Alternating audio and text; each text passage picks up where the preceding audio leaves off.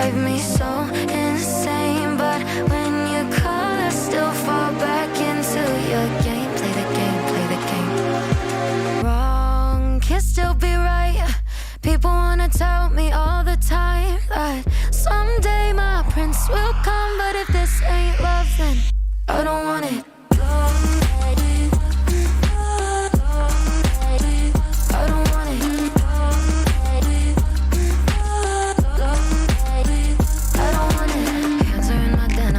Heart's not with them. Tearing up the thought of all the pieces missing. And I try to know better, to know it's worse. I swear I'm cursed, cause I know you're bad for me, but it makes no difference. No, no, I can't stop it, it's ugly, but honest. Got me tripping for the way you say my name, say my name, say my name. Wrong can still be right. People wanna tell me all the time that someday my prince will come. But if this ain't love, then I don't want it.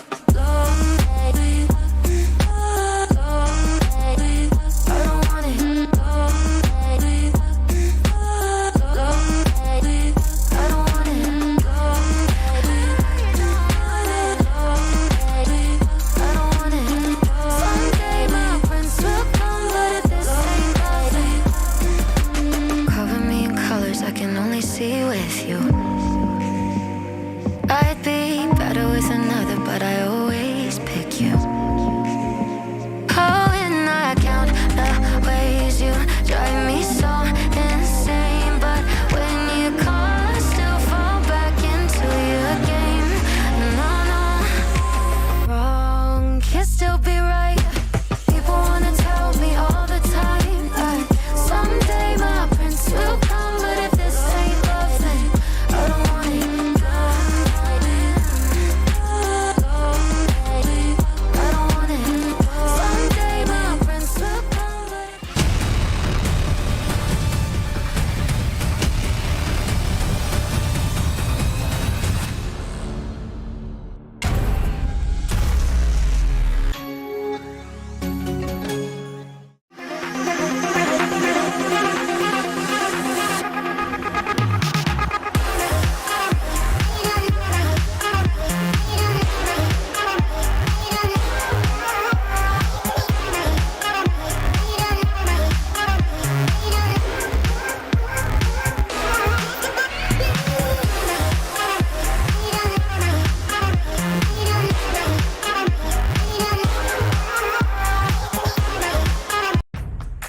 What does it take to create a secure community?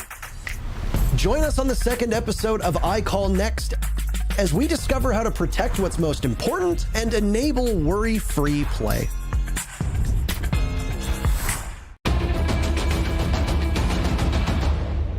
Long ago, humanity destroyed our planet. We scoured the earth looking for salvation. We found it. Life among death. War is the only answer. We are all that is left.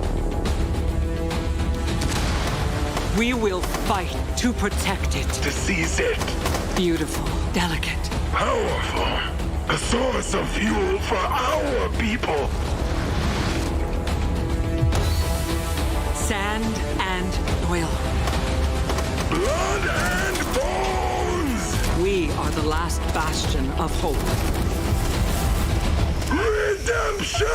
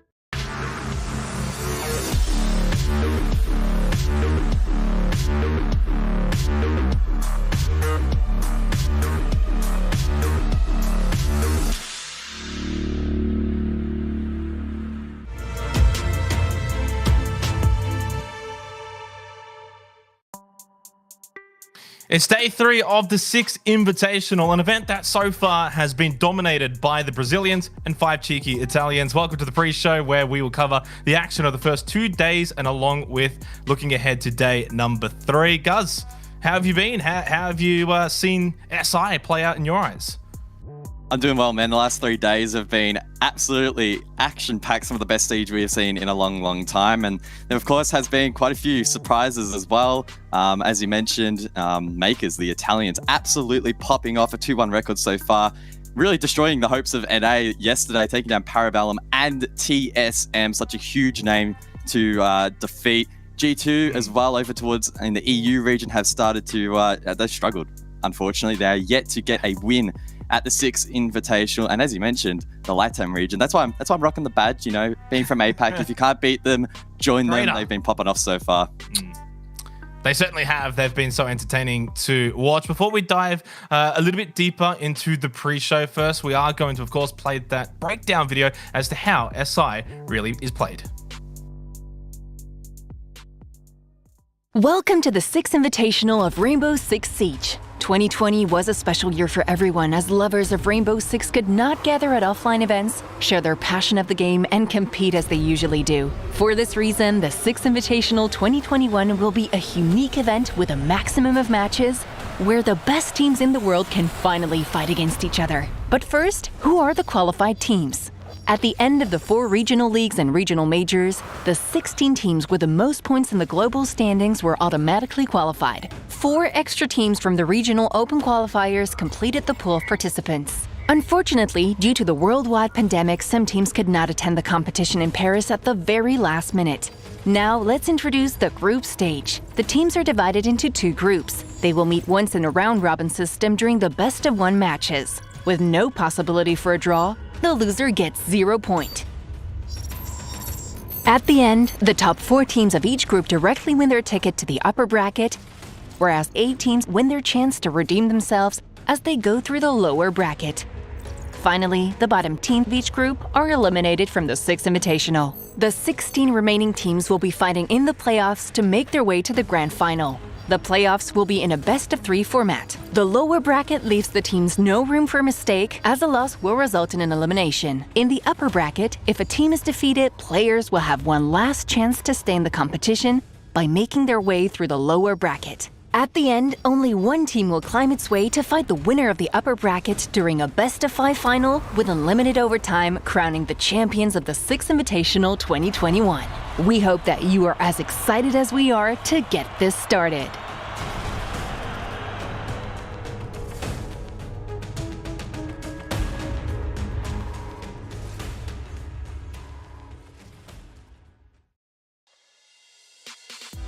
Lovely video, of course, to show how it's all broken down here for 6 Invitational. We're into day 3 now, of course, so as we continue to progress, guys, it will become a lot clearer as to which teams are going to progress, say top 4 or if they're bottom 4, or for those that are going to be eliminated. It all just becomes a little bit easier to dissect. We move forward, though, of course, with the pre-show and turn our attentions to the standings and how Group A played out over on day number 1. Of course, none of these teams played yesterday. Yeah, Group A, the group of death, and Empire currently up at the top. One of only 2 teams in 6th Invitational that are undefeated thus far, and outside of Empire, the other result that really stands out to me is G2, currently in 9th position, and alongside alongside Cyclops rather, have yet to win a single map, which is really devastating for them. The most intriguing part, of course, those 2 teams down the bottom will actually play each other today. So we will see. That could actually end up being the match to determine who is eliminated from Group A. Let's go and have a look at Group B. Of course, we saw these guys yesterday. They made their debut for 6 Invitational. Bit of a smaller group, of course, Guz, but ultimately still a very exciting group, especially on the top end. As I said in the intro, those Italians, the Makers, in 2nd place, 2-1. They knocked off TSM. What a story.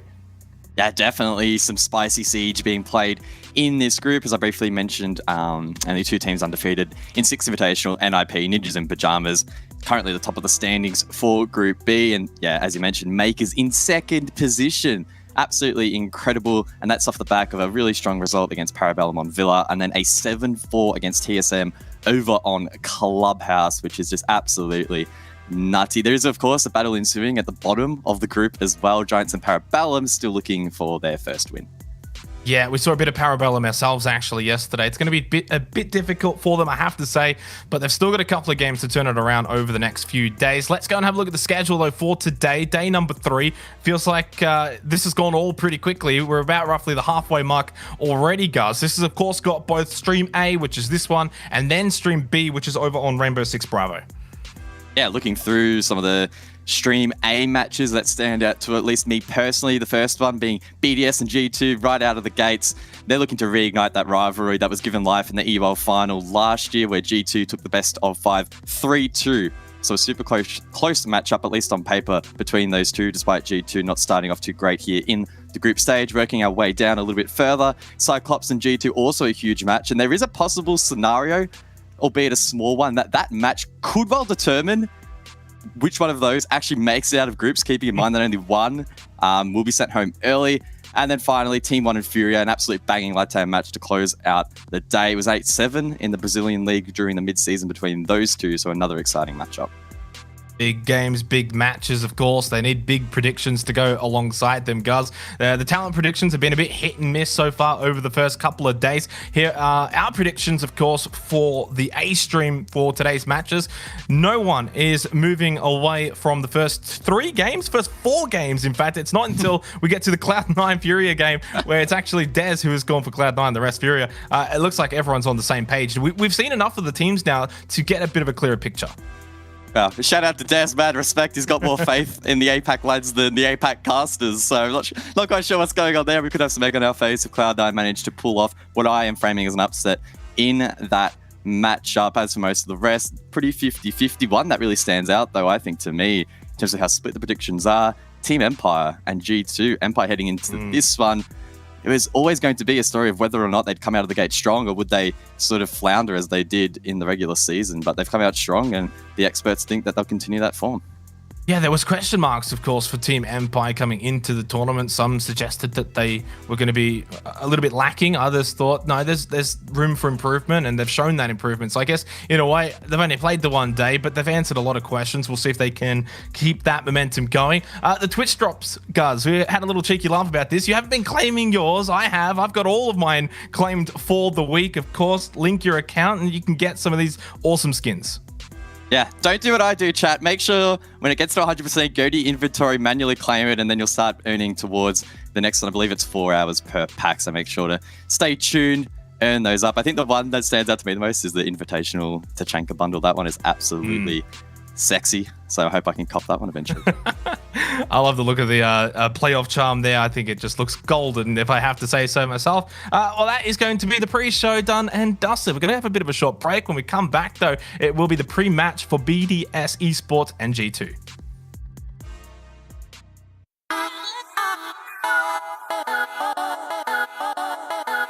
Hey yo, the rain was steady pouring, heard the drops of drizzle meant to be. Chilling in my crib, no doubt, peep the scenery. Telephone rang, then it stopped before I could answer it. I heard a knock at the door, so I answered it. And with Jermaine, he had a little situation. Beef up on the block, and orthodox that led the confrontation. He said these cats be acting hard on the block, and they be pumping weight and holding, so Dwayne got shot. Now see, Dwayne was just a knucklehead, but still with his cousin. And I'd be wrong if I ain't help him when his beef, he gon' rush him. He said, listen, homie, ain't no time for discussion. Motherfucking pressure's rising and it's boiling to bust him. So if you with me, then you with me, nigga, make a decision. Got the bait, you be the hook, cause we's about to go fishing. Now listen, when it's on, then it's on for show. Kiss my girl up on the head and then the wind out the door. Stuck up in the dark, it comes to light. So always play your part, and say goodnight. Stuck up in the dark, it comes to light. So always play your part, and say goodnight. Stuck up in the dark, it comes to light. So always play your part, and say goodnight. Stuck up in the dark, it comes to light. So always play your part, say goodnight. Hey yo, we pulled up on the block and it's raining, it's hard to see shit. All I seen is 6 headlights, that means it's 3 whips. 3 chicks hopped at the whip, they had some heaters with them. Walked up on it slowly and told me they wanted to get to know me. Jermaine was scoping them bitches, he peeped their strategy. They took us to a building with children, they watching actually, but naturally took us to the basement instead. I see Dwayne up in the corner, but they told me he's dead. That's when I looked up at Jermaine, he at a smirk that he made. Put his pistol to my back and told the bitches I'm straight. Motherfucker set me up, but ain't no time for discussion. Seen him stalling for a minute, so I started to rush him. Knocked the pistol out his hand and quickly fell to the floor. We scuffled back and forth for minutes, I got snuffed in my jaw. And when I got back to my feet, I saw him clutching his heater. He pulled it quickly like a symphony, and now I'm with Jesus. It's like stuck up in the dark, it comes to light. So always play your part, and say goodnight. Stuck up in the dark, it comes to light. So always play your part, and say goodnight. Stuck up in the dark, it comes to light. So always play your part, and say goodnight. Stuck up in the dark, it comes to light. So always play your part, say goodnight, y'all.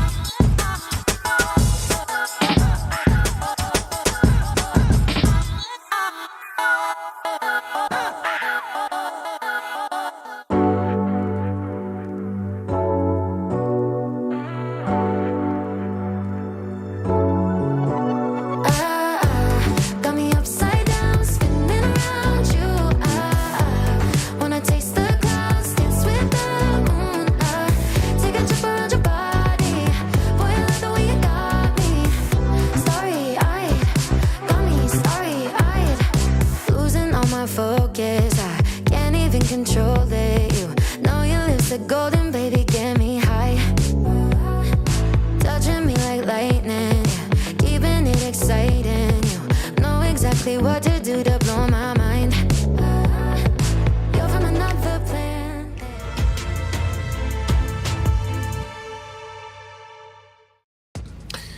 Welcome back here, ladies and gentlemen, for 6 Invitational. We move forward now to the pre-match. BDS going to be taking on G2. Still looking for their first win here, Guz. And I got to say, it doesn't look like it's going to get any easier going up against this juggernaut BDS team.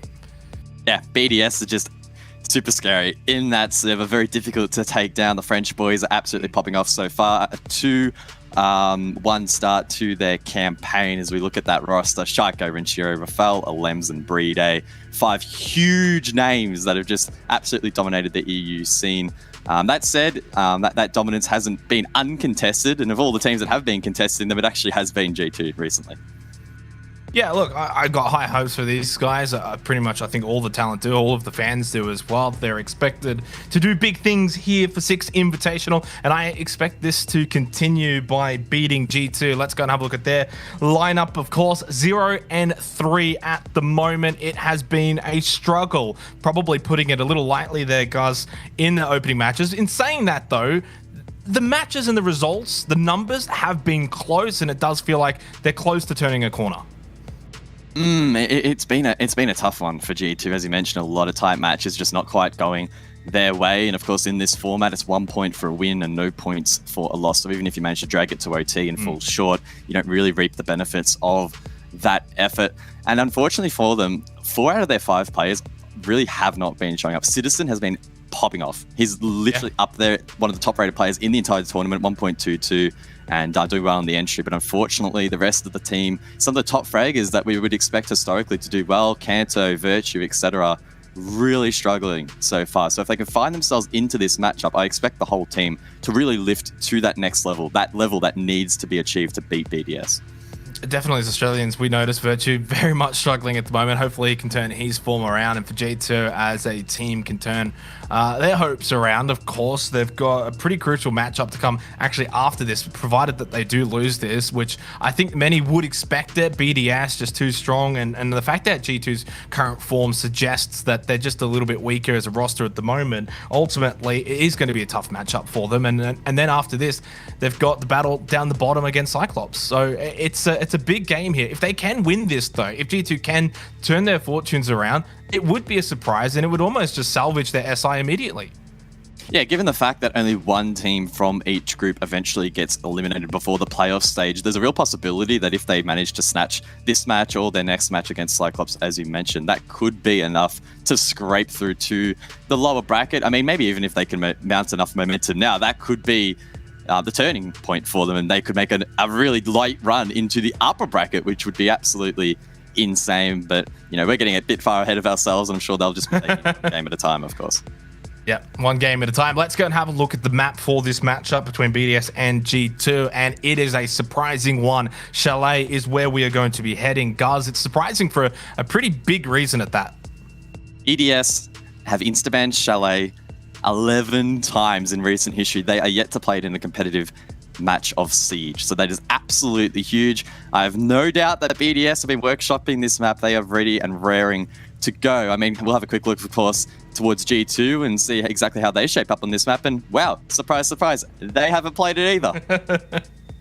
Yeah, it's going to be an intriguing one because of that. Neither of these two teams, at least since Chalet's come into the pool, have actually played Chalet in a competitive environment, so we are going to see firsthand what they've got. This might actually play into G2's favor, and I'm a little bit surprised that BDS has gone down this route. As you mentioned, 11 times banning Chalet. It has been an insta ban. They don't even want to look at it, and yet now they're more than happy to go and play it against G2. And the other thing I do want to point out, the very first ban was Clubhouse. Not too surprising. The last time these two teams played, BDS won 7-4 on Clubhouse against G2, so they got rid of that immediately. Yeah, and I'm just looking at in terms of why or when these teams are necessarily banning these maps, and just looking through their history. BDS are frequently banning it out in their EUL games, so that would suggest that, you know, they don't want to show any VODs to their opponents, and that's rightly so, especially if they have been working deeply on this map. And even on the flip side, G2 on multiple occasions are the instigators of that ban. So I don't think there's any big warning signs. It's not like we're heading into this one and thinking, oh, BDS are throwing the veto, G2 are throwing the veto. I think they've both played it pretty smart. They've, you know, hidden their hand, but they're willing to reveal it for this matchup. And I think that really ups the stakes, that both of these teams are willing to bring out this map in the group stage. Yeah, and one thing I also want to sort of touch on here, and courtesy of our fellow talent here, one of the sort of notes was the fact that in the Empire BDS game, it was the fact that Empire were dominating BDS on entry, and Chalet is a map where we are going to see a lot of that roam, a lot of that entry, a lot of roaming around and looking for kills. So maybe an opportunity for G2, especially if the likes of Virtue can refine some of their form. Citizen, you know, if he can continue to play at this high level, +2 on entry, 1.22 rating, this might be an avenue forward for G2. Well, on the flip side, of course, they're going to be contesting with the strong entries of BDS, right? Don't forget Rinshiro, don't count him out in stage 1, 15 and 9 on the entry. And then, of course, everyone's favorite player, Shaiko, 100 kills in stage 1, which is just absolutely ridiculous. So if he shows up in this server, G2 could struggle to shut him down as well. And the other thing I want to bring up as well, statistically, you could say Chalet, you know, maybe attacker-sided, and well, it really is in most of the regions, but in the EUL, it only got played 2 times overall. So that's only like 18 rounds. So you don't actually have many stats that you can almost go off of in terms of EUL, right? So there's probably not much we can really gauge going into this matchup for these two teams in particular. And that's, I think, for me, what's going to make it so exciting to watch this. Yeah, for sure. I'm really interested to see just how these teams are going to approach this map. Chalet has come out of the gate strong for the attack. It favors teams that can gain early map control and really box out the defenders in sight, capitalize upon those strong entries, and then really roll that momentum throughout the entirety of the round. Maybe in this matchup, though, to EU Giants, we could see a little bit of a slower pace game. It's difficult to make that assumption. Again, as you said, we haven't seen a whole lot of the European region tackling this map. So this is going to be the best indication, I guess, we'll have for this region. Both BDS and G2 have played in some big games so far back over on day 1. Guz, before we throw it over, give us your final prediction. Ooh, I got roasted for doing a score prediction yesterday, and I got it right. So I'm going to back myself in again. Let's go BDS. I hope it's a close one. 7-5. 7-5. You know what? I'll back you up because we were both right last time. Let's throw it over to your casters for this BDS G2 matchup. It's going to be Dez and Ace. Thank you very much, Xenox, and the new and improved Intero. I see you there, Guz, and I appreciate what's going on. Good bit of chat there, Ace. BDS have done it again. They've hidden a map for the longest time, and finally they're stepping into the halls of Chalet. G2, of course, played this on day 1 in what is going to be, in their minds, pretty traumatic. And I wonder if there's a bit of a mind play here from BDS, knowing how tilted they must have been after having a 6-2 lead against TeamOne and losing it 8-6 by the hand of Alamo, Ace. The thing is, dig deep enough there, Des, and there's surely confidence to be found. Those first 8 rounds were pretty good for G2. Everyone was great. Exactly. Great. They've come in there, they've got themselves a 6-2 lead. You've got to be confident as a team at this level that, right, whatever that mistake was beyond that point, we can avoid that, we can fix that. Let's get back there and just assert that dominance throughout and close it out this time. Problem is, BDS, they've been playing well so far. It's going to be a humdinger, Des. Yeah, absolutely is. The number 2 global fragger in Shaiko sat just 1 kill behind Alamau. Interesting how a lot of things are starting to line up here, but I want to see more of G2 from what we saw the other day. Their roams, as mentioned, fantastic. There were a couple of rounds where they were 5 versus 2, 5 versus 3, and then sadly in the ensuing chaos often lost all their members and lost rounds off the back of it. I've got full confidence they can do it, but like you say, it's BDS, a team they're familiar with, a team they have not seen on this map. So this, I think, is a real chance for BDS to take a look and go, hey, we saw you play this in GSA, we saw you play it on day 1, we've had a couple of days to prep for this, so I hope to God you're ready, because we got some spicy things to throw at you.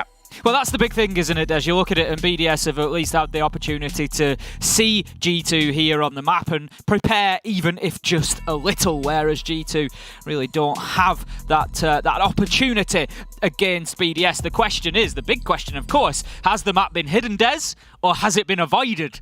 That's the big question, the unknown at this point. They pretty much perma-banned Villa for the longest time and then brought it out and we were all like, oh, BDS are going to Villa. Everyone's on their toes, dancing around, like nervous trepidation about what might happen.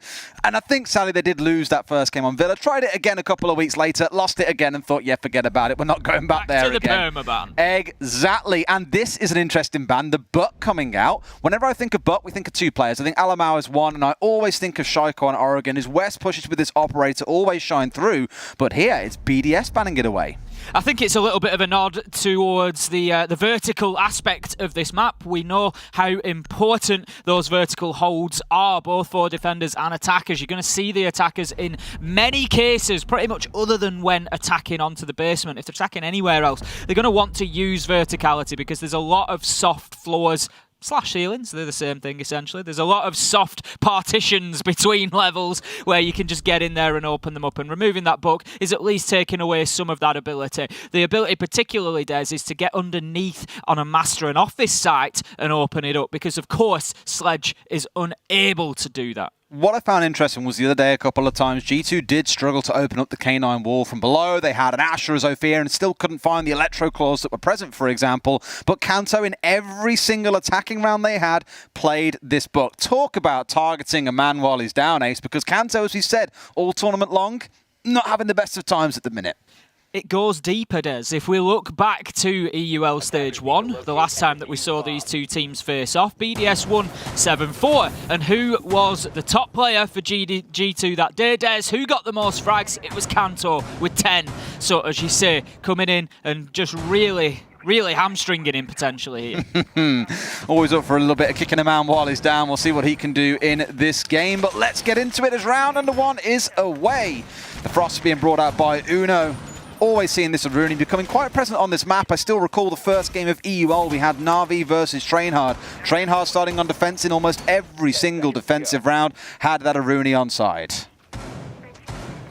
Up on the top floor then, we've got the setup going down. The laser gates will be applied to the windows in library, so just a little nod from G2 as to the importance of that library holders. They do not want BDS being able to go in there and make themselves a beachhead, which is often the master plan for the attackers here on a master and office push. It's about getting that top floor control other than the site itself, and then looking to just ring fence the defenders back in essentially. You'll quite often get a repel or a presence inside of Solarium as well, and just looking to try and force the defenders to play from sight. But as we can see, G2, they're not too keen on that to begin with. They've got a number of players off on their own, which is no surprise. It's something that they had success with last time.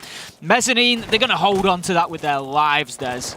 Absolutely. The starting point, as you mentioned, is this kind of library side, the west point. You can indeed attack from solar. As you mentioned, a lot of teams, when they're defending this site, like to have a full-on extension inside a library. They bring ADSs, a shield, a bunch of reinforcements, and for the side of G2, it's been a little bit more open than that. They've opened up a good number of these walls with these kind of head-level sight lines all the way through, and just looking to waste time inside for as long as they can in library to see if they can run the clock down for BDS. But BDS are one of the most time-conscious teams that we have in Europe. Very rarely are they pushing into a site with 10 seconds left on the clock. They like to give themselves a lot more time than that. I was about to say we're still looking for the entry kill here to come out, though, and 80 seconds in, it's going to be Citizen finding a Lems as Shaiko says peekaboo to Virtue, puts him in the dirt. Virtue just overextending a little bit there, looking to peek on into Library. Maybe not sure of Sharko's presence, but Kayak, he's able to take that information and use it, getting himself a kill. Kanto comes out with a headshot and a double. That's what we want to see, Des. Kanto coming in big in round number 1, taking Rafal off the board, and this is all going to G2 right now as Renshiro. He manages to find himself a nade kill from K9, but surely this is going to be too little too late as he tries to move in through the window. Kayak, he's going to find the long range SMG kill, and that is round 1 going to G2. No way he was getting in that window when there's 3 people watching the angle and there's a frost mat waiting underneath. Like, you shoot a player, you're going to jump straight into a frost mat. You're absolutely screwed. And as soon as that came down to the 1 man left alive, I think it was quite telling how that was going to come out. But again, the player that we put a bit of focus on, Kanto, 2 big kills from the top of Library Stairs in that round, really secures the bag for G2. Good first defense. BDS not really ever able to get the control they needed inside of Library. And I think for Shaiko in a moment, it looked like he might achieve something, but didn't account for a mute spraying him down from downstairs. Interesting from Lems there on the Zofia, Des. It seems to be BDS's answer to that book ban that they've brought along themselves, and that was Lems getting in underneath and using those explosive grenades of the Zofia to open up those vertical angles that we spoke about. Obviously limited, having taken the book away themselves, and then he was reasonably easily shut down by a Citizen from the stairs as well. A nice peek onto him, and it's just something to watch out for everybody at home as this one progresses, Des, just to see if BDS have actually realistically impacted on themselves with that book ban. They're, very limited now as to what they can do underneath, and Alems tried to do a bit of something, tried to move the defenders round inside his site, didn't really pan out and got himself taken down as the entry kill as well. Realistically, they've still got, 9 bites at the cherry at catching someone out from below or opening things up with the 2 impacts, the 3 breaching rounds. You've got the 4 frags they're bringing along. There's a lot on side here to make an impact from below if the round mandates it, if they need it. But here, given we're playing on the top floor for the defense and looking downstairs into kitchen, this is where it's been more about the sledge really coming into effect, I think. So for BDS, it's going to be all about that top floor control. They want to get upstairs, start forcing those members from G2 back downstairs, and then start looking for the execute once they've picked off a couple of them. It really depends how aggressive G2 are being on their roams. And the other day, pretty much every single round was a full roam off the map, trying to make best use of all 3 floors where they could. We'll see if it blends into being that here. Shaiko slightly conscious of someone maybe peeking at the window, and of course it's going to be Virtue on the Jaeger.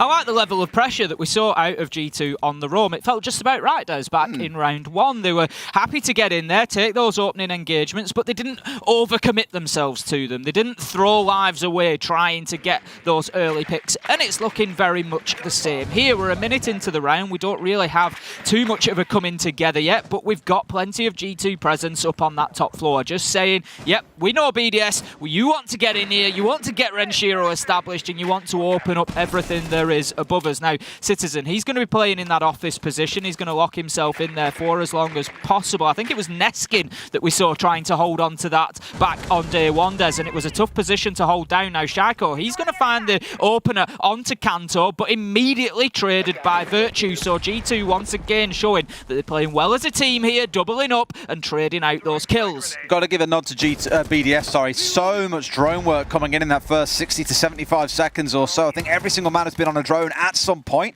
Relay was on it for the 60 seconds at the very start of the round, almost just to make sure they knew where these members of G2 were, set up the odd flank drone in case anything changed, and then think about getting walls open up, which is exactly what they're going for. So collecting certainty and then making the play. The sort of criticism that Empire levied against themselves now, I think about it, saying we'd often drone something out and then do nothing. We'd drone again, do nothing and repeat that. At least for BDS there, you're seeing that conviction to act on the information they've got, whilst 1 or 2 other players then stay on the drones to keep feeding them information. But with the 4 versus 4 and 45 seconds or so to go, now's the time to start taking real action in the form of bringing down members of G2. BDS giving up on that top floor control, looking for a more lateral push here. They've got the reinforcement opened up. They're pinging out the utility there. They're going to need the Zofia to clear out, or a nade or some sort of explosive to get in and move that Evil Eye if they don't want the information being fed back in. Now, what a shot from Citizen, finding the headshot, threading the needle, Des, through 2 long lines of sight holes there, just getting the kill onto Renshiro. And this one is all going in favour of G2. It really feels like BDS are out of ideas, Des. They've got themselves in, they've opened up those lines of sight early and then not really done too much with them, but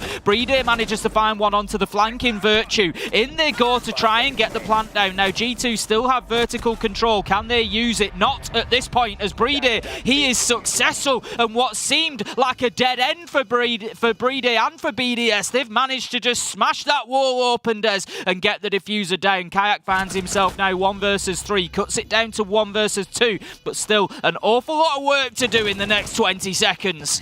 Thought that was his body lying on the ground there. Absolutely not the case. The thing is, Rafal and Lems are both quite low HP. He's got about 15 seconds to get those 2 kills and start the defuse, which is my worry. I think he has no idea, and the boys on BDS naturally being very, very conservative here, feeling no need to go aggressive and try and collect the kills. Just let him come to you, and they will come regardless. For all I said about BDS not being a 10-second team, that is one of the tighter executes I think I've ever seen them pull off, where they left it until about the 14-second mark before Brede ran into sight, knowing there was a Mozzie inside of Kitchen, but fortunately, the cross angle that got set up, absolutely perfect. Some good shots coming back from G2, but BDS still showing they've got the right idea here, even if it takes quite a bit of time to make it happen. Well, this is why I said, does it? You know, at a point it looked like BDS had stalled out because we really don't expect to see that final 10-second execute from them. But, you know, I'd be interested to go and watch that round back and see exactly what's happened with G2 there on the defence. Kayak upstairs, unable to make any sort of impression on that plant. Brede was pretty much free to go in and just get that diffuser down on the ground. I think the Maestro cam would have been dealt with by that point. We didn't see it get taken out, but I think it would have been. But still, if you've got that vertical presence as the defenders, you've not been moved. BDS thought about it in the early round. Rafal moved up, droned out Library very quickly, but they pretty much abandoned it and just said, you know what, that's fine, you have the top floor, we're just going to open up the wall and go in route 1 through main door, and it paid off. Looks like we're going to see a vertical roam, as we very often see on the bar and gaming site. Now, I remember actually watching back the end of Reaper's stream last night, and we were looking at the stats. They kind of came in. I think the win rate on this site was like 16%, 1 in 6 or something ridiculous. It was disgusting.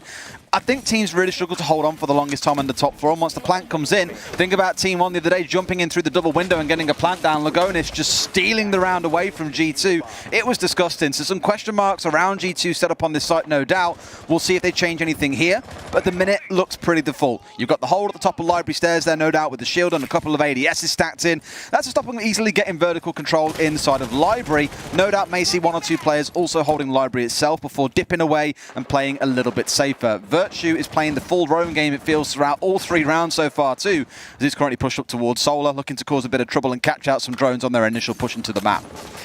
A site with an area like the one that we see as the default plant spot here in the games room is always going to be difficult to hold on to, Des, because you've got that double window leading into an area that is heavily covered, effectively. It's a perfect plant spot. It just places even more importance on the corridor that runs between the 2 sites. You need to hold on to that because that is your area as a defender to challenge onto that plant spot from. So watch how that progresses through the round. Do G2 hold on to that, or are they forced away from it from BDS? As soon as they are forced away, it makes their lives as attackers much easier to get in and get that diffuser down. Now Shaco, he's looking to sweep across that top floor. It's going to be a Lems to find Virtue, who's been quiet so far inside of these first 3 rounds. He's suffered as the opening death there, and he's certainly been one of the first 2 to go in all of the rounds so far. And this is looking like a good top floor clearance coming in from BDS, so that is really step 1 complete, Des. Really smart. 2 or 3 players pushing in from the north, then running into the tight lines from a Lems, who's holding the whole angle through Library itself in towards the mezzanine stairs. It's just basically pushing them back into a death trap. Really rates it so far. C4 could have been really well timed there, but I think just a second or 2 too late, too early, whichever way you want to argue it. G2 say, right, okay, we've lost our members. Sure, we've wasted 1 minute and 45 on the top floor. Now's a good time to get back to site and really turtle in for what could prove to be rough. Alem's clearly acknowledging this as well, drops down from the top floor and is now holding the double window directly below that plant spot we were talking about yesterday. Now exposed. Great shot from Renshiro onto Citizen. 5 versus 3 ace and 50 seconds to play. It's looking good for BDS. Renshiro well aware of where the danger was for him there. Now Kayak is still still in the spot that I was talking about, Des. That's the corridor between the two sites, and he's the one that's there to try and hold down that plant spot. But this is going to become more and more difficult as Shaiko finds one onto Kanto. Raketti 5 versus 2, and Kayak, he's going to be sweating right about now, but he manages to sweat Brede right off the map as he finds himself a headshot. But he is the linchpin now of this defense, shut down easily by Rafal from above, and that is why you really need to keep hold of that vertical pressure here. Elems shuts down Uno to finish things off, and that is going to be an easy round 3 for BDS. That was a pretty textbook attack onto Bar and Game. Kai arguably should have had that last absolute freebie, but that point aside, I do really want to touch on the drone play coming out of the side of BDS, as well as that team play on the top floor. Again, every man on drones in the early round, collecting the info they need, committing and deciding on a play, and then making it happen. That Ayana changing from the Maverick from last time, being used to burn through those Aruni gates as well, making sure they're not going to impede them, have to consume any valuable utility like the frag grenades, and they just execute, Tim. It's what's really delightful about watching both of these teams play. G2 on their own, quite well and aggressive. BDS just feeling one step ahead now ever so slightly though. They do. To be honest, it feels like BDS have got the answers here, and we could have a look at that and say, well, they've seen G2 play on this map 2 days ago, and they've been able to just break it down. They had a day off yesterday. They knew that G2 was the first game here. If they've steered those map bans in the direction of Chalet, it could show that they've got some confidence having poured over that VOD. And let's not forget, Des, it wasn't a 7-0. It wasn't a 7-1 where you've got limited information. We saw 14 rounds of this map. G2 having to show their hand time and time again in that VOD. So BDS, they've had all the preparation they need, and it's certainly showing here in the first 3 rounds. So it should be. Haven't seen Snowmobile Garage come out yet, which we did see a couple of times the other day. Instead, going back up to that top floor to see how the defense can shape up there. And a couple of setups on the downstairs, I think, more to try and impede this drone game coming out of the side of BDS. I was kind of expecting to see more Mute Mossy being brought out, I won't lie. I think there's a lot of lean here on the 5 operators they've got and saying, well, we've already seen how the potential impact of a Frost can weigh into things in round number 1. Virtue on the Jaeger playing an eternal roam game, and you need those ADSs for the number of nades that are being brought along by BDS for every single round so far. But I'm just thinking again, the util game's so strong for BDS, maybe we've got to try and slow that down in some way, boys. Virtue needs to hold on to that mezzanine for a little bit longer this time than we saw previously. He got himself shut down as Shaiko had pushed him from library, but this time he's just going to move himself back a little bit deeper in towards site. Now, Kanto, he's just holding a pixel peak for the time being. We can see Virtue just trying to hold off Elems from that double window. The thing is, this position, Des, is going to make it very difficult for the defenders inside a site. They can't really rotate around freely, and we're seeing a lot of attention over to the Solarium side of things from BDS this time as Shaiko moves himself up those trophy stairs. And what I like to see, he gets his, it's Renshiro actually that finds himself a kill down there in trophy, and BDS attacking this completely differently, Des, keeping themselves unpredictable. Shaiko, he predicts the movement and gets himself a kill. Kanto shuts down Renshiro, 3 versus 4, and G2 find themselves on the back foot at the halfway mark once again. Not a massive surprise, it seems to be that way in every single round so far. There's different hits coming out there. Comes the jump out from Trophy onto LMs. Kanto with another double kill. Same as back in round 1, but that has been his only impact so far. Rounds 2 and 3 silent, but you won't knock him when he's been a massive contribution in potentially their 2-1 rounds. It is a 3 versus 3. There is 70 seconds to play. There is still a lot of time for BDS to make this one happen, and I'll echo to you the same of what you just said.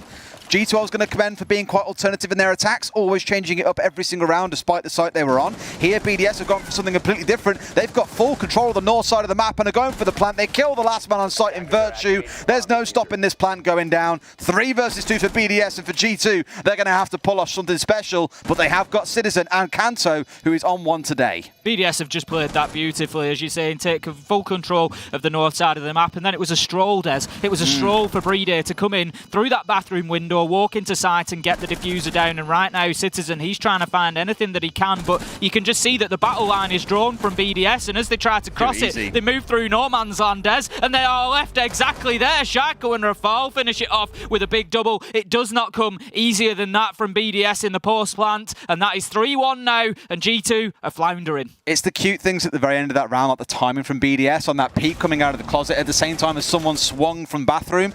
just great timing. And so many times we've looked at teams who have tried to go for these pushing crossfires at the same time and gone, if only it was 1 second more in sync, that could have been a double kill coming out. BDS have just closed that round out beautifully after starting it so well.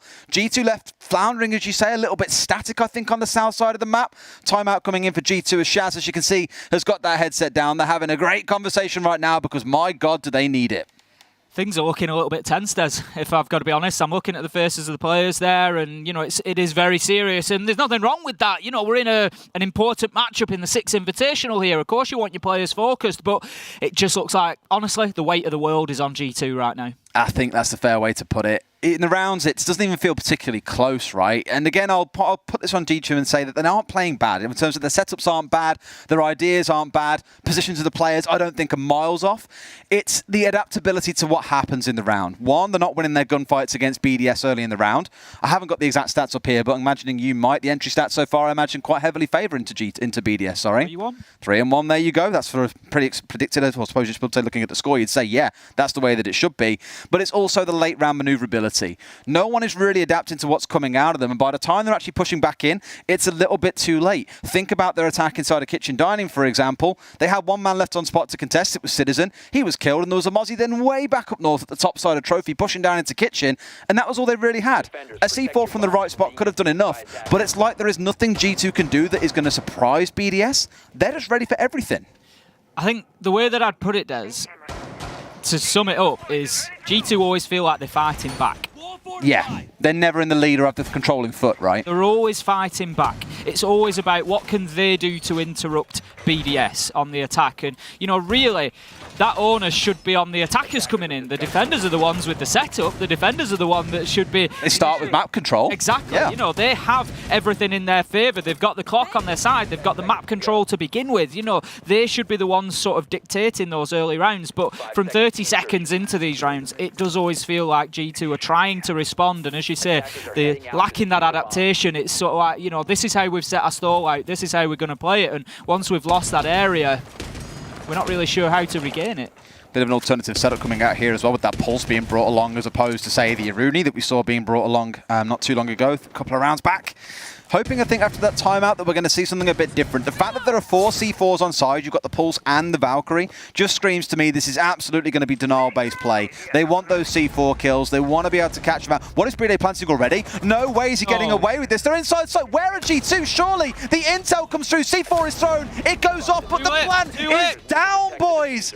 Disaster strikes. 4 versus 3 now as BDS get everything they want out of that rush onto site, and 30 seconds for Kanto and Citizen to turn this round on its head, and they're not going to do it, Des. They're not going to do it. It's 4 versus 1 for Team BDS here, and they are coming out with a masterclass on Chalet. They are absolutely turning G2 inside and out right now, Des. It's irrelevant that Ilems is downed here. At 12 seconds to go, Kanto needs 3 kills inside of 5 seconds. These are going to be impactless. That is it. The timer is too far gone. 7 seconds are required to disable that active diffuser. It's too little, too late, and BDS have just run roughshod over G2 in round number 5. You've just had a tactical timeout. You've just agreed, let's roll 4 C4s with a Valkyrie and a Pulse so we can deal with anything going on above us. And he gets in and gets this plant off. There was a fraction of a second between that C4 going off and the plant going down, but unfortunately, the latter came first. That was decisive by BDS. I think they didn't want to say, let's mess around for 2 minutes trying to clear them out from downstairs here. Let's just get in and go for it. If it goes wrong, fine. We tried something, we flipped the coin. In this case, it came up heads and they won. I'm sure there'll be a freeze frame of that plant on Twitter socials at some point, you know, with the like 44.96 or something when that kill comes in, because as you say, it really was a fraction of a second. But Des, it's fractions of seconds that can differentiate rounds here in Siege, and if you're going to play that as a vertical hold, that's the kill you have to get. You have to stop the diffuser going down. If you're going to say, here's sight, feel free, you have to be ready to deny that diffuser, and that for me is the critical part of that defense that has gone wrong, allowing that to go down. Let's not forget about the 15th round theme park toe shot that came out of BDS when they were facing off against G2 in their best of 5 final. It was down to Again, literal milliseconds. It feels these two teams are cursed to have experiences like these, but my God, does it make it entertaining as a viewer. 4-1 to BDS on the attack. You may look at that as a conventional Siege fan and say, oh, defenses. Every match should be defender-sided. You should be taking more defensive rounds than attacking ones. I think the general feeling around the world at the minute is this is an attacker-leaning map, especially on the downstairs. Maybe it's why you're seeing G2 not head down there, despite playing it in round number 8 of their game against TeamOne the other day, which they won, by the way. So there's fair case to say teams will play it. This map overall, attacker lean, fine. You can give a bit of a lean towards G2, but from what we've seen so far, BDS again are just a step ahead. And for G2, my God, it does not shape up well. They will be 0-4 if they lose this game, and they've got a couple more fixtures to come today that no doubt don't make things any easier. I think Empire they're stack up against later as well, which is going to be spicy. Rafal on the IQ there, just using his scanner to pick up the drones that have been captured by Kanto on the Mozzie there, trying to take them out with his pistol, but unable to, leaving Kanto to still buzz around that top floor and try to collect information on exactly where this push is coming from for BDS. Now you see the red ping ahead of you there, and what's happening there is that one of the attackers BDS have shot through one of Alibi's decoys, and when that happens you will be pinged out for a few seconds, your location given away, but it really doesn't matter as G2 are unable to capitalise, and Shaiko, he's going to find the headshot onto Kanto. And now you've also got to remember, Des, Kanto had some drones in his possession as the Mozzie, they're now locked in place, nobody else can move them, so it all depends. Are they in a useful position? Are they giving any information to G2 at this point? If not, they're not going to. He's going so aggressive here as well. No one normally pushes like this. You'll play behind the shield, and he will find Rafal there, catch him off guard, but Shaiko's at the window. Here's Johnny. Scuts a little chop through, catches him out of the backsides of it. 2 go down, make it 3.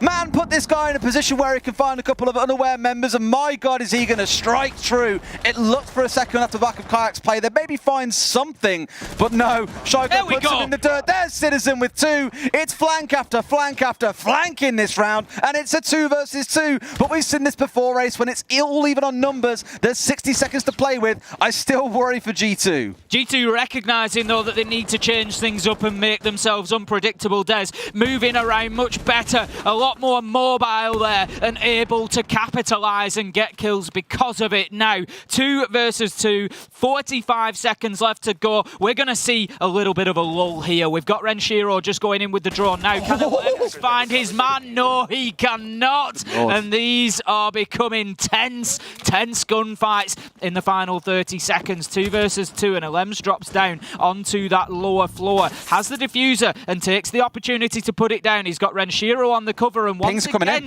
I'm just not too sure that G2 have got sufficient site control, Des. They've allowed the attackers in there, and the diffuser goes down and is activated, and this flips the round on its head.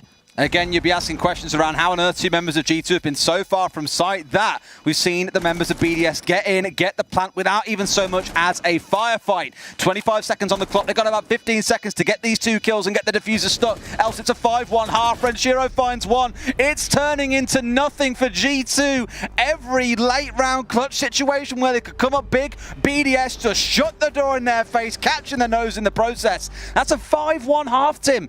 They've absolutely dominated G2 on the attack. Looking at that plant again, Des, you know, you've commented on it there at the time, saying how are in a 2 versus 2 both members of BDS able to get into site completely uncontested, and it just says that G2 weren't necessarily aware of exactly where they were, and they weren't focused on that site. As you say, it wasn't just that Lems was able to go in and get the plant down. He had Renshiro on the cover. Usually in a 2 versus 2, if you take that opportunity to get the diffuser down, sometimes you've at least got to take the risk of going in and just throwing it down. But no, he had Renshiro covering him as well. Whew. Well, from what the screaming in chat, there'll be a brief pause here, but my God, is that a shape-up so far? Concerning on the side of G2? Absolutely. The change coming in, rather than ringing along the buck on counter like they had before, it's going to be the IQ. And just to go through the picks on the other side, it was the Jaeger, the Frost, Rooney, Kaid, and Mira. One of those was meant to be 6 picked away. We'll find out when we get back in. I think we're going to have a remake of the lobby here, so we'll be a couple of minutes. But there is a lot to break down in that first half around what was going wrong, and I guarantee you G2 are going to need this time to have a conversation. They certainly are. I mean, You know, if we're looking, he's always for, so animated, isn't he? Lems loves he's it. a very emotional player, and I love it. I'm here for it. I think, you know, if we're looking at the stairs and we're trying to find, I'm not sure I'll even call it a silver lining, but we have seen Chalet be more attacker-sided. Let's at least say that. You know, let's at least be fair. That is what we've seen historically so far. So can G2 get on to the attack and turn it around? Absolutely. There is the opportunity there for them. Does it look likely? I've got to say that it doesn't. And the reason that I say that is because they're not winning gunfights on the whole. Let's just have a look at that flurry of kills they got there, Des. They were all free. Citizen moves up and gets 2 without even being challenged. And don't get me wrong, that's the perfect way to play Siege. Shoot a player in the back, there's no risk to you. No. Get somebody with a nitro, there's no risk to you. That's perfect, but you can't rely on it. Against teams like BDS, with the game sense they're playing with, you ain't going to catch them like that too often. Absolutely, and I've got to touch on what we need to see, I think, coming in from G2 in this half. Because from BDS, we saw impeccable droning. That was the only time, I think, in that game where we've seen them mess up on drones and where someone's got to flank off them from bathroom, and they didn't expect him to be there. They used to Virtue being the one on the roam. They dealt with Virtue. He was more contained, but it's Citizen who comes up big and gets the double kill for them. So droning, absolutely number one. Time use. We only really had 1, maybe 2 rounds where BDS were bringing it down to the wire. Outside of that, they just look comfortable, never starving themselves for an opportunity late in the round, always giving themselves plenty of padding to operate within. And of course, you can't ignore the most obvious thing in a game like Siege, hitting the crucial shots, winning their clutches, getting all the entries. They were slamming G2 in every single department in that first half. And although we always say, let's wait to the second half and see how things play out when we switch sides, I still have a lot of concerns. I'm not going to lie. It's tough to watch, Des. You know, is the honest answer to it. You know, as an EUL caster, as a Siege fan that has followed the Penta roster into G2 and seen this side and the history unfold, it's tough to watch, is the honest answer. You know, BDS are really showing that they are the new power here. You know, they are the powerhouse, and that is exactly what they are coming in here as, and they have the answer to everything G2 try to throw at them. You know, no matter what the situation, if they're losing out there in the roaming gunfights, we'll just play into sight and put the diffuser down. And right now, G2, they really do look all at sea, and I don't want to get onto the backs too much and be too critical, because, you know, it's not what we want to do, but it's difficult. All right, change away then, so that IQ being subbed out instead for DeKB. The other day when I saw them hovering the line for a second, I thought, are they taking some ideas from Team One here? Because Team One bought Lion in every single attacking round against G2, and my God, did it cause any end of drama for them in some of those rounds. We saw that massive swing back in the second half from Team One, just steamrolling their way through. It was quite terrifying, is the best way that I can possibly describe it. No matter what G2 were doing, it hurt them hard. So I think here they're thinking themselves about, well, we know how effective they use it to shut us down on the roam. Why don't we bring our own roam control? And rather than leaving on the Lion, they're instead going again towards that DeKB with the smokes on side. Maybe thinking about that for their plants if they want to cut off those crucial lines of sight. Going to be seeing Master and Office then as BDS's first defensive site. Now we've got the Aruni there, just using that melee ability. If you're unfamiliar with Aruni, she has a primary gadget, has the laser gates that will be applied to doors, windows, and just prevent, first of all, players from coming in through there. They can come in, but it will cost them some hit points in order to do so. And they can be burnt out by throwing utility, drones or any throwable utility through them, and the laser gate will open up until reactivated by a defender after a period of time when that becomes available. But as a secondary ability almost, she's got this ability to punch through soft walls. She'll take your jaw off is the way she to talk certainly about will, it. using that artificial limb that she's got. She'll put holes in walls, in ceilings, floors, and that is often, you know, another big part of what that operator is used for, is that renovation of site to open up the angles that the defenders want. I'm pretty sure when all these players saw, oh, Aruni, she looks amazing, then you realise that she can punch holes in walls and you think, oh, I'm basically going to be the new, the smoke or the mute player on site, opening up rotations and holes for everybody, which is exactly what her role becomes in the setup. Often you'll see 15 seconds into the round, she's still getting busy opening holes up. And speaking of opening things up, it's Kayak's skull, apparently, as Alem finds him out with the opening kill. Again, this has just gone on and on. Is that, what, 5 or 6 of those now on their side? It's absolutely ludicrous, Tim. Last 6 rounds in a row have all gone to BDS on the entry kills. And guess what, Des? So is every single round. BDS are a team that once they have that man advantage, they will take you for everything you are worth, and they are continuing to do that here. Now we have a battle on the window and a great kill from Kanto onto Elems there. G2 trying to fight back, but once again BDS have the answer as Renshiro finds a kill with the Frost. Headshot onto Uno, leaving us 4 versus 3 right now, and this has got to be exciting if you're a BDS fan, Des. You've got to be waiting with bated breath for what's going to come, not just for the rest of the day, but the rest of the tournament. They're looking electric here on Chalet. I think after the other day, them not going 3-0, a few were like, oh, well, let's all praise our saviors and Empire. The Fallen have risen once more. They're going to do some magic for us, but it's good to see that BDS are back on the wagon today, and my God, are putting up a show. Nice shot coming in from Virtue, mind you. My slight concern being a lot of these are blind. We saw them run like headlong into a barrel not too long ago with one of their members going down. I believe it was Uno, and the question kind of stands of, well, why? Like, why are we not droning out a little bit more here, taking a bit more patience? We've also got the Iana on side with that Gemini decoy to get in there and give us some more information. So it's being very mindful of that, but when you're in the final 15 seconds, being mindful isn't always the play, Ace. Rafal just looking to hold Citizen away from that door. He's going to try to push in now. Rafal finds the kill, and what a nice drop he does to do it through the soft wall. Kanto, however, gets himself one onto Shaiko. A good game for him so far, but will be downed there. And ultimately, BDS win based on time, Des. G2 got themselves into good positions, found the kills, but just were unable to execute on to site. 2 deaths in the ground floor hallway, seemingly unaware of where the longer angles are coming from. BDS taking those freebies all day long. And I touched on it in the first half. BDS throwing absolutely everything out. But for G2, 2 critical deaths there that they weren't aware were coming their way really comes back to sting them. And you can look at the trophy duel and say, yeah, that was good fun. Wasn't really that big a factor in the grand scheme of things is the way that I look at it. BDS slapping G2 off the park. It's 6-1. Things going for bad to worse from G2. At least the other day, they got themselves to overtime. Here, they barely showed up. They really have. You know, it's a struggle. There's no two ways about it. But BDS, they're going to be very, very happy with this result so far. The thing is, Des, I'm looking ahead to the rest of the day, and this puts a lot more weight on the next matchup. Let's not forget, you know, coming away from a result like this, you're just going to want to walk away from the game at that point. You're going to want a break, but G2 don't have that option because they're coming in to their second game of the day, which is going to be against Cyclops. And when we start looking... Well, this is it. When we start looking forward now, you know, we're thinking G2, where are the results going to come from? Of course, only the bottom place team in the group will be relegated at this stage. So there's plenty of opportunity to still get through to those playoffs. But Cyclops are the other team that have been struggling for results so far, and it could come down to a scrap between G2 and Cyclops for that last place, so, or to avoid the last place rather. So a direct result, a win from G2 against Cyclops could be absolutely invaluable for them at this point, but they go into that match on the back of this one.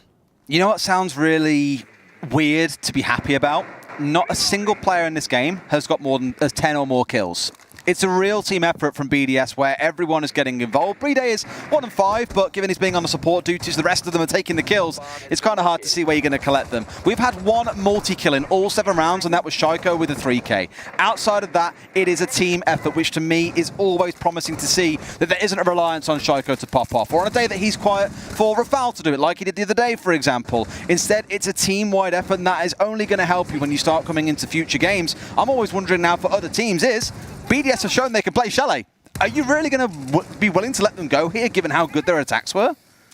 We've got Elems there just trying to hold down that important office position. He is on the Aruna. He's just looking to keep his angles for as long as possible. Shaiko backing him up as well. The site this time is dining and kitchen, but G2 are currently looking to get themselves some top floor control. Now then, Elems, that was unfortunate timing. Just sees his man, but can't manage to make shots land, and fully aware of his position now. Virtue looking to make that challenge on, and this is one of the interesting points about those laser gates, Des, that I'll try and make quickly as the kills rain in. Kanto and Uno finding themselves 2, and this is a better start to a round for G2 than than we've seen throughout this map so far, getting themselves a nice two-man advantage. But when a defensive player approaches a laser gate, it shuts off automatically to allow them to pass through. But in that sort of situation, where Alems is trying to peek onto a door, all that's doing is telling the attackers the peak is coming now. Yep. And you just know, it's almost like an information game for the attackers. The reverse, the C4 coming out, not quite going to connect as he steps away, but Kanto is down, mind you. Oh, it's a frost mat. Of course it is. Why wouldn't it be? I was going to say, with a 5 versus 3 and about 75 seconds to play, G2 have no excuse to lose this one. Yes, Kanto's not dead, but it is in the 4 versus 3. The utility for BDS is gone. They've still got the cams to play with if they need them here and have a call left. I'm glad they've held on to it for this long. There is no excuse to lose this round. Ranchiro just looking for that head glitch from the bomb there, just keeping himself tight against the bomb chassis and just waiting for that pixel peak to present itself. Kanto, Virtue still looking to work those top floor angles. There is the angle, Des. Virtue loses the fight. Ranchiro gets himself a double. That's 3 on the round, 3 versus 2. BDS, they've flipped the script here in round 8, put themselves on top in the power position, and Ranchiro's looking for an ace, but no, Kayak at least denies that, but Breeder steps in with the trade, with the kill, with the win. BDS absolutely dominant on Charlie. What did I say not 45 seconds ago? 5 versus 3, or 4 versus 3 if you want to look at it and be slightly more cynical that way. No utility left. Everything is in favor of G2. They had the cams, they had the call from the DKB, and they still throw it away. Continuous 1v1s and peaks onto Ranchiro. He gets a 4K, puts his names up in lights for that round. Unbelievable from BDS, and you said it yourself, G2, their mental must be in tatters. They've got to come up against Cyclops in their next game. Can't wait to sit on the desk for that one, because if we come out of that game saying it's 0-5 G2, where does the win come from? Well, this is it. They've got, what, 20 minutes, half an hour to turn that around now and to go into what could be the most important game of the 6 Invitational for G2. If Cyclops can just pile on here and apply more pressure to them, it's not looking good. It is going to be problematic. I'm sure there are some very, very stern conversations taking place in the G2 camp right now. But for BDS, jubilant at their incredible form on a map they have not yet played since its release into the competitive map pool. Let's go to a break, and when we come back, the Aussies is going to talk you through what was an absolute slaughter by BDS over G2. See you soon.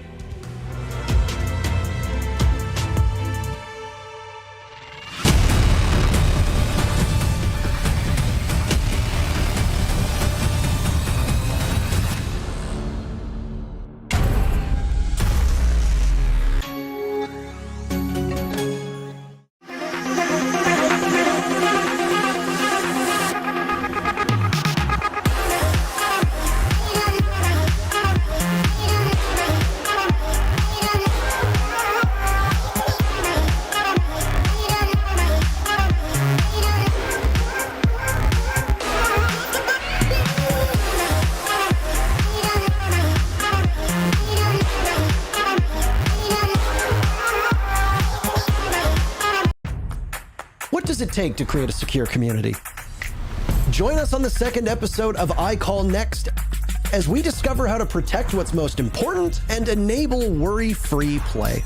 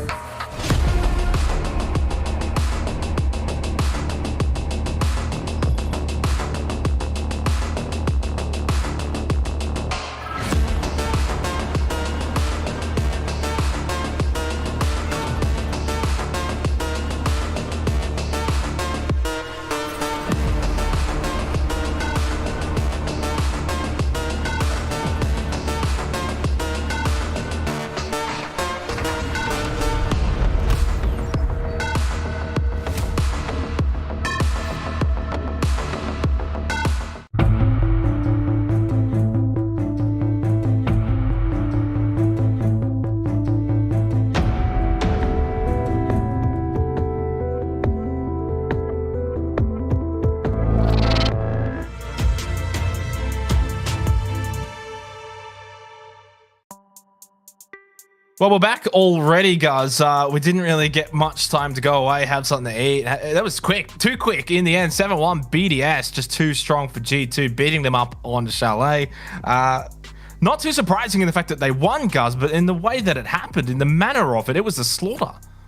Yeah, that's exactly what it was. BDS just absolutely outclassing G2 on every single metric. They dominated the entries, won every single entry. They were getting plants down on their attacks, uncontested by G2, who looked lost. Unfortunately for them, they had standout players as well. Ren Shiro, dude, let's just talk about him for a second. 1.54 rating. It's a 4K in the final round. I don't know how he won that kill up through the hatch onto Virtue, who unfortunately has been struggling in this SI, but he steamrolled that momentum, and I guess the whole team steamrolled that momentum from round number one, really. They just, round number one, they lost. So round number two, that's when they switched on. You know, they gave the charity round, they got that one out of the way, and then they said, all right, let's just close this out, right? 7-1, sweep back.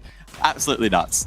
Yeah, I mean, do you even call it a reverse sweep at that point? You gave it, it's almost like a gentleman's sweep. We'll give you one, but then we're taking the next 7. And they closed out that attacking half as well, getting 5 opening kills and just thoroughly dominating on the attack on Chalet, which is not obviously surprising. Many consider it to be slightly attacker favored, and it is a good sign for BDS because that's sort of an area they lacked against Empire, was their entry. So they improved on that, and as a team, they just looked solid, whereas the same cannot be said for G2.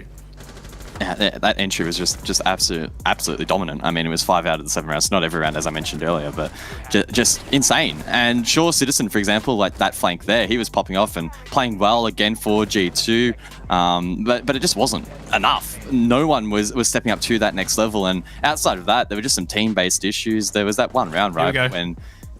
Oh, well, let's just talk. Let's just watch this fight. I don't even want to talk over this. I don't even need to. I mean, Red Shiro. What? And he almost got the ace on that final swing too, but Kayak denied that. So, you got to be happy if you're a BDS fan.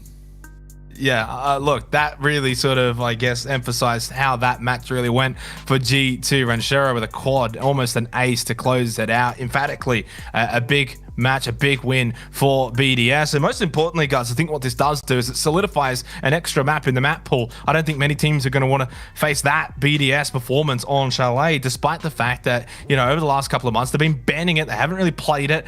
It's now something that they probably are feared a little bit. The teams are not going to want to take them here. BDS, I guess, have played that card out of their hand, and as you mentioned, teams in the rest of the group stage may want to ban it out. Coming to the playoffs, though, assuming BDS, I mean, I don't know if they've actually 100% confirmed their position. I assume they'd be pretty damn close to by now, though. They might be in a better position to play it in that best of 3 format, so I expect to see it come out further down the line. But yeah, in terms of the group stage, if I was playing BDS, I'd probably be taking it out of the pool. Yeah, Uno, by the way, I just want to say, getting, I think, the final kill in that last round, almost on a donut. It's always good when you see the players not ending up on a donut. It was tough all around for all of the players on G2. And speaking of G2, of course, they're going to be playing next, guys. And they've got a matchup against a team that's also without a win. And the stakes just grow a little bit higher for this upcoming match. Yeah, as Ace said on the caster desk, it only amps up the pressure for this next match. There was a possibility heading into today, and I framed it in my notes, that there was a possibility this could be the match that determines whether or not they make the playoffs or they make the groups. And the pressure has just mounted tenfold due to the fact that they just got absolutely stomped by BDS. It was not close. And their mental needs to reset in this 15 to 20 minute window, which is going to be incredibly tough. I mean, if they don't beat Cyclops, looking ahead at the rest of their opponents, they have Empire. I doubt they'll win that. Liquid, unlikely. C9 could be a possibility, but they don't want to rely on that. And Dark Zero, who have been performing pretty well too. So, if I'm G2, I'm sweating bullets. And the same can obviously be said for their upcoming opponent, Cyclops. You know, their futures, I guess, moving forward, it doesn't look great. So it almost, I don't want to say it, but it feels like whoever wins this upcoming game should be pretty good, at least in securing not last place. And that's as far as I'll go into it. Here's the updated standings as is right now. There is actually still another match playing between Empire and Dark Zero. Last I saw, it was about 5-4 after a really big start from Dark Zero. That was 5-1 start on Consulate defense, and I didn't really get to finish watching that one, of course. But ultimately for G2 Esports, they are still in that 10th position, now 0-4 from their first 4 matches, as we have alluded to. For Team BDS, though, guys, and we'll speak about them, they did win 3-1, now into the top, and top 4 is looking pretty good.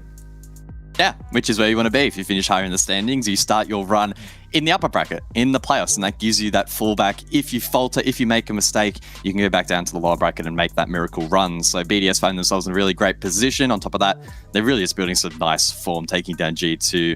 A strong rivalry between these two will fulfill them with a lot of confidence, and now they can sort of sit back and say, hey, like, we are really a serious chance. We've taken down the team that could have read us probably one of the best in the entire group. And in a 7-1 fashion is just absolutely nuts. Yeah, it certainly is. We're going to go and have a quick break. When we come back, though, on the other side, it is the battle of the bottom. Cyclops versus G2.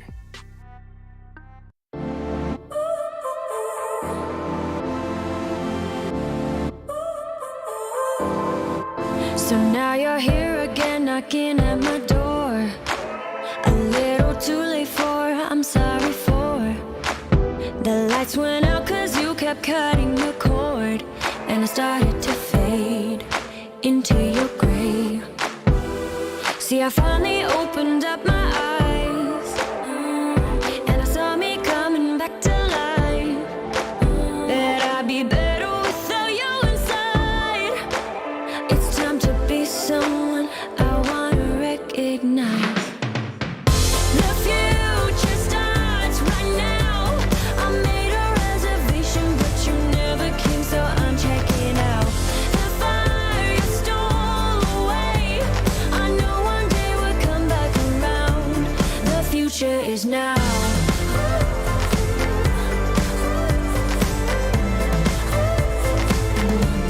The future is now.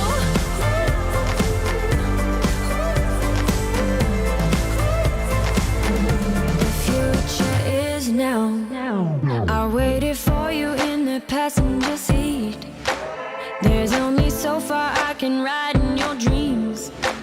While you were chasing everything else but me, I'm starting to break out from your gray.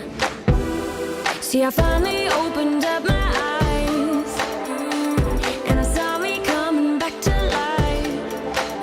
That I'd be better without you inside. It's time to be someone I wanna recognize. The future starts right now. I made a reservation, but you never came, so I'm checking out. The fire you stole away, I know one day we'll come back around. The future is now.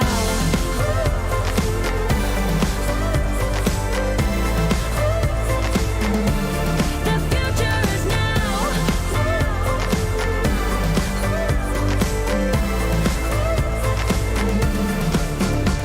I'm not backing down, 'cause the future is now. Not backing down, 'cause the future is now.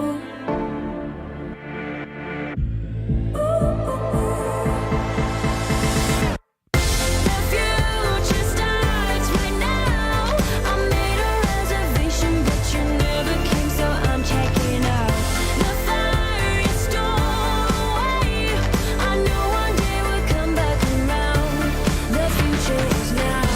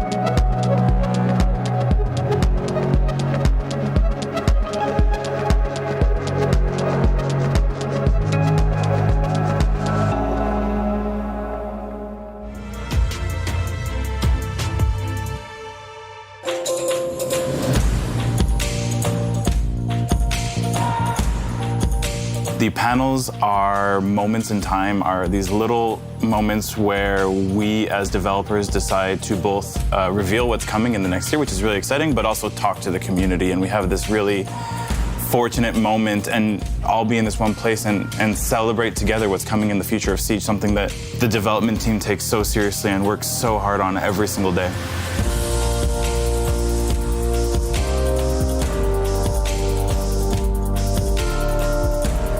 We are constantly searching for feedback from the community, whether it be our user research teams that are there constantly talking to esports players, talking to the community, talking to everyone. And that is a major driver for us in what we do. It really does take up all of our energy and all of our bandwidth for 4 months.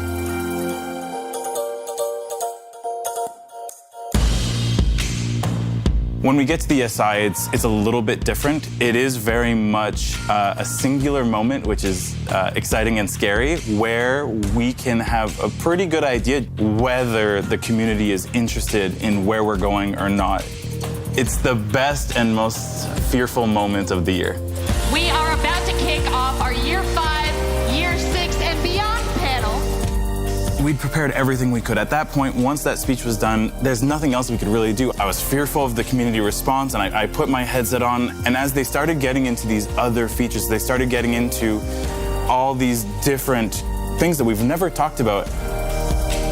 And then we got to Tachanka, which was a big deal, and it's shocking how much noise a crowd of Rainbow Six Siege fans can make. We've taken the weapon out of the turret and made it a primary weapon. Again, it's we're rebalancing also the. Okay. I guess I like it. The dev panel really tells me why I should stick with the game. There's always things in the new season that throws me off guard. And there are so many cool features, and that's hopefully gonna keep happening because it's like the most exciting thing ever. Siege will always we're always gonna have to build and we're always gonna have to adapt and change, and it's an ever-evolving game, but in that moment, it just felt like everybody was so close and the development team was able to be very proud of the work we've done, and the community was allowed to be very excited for the direction we were going, and it did feel like we just reached this point where we could all celebrate this game that we do all love together.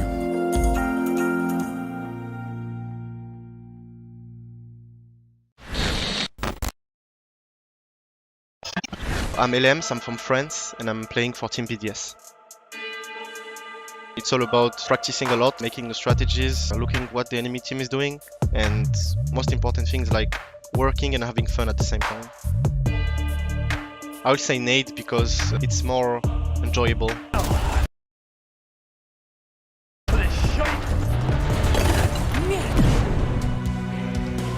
I'm sorry guys, but I hate Game of Thrones, so it has to be the 6 Invitational music. I should have seen it coming.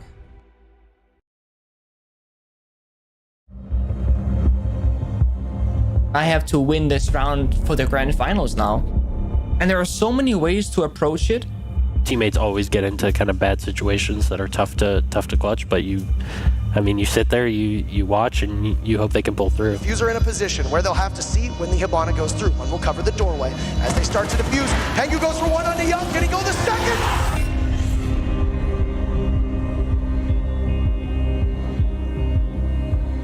lot of people wonder why we call the Six Invitational 2018 Grand Finals the greatest match of Rainbow Six ever played. I mean, I think the greatest indicator of an excellent match is how many different ways you can denote its importance. The morning of the Grand Finals, you've got Penta and EG, two of the best teams in the world, ready to square off. EG, known as Continuum at the time, were the defending world champions. They want to defend the hammer. Penta has won everything but the Six Invitational, so this is their chance to cement their legacy and be the best team in the world. Our two teams both thought like that we were the best two teams. Even if we exclude all of that story, we are still treated to an exhilarating best of 5 that subverts expectations every step of the way. EG winning the first 2 maps, the second in particular, very, very close. Nobody saw that coming. I had kind of lost hope, but in that particular moment, Fabian motivational speech, the fans cheering us on, those are the 2 key moments that really pushed the difference. Penta wins the next 2 and storms back to push a 5th map. Nobody saw that coming. Once it got back to 2-2 after Cafe, I guess nerves kicking in a little bit, right? Because in the back of your mind, you're like, oh shit, is this happening? Map 5, Penta almost wins outright. But then EG claws back and pushes us to overtime.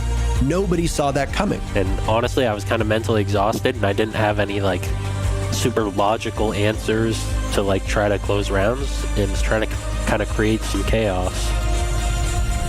Doorway, we don't have to really worry about a window. Canadian, a spawn peek, really? The glass goes down! He returned fire, a crossfire in overtime! Why not? And then in the final hour of the last round, it's Pengu of all people who clutches it. They're often known as the best team in the world. Penta are your world champions. When he announced me as a world champion and a winner, I teared up. It was achieving my lifelong goal, and I felt for the first time the massive amount of success. The storyline and the match itself is still one of the best we've ever seen. But when you add context, that's what really pushes it over the edge. And it honestly is, in every sense of the word, the best match of Rainbow Six Siege that has ever been played.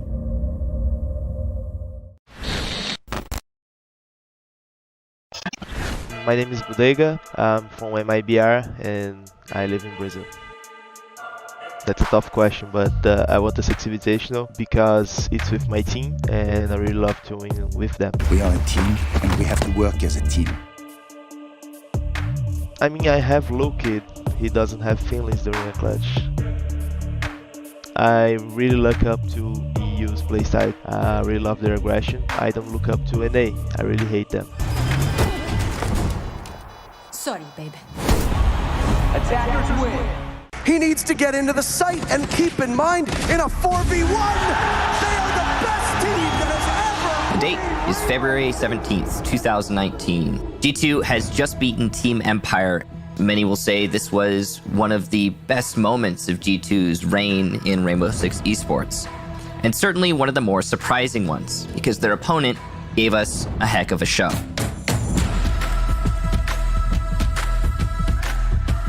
Let's briefly go over the history of Team Empire before SI 2019. At this moment, I guess we were in Challenger League still. So we are not competing in Pro League and we are going for the Invitationals through the qualifiers. To go for this tournament, it really means a lot for us. We were a young team. Then we start to understand that we can play on top of the level in Siege, and it was unforgettable. It was an impressive feat for Team Empire, so coming out of the group stages, they had already started to peak in terms of their hype. Turned on its head, inside its luggage. Oh no, a team kill! Taking out Walker now on the diffuser! Sanoa Empire has made it into the grand finals. Going into this match, the expectations were set. Team Empire is an up-and-coming team that has a lot of excitement behind them, but they're going against G2. Of all squads, possibly the hardest match they could have faced. It's going to be amazing, and if any two teams are going to give us a good run for the money and maybe make it to 5 maps, I think it might be those two. Against G2 will be a great match for sure. In our opinion, if you want to be the best, you need to beat the best, right? We felt like we knew what they were gonna do, but we also felt like they knew what we were gonna do. It's gonna be a tough one, no matter how you try and crunch it out. Most expected Team Empire to be destroyed. Infinite Overtime had only just recently been introduced, and it was only being used in the grand finals of larger events. We saw Coastline be absolutely hectic. We are close to a perfect round. Empire sets quite a tempo. To peek him, he's going to toss a frag grenade and jump in, and Jonas shuts him down. G2 bounces back on round number 2. Fabian rotates out. G2 will take the lead once again. Toss it out. It goes off a bit too early. He's going to do nothing. It's a flawless round from Empire. I think you could say that Joystick probably won the G2 will force us to overtime. It was like a wrestling match because it's like nobody was really gaining a substantial lead. We were always fighting for the next round. Dean Michael, are we about to cast the longest siege map? He takes out Kanto, and where's the other body? It's Fabian! G2 are so experienced, they won so many tournaments. I think we were unready to do this at that moment. No team was able to break away until the very bitter end, when G2 managed to win 2 rounds in a row in overtime to finally lock out the map. Now one, he loses a bit of HP, but he's traded off, and there you finally have it! The final scoreline of that map was 10-12, the longest map that had ever been recorded in Rainbow Six competition, and that was pretty awesome.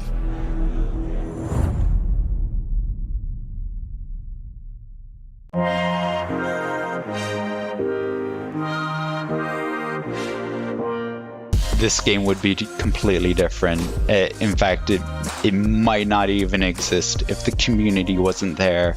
It's really fed a lot of where we're going, what we're doing, and the stories that we tell.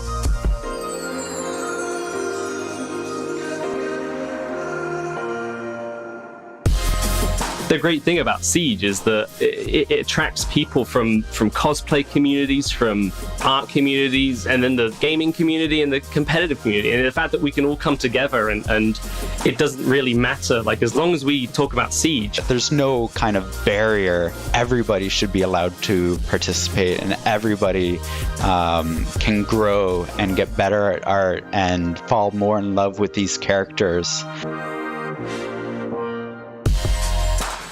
It is absolutely important for us to celebrate our artistic community, and it's one of the big reasons why we take the opportunity every SI to dedicate a portion of our celebration to them.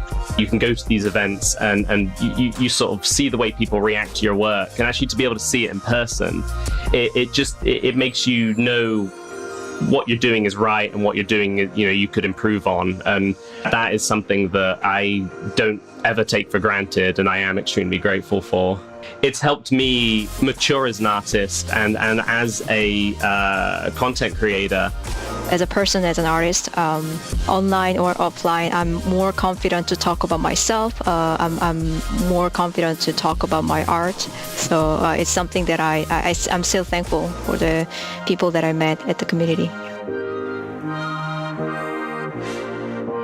We get to meet people from like a completely different continent, and like SI was that one opportunity that we could physically meet and connect with those people.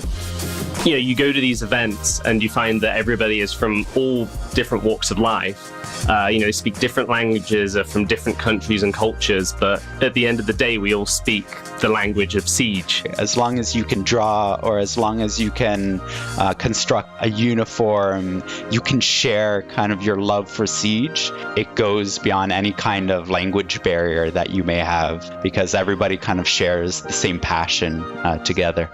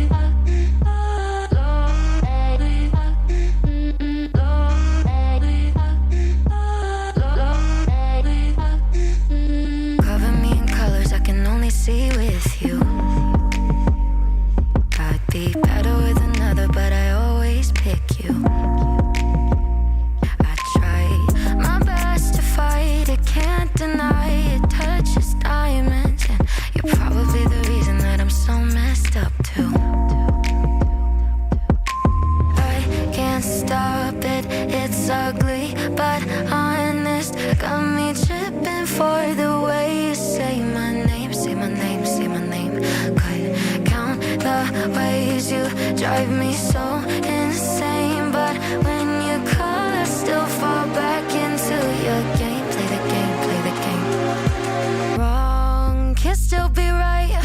People wanna tell me all the time that someday my prince will come. But if this ain't love, then I don't want it.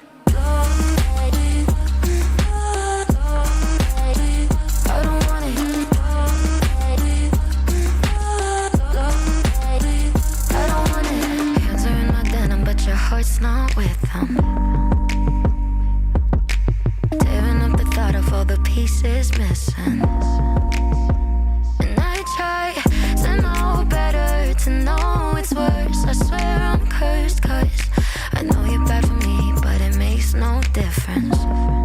No, no, I can't stop it, it's ugly, but honest. Got me tripping for the way you say my name, say my name, say my name. Wrong can still be right. People wanna tell me all the time that someday my prince will come. But if this ain't love, then I don't want it.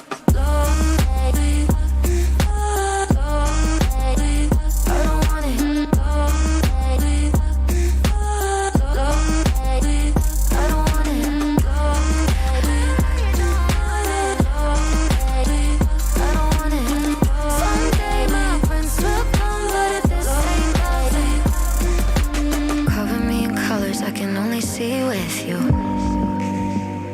I'd be better with another, but I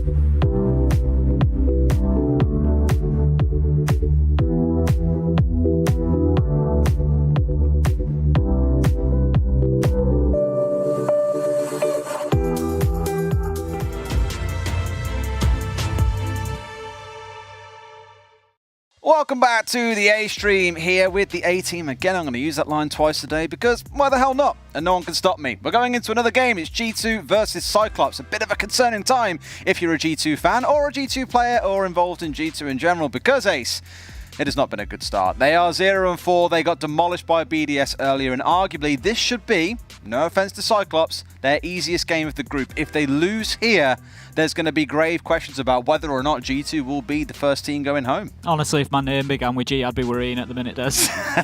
It's about as far as it goes. It is a big concern. We'll say that much, I think it's fair to say. And again, Cyclops, you know, a team from APAC that has had a big glow up in stage 1 of this year, I think it's pretty fair to say. Last year, not so good. Didn't look very hot. Here, lost to 7-5 to Cloud9 yesterday, for example. Up on your screen now. Anaton, Suzuki, Gatorada, Ayagator. It sounds like 2 Pokemon names, and Blackray. Now, for these boys, again, we've seen excellent things from them in stage 1. And I think everyone's got that question on their lips of, will it lead to results here at SI Ace? Well, you know, that's it. We've not really seen enough from APAC, have we, so far? You know, that's how we've got to call it at this point. We've seen Cloud9, we've seen Cyclops, we've seen Giants all struggling so far. And I think, you know, everybody would like to see one of these teams really grab hold of the tournament, come out and start surprising us. We're quite used to it with teams like Fnatic having good runs. Not here this time, but, you know, we always have that APAC presence and we're just really waiting for it to kick off. And this could be the opportunity, Des. You know, a few of these players here have got a lot of skill behind them. We know this. And now surely they see this as the opportunity. Surely they look at this and think, you know what? This could be the moment. This could be our big result. Well, as the main Japanese representatives, there is going to be a lot of hype around these boys because little known about Japan, pretty much all the players there, massive YouTube celebrities. So really keen to see what they can do, not just for the fan base, but to give us a nice surprise and maybe to make G2's storyline a little more saucy. Speaking of, let's get G2 up on the screen as well and have a talk about them. I really feel bad that most conversations we're having about G2 lately are very negative and pessimistic, but after the start of this tournament, I think it's quite hard not to be, Ace. The thing is, Des, as we always try to find the positive. We genuinely do. It's just... You especially, mate. You're a ray of sunshine. This is it. Honestly, Des, I want to see every single team come in here, play the best siege of their life, and let's just have an absolute war between them, because that is the best entertainment. That's when it's at its most exciting. You know, but equally, we can't stand here and say that teams have done well when they haven't. And, you know, G2 so far, it has been a struggle. The results tell us that. It has been tough for them. 0-4, yet to find a win. They're having players come out and have good individual games. Kanto played well last game on Chalet. He's led them in kills and he's had his sort of raise up performance for the tournament so far. He needs to continue that through, but we're just not seeing them all click as a team at the same time, and that is the big problem. What it needs is that Citizen Virtue combo that we saw through stage 1. You know, it needs Kanto backing him up or Uno coming in with that big 1v5. You know, it just needs one of those moments where they gel as a team and you just feel like that's it. Pop, the lid comes off and, you know, everybody beware. But right now, it's sealed firmly on. They're banging it on the edge of the table, Des. They're doing everything they can to get that jar of performance open. Interesting analogy from Ace right there, but I think you're spot on. Citizen really has been the only player that has stood up consistently and made himself heard, but we need to see more from the rest of the team. It's the same conversation we have about teams like Empire and saying that Joystick's doing all the hard carrying. Right now, it is Citizen. We've got to see more in this game, else it spells doom for G2. Let's take a look at the map that we are playing on, though. We had a good chat earlier on, had some theories about what we're finally going to see G2 bring out the Oregon. Answer is no, they ban it away. The Cafe is the one that is going to come out here. Admittedly, a map that we haven't seen G2 play for some time now. It's a little bit unknown for both sides, Des. I'm not including the APAC playoffs here, for example, but if we look at their stage 1 performances, both for Cyclops and for G2, we haven't seen Cafe from either of them. So it's not a map that they are at least showing us often. You know, it's not something that we're seeing too often out of them. We know that the roam is going to be reasonably important. It's, you know, you're always looking to get map control top down on Cafe. You're looking to use those vertical angles where you can.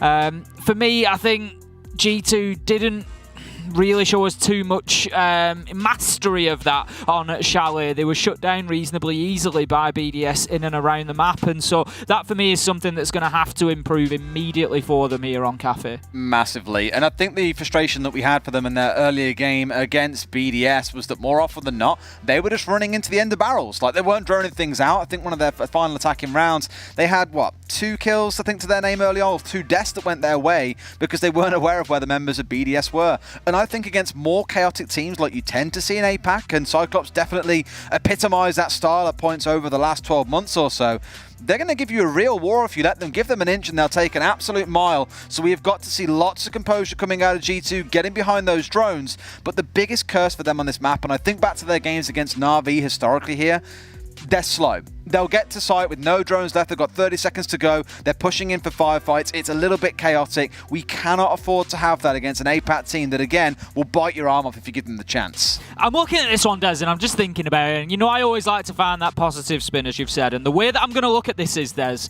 that one way or another, we're going to see something that we want out of this game. We're either going to see G2 turn it around and start to find those wins, or we're going to see APAC come out with a good strong win and start to get some wind in their sails. So one way or another, no matter what happens, there is a positive to come out of this game. This is all smiles around the team as well. We were speaking earlier on. You said, just look. You even pointed at the screen and said, look at the G2 members. They look defeated already. Like, they don't want to be here. Like, they don't want to play. Like, something's going on behind the scenes that we wish we had more insight into, of course, but it's the only thing that we can observe in the long run if there were to be any big changes to the team, for example. We've had a few conversations around non-performance on the team recently. Again, Sid isn't the only one that's really made a big difference.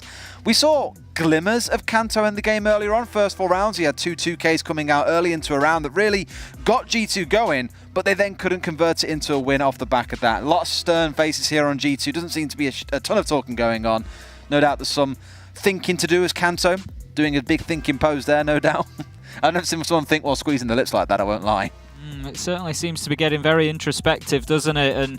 And like you say, there's not too much in the way of sort of fun and smiles and, you know, that side of the game there, whereas it is all... And the thing is, Des, it's a serious situation. They're at the Six Invitational, biggest tournament of the year, for some of these players, biggest tournament of their career, and they're struggling to find form. So, of course, you know, it is serious. You're not going to be coming in here bouncing and laughing, but the real key now to, you know, a championship winning team is to be able to turn these situations around. It's to be able to grind out a tough win and then use that for momentum. But hopefully there is, you know, we can see Shaz is having a little laugh there, and hopefully there is just still that energy within the camp. That's the important thing. They can't allow this to sort of suck all the energy out of them. They need to come in here confident that they can get a win, and they need to lock this one down.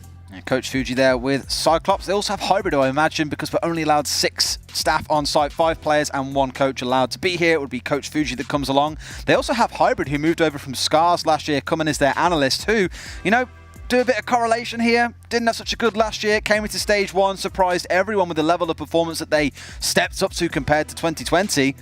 Hybrid was a big part of that. We had him on a couple of interviews where he said, look, been working really hard on this one. The boys are ready, no doubt motivated here coming into SI. It's like you say, though, we just need to see something get on the board for these boys to really start the ship rolling. Same for Cloud9 when they played against these guys yesterday. 1-7-5, sorry, on day 1, I should say. They'll blur into 1 at this point.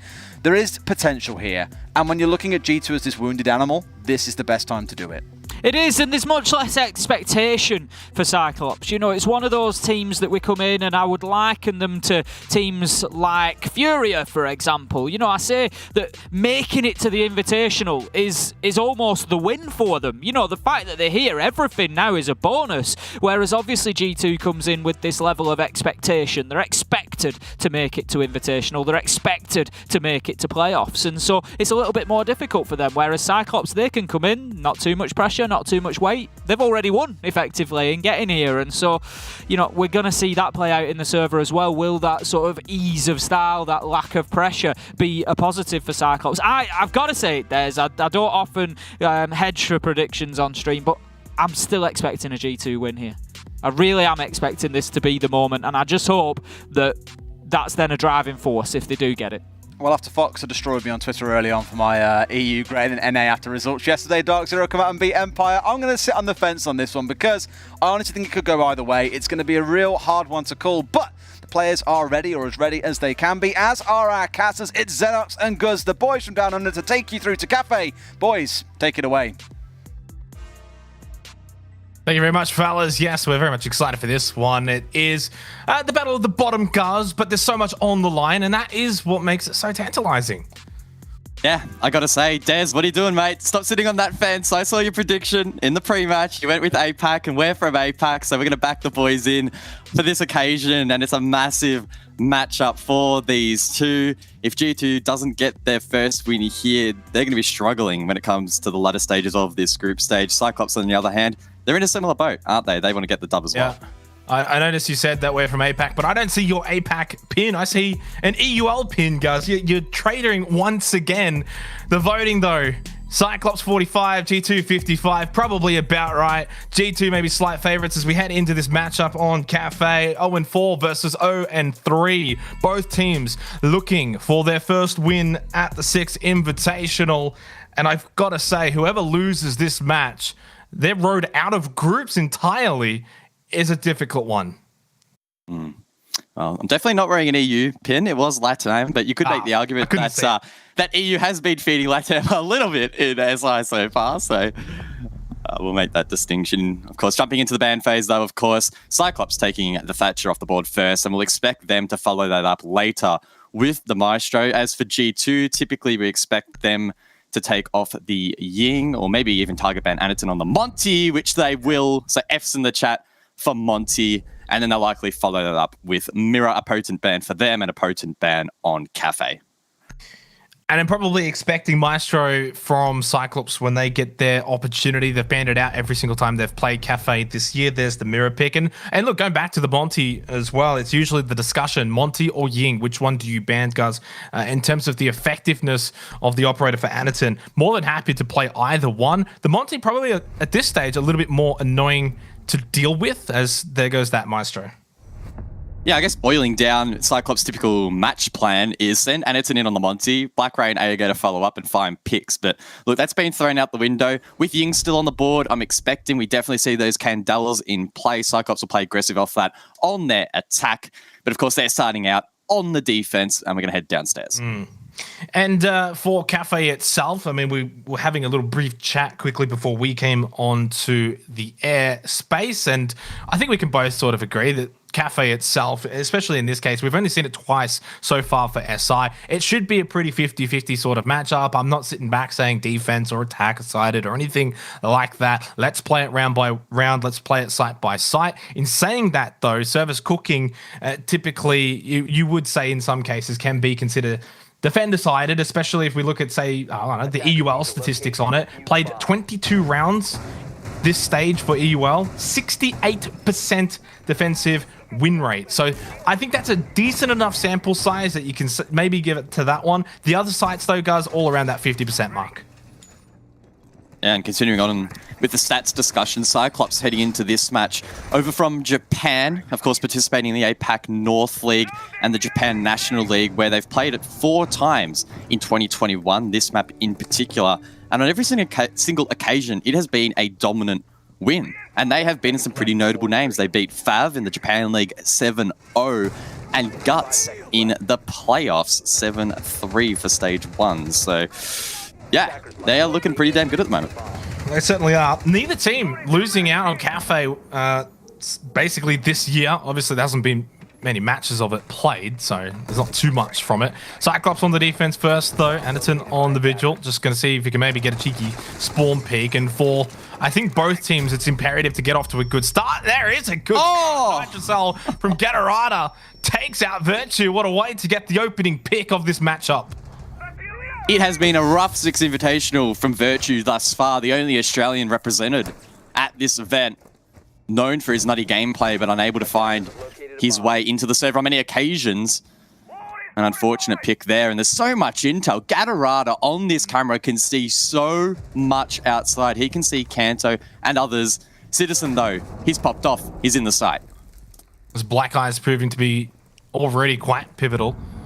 in just the opening round. And I've got, look, my senses feel like this could very well be one that goes down to the wire. Could be a back and forth barn burner. Kanto now just pushing through Fireplace, gets the elimination onto Anaton, and quickly G2 Esports have been able to rectify things. And Citizen, as you said, on site, he's going to be able to get the kill onto Suzu. Gatorada got one back elsewhere, but 3 in the round now to open up for Citizen. There's a quad.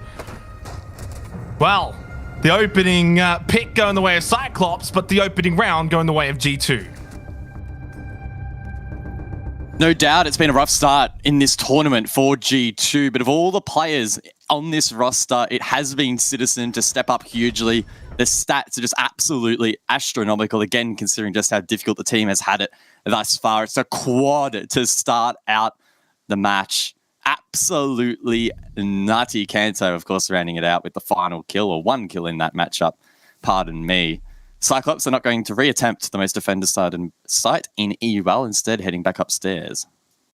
And Citizen's a player to sort of watch for coming into today, so excluding the previous match that we just saw, a 1.22 rating, a +2 on entry, and really, actually, if we do want to include the previous match that just played out prior, BDS and G2, was actually the only real standout for G2 Esports. Immediately comes into this match and gets a quad. Talk about making a statement immediately for Citizen, but I think we can agree, guys, it's about now the rest of the team following suit and having just about the same amount of impact, or even if it's just a little bit less than that, being able to help him out. Yeah, well, if the results suggest anything, it's that, sure, one player can step up, but if you're not getting dubs on the board, then it really doesn't count for much at the end of the day. So we'll be looking at players like Kanto, who got a kill there, to step up, maybe even Virtue, who, as I mentioned, has had a really slow start to this 6th Invitational.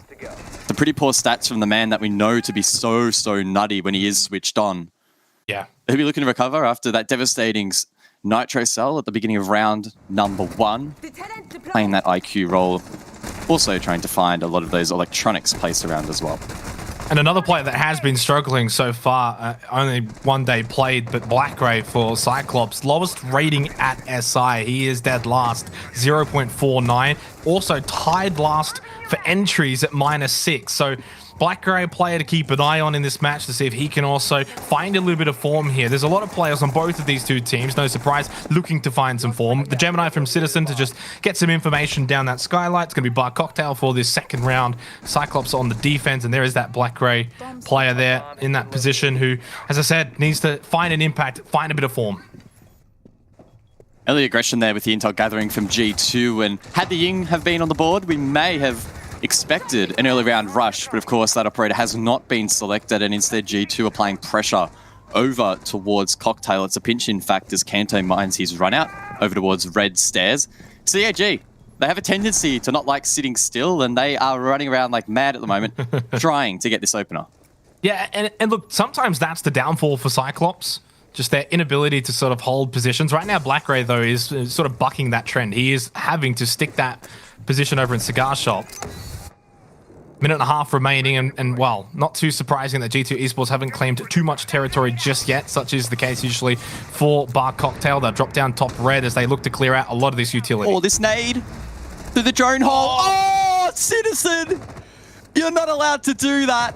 Oh, Blackray gets absolutely demolished, but fortunately for Cyclops, Gatorada responds onto Virtue. Short-lived advantage for G2 Esports. Minute left in this second round. Gatorada just chilling in the freezer as G2 now starting to claim that territory and pushing closer to site. Natracell over to the white corridor window. Does fall short of the mark, though unsuccessful. Kanto getting visions over towards washrooms. And just quickly, though, running out of time maybe for G2. Kayak goes in, gets one onto Ayagata. It was immediately refragged, though, through Suzu. And still, it is 3 versus 3, 40 seconds remaining. There's another nade. Citizen has got 2 of them in the 1 round. Cyclops, they've been trading so well, but they don't find the trade back on that occasion. Gatorada in an off-meta position inside of Backstore. If he finds this pick, it could be they're in on this round, but he misses the shot. Citizen, though, meanwhile, hits a team kill. Oh my, that's a brutal mistake to make, but he follows up with a triple Gatorada in freezer. Citizen is just going huge right now. 7 and zip to start it off. Make it 8. Nothing. 2 quads back to back for for Citizen make it really an ace because he got a team kill in there as well. Theoretically got 5 in the round, Guz. He's killing everyone, including his own teammates. Oh, I mean, it was the ace that wasn't the ace, wasn't it? Popping the head of Kanto mid-round. Oh, what a beautiful nade and great utility dumping at the start there from G2, and then it just piled on. Cheeky little flick there from Citizen as he tries to find the head of Gatorada. Of course, misses, but then eventually cleaned it up in the end. The Tron Hollow is working out for him, and G2 are getting absolutely carried through the mud right now. Oh. And look, we're probably not too surprised to see Citizen playing well against a team that has been struggling thus far at SI. And it just feels like Citizen has almost released the shackles a little bit and has got that freedom to just roam around, get kills, get into the face, and be aggressive against Cyclops here, who haven't really offered much back. Gatorada's got 3, but besides that, guys, the rest of the players are... Blackray, Addison, Ayagator still yet to find a kill, and they're honestly looking very weak defensively. And Cyclops and APAC as a region is one that is founded on aggression, and we rate their ability to go in, play confident, and win gunfights.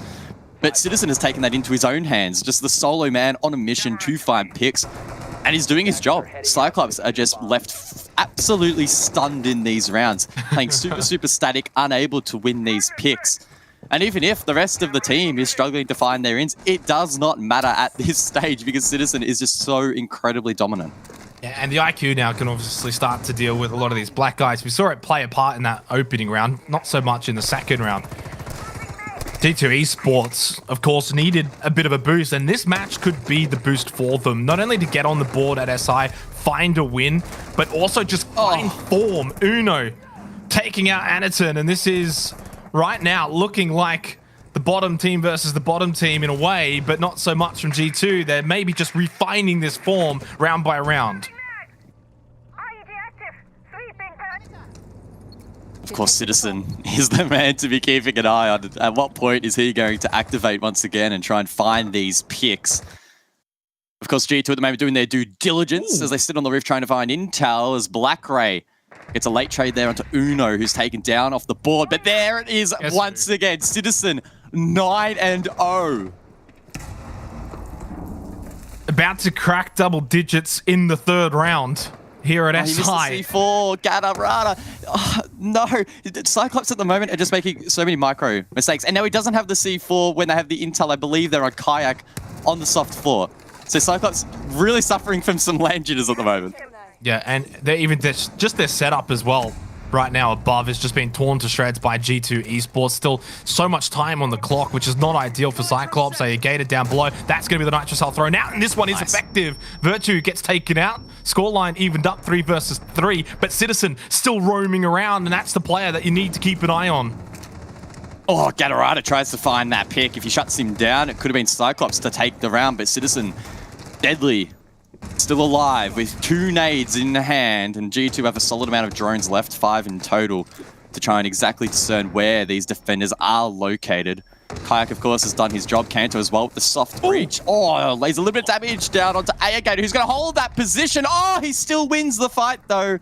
And Cyclops do now finally have an advantage.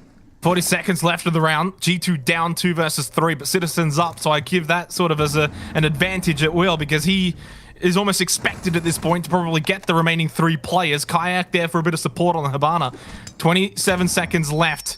Nade is out. Citizen will drop down into Laundry. Doesn't have much time, and obviously not too many players to help him out. Suzu will get his head. Kayak now with pretty much no chance at all, especially with the time remaining. Playing in down below and reading. As soon as he swings out into pillars, he does get eliminated. Cyclops will pick up their first round win. Kill Citizen and you win the round. That is the strategy at the moment for Cyclops. Of course, just a little bit of a joke there. Cyclops doing some really good work there from below and disrupting the players that were trying to hold above. I think that was a massive kill there onto Kanto. If Kanto wins that, the round likely goes the other way. So that was absolutely huge there from Cyclops. And just as it feels like they're getting absolutely trampled on, they are able to respond. And suddenly, when you look at the scoreboard, guys, if you were to take Citizen out and you put a line through his name and his score, Cyclops are looking much, much better because their kills are so spread across. Suzu, Gatorada, Gator with 2 now as well. BlackRay still struggling a little bit, but even he's now on the board. So some signs of life for the Japanese team. They're on the board. They've got a round win. Their players are getting kills. G2, of course, really just riding the coattails of Citizen. And if that Citizen train kind of slows down, it could spell disaster for G2 Esports. So it is imperative that the likes of Virtue, who's still on the donut, finds a bit of form. Same with Uno, who had a pretty lackluster game against BDS, only found 1 kill for the entire match, needing to help out Citizen more. Cyclops in round number 4 will go back above. It wasn't that long ago that we saw Citizen tear this defense to shreds. 2 massive nade kills to dislodge players on site. Or at least 1 on side and 1 in shop, and of course he used the G36 for the rest and dealt a lot of damage. Cyclops aren't really changing a whole lot here. Deployable shields still being set up inside of shop and 3 ADS devices being used to cover that position and the line of sight through the little cupboard there established by BlackRay. But we did see G2 dump that utility really, really nicely, and it was a great nade from Citizen to dislodge that player earlier. Back over to Bar Cocktail. Cyclops probably just needed a bit of a breather, didn't they? Because G2, well, I say G2, but Citizen more than anything, just coming out of the gates and slapping them around single-handedly. And now they get that breather. They get the round on the board. They can slow things down a little bit. And I think that's probably what Cyclops need to do at times. Obviously, got to be careful of that drone hole. But instead of just running around, ants in your pants style, I think it's fine if you, at times here, Cyclops, just play it a little bit more calm. And they look at their best when they're able to trade out picks, and we saw that in the last round for the most part, where they were able to trade out bodies frequently and consistently, and that positioned themselves nicely for the late round. All eyes on this round, though. Round number 4 as the repels come through from G2, and they look to, I believe, again, think about dumping utility into this shop area. It has been droned out. They know BlackRay is here. But of course, he is being protected by those ADS devices. Anaton as well has placed a couple of magnets around, meaning that G2 need to time this perfectly. Just getting a little bit wary right now. Opening pick went the way of Suzu, but was immediately traded back by Uno. So 4 versus 4. And so far in the opening 4 rounds, we have seen this play out a few times now, where these retrades are happening very frequently from both teams evenly. Uno with another nice tag, and BlackRay is hurt now, maybe down for the count indeed. Kayak will pinch from behind, and G2 just momentarily with an advantage. Now we get to see what G2 are made of, with Citizen taken out and not having much of an impact in that round. Can the rest of the squad step up to the table here? Cyclops are still in this round. A couple of key players still up. Gatorada and Aegator, the dynamic duo, could pop off at any moment here. So G2 needs to be mindful that they don't have their top fragger still in the server and play this one out smart. Yeah, and for those maybe unaware, for Cyclops, it is usually Aegator and Gatorada that are that dynamic duo. They are the 2 to watch out for in this matchup, and so far, they haven't really been able to shine at SI. There goes Aegator as well. Kanto getting that big frag. Gatorada still in a decent position. Anaton needs to get involved as well on the Wamai. 30 seconds left, 2 versus 4. Not impossible here for Cyclops, but G2 would have to be the ones making a mistake. Great drone there from Kayak, spots the players inside of Cocktail. They know it's clear to go in for the plant. He smacks that Banshee and he can proceed deep. Anaton and Gatorada need to try and retake, but they're getting taken down. Gatorada traded out in the end. A solid round there from G2, despite Citizen being taken down first.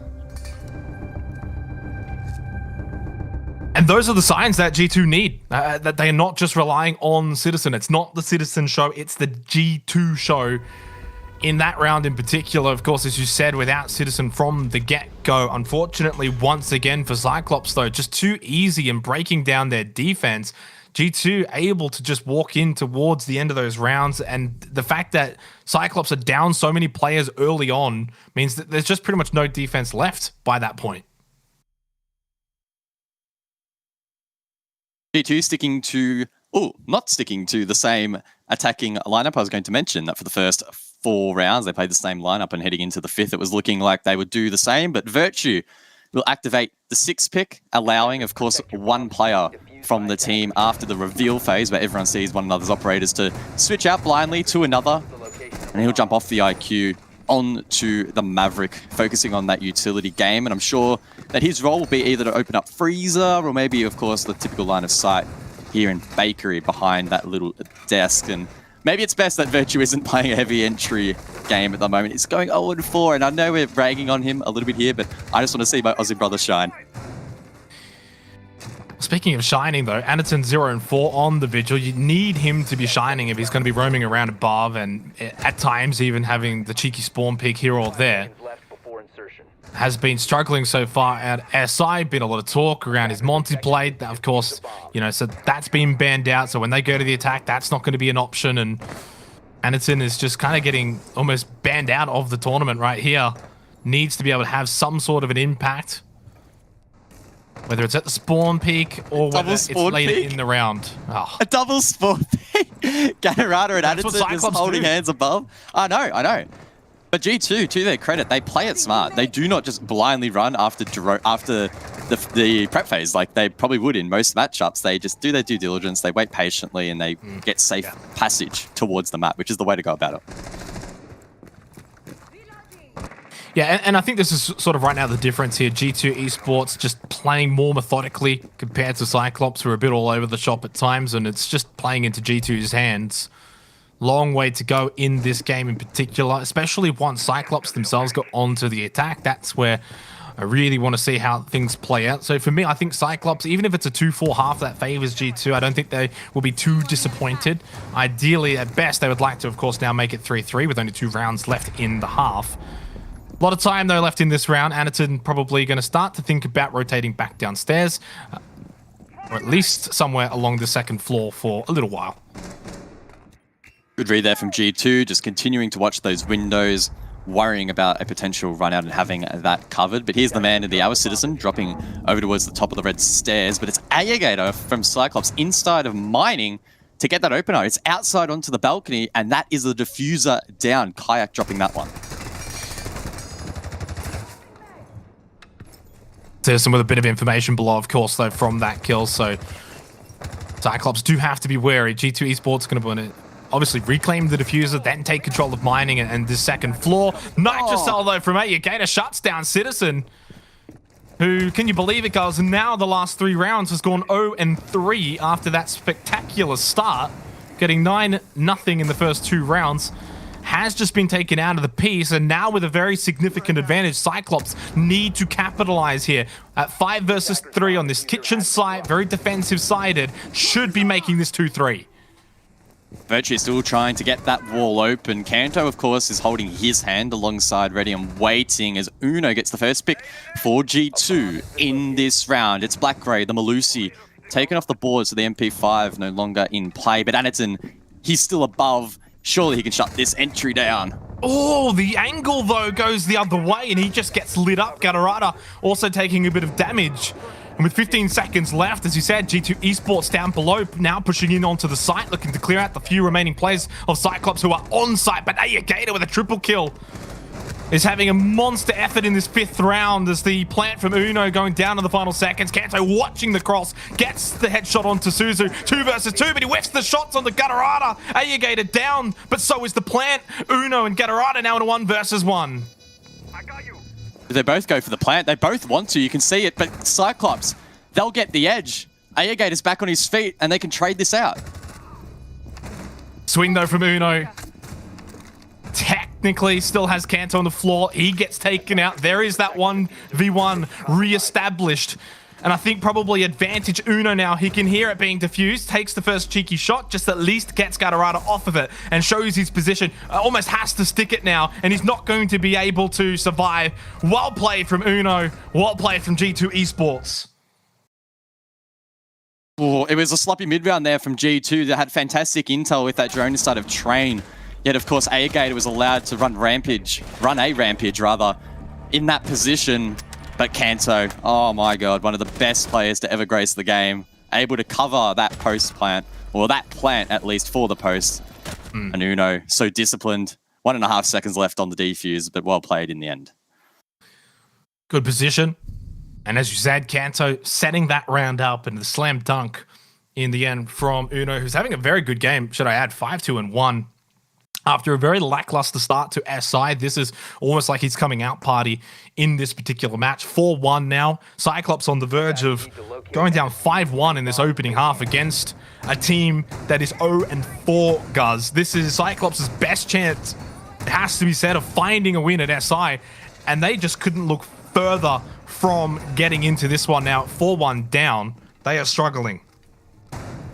Yeah, the odds were always going to be against Cyclops heading into 6 Invitational. They are originating from APAC, and as much as I love the region, it's probably fair to say that objectively they are one of the weaker, if not the weakest, heading into this competition. And on top of that, they also did qualify for the open quals, so they're not here necessarily based on their 2020 form. They're putting up a good fight, though. I think they're still in this if they bring back this next round. They need to try and capitalize a little bit more on G2's sloppiness in the mid-round. If they shut down Citizen and they're able to prevent G2 from playing off the really good intel that they're establishing, they can definitely win this next round. And the other thing that Cyclops have been lacking so far is capitalizing on their opening picks. Out of the 5 rounds played, they've gotten 3, lost 2, so they haven't really been able to manufacture a way of capitalizing on that. In the last round in particular, but they had a 5-on-3 advantage with 40 seconds left in the round and then just caked it. And that right there is the definition of a team that is quite obviously 0-3 and very likely at this point now to go 0-4. There was a good opportunity to at least make it 2-3, and suddenly now 1-4 is some heavy scoreboard pressure. And this is now where the mental part of the game really comes into question for Cyclops. They need to keep their heads in the game, try and get this final round of the opening half, 4-2 switch, and then play their attacking style. Kayak on the dining rappel here. Peeking through Fireplace, and Gatorada needs to be careful that he doesn't get caught off guard. Of course, playing the Pulse, trying to gain intel, and he can see where the attackers are pushing from. But my word, they're over towards Laundry. Suzu goes big. A Gator with a C4, and Virtue now needs to fall back. Great work there from Cyclops to temper the storm. But they were in this position in the previous round, guys. I'm almost not sure if I want to trust them, but now I will. Black-Grey taking out Virtue. 5 versus 2. Surely, even with Citizen on the board, there's no way Cyclops are going to balls this one up. Surely, guys. You wouldn't think so, but cannot count the man out. Been a little bit quiet the last few rounds, but of course started out 9-0. Suzu, be careful, gets taken down, but it's a really good trade there from Aniton. And now Kayak's still left on the rappel in the 1 versus 4. So that's going to be the half then.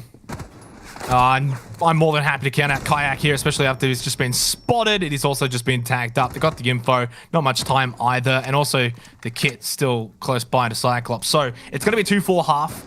Guz, going over to the attack for Cyclops. Do you give them much of a chance here on Cafe? Oh, hard to say. If Citizen activates again like he did in the first few rounds, then maybe. But again, G2 cannot be relying on just him to step up. We have seen inklings of good play from the rest. Kanto, especially in that kitchen win, was pivotal. There we go. The deal is done. Cyclops managed to win that round back, and they hung on by a thread. Yeah, they're still in this. To switch the halves now, they've gotten 2 on the defense here for Cafe, which is fine. It's not end of the world territory for Cyclops. The big thing now is it's going to be their first attack in a while without relying on Aniton's Monty. Maybe that could be a blessing in disguise, though. Obviously, the Ying, will be available for them if they so choose to bring that in. But the thing is, I can't recall. Apologies, but I can't recall who actually mentioned it. But they haven't played Ying for so long now, guys. It's like, do they even still play it? Aniton actually will 6-pick onto it and answer my question. Ooh, all right. This is APAC. Let's go. APAC in a nutshell. If you've never had the opportunity to watch the Asia Pacific region before, well, hello and welcome.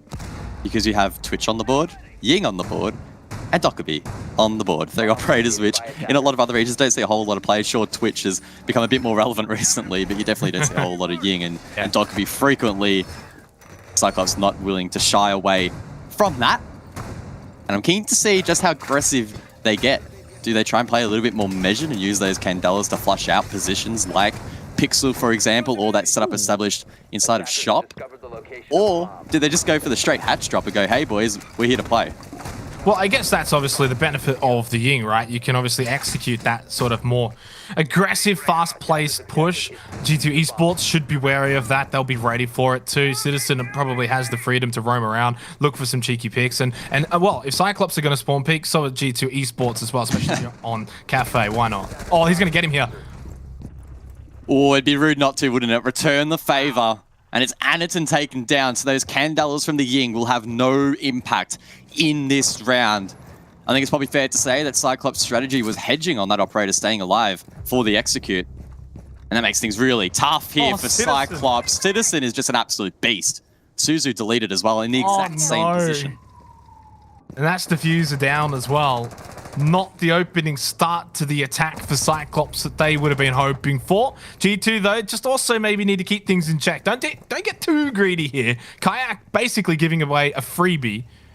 Because there is still a lot of time on the clock here, guys. You don't want to be going ranked mode where you start running around and start running outside and hunting the few remaining players down. Citizen should be able to get a third here at the very least. Oh, what a shot back from Blackray. And suddenly, 3 versus 3, still 2 minutes left, and Diffuser in hand. How quick things can change. Achievable, but tough. May well now be winnable. Gatorada onto Kanto leaves Virtue, who's yet to find a kill on the board, alongside Uno on the Goyo, who has a Nitro Cell to work with. Cyclops now have a minute 30 to drone out. They are one of the fastest attacking teams at 6 Invitational. Now is the moment to slow down, use the couple of drones left remaining to your advantage. We don't know how many Blackray still has. Maybe if he has a shock drone, which he does, he can send that up and find some more information. And this sort of performance right now is really going to test the mental of G2 Esports if they throw this round.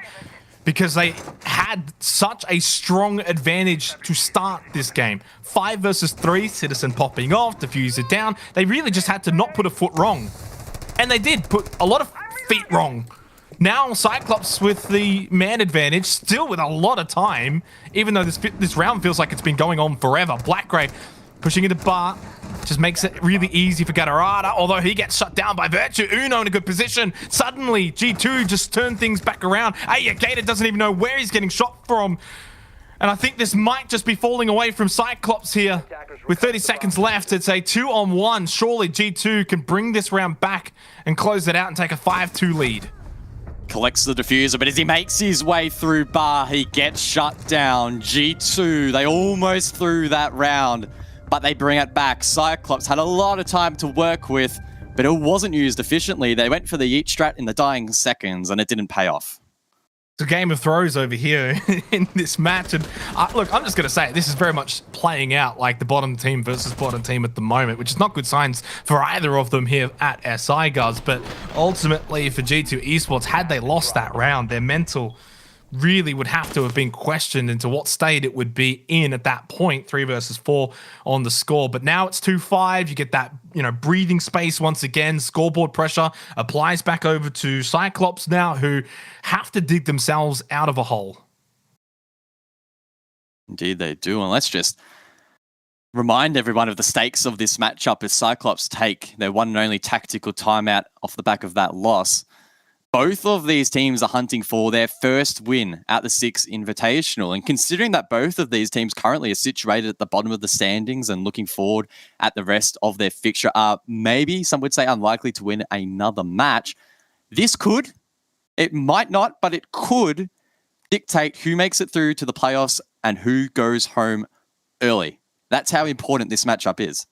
Well, obviously you don't have it in your hands right now, but the schedule for Cyclops, looking forward, it's not good. I know you looked at it earlier, guys, and it is a very difficult road and very difficult to see where they're actually going to be able to find a win. I should mention it is on your screen here, tactical timeout for Cyclops. No surprise, really, with the way it's playing out. Whereas for G2, I did feel like that even if they lost this one, they could probably still find a game or two elsewhere in their remaining schedule. But for Cyclops, it gets really, really difficult after this match against G2, which I got to say then, if the fact that if this continues the way it's continuing, I think Cyclops won't actually win a game at SI. I'm happy to make that call now. I mean, briefly just touching on those fixtures, Cyclops have 3 LATAM games to go. Liquid, FaZe, and TeamOne. All of those will be challenging. And then have the 2 European giants in BDS and Empire. So Cyclops have a really tough run ahead of them after this matchup. G2, on the other hand, they have Empire, Liquid, Dark Zero, and they have Cloud9. Of all of those matches, I would say that G2 could probably sneak a win against Cloud9, positioning themselves pretty nicely. But again, you don't want to be in that position where your failsafe is relying on another team to screw up or putting a lot of pressure on later matches in the group stage. So all the importance currently is still on this game. Certainly so. And the thing is, obviously, for Cyclops, we haven't actually seen Anaton bring out that Ying, really, because even though we didn't really see it in the last round, he was spawn peeked into the Oblivion by Citizen immediately. So we haven't even really seen that sort of strategy play out for Cyclops. The fact that they were even able to bring it back the way they did is actually still a bit concerning for G2. So despite their scoreboard lead of 5-2, it hasn't been perfect. A lot of it has been off the back of Citizen. So there's still a lot of work to do for G2, but just getting a win, getting on the board here at SI is, I think, just going to be so big for them moving forward. They might only need 1 or 2 wins to get out of groups. Then you've got a bit of time to sort of just reset and then head into the playoffs with some new self-esteem. And hopefully that will be the case for G2. They've got to close it out here, though. And I think that they will, from what we've seen so far. Guz 5-2. Cyclops have thrown a few punches, but each time G2 have got something to answer back with. Yeah. Citizen has got the biggest punch of all, been absolutely huge in this match. So far, 12-5 are his stats as we just get back into the action in a second. And he has been shut down on a couple of occasions. And funnily enough, most of those rounds are actually the ones that Cyclops have actually been able to convert. You know, there hasn't been many of those opportunities, but they have salvaged them when available. Yeah, it's a lot of pressure on both of these teams. I think they would have both been having a bit of a deep breath, a bit of a reflection on how that first half or the first 7 rounds played out. And Cyclops will take that time to decide that Kitchen is the best option for them. Or actually, sorry, it'll be because G2 picking that objective, and Cyclops bring a pretty similar lineup actually to what we saw from the side of a G2. I'm liking the Maverick pick there from Anaton, expecting him, of course, to enter inside of Bakery and get that wall open in a similar fashion to what we saw from Virtue. No Ying, though. I mean, we've seen Ying at times, you know, throw some Candelas down Freezer Hatch and then drop on down. That sort of play is available. But look, I have, as I said before, I don't even know where Cyclops themselves are at with Ying anymore because they hardly get to play it, right? It's all been about the Monty. Anaton usually playing the Monty. But most teams just look at the stats and see the win rate that Cyclops typically have with Ying. And they get scared by that, I think, maybe a bit more than the Monty. So right now, as you said, though, not even going to be on the Ying, going to be on the Maverick, and Cyclops need to be able to get around here. Otherwise, match point 6-2 down, it's all but over. Need to get on the board, make it 5-3, keep that scoreboard close. One player I think to keep an eye on in this round is going to be Suzu on the Jackal. Just how quickly can Cyclops take control above, as we have a quick sneak peek at Kanto, establishing a Yokai drone in towards site. Another piece of utility that Cyclops will need to be mindful of, and they don't have an IQ like we saw frequently from the counterparts in G2. So I think it's going to be heavily reliant on their ability to clear above, establish some vertical control, and then open up a hard wall with the Maverick. Uno has been lit up, makes his way back down red, not afraid to peek around. G2 are trying to match the aggression here from Cyclops. They are, but the way that Cyclops, in contrast, you know, when they were playing Kitchen, they were probably a bit more aggressive up on this 3rd floor, whereas for G2 Esports, happy to just fall back a little bit earlier. More than anything, don't want to be losing players early and giving Cyclops an advantage, because Cyclops themselves have actually been quite impressive in getting opening picks so far in this match. Not always able to convert them, but they are getting them. So that means that G2 Esports do need to be careful, because for whatever reason, besides really, I guess, Citizen, Cyclops are typically winning these entry duels. Shock drone gets taken down there by Black Ray. Well, Black Ray's drone rather gets taken down by Udo. Flip my words around. And Cyclops look to turn this round in their favor. Gemini heads out there. Catarata controlling that as they try and make sure, of course, that Bakery and Small Bakery are clear. They are, of course, Virtue really the closest. They're watching the prep rush in, and he'll likely be tasked with making sure that they can't push through that reinforced wall as Anderton approaches to try and open it up. Yeah, 5 players below on this first floor now for G2, really offering nothing for Cyclops above. That means Cyclops have really got Bakery to themselves. They've got above as well if they want, and they are going to use that. You can see Suzu looking through mining now. So Cyclops pretty much getting given whatever they want here, and G2 are just going to back themselves in to win the duels in the latter stages of this round, in the final 20 seconds or so. Still a 5 versus 5. Citizen looking to retake up the stairs. Kanto droning ahead for him, but Aegator still wins the fight. He survives, and Cyclops have the advantage. And that's now 5 out of these 8 rounds. Cyclops getting the opening picks. As I said, they're winning these duels, but they're just not capitalizing. Despite the advantages that they've had many times over in this matchup, they're never the ones to come out the round winners realistically. Virtue with a great peek onto Anderton. The Nitro Cell goes out as well, and it will collide with Gatorada. Oh, it's a slaughter fest inside of the kitchen. G2 cutting them apart quite literally as Suzu now just pushes in, saves the day, headshot onto Kanto, splatters his blood on the wall, and Cyclops win it out through Aegator as well. What a chaotic finish to this round, the 8th round, and now it's 5-3 on the scoreboard. Huge there from Virtue, who's been struggling to find himself in this match. A beautiful shot, and the Nitro Cell followed up. But Cyclops, they thrive in the chaos, and they win the 2 versus 2. Whew, what a round to digest, but Cyclops, off the back of that tactical timeout, are able to get the round win.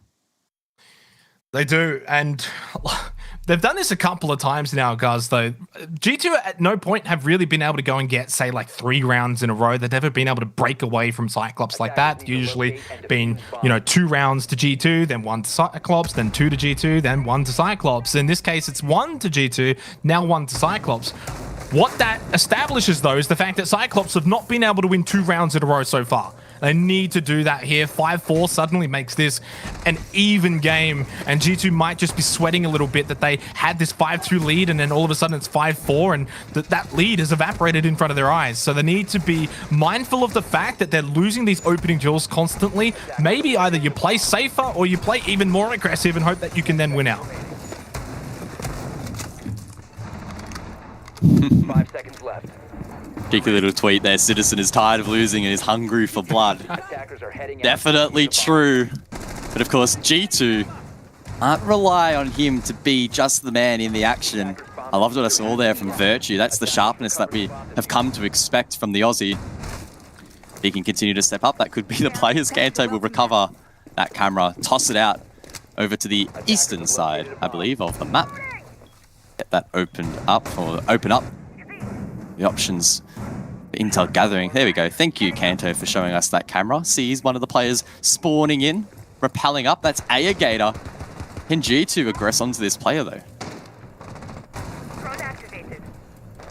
Should also mention as well, for Citizen, for those who've maybe only just tuned in or keeping up to date with his very impressive game here, despite getting 9 kills in the opening 2 rounds, since then, guys, has gone 3 and 6, so it has very much cooled down. Now, obviously, we weren't expecting him to get quads and quads and quads every single round, but it has definitely slowed that approach down, which is good for G2 because it means that we're seeing other players really stand up, like Kanto and Uno, who have been a little bit quiet so far at our side, so it's good to see them playing well. Oh, Virtue. That's Anderton taken down. It's the Ying as they rush through the door, but Citizen's there to say hello, and they all get taken down. Black Ray and Gatorada disjointed from the rest of the attacker, completely demolished. It's flawless for G2. I don't even know if you should replay that because that's just not nice to do that to Cyclops. In saying that, they did it to themselves. Went for the rush, they get punished, G2. I mean, it literally just played into the hands of G2, and, well, that's a bit of a waste of a round, Guz. Suddenly now, match point, all the pressure once again alleviated from G2. Once again, Cyclops can't get 2 rounds in a row. You could hear the Candelas raining out in the background. Anderton at least getting 1 off, but they weren't able to play off that. He was, of course, the first player to die in that instance. And then the last 2 players for Cyclops just completely disjointed from the rest of the rush. Sure, a play managed to get in towards Dining, but Black Ray was left stranded on the white stairs. And by that stage, it was already a 2 versus 5, so the trade was going to be tough. But it was most definitely impossible when they found themselves in those spots. As you said, G2 now with a match point. And they finally get their first win of SI. And for Cyclops, it could very well be a very defining few minutes here. Not just for this match, but for their 6 invitational lives. Because you lose this, and it's going to be very difficult to see them find a win in their remaining schedule. Not only will they, without a shadow of a doubt, have to find at least 1 win at minimum, guys. But most importantly, they'd probably end up needing at least 2. And on top of that, their schedule is ridiculously difficult. They need to find a way somehow, through whatever measures, to send this to overtime and win the next 3 rounds. I can't see it happening, though. I think G2 Esports have been able to find a spark in this match, and this could be what turns their SI around. Just getting this nice warm-up game, pick up some kills, Citizens popping off, everyone on the team is popping off, move forward in the rest of the tournament. Was Gatorada using a Gemini out of spawn? Was that to try and maybe counter a spawn pick? That's look, that's a creative way of making sure you don't get shredded by a spawn pick, if that was the intention behind that. Maybe there's another motivation behind that decision. We'd probably have to ask him for the exact reasoning, but either way, standing out is a little bit peculiar. Uno, with a Nitro cell, I believe. He tosses that out, ready and waiting for a player to walk above.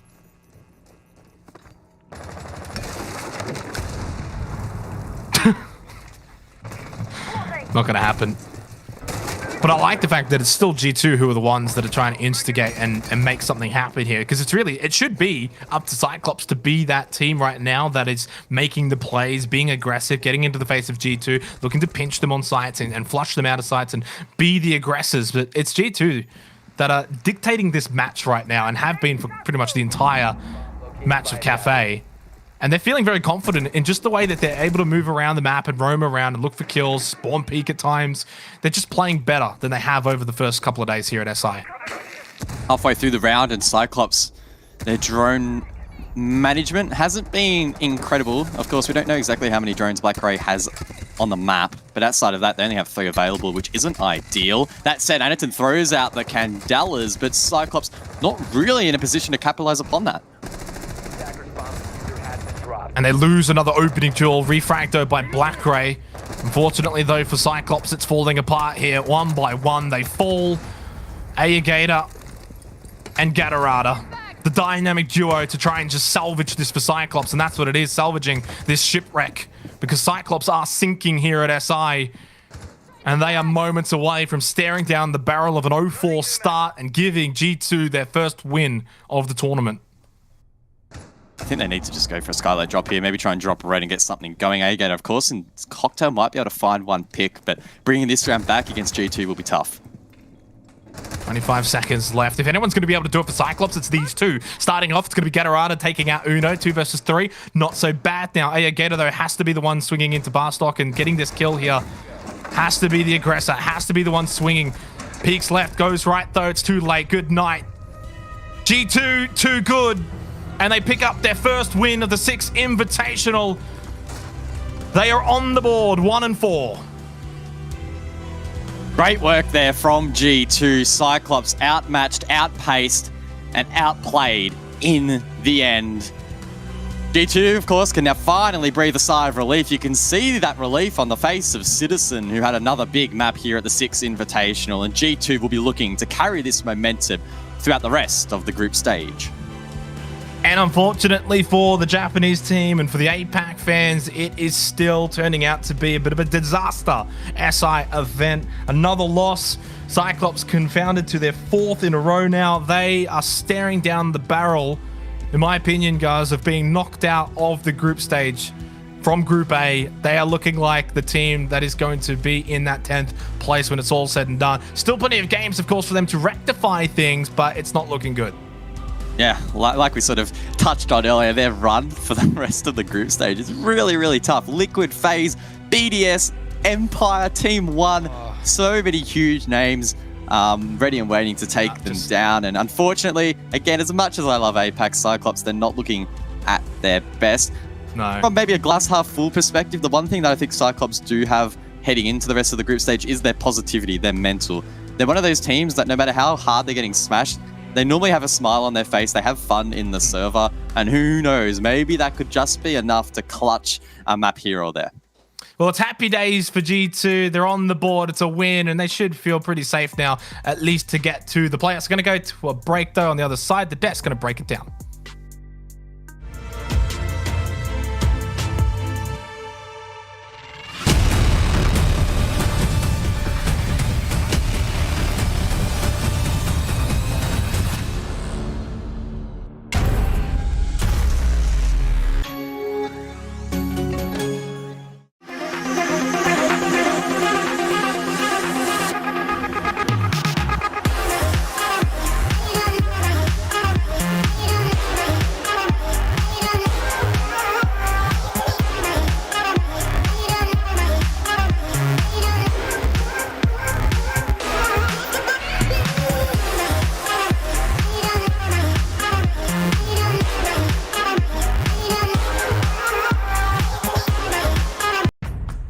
What does it take to create a secure community?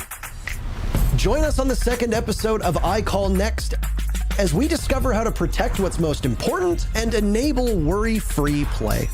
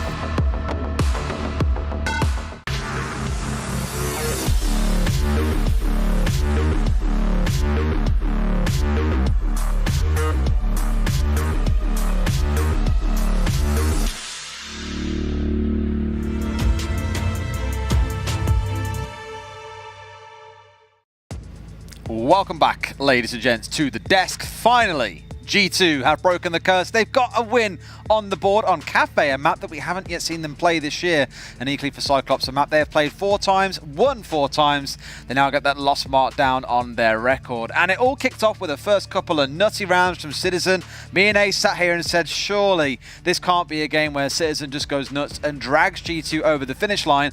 But it feels like slightly erratic play coming out of Cyclops really let G2 settle into their groove. Yeah, they punished them. I think we've got to say that Cafe is probably a map that G2 look like they've been holding on to, and they've brought it out when they needed it. This was a very important result for them to get. As we said, this could be, given G2's previous performance so far at SI, a deciding factor as to whether they make it through to the playoffs or not. So getting a win here was absolutely essential for them. And what we're all hoping, as you know, I'm sure all the EU fans are, particularly Des, is that this is now the catalyst for G2. This is the game that steadies the ship, the one that they can go on from and start picking up more wins. They've got a difficult game coming up against Empire, but we saw Empire beaten by Dark Zero earlier. They've had a few body blows today. They've been softened up a little bit. They've been given the work, and maybe G2 can now go in and look to pick up and just solidify from that. But as you picked up on, Citizen having a great day today, but we've got to pick up, for me, on Uno as well. It's not just all about those kills. We've got to look around the game. Uno with a 90% cost, getting a plant down, a 1vx clutch. Uno has made a big contribution to everything, everything in this G2 win. I think for G2, the longest concern we've had about them, we said back at the start of stage 1 of EUL, their attacks were good. The defenses, let's not beat about the bush. Took a little bit of work. We knew there was something more to come on that front. As the season went on, their attacks kind of dropped in quality, and the defenses never really picked up. To the stage that on an interview at the end of Playday 7 or 8, I forget which one, they came on interview and said, look, something's just not clicking right now. We're working on it ahead of SI, and so far it's felt like that has really kind of fallen by the wayside. Once we got into their defensive half here in the second half of the map, it felt a little bit chaotic at points from Cyclops and also from G2, almost being dragged into the APAC arena. A couple of rounds, I think we touched on the last one, for example. Cyclops dropping all their utility in, dropping in, and even the rush here coming in is a great example too, dropping in their smokes, their candelas, then rushing in and getting gunned down, just like you saw on your screen right there. It wasn't the most well put together by Cyclops, and I think that let G2 feel a bit more comfortable. It's going to be uplifting, I think, for the boys to know that you're not going to sit in dead last, that you haven't lost to, again, no flames to Cyclops, arguably the weakest team in the group at this point. At least now players are thinking, right, we can get there. As long as Cyclops don't go absolutely nuts and find 2 or 3 wins out of their remaining fixtures, that should be for us. Well, I likened it to a jar that was difficult to open before we came into it, Des, and it does feel like G2 maybe just managed to pop that lid, get it open, and like you say, hopefully it's not going to go back on for the rest of the tournament, and it's just going to now be good performance after good performance spilling out. As I already picked up on Uno there, looking at the match summary, 90% cost, we've got a 1.43 rating, a great performance from him. I want to give a shout out to Kanto and Uno actually. We saw it on the highlights there. There was a plant that went down inside of Kitchen on the attack, and it was 2 versus 2. Kanto did fantastic on the cover to begin with for Uno to get the diffuser down, but he got down. There were 2 players got downed, one on either side at the same time, and Kanto did a fantastic job of Uno chose not to pick him up, and for me it was a great decision in the heat of the moment, because what Kanto did was crawled his way deeper into Kitchen and basically used himself as a live cam for about 20 seconds to provide information to Uno about exactly what was going on inside a site. It allowed Uno to rotate out into Bakery. He took the fights at his own advantage and won the round out, and it was just really nice counterplay that just came down to that sort of teamwork and quick decisions, quick thinking. And it was in the late round against Chalet earlier on where they often struggled, where even despite having a 2 or 3, maybe 4 2v2 situations, they'd still get them away. Good to see they can definitely do it here against Cyclops. Let's take a look at the group standings and see how things currently sit. As we said, G2 lift themselves off the bottom. We have liftoff. It has been a slow and painful journey to get the rocket moving, and it's slowly starting to crawl into the sky, but it's got to do some work if they're going to rise up those rankings. Just a reminder, you finish 5th to 9th. Yes, you go through to playoffs, but you start in the lower bracket. You only have 1 chance, whereas those in the top 4, they all get 2. That's it, and I think at this point, you know, realistically for G2, they're aiming for 5th to 9th. You know, they're unlikely to fight their way up into those top 4 spots at this point, but I'm sure they're going to be keeping a close eye on the game that I think is still going on over on Stream Bravo, which is Cloud9 versus Empire, and Cloud9 there obviously looking to get themselves another win on the board. G2 will be hoping that doesn't happen, because it does give them then the opportunity to make that leapfrog. I think Empire have won. I just checked a second ago. We're on break there. We're just coming to the end here as well, so by the looks of it, it would have been 1 out there. But for G2, it's not looking absolutely woeful. It's not looking great, but it's not looking terrible for Cyclops. And I think it's fair to say at this point, all of APAC, there are questions to have, as their only win has come from a game against one another. But that is the end of this game. Let's go to a break, and when we get back, another game coming your way. See you soon.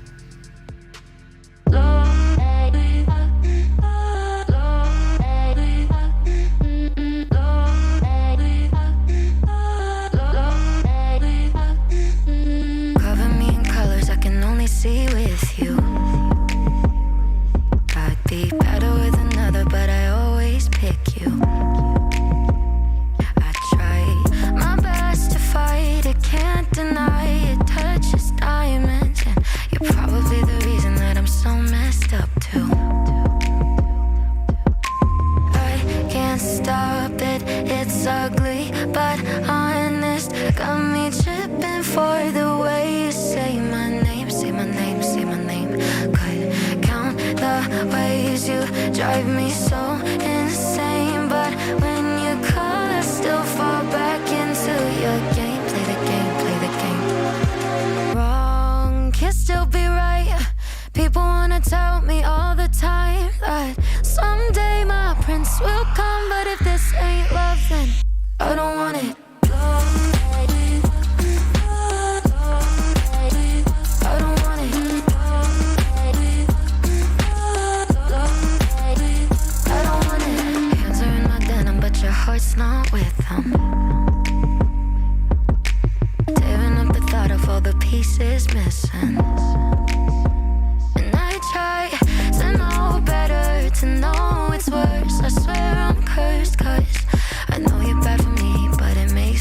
difference.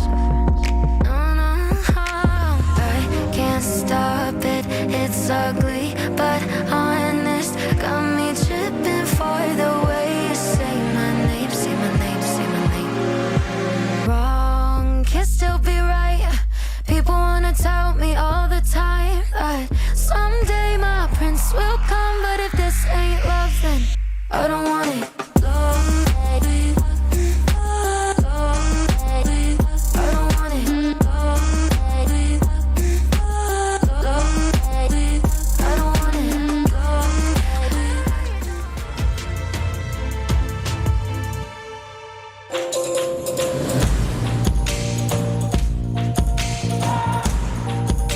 The panels are moments in time, are these little moments where we as developers decide to both reveal what's coming in the next year, which is really exciting, but also talk to the community. And we have this really fortunate moment and all be in this one place and celebrate together what's coming in the future of Siege, something that the development team takes so seriously and works so hard on every single day.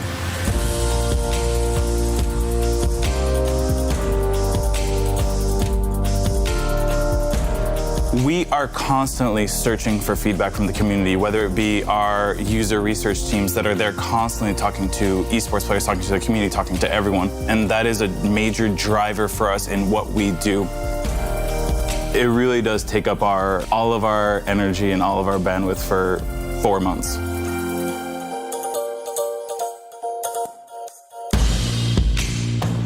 When we get to the SI, it's a little bit different. It is very much a singular moment, which is exciting and scary, where we can have a pretty good idea whether the community is interested in where we're going or not. It's the best and most fearful moment of the year. We are about to kick off our Year 5, Year 6, and beyond panel.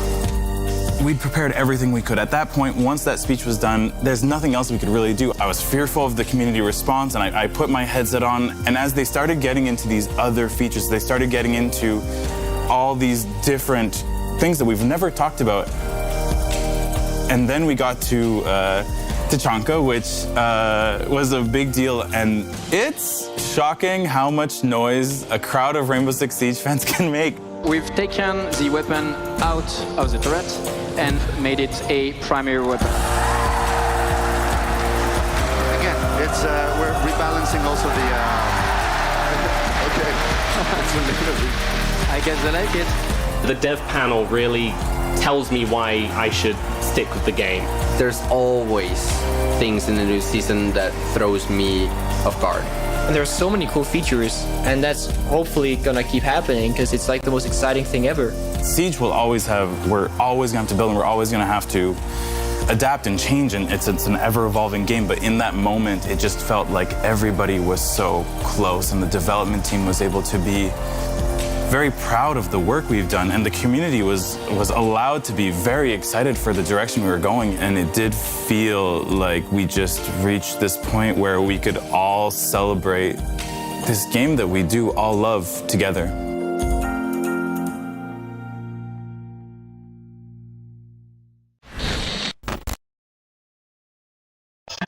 I'm Elems, I'm from France, and I'm playing for Team BDS.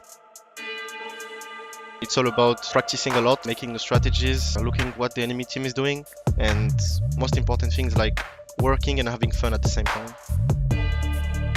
I would say nade because it's more enjoyable.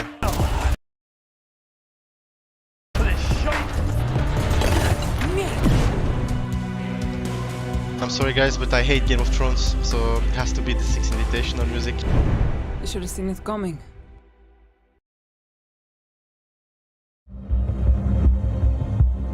I have to win this round for the grand finals now.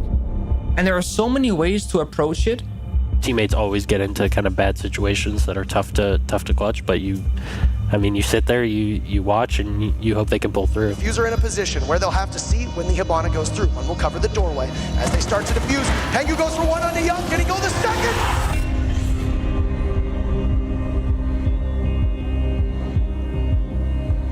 A lot of people wonder why we call the Six Invitational 2018 Grand Finals the greatest match of Rainbow Six ever played. I mean, I think the greatest indicator of an excellent match is how many different ways you can denote its importance. The morning of the grand finals, you've got Penta and EG, two of the best teams in the world, ready to square off. EG, known as Continuum at the time, were the defending world champions. They want to defend the hammer. Penta has won everything but the 6 Invitational, so this is their chance to cement their legacy and be the best team in the world. Our two teams both thought that we were the best two teams. Even if we exclude all of that story, we are still treated to an exhilarating best of 5 that subverts expectations every step of the way. EG winning the first 2 maps, the second in particular, very, very close. Nobody saw that coming. I had kind of lost hope, but in that particular moment, Fabian motivational speech, the fans cheering us on, those are the 2 key moments that really pushed the difference. Penta wins the next 2 and storms back to push a 5th map. Nobody saw that coming. Once it got back to 2-2 after Cafe, I guess nerves kicking in a little bit, right? Because in the back of your mind, you're like, oh shit, is this happening? Map 5, Penta almost wins outright. But then EG claws back and pushes us to overtime. Nobody saw that coming. And honestly, I was kind of mentally exhausted, and I didn't have any super logical answers to try to close rounds, and was trying to kind of create some chaos. Doorway. We don't have to really worry about a window. Canadian, a spot peek. Really? The glass goes down. He returned fire and crossfire in overtime. Why not? And then in the final hour of the last round, it's Pengu of all people who clutches it. They're often known as the best team in the world. Penta are your world champions. When he announced me as a world champion and a winner, I teared up. It was achieving my lifelong goal, and I felt for the first time the massive amount of success.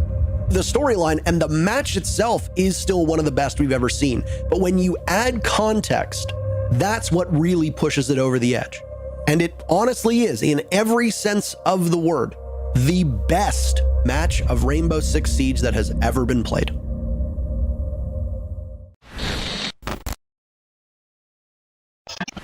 My name is Bodega. I'm from MIBR and I live in Brazil.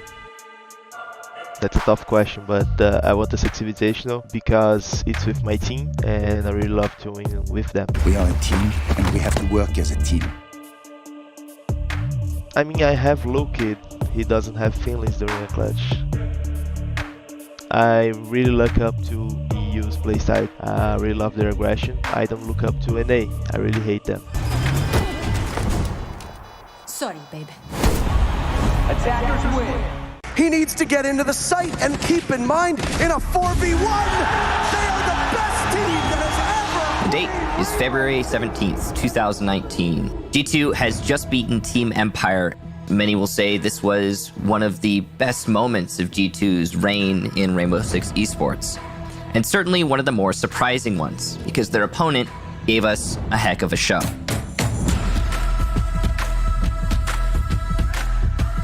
Let's briefly go over the history of Team Empire before SI 2019. At this moment, I guess we were in Challenger League still. So we are not competing in Pro League and we are going for the Invitationals through the qualifiers. To go for this tournament, it really means a lot for us. We were a young team. Then we start to understand that we can play on top of the level in Siege, and it was unforgettable. It was an impressive feat for Team Empire, so coming out of the group stages, they had already started to peak in terms of their hype. Turn on its head, inside its luggage. Oh no, a team kill! Taking out Walker now on the diffuser! So now Empire has made it into the grand finals. Going into this match, the expectations were set. Team Empire is an up-and-coming team that has a lot of excitement behind them, but they're going against G2. Of all squads, possibly the hardest match they could have faced. It's going to be amazing, and if any two teams are going to give us a good run for the money and maybe make it to 5 maps, I think it might be those two. Against G2 will be a great match for sure. In our opinion, if you want to be the best, you need to beat the best, right? We felt like we knew what they were gonna do, but we also felt like they knew what we were gonna do. It's gonna be a tough one, no matter how you try and crunch it out. Most expected Team Empire to be destroyed. Infinite Overtime had only just recently been introduced, and it was only being used in the grand finals of larger events. We saw Coastline be absolutely hectic. We are close to a perfect round. Empire sets quite a tempo. To peek him, he's gonna toss a frag grenade and jump in, and Jonas shuts him down. G2 bounces back on round number 2. Fabian rotates out. G2 will take the lead once again. Toss it out. It goes off a bit too early. He's going to do nothing. It's a flawless round from Empire. I think you could say that Joystick probably won the G2 will force us to overtime. It was like a wrestling match because it's like nobody was really gaining a substantial lead. We were always fighting for the next round. Michael, are we about to cast the longest siege match? He takes out Kanto, and where's the other body? It's Fabian! G2 are so experienced, they won so many tournaments. I think we were unready to do this at that moment. No team was able to break away until the very bitter end, when G2 managed to win 2 rounds in a row in overtime to finally lock out the map. Down 1, he loses a bit of HP, but he's traded off, and there you finally have it! The final scoreline of that map was 10-12, the longest map that had ever been recorded in Rainbow Six competition. And that was pretty awesome.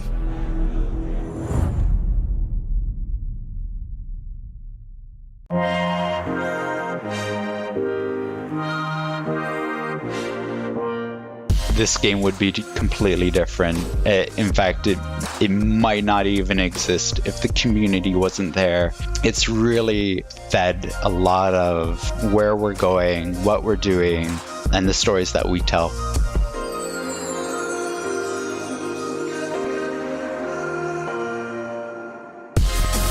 The great thing about Siege is that it attracts people from cosplay communities, from art communities, and then the gaming community and the competitive community. And the fact that we can all come together and it doesn't really matter. Like, as long as we talk about Siege. There's no kind of barrier. Everybody should be allowed to participate, and everybody can grow and get better at art and fall more in love with these characters.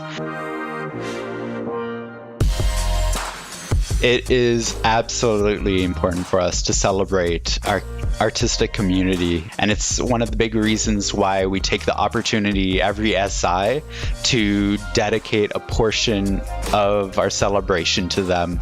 You can go to these events and you sort of see the way people react to your work, and actually to be able to see it in person, it makes you know what you're doing is right and what you're doing, you could improve on. And that is something that I don't ever take for granted, and I am extremely grateful for. It's helped me mature as an artist and as a content creator. As a person, as an artist, online or offline, I'm more confident to talk about myself. I'm more confident to talk about my art. So it's something that I'm still thankful for the people that I met at the community. We get to meet people from like a completely different continent, and like SI was that opportunity, that one opportunity that we could physically meet and connect with those people. You go to these events and you find that everybody is from all different walks of life. They speak different languages, are from different countries and cultures, but at the end of the day, we all speak the language of Siege. As long as you can draw, or as long as you can construct a uniform, you can share kind of your love for Siege. It goes beyond any kind of language barrier that you may have, because everybody kind of shares the same passion together.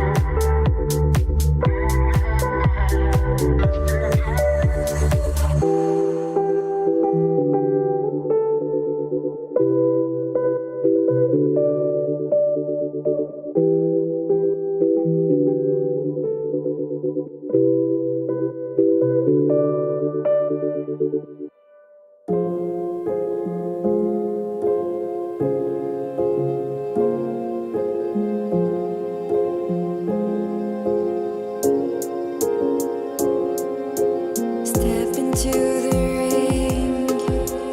The sun blinds me. The hole in mist looms behind me. Faced with this dark force, I won't give up. Fear to spawn. Your faith drives me.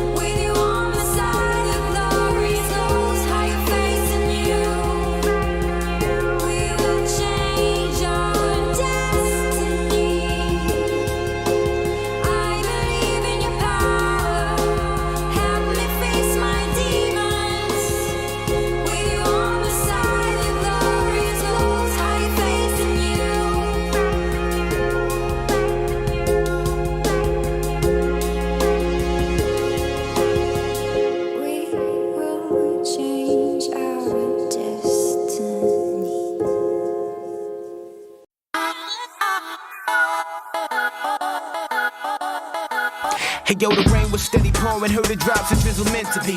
Chilling in my crib, no doubt, peep the scenery. Telephone rang, then it stopped before I could answer it. I heard it knock at the door, so I answered it. And with Jermaine, he had a little situation. Beef up on the block, and orthodox that led the confrontation. He said these cats be acting hard on the block, and they be pumping weight and holding, so Dwayne got shot. Now see, Dwayne was just a knucklehead, but still with his cousin. And I'd be wrong if I ain't help him when it's beef, he gon' rush him. He said, listen, homie, ain't no time for discussion. Motherfucking pressure's rising and it's boiling to bust him. So if you with me, then you with me, nigga, make a decision. Got the bait, you be the hook, cause we's about to go fishing. Now listen, when it's on, then it's on for show. Kiss my girl up on the head and then the wind out the door. Stood up in the dark, it comes to light. So always play your part, and say goodnight. Stood up in the dark, it comes to light. So always play your part, and say goodnight. Stood up in the dark, it comes to light. So always play your part, and say goodnight. Stood up in the dark, it comes to light. So always play your part, Hey yo, we pulled up on the block and it's raining, it's hard to see shit. All I seen is 6 headlights, that means it's 3 whips.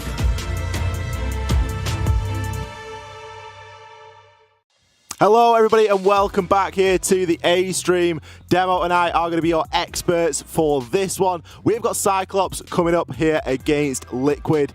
Demo, could this be the biggest David and Goliath battle that we have had so far inside of the group stage? Yeah, in terms of who you think would win, I'd be surprised if we have any Cyclops percentages. This is arguably the biggest, just historic match for Cyclops, because this could decide if they actually manage to pull it through and perhaps could still make it out off this stage, or if they're going to get beaten very, very heavily, that could be them done for SI. Who knows? It is. It's going to be a little bit of a shame for them as well, especially with how they performed earlier on against G2. There was some flurries there. There was some big, questionable rounds maybe coming out from G2, some opportunities that were capitalized on by Cyclops. So they've certainly got it within them to win a couple of rounds, but overall they've really just underperformed so far, currently losing 3 of their opening games. This is the time that they could have to try and change that, though. We're going to throw the rosters up on the screen right now. Cyclops, they're going to be the team that we're looking at first. Demo, what do we need to know?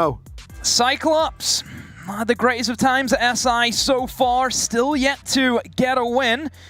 Just coming off the back of a G2 match, and he did lose that game 7 rounds to 3, so they're going to have to go pretty big now throughout the rest of their games if they want to remain inside this competition. But Ollie, their opponents. It's not the opponents you want to see after a G2 loss. It might not be, no. They're going to be going up against Team Liquid. We're going to have that roster up for you very shortly as well, and we can run you through some of those players. It really isn't going to be an easy ride here for Cyclops. You know, they came out quite strong in their own region, and I think maybe they've just suffered at the hands of, you know, some of these more international matchups where Siege is perhaps a little bit more developed inside of other regions, and it really is just a thing that started to slow them down. But we are going to bring the Liquid roster up, and we're going to be able to have a look at those guys and just run you through their opponents here. Of course, Nesk, Sexy Cake, PSK, Palu, and Moringa.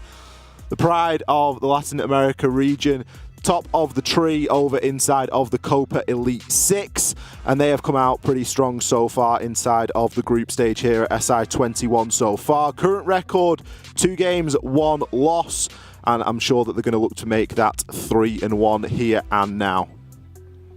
Liquid, obviously one of the top teams inside of Group A at the moment, and they are hoping to continue on their success from day one and keep it rolling through and try and cement themselves in that top 4. And all the best teams want to make sure they're in that top 4 because obviously you have the advantage whenever it comes to the playoff time.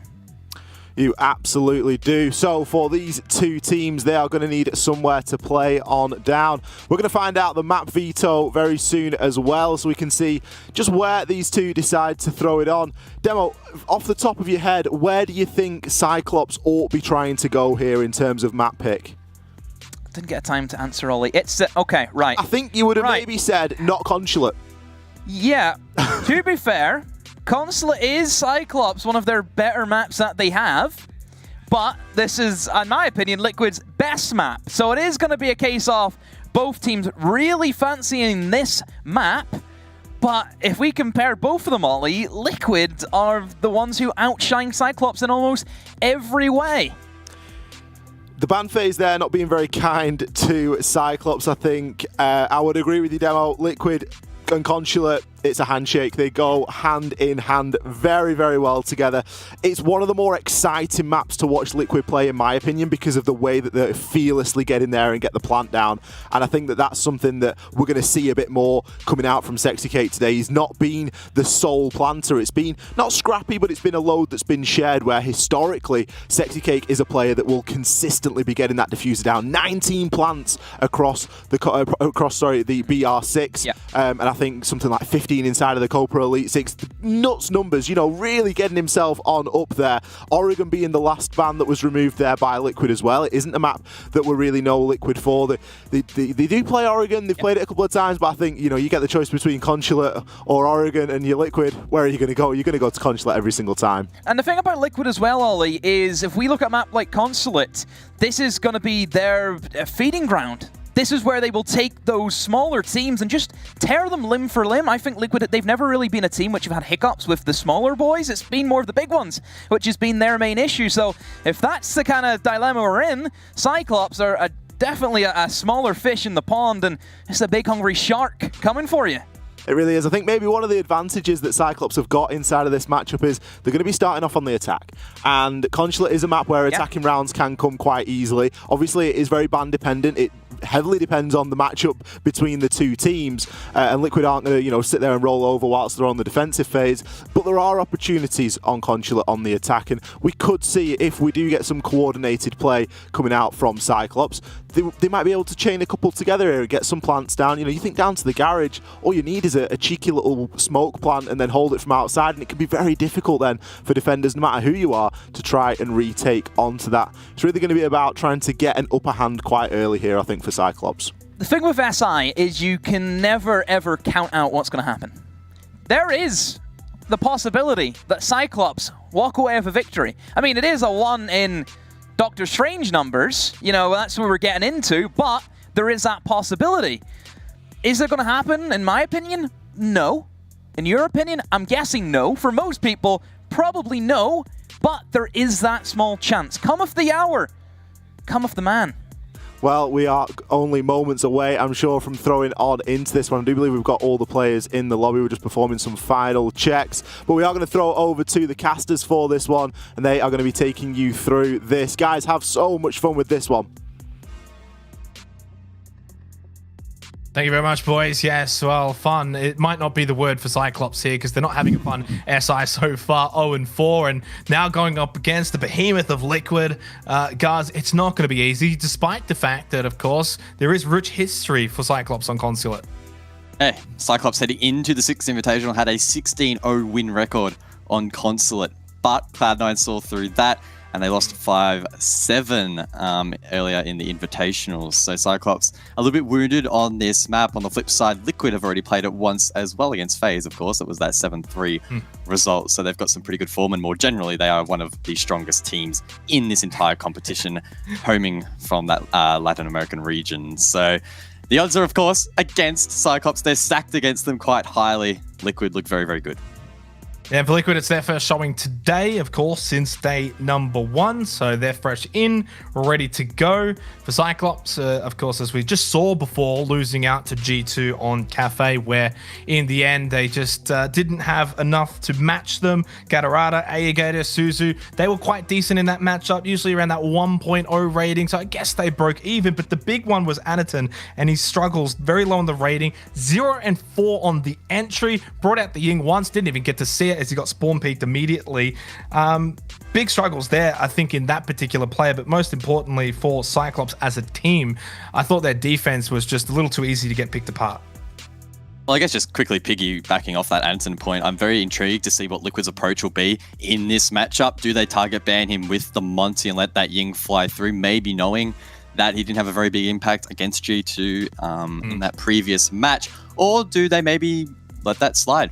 Go with one or more of their comfort bans on this map, which historically has been your Jackals, your Capitals. I mean, it's actually been quite diverse. They even banned out Zero against TeamOne in the Copa Elite 6. They did unfortunately lose that match, so maybe that's not the best form guide for this team. But yeah, keen to see, do they target ban and get that Montang off the board and force Anaton onto that, what at least was in that last match, a slightly more uncomfortable role? And for Team Liquid, over on day 1, it was Palu and it was Moringa that were the really the players that set the pace for Team Liquid. And I kind of expect it to be sort of those guys again. Usually a team effort, though, from Liquid, the support players, usually making it easy for the fraggers and so forth, all those goodnesses. But this should be a relatively comfortable win for Liquid, as the way that SI has played out so far. Cyclops just not looking close in really any of their matches. Yeah, Liquid have started off really, really strongly in this group. Of course, they are currently in 3rd place. BDS knocked them off, but that's because, of course, they've already played today, and Liquid are yet to. This is their first game of the day. So hopefully they can go to the server nice and warmed up. I'm sure that the pressure won't be too high for them. That's obviously on the shoulders of Cyclops.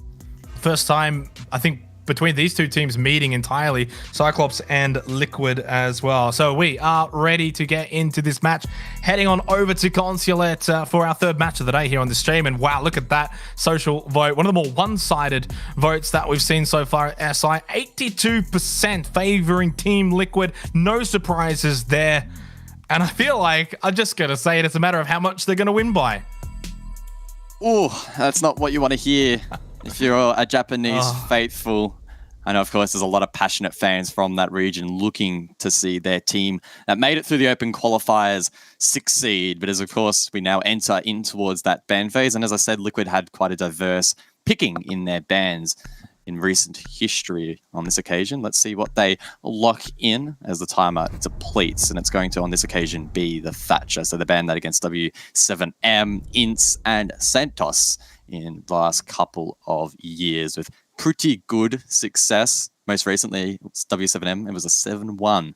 And of course, with that Thatcher taken off the board, it does make it a little bit more difficult on the attack to open up the main breaching garage and clear utility elsewhere on the likes of Yellow Stairs. But you can counter that in the current meta by dumping utility and getting good vert control. They'll need to be mindful, though, as Nomad's taken off the board, making those flanks a little bit more volatile.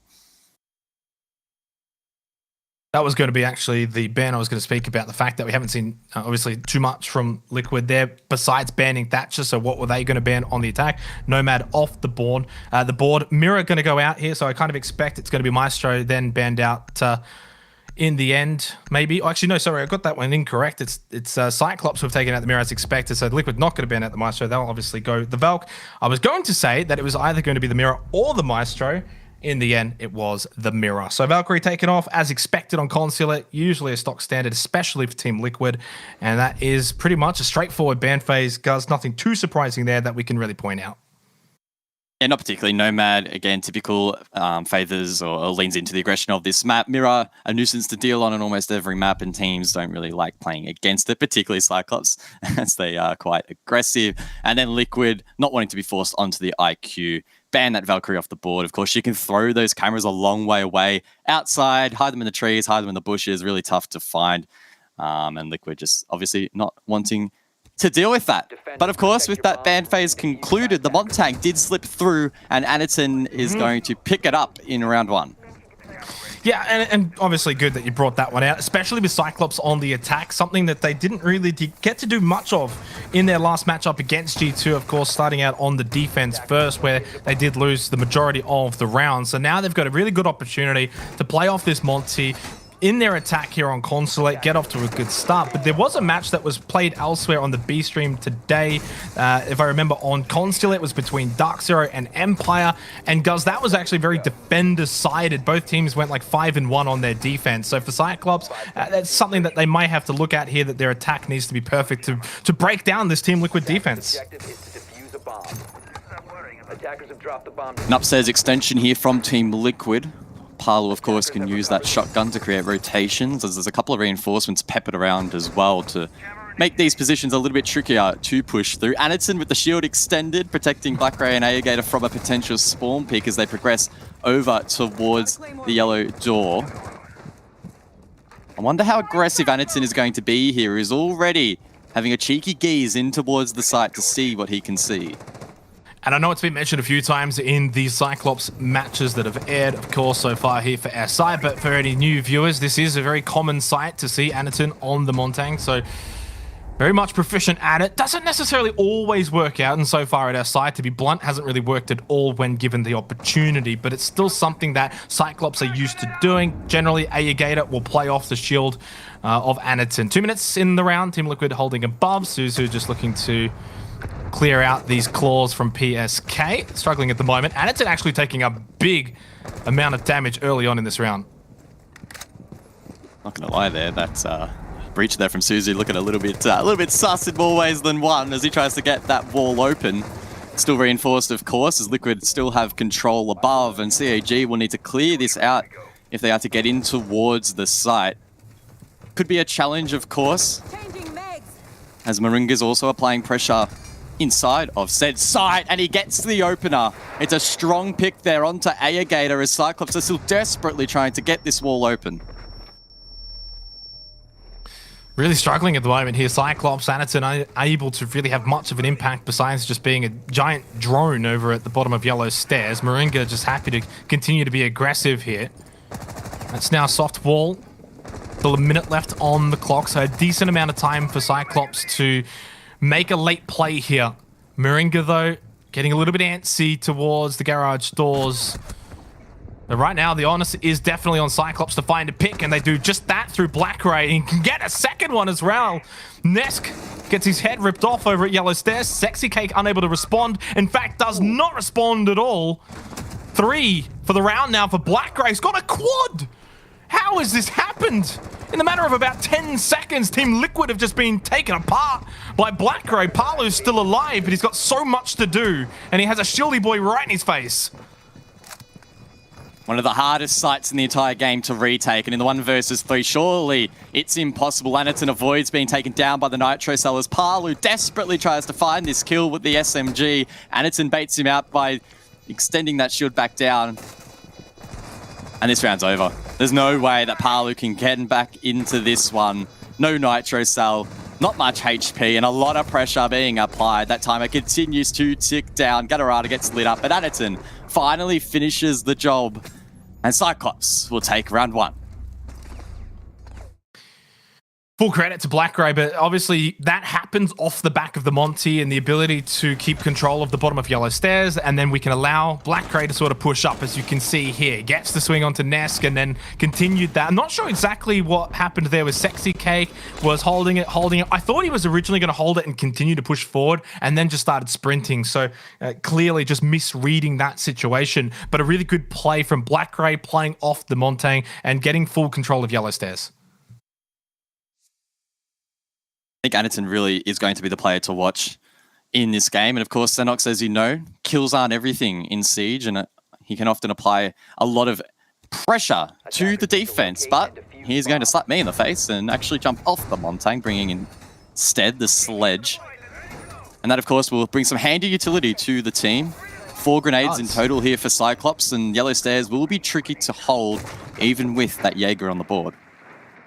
Yourself and I have seen a lot of Cyclops most recently, especially in the APAC playoffs, and one thing that I don't think I've ever seen is the fact that both Ying and Monty are available for Cyclops, and yet it's actually going to be Gatorada playing the Ying and not Anaton. So that is something that Cyclops have in their arsenal here on Consulate. The fact that any time they can play both the Ying and the Montang. So a good start, they get the opening round on the attack, and this is where they're going to have to do the majority of their damage based on the way the op-ban phase went for Cyclops. They're on the attack first, get some good round wins here on Consulate. So it's a good start right now. We'll see if they can continue to capitalize.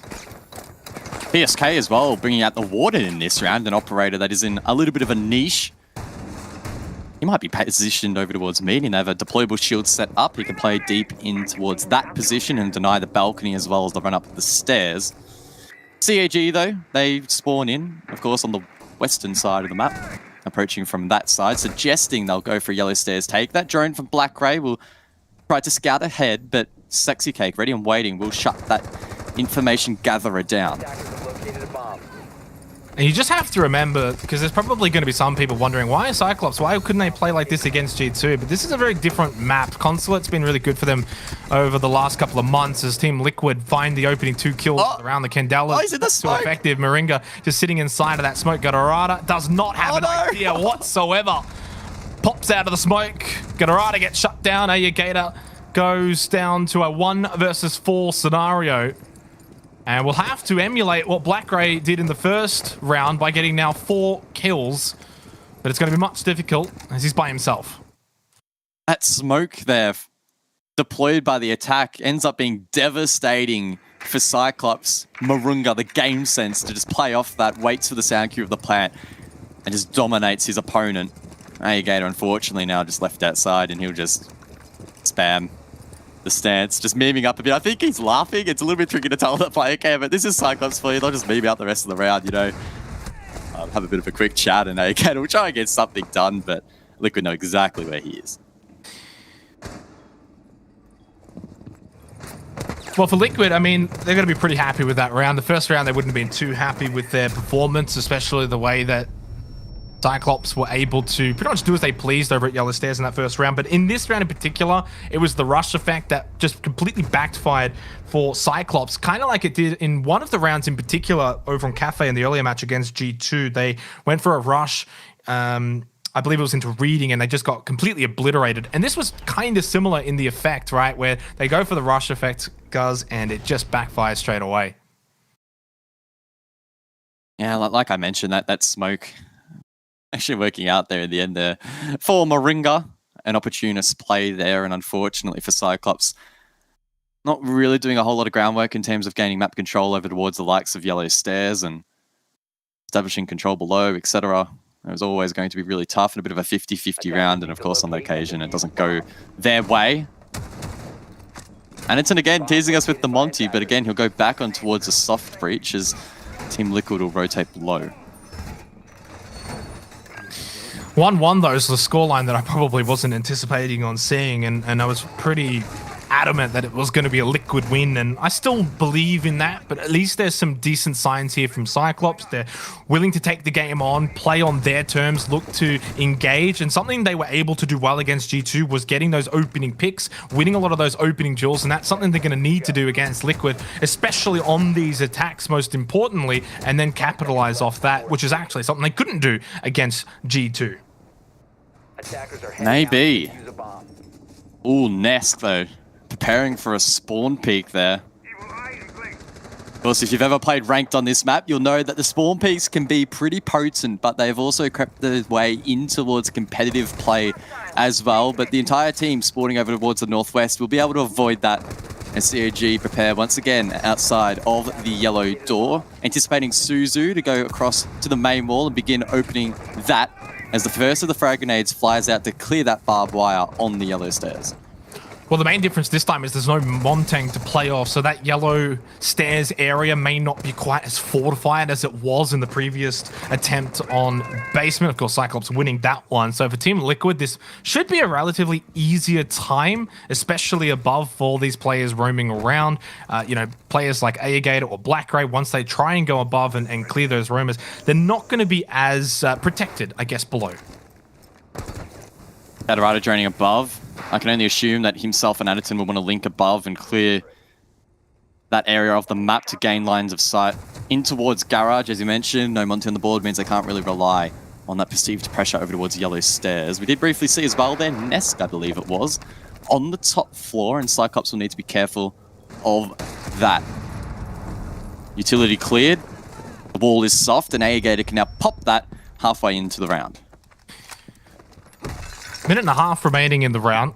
Still got a couple of players for Liquid still roaming about. Gatorado over towards Piano. Bit of damage on the Gatorado and Aegator actually here. They get that front of White Van wall opened up.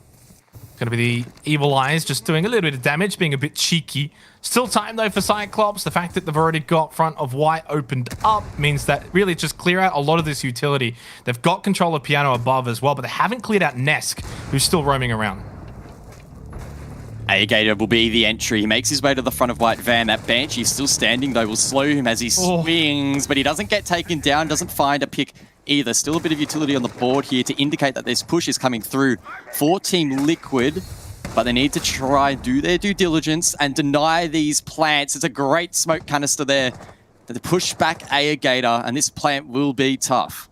There's only one more smoke grenade available though for Sexy Cake. Still 30 seconds left to sort of deny here. I'm expecting Liquid's roamers to now try and find a few picks, but it's Blackray who is now the roamer himself taking out Palu, and suddenly the kills just falling into Cyclops' lap here. They don't even need to get the plant down. They just obliterate Team Liquid on sight. There's nothing Sexy Cake can do. Moringa now left up into a 1 versus 4, and he gets taken down too. Cyclops are here to play here on Consulate.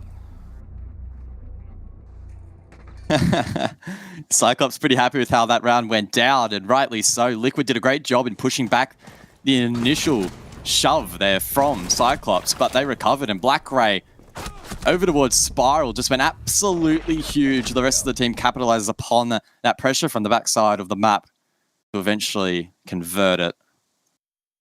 Good sign there for Cyclops, winning that round out. Of course, though, as you mentioned, it is, of course, we need to be measured on Consulate. Don't get too excited for Cyclops. We need to see them on their defense phase really before we can ascertain if they are actually a serious threat in this matchup. I have no doubt that Liquid, with so many sharp players on their team, can absolutely roll them on their attacks. So Cyclops have to go big here in this half and extend that lead massively. Attackers need to locate and defuse bombs. And I think for Blackray as well, especially being able to just start to find a few of these kills. This is twice now we've seen Blackray sort of be able to pinch in behind, get a few picks onto Team Liquid, and I think that's been the standout for me, guys. Yeah, for sure. I have to agree with you on that one. I want to talk about this site, though. Of course, it's the first time we're going to see split played here by the defense, Tellers and Archives. Expect the defense to set up a lot of lines of sight from above, all the way on the top floor, as you can see now, and then all the way down below, where you'll often see defenders tossing C4s or nitro cells up through the floor to deny plants, as well as create lines of sight. I mean, you can just see how many have been created there by Liquid, who have a couple of shotguns available to create said angles. That, of course, means that Cyclops have a couple of options on how they want to approach the site. They could go from the western side, clear from Garage, or they could go from top down over towards Admin on the eastern side of the map. Spawns though indicate a west side take, and expect them to try and get Garage quickly. Yeah, we've been seeing this from Cyclops a couple of times now, mostly for the basement sides, but now even for split, they're going to employ this Yellow stairs push in, open up the garage doors as you said. Gator loitering around outside in the courtyard as now they look to find a bit of information here early on into this 4th round in which Cyclops do lead 2-1. A surprise, but as you said, need to sort of just reserve judgment until at least we get to the halfway mark, or at least until that point, see whether or not Team Liquid can just find their footing on other sites, because right now it just feels like it's probably a basement-only thing that is holding them back, and we'll see if it translates over here to Split. Adorata still outside the building, aware that Sexy Cake is trying to find this pick, but he enters now in towards Circle Desk, and Gator is alongside 2 support. So Cyclops now have decent control of first floor, at least on the western side, but there is still roamers lurking about, and there we go. It's Nesk on the top floor to drop Suzu. He doubles down onto Gator, and he's not traded out. And this is where Liquid are definitely winning in this sort of area, getting these opening picks. That's now 3 out of the opening 4 rounds. They've been able to get these early picks, giving them the advantage. As you can see, the scoreboard hasn't quite translated into round wins all the time. Nice little push in from Black Grey. Takes out PSK, but Parley obviously has his position after that, gets the trade immediately, and it's still advantage Liquid in this 4th round. Anaton goes down, and suddenly normal service will resume for Team Liquid here as they look to equal it up 2-2. It's a sense of deja vu here. Gatorado taking the same route he did a minute and a half ago outside, but on this occasion, Sexy Cake will get the kill from the window, and that's a Liquid round. Yeah, and right now it just feels like, is it only Garage that's the issue here for Team Liquid? Everywhere else, they've been able to be quite successful.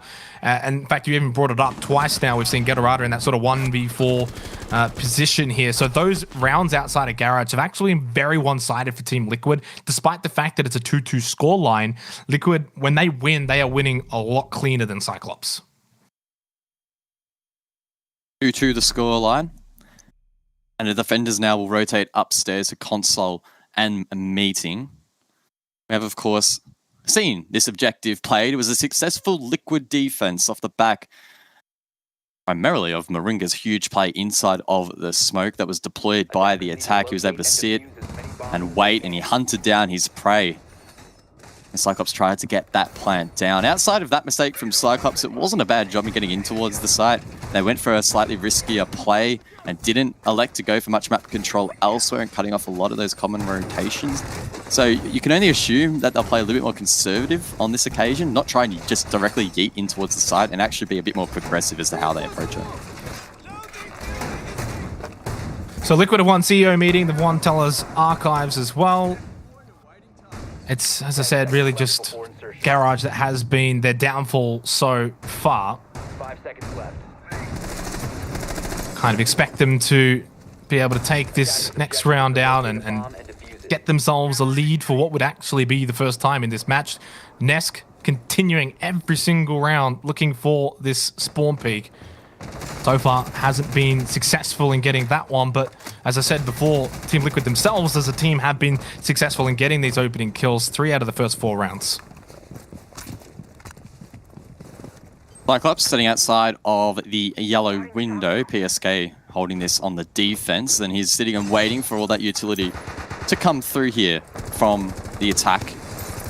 Flashbangs are in hand, alongside smokes from Gatorado if he decides to use those. Suzu will be the primary player here in terms of actually dislodging this player with a frag grenade. He has 2 in the pocket, and he'll be ready and waiting for the rest of his team to time this correctly. And Liquid haven't really sort of put much of a foot wrong. I mean, if you think about a lot of the rounds the Cyclops have been winning, it's just Black Grey going huge.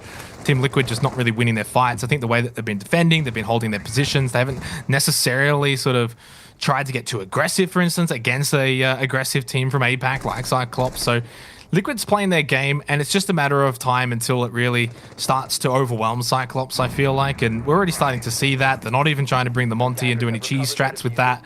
The Ying from Gatorada, maybe not too effective either. And as I said, outside of basement, it hasn't been ideal for Cyclops. And it does seem like it's Team Liquid who are really making things happen elsewhere. A much slower round here for Cyclops, leaning heavily into their drones to ascertain as to where these defenders are. no cheese rush as they play quite slowly, and it does pay off for the first frag. Suzu connects one of those nades there onto PSK, who was holding that yellow stairs position. He claims it, but Palu with the Nitro Cell will take it back. It's a 4 versus 4 now with a minute to go, and BlackRay's probing with the F2. Nice from BlackRay, has been the starlet for Cyclops. Fortunately, though, Sexy Cake in a good position to get that trade back. Gatorada keeps the advantage on the side of Cyclops until Nest gets another one. 2 versus 2. As Aegate are going to try and stick this plant now. Palu pushing into the top of Spiral. 40 seconds left. Candelas from Gatorada just starting to explode all around the map. The retake's on here for Liquid. It's Palu to get the first, and he's left now in the 1 versus 1. Aegate! Oh no! What are you doing? He looks the wrong way. Palu gets the kill. Palu wins the round. I mean, obviously just didn't have the information, guys. That's just such a lapse for Cyclops in what could have been a very winnable round to secure what would have been a minimum 3 rounds in the half. And Palu, who even got the kill onto Gatorada, is that not commed properly? All of 3 seconds earlier gets the kill and continues to push. I just don't understand how he's looking in the wrong direction, and Team Liquid will happily take that round and now at least guarantee themselves 3 rounds in the half. Definitely miscommunication there from Cyclops late round. I did like what I saw there from Liquid.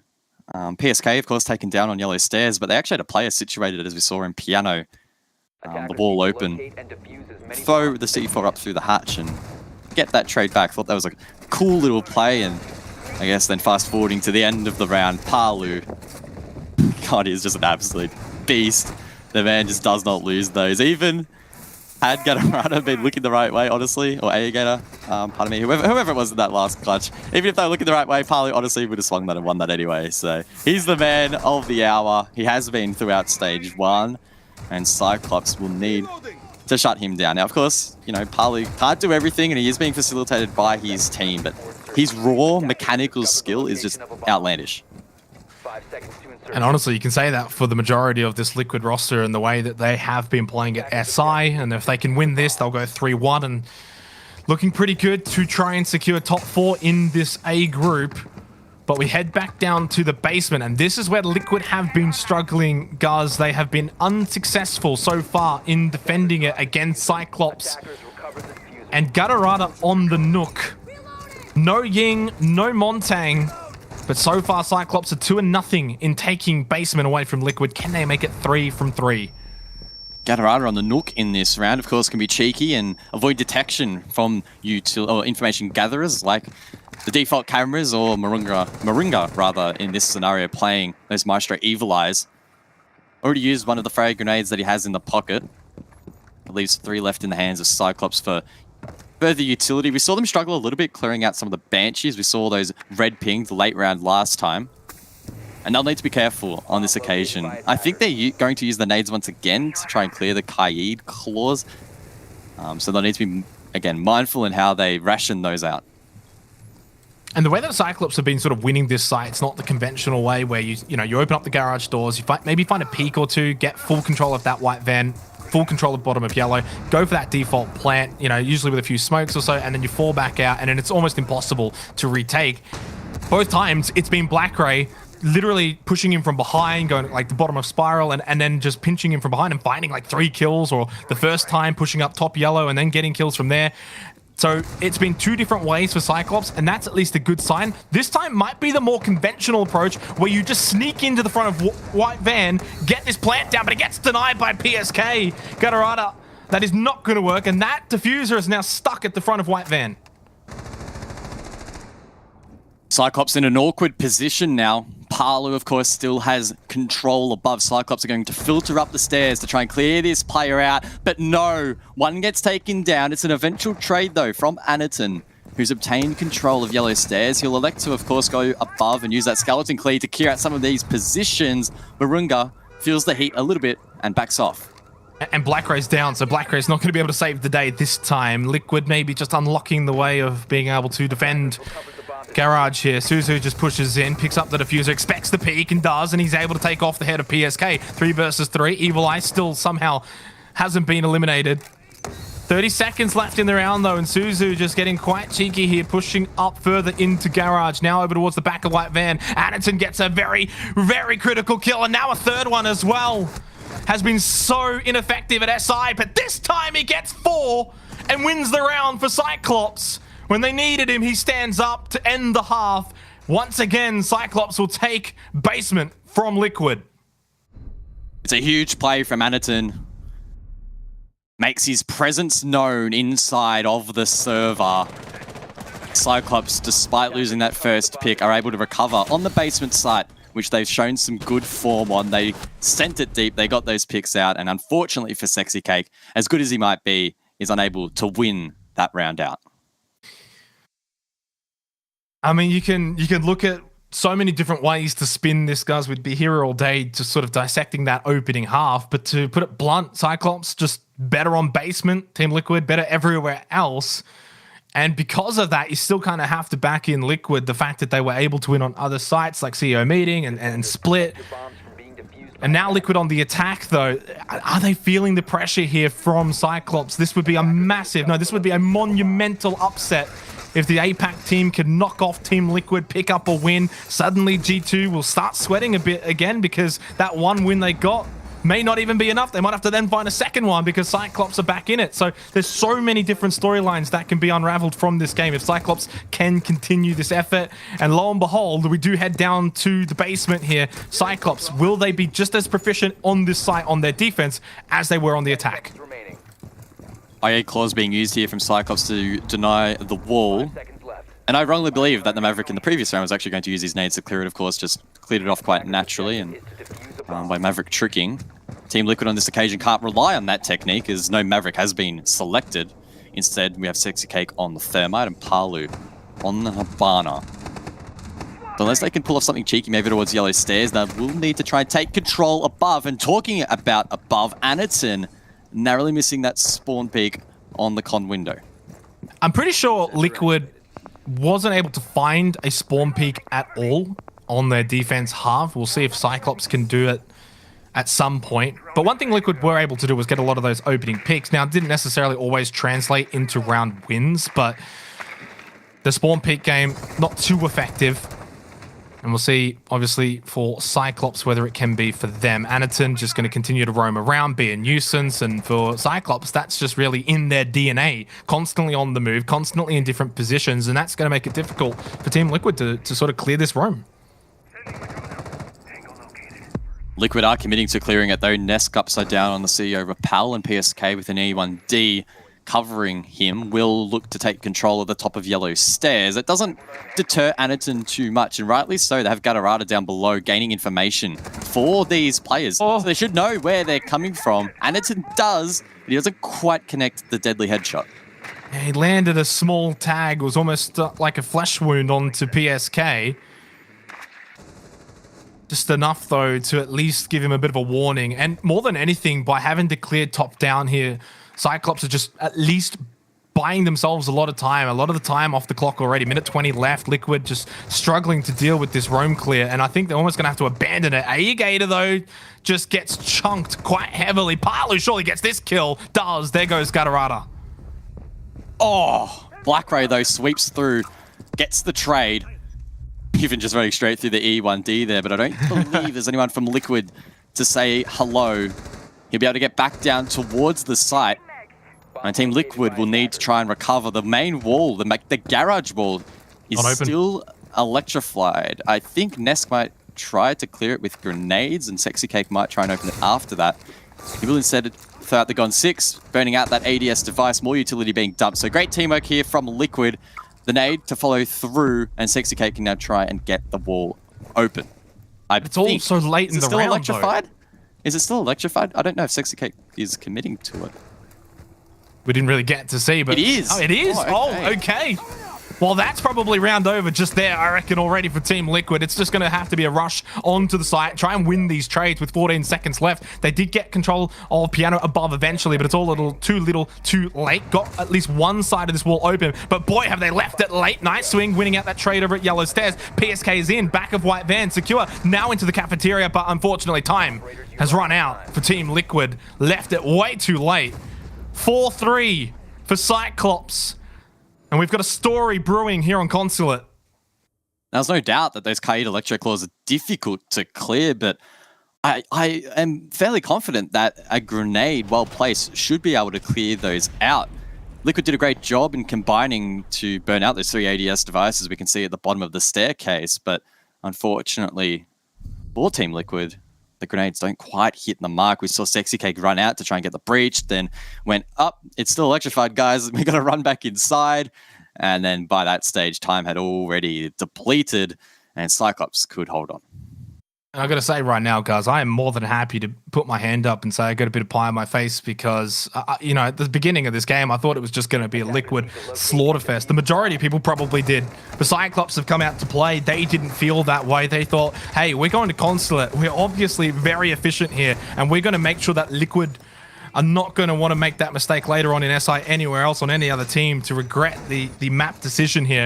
And for Cyclops, the fact that they got Consulate through here, if they win this game, I can tell you without a shadow of a doubt, they will not play it again at SI. I'm telling you now, guys, it will not happen. So you got to make use of it while you got it, Cyclops. Remember, they were 16-0, 16-0 on this map up until, what, 2 days ago? Yep, C9 denied them of that record. Well, still a long way to go in this matchup, and Team Liquid making a small mistake. Close that round. It could have been a very different scenario had that main breach been open. Would have played out very, very differently. We now head up to lobby. Will Cyclops be as proficient on this site?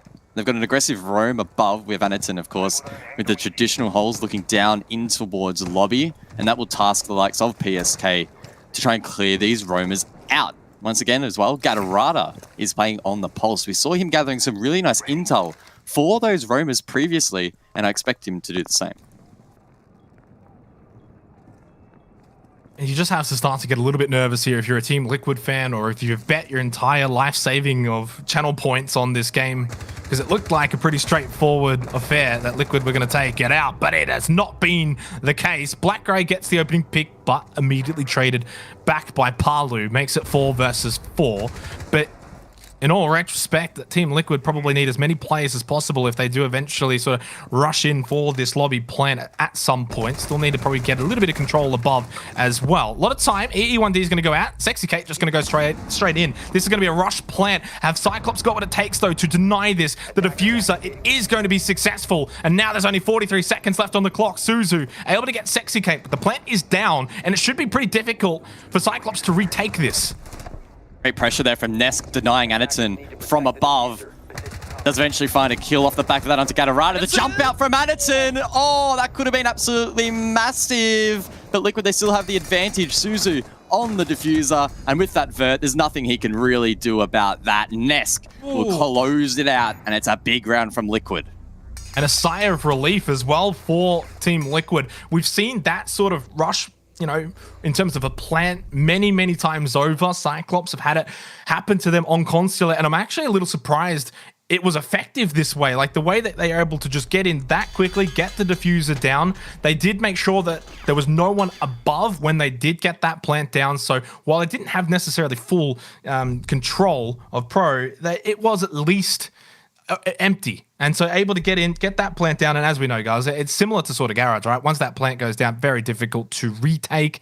And Cyclops, well, they've got to make sure that they are able to capitalize on this map. Liquid's a team that are going to be very formidable. They are going to continue to throw everything they've got here at Cyclops. This is not going to be easy. They head over to Split now. And what a game we have got here. 4-4. It's just back and forth. Hey, Gatorada with the thrust. We finally get to see some PogMap play here over on Consulate. Bringing the bulletproof cameras for some nice intel in towards Visa, and can place those mats around to try and catch the attack off guard. Other players to highlight are probably Black Grey. He's been having a solid game so far, posting some good numbers, but across the board it has been a pretty consistent performance, really, from both teams. And even players, for example, like PSK, is still having a big impact there on the line, for example. And I think that's a really good selection, trying to at least minimize the amount of aggression that Cyclops are playing. Every time, remember, that we spectate a Cyclops defender, they're never standing still. They literally are WASDing at every single occasion. Well, BlackRay's numbers here are actually very important. 11, 1, and 6. And the reason why it's important is coming into this match, had a 0.52 rating. That is literally second last at SI. So a minus 22 KD as well. And now just completely going ham against Team Liquid. Really good for BlackRay and from an individual perspective and that confidence, but obviously for the team as well. Laniton's another player too, having a very strong performance here on Consulate, gets traded, and like the round before, it is 4 versus 4 once again.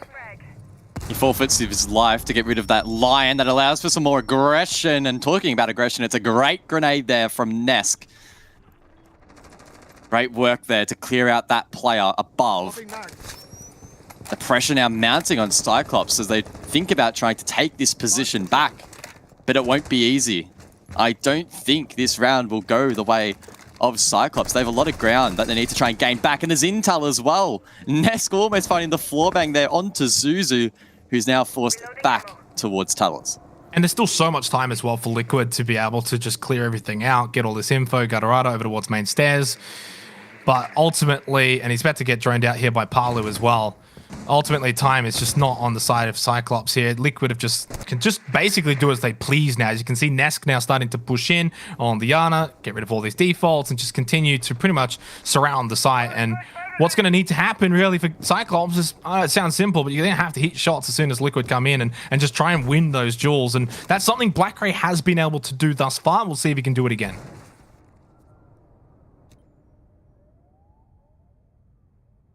BlackRay playing that Yoda position at yellow stairs. He thinks there might be someone pushing down there, but Liquid, all their efforts are on the other side of the map. Arlu on the entry though, he gets shut down. That's Gatorada, a long angle over towards Dungeon. And that might be the look, and that might be enough to get them back into this round, especially if Liquid can't play off this vertical. Moringa narrowly misses that player there. Oh, that could have been huge, but doesn't quite find it. Oh, what's happening over the top of main stairs? Nesk and Gatorada having a duel of it. And while Liquid come away winners, Nesk is very much wounded. BlackRay still roaming around, has Suzu as well. Down below, 20 seconds left. Liquid with a slight man advantage. Sexy Cake now going to start to push in. And Liquid should be able to just pretty much overwhelm the site here with that man advantage. Cyclops, do they just go for the retake here? Sexy Cake jumps up onto the boost to go for the plant. 5 seconds left. If he goes for an attempt, he'll need to stick it. Oh. Moringa gets shut down. Sexy Cake, he has to stick the plant. Cyclops, no. They can enter towards the site. Surely they find him. Wait, what? He's in the smoke, boys. What? No, they've let him slip through. Oh. But eventually, he gets taken down. My word, Sexy Cake. Woo! Almost got away with that one, but Cyclops will close it out. I thought he was about to sneak out the back door and maybe then swing back around and, well, what would have been one of the more hilarious plays had that happened, but it doesn't. Cyclops do close it out. What a comical round, really, guys. Back and forth. It looked like, and you said Liquid surely can't lose it from here, and then they just throw their lives away. These duels happening elsewhere on the map, even though Nesk won over towards main stairs, gets wounded. Look at this. It was sloppy. He took so much damage, almost even losing that one. And then Moringa, just losing these fights, unfortunately. It's just not ideal. Timeout, I think, is needed for everyone involved, guys. Yeah, I had a bit of a breath after that. Honestly, if Sexy Cake had gotten away with that plant, I would have just called it a day. That would have been absolutely hilarious. And even Cyclops, yeah, just walk they were laughing after that. Yeah, I would have just been done. But yeah, Liquid, you can see they're having a good debrief here in the TAC timeout, just making sure they have everything covered, get their heads back into the game. Bit of emotion here between the players as they discuss they're not what's happy. gone down in the first few rounds. I don't think they would be too happy, but at the same time, it's important to remember that they're still in this match. Consulate, Kenley, for sure. And as long as they keep that mental strong, they'll be fine. And it's also important to remember as well, and I hate this discussion, but saving strats discussion, they're not going to go completely deep into that strat book. They just need to refine what's going wrong here and just play off their man advantage. They had that in the last round off the back of that great nade. But the hecticness from Cyclops to continually try and retake above did eventually catch them off guard. You've also got to give, full credit to the way that Cyclops have been playing here. Of course, they're very comfortable on Consulate. It's their map, as they should be. But most importantly, the big thing for me has been the fact that it's Blackray and Anaton. Regardless of the actual specific numbers, those two have been the impactful players for Cyclops. Now, they have been struggling at SI so far. It's mostly been off the back of players like Gatorada, Ayugator, and those two haven't actually been the starlets, as they usually are. The dynamic duo, as we call them over in APAC, it's been the other guys, and that just shows you that as a team, that's what Cyclops need. They need all their players, all 5 of them firing on all cylinders to be able to win these games at SI. That's what's happening here. That's why they're in this match against Team Liquid, and I think also just their playstyle, especially on a map like Consulate, the constantly moving meta that they employ works out really well here. And on the topic of dynamic duos, Liquid, of course, with Nesk and Palu have been performing really strongly. Recently, are also showing up in this server, having a huge impact and really highlighting their prowess. Cyclops, of course, they're going for the basement defense, establishing some lines of sight above. That's Gatorada with the 4-1-6, and Suzu sticking the Maestro for on-site intel as well. I guess is a spicy pick on top of all of that is Anaton with the Clash. Looking to deny this entry. I think Cyclops are pretty comfortable with allowing this, forfeiting this basically for free, as they can try to rely on Anaton. It's a little bit risky, but it could pay dividends. Yeah, and they've got the player over at Pipes as well. So, yeah, playing off that Clash, playing off that shield, it's, something that Anaton does like to do, whether it's the Montang, whether it's the Clash. It is played both ways. And what I was going to mention here, of course, is it's one of either two things is going to happen here. Cyclops are going to have that 100% win rate on basement once again. If that happens, they will then get match point. If it doesn't happen, well, that can happen, maybe. That was completely left field. Wasn't expecting that one, guys. Yeah, that's a strat I haven't seen before. Look, not much to really discern from that round. I guess the highlight was really Sexy Cake just walked up, opened the breach straight away, and that's what it is. But I mean, look at this from Cyclops. Honestly, how good is this? They're, rounds just disconnected. You'd have every right to be a little bit annoyed about that, and they're, just having a bit of a laugh, having a chat. And that's what APAC embodies. That's what Cyclops embodies. They love their positivity, and that can pull you through in some of these matchups. Yeah, 100%. And look, I think for Cyclops, they've definitely got all the chance in the world here. Just have to win this basement site. You win this, you've got 2 match points banked up.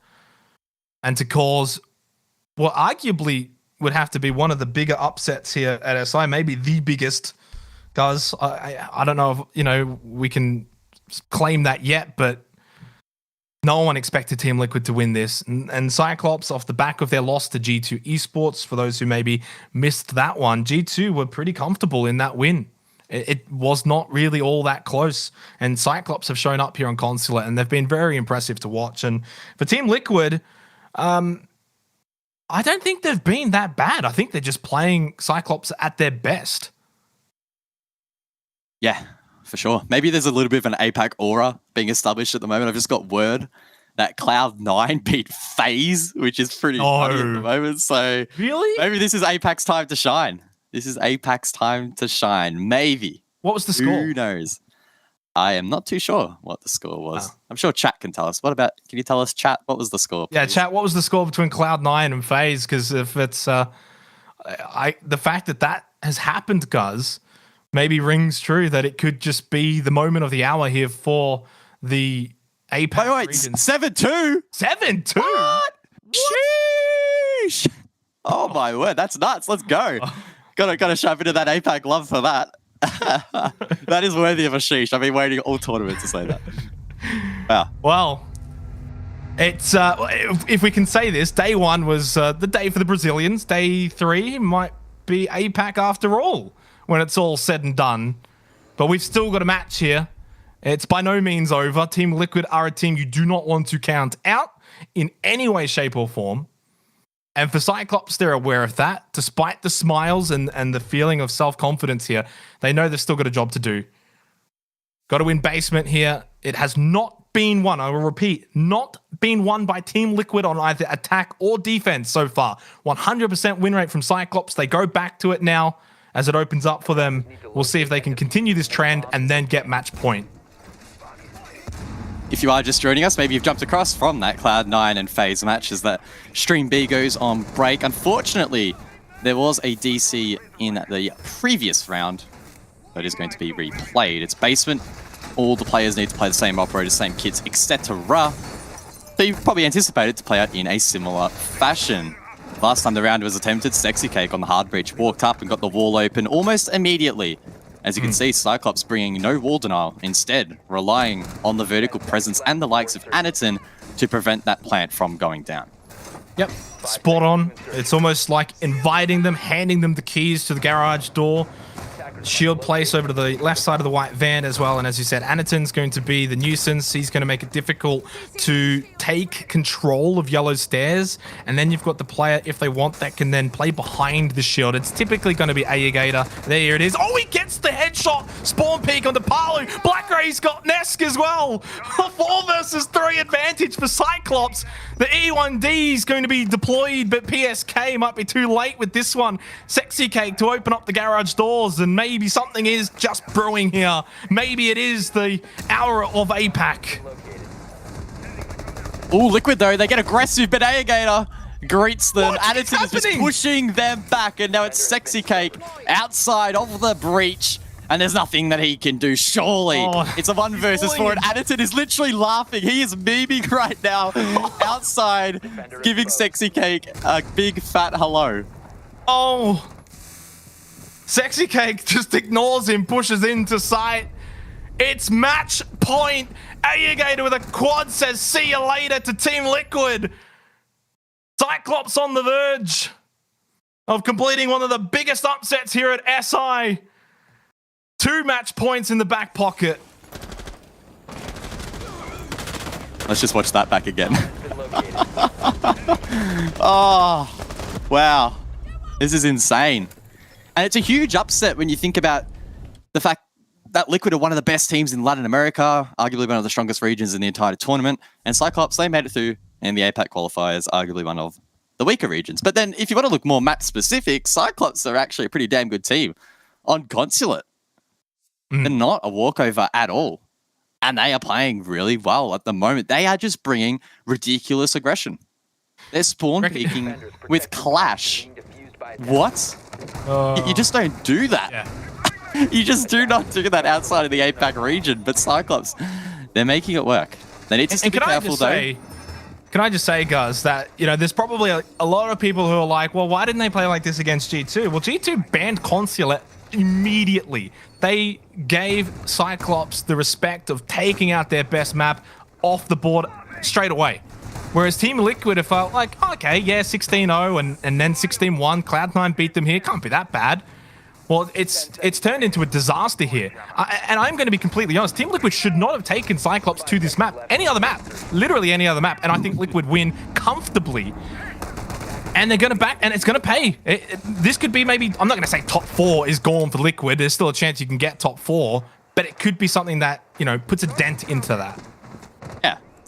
At this stage, they basically are confirmed for the playoffs, but you do want to be starting with as high a seed as possible, and starting in that upper bracket is a massive advantage when it comes to the 6 Invitational. Focusing our efforts on this round, though, and of course, Liquid still have a great chance to bring this one back, as Cyclops haven't spawn peeked 2 of their members in the first 30 seconds of the round, which is always beneficial. Adarada down below on the pulse again, gathering some really valuable information for his team. Palu can gain counter information though. He's playing the Jackal, can use that Inox scanner to try and clear above. But like I mentioned, Cyclops know that they are pushing from this part of the map. And Sexy Cake off the Thermite onto Lana. That Nitrocell is literally 1 centimeter away from having killed PSK. But he's low, very low for the remainder of this round.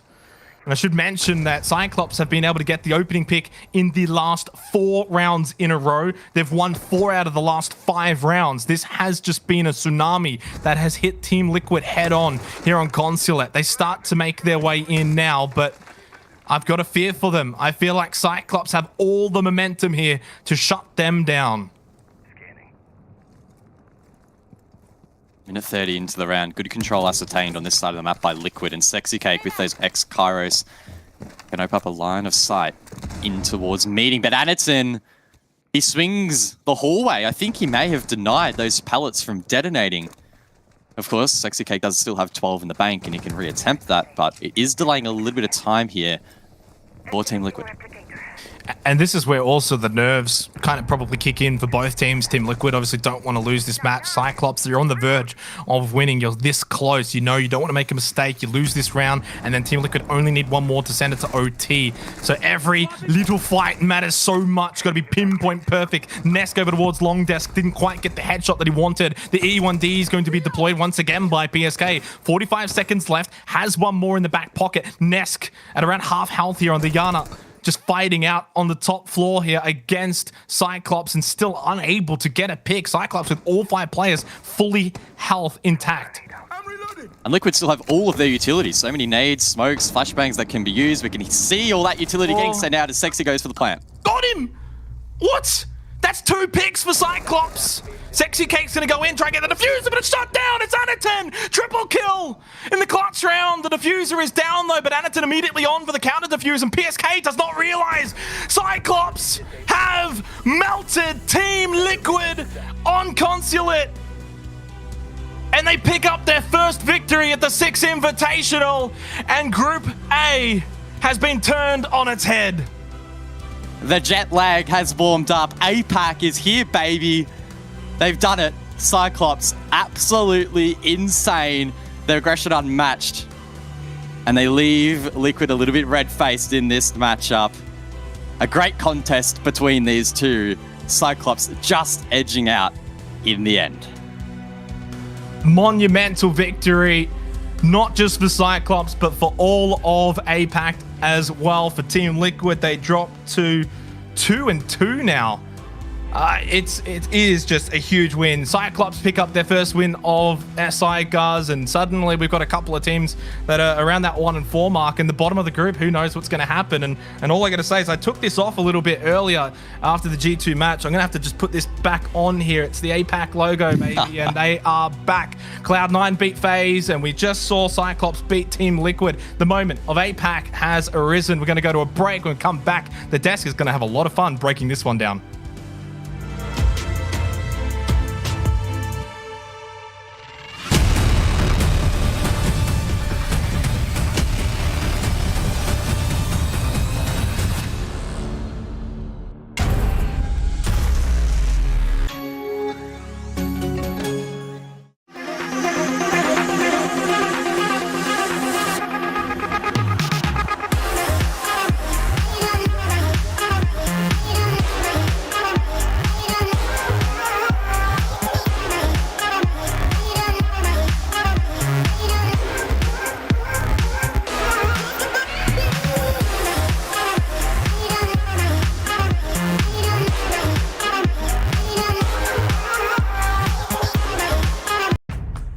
What does it take to create a secure community?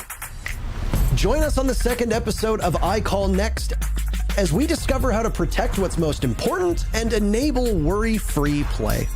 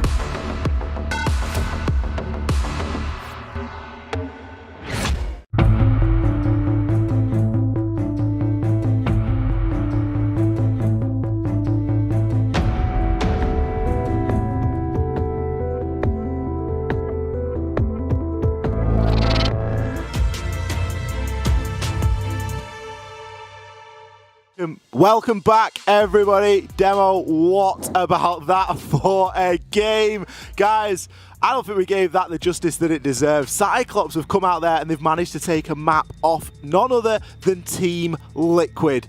What happened? That should never have happened. I got the script in yesterday, right? The script that we have that predicts every single game and the way it's supposed to go. Somebody didn't give it to Cyclops. They didn't. This is a team which had only had 12 round wins in 4 games at SI coming into this game. And they've just been able to take down your beloved Team Liquid, Ollie. I know. It was a game that we didn't really see it coming. We kind of built it as a bit of David and Goliath. But it didn't really pan out that way on the server. It was a 7-4. That's quite convincing in Siege terms. You know, your 3-3 split, something like that comes along. You've managed to snag around elsewhere. A 7-4 is a good win here for Cyclops. That's going to give them a huge amount of confidence now moving in through these groups. Cyclops played without fear. They didn't care what Liquid were doing. They were doing their own things. Look at the clash on the yellow door for the garage defense. That kind of stuff, Ollie. Like, the clash was just walking about outside. They didn't care who they were playing. They really didn't indeed. We've got a match breakdown for this so we can see just who stepped up in a big way on the server. Black Ray has to be shouted out here. Top of the pops over on the side of Cyclops. 13-7, 91% cost. Good entry as well. 1.51 rating. A real good performance there, and I think someone that maybe has had a bit of a question mark over them throughout the course of the tournament so far, Demo, Anitum. We've seen him step up in a big way today as well. Yeah, Aniton obviously being that main shield player for Cyclops. We kind of looked at some of the matches they played all and we thought, hey, it's not really working. Teams are ready for this playstyle. But today, the shields worked very, very well for them. I look at Black Ray today. Without him stepping up big time, being able to have those kind of mid moments in the match with quick double kill, just completely elevates Cyclops, changes how the round plays out. So yeah, overall, I just think Cyclops, every single player stopped today, but Black Ray, MVP, 100%. Absolutely. I'm sure we're going to see a little bit of Black Ray inside of the replays as well. If you did miss the game, we've got a quick replay package here to show you, just to see how it broke on down. There's some beautifully flashy stuff. It was not a bad start, really, from Liquid. You know, they opened with a good couple of kills there, but straight from the off, they were losing rounds. It was something that we said on the desk demo. We said, if Cyclops have got a chance here, it's consulate. Attacker rounds are there to be won. You can get plants down and you can start to hold them exterior from the exterior, from the outside. Then they might be able to edge themselves a bit of a lead. We saw 2 garages in the first 3 rounds. We saw 2 wins for Cyclops. Yeah, the thing with Consulate, it's a map which is, of course, great for Cyclops. As we know, they were unbeaten for a very long period of time before SI. But did their Consulate, how did it shape up against the other regions? We thought going into this, hey, Liquid, their Consulate is pretty damn good. Clearly, Cyclops, they were just better on this map today. I don't know what it was about Liquid. A little bit disjointed. There were some rounds here that they shouldn't have let slip. I look back at whenever Aniton got the 4K in their final attack round. I mean, Liquid, I thought they held on to that really well. All of a sudden, Aniton out of nowhere, bang, gets the 4K, opens up everything. But yeah, just Cyclops today, running around, having fun. They're playing with absolutely nothing to lose, Ollie, and that is always scary for teams who have everything to gain. We could see it in the player cams as well, with the guys laughing and joking and having a good time, keeping the spirits really high. And, you know, there was just some occasions there where it really looked as though Liquid were clutching at straws. Sexy Kate Blessing was trying to get the plant down in some impossible situations there, and it was really difficult then to try and snatch rounds back. Time being run short as well, and you've got to take your hats off to Cyclops. You've got to give them the pat on the back they deserve here, because they've done the homework on Liquid as well. There was a lot of things in there that were coming out as direct counters or little nuances, things that Liquid like to do, that Cyclops were already saying, yep, we know this is what you want to do, and we're going to place Frost Mats here because we know that's where you transition through, or we're going to play somebody in a certain area. Yeah, I think the thing about Cyclops on their defense as well is that they had 5 opening picks. They dominated in that department, and I think as soon as we got on that defensive side, Liquid, we seen them call a timeout. Their heads were scrambled. Yeah, it was a difficult start indeed. Question is, what has that done to our standings? Of course, Cyclops were the team that was sat down at the bottom. They are still, unfortunately for them, going to be there. It's not put Team Liquid down too far, as they sit currently in 4th. 2 wins, 2 losses. Demo, what does this game do in relation to the standings as a whole? Does this put pressure on any other teams? Well, the way it works now with G2 beating Cyclops is they have the tiebreaker, so no matter what, if both those teams finish on the same points, G2 will go through because G2 beat Cyclops. But because that's a win, if Cyclops go and nick another match off another team, then the pressure's on for G2. So G2 probably thought, hey, that's good, we got the Cyclops win. Now the pressure's a little bit off. No, Cyclops, turn up the heat. There is a bit of added pressure there now for G2 to see if they are going to be one of the teams to make it out of these playoffs. Of course, out of the group stage. Of course, everybody makes it out of the group stage aside from one team in either group. So there really is a lot of pressure on that bottom place. Yeah, it'll be good to see how Cyclops now keep moving forward with the first win under their belt, and just what else can they surprise us with, Ollie?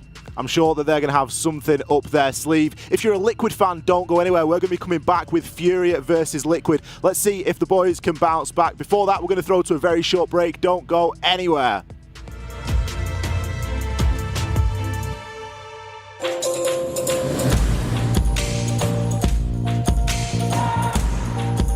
The panels are moments in time, are these little moments where we as developers decide to both reveal what's coming in the next year, which is really exciting, but also talk to the community. And we have this really fortunate moment and all be in this one place and celebrate together what's coming in the future of Siege, something that the development team takes so seriously and works so hard on every single day.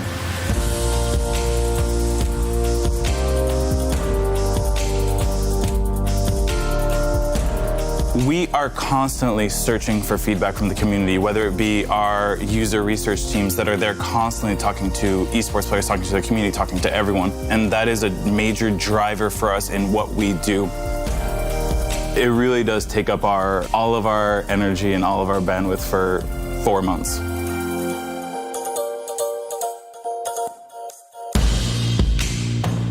When we get to the SI, it's a little bit different. It is very much a singular moment, which is exciting and scary, where we can have a pretty good idea whether the community is interested in where we're going or not.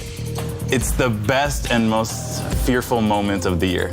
We are about to kick off our Year 5, Year 6, and beyond panel.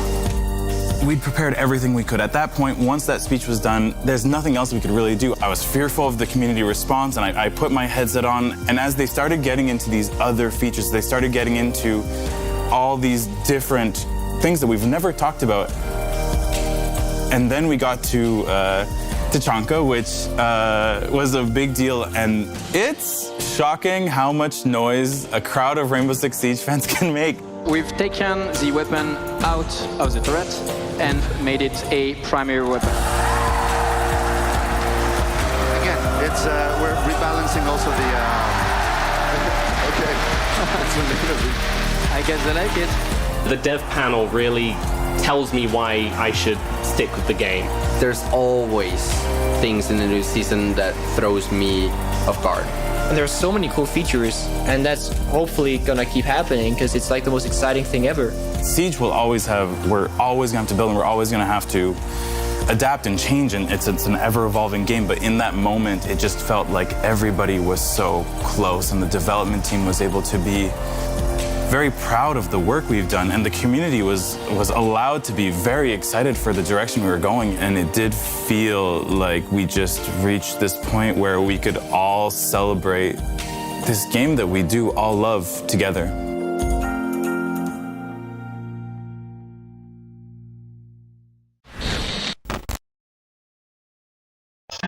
I'm Elems, I'm from France, and I'm playing for Team BDS. It's all about practicing a lot, making the strategies, looking what the enemy team is doing, and most important things like working and having fun at the same time. I would say nade because it's more enjoyable.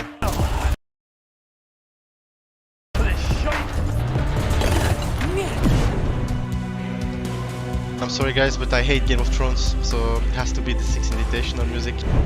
You should have seen it coming.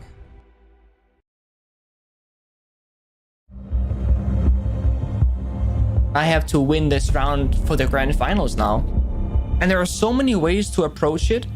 Teammates always get into kind of bad situations that are tough to clutch, but you I mean, you sit there, you watch, and you hope they can pull through. Defuse are in a position where they'll have to see when the Hibana goes through. One will cover the doorway. As they start to defuse, Pengu goes for one on the Young. Can he go the second?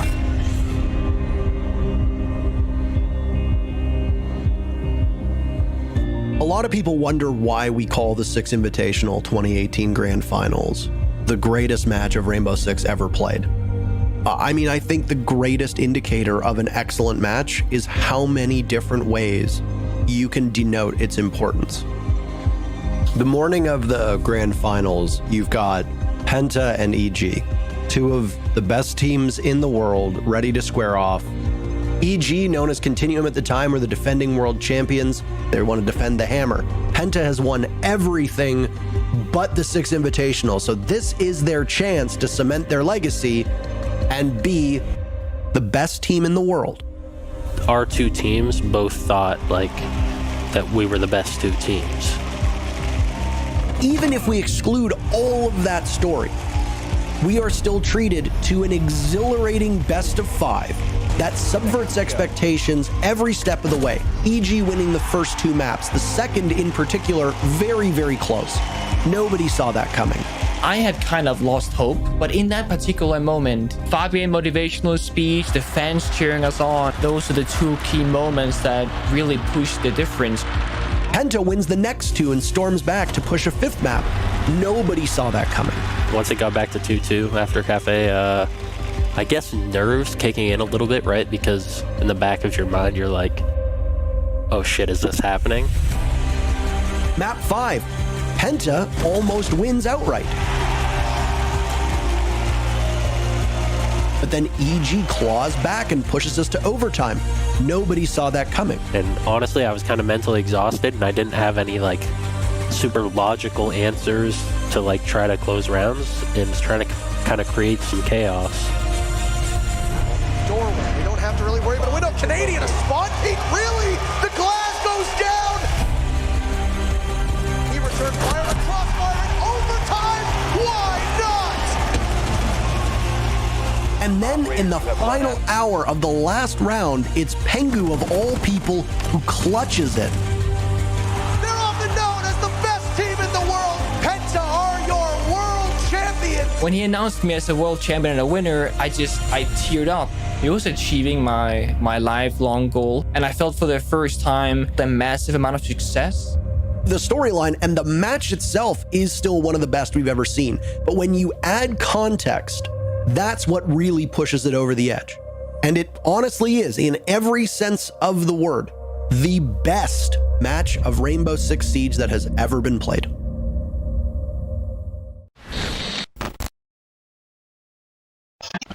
My name is Bodega. I'm from MIBR and I live in Brazil. That's a tough question, but I want the Six Invitational because it's with my team and I really love to win with them. We are a team and we have to work as a team. I mean, I have Loki. He doesn't have feelings during a clutch. I really look up to EU's playstyle. I really love their aggression. I don't look up to NA. I really hate them. Sorry, baby. Attackers win.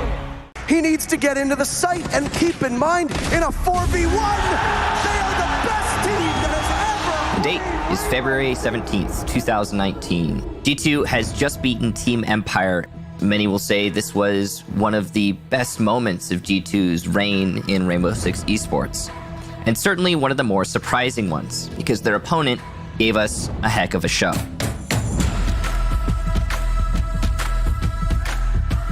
Let's briefly go over the history of Team Empire before SI 2019. At this moment, I guess we were in Challenger League still. So we are not competing in Pro League and we are going for the Invitationals through the qualifiers.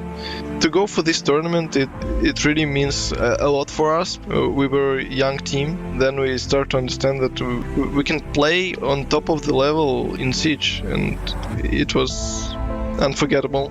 It was an impressive feat for Team Empire, so coming out of the group stages, they had already started to peak in terms of their hype. Turned on its head, inside of Luggage. Oh no, a team kill! taking out Walker now on the diffuser. Sanoa Empire has made it into the grand finals. Going into this match, the expectations were set.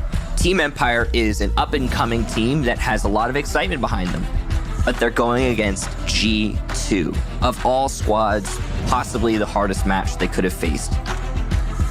It's going to be amazing, and if any two teams are going to give us a good run for the money and maybe make it to 5 maps, I think it might be those two. Against G2 will be a great match for sure. In our opinion, if you want to be the best, you need to beat the best, right? We felt like we knew what they were gonna do, but we also felt like they knew what we were gonna do. It's gonna be a tough one, no matter how you try and crunch it out. Most expected Team Empire to be destroyed. Infinite Overtime had only just recently been introduced, and it was only being used in the grand finals of larger events. We saw Coastline be absolutely hectic. We are close to a perfect round. Empire sets quite a tempo. To peek him, he's going to toss a frag grenade and jump in, and Jonas shuts him down. G2 bounces back on round number 2.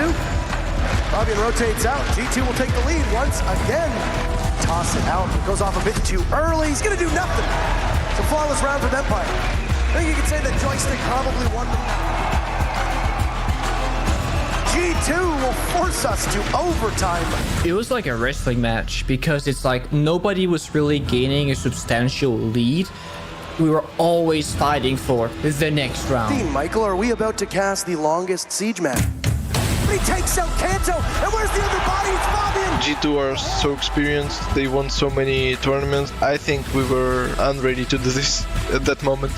No team was able to break away until the very bitter end, when G2 managed to win 2 rounds in a row in overtime to finally lock out the map. Down 1, he loses a bit of HP, but he's traded off, and there you finally have it! The final scoreline of that map was 10-12, the longest map that had ever been recorded in Rainbow Six competition, and that was pretty awesome.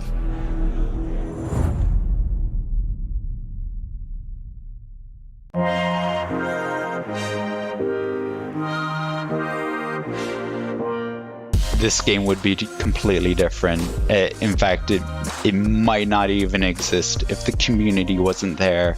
It's really fed a lot of where we're going, what we're doing, and the stories that we tell.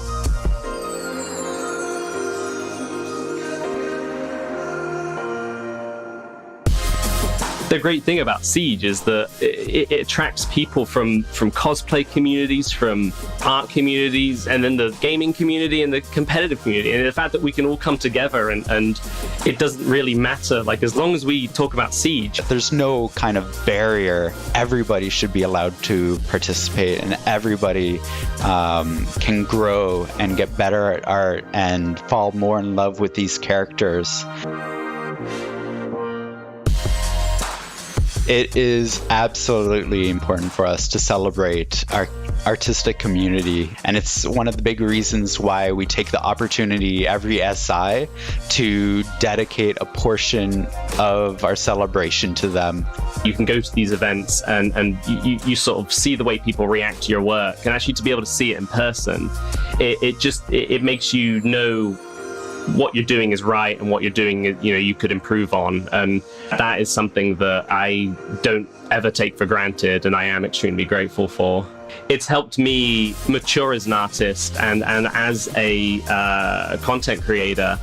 As a person, as an artist, online or offline, I'm more confident to talk about myself. I'm more confident to talk about my art. So it's something that I'm still thankful for the people that I met at the community. We get to meet people from like a completely different continent, and like SI was that opportunity, that one opportunity that we could physically meet and connect with those people you know, you go to these events and you find that everybody is from all different walks of life. You know, they speak different languages, are from different countries and cultures, but at the end of the day, we all speak the language of Siege. As long as you can draw, or as long as you can construct a uniform, you can share kind of your love for Siege. It goes beyond any kind of language barrier that you may have, because everybody kind of shares the same passion together.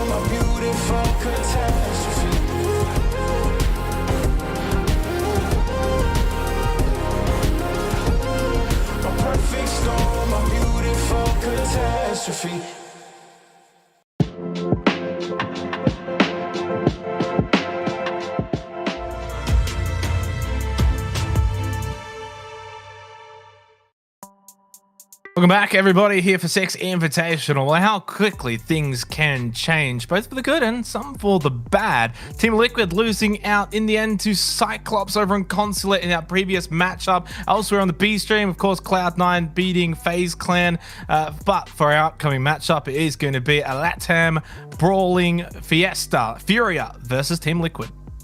Yeah, really exciting matchup heading into this one. Liquid, I guess, looking to lick their wounds a little bit after that matchup against Cyclops. It's Furia's first game of the day.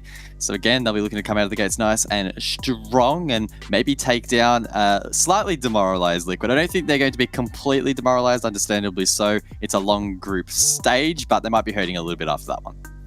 For Furia, they of course have an opportunity to knock off one of their rivals, Team Liquid, which would also further cement them to a 2-3 start. Let's go and have a look at Furia and their roster coming into this lineup, or into this game from this lineup. And guys, look, these guys have got a massive opportunity in front of them now, don't they? Not only would it increase their chances of getting top 4, but it would severely decrease the chances of Liquid finishing in the top 4.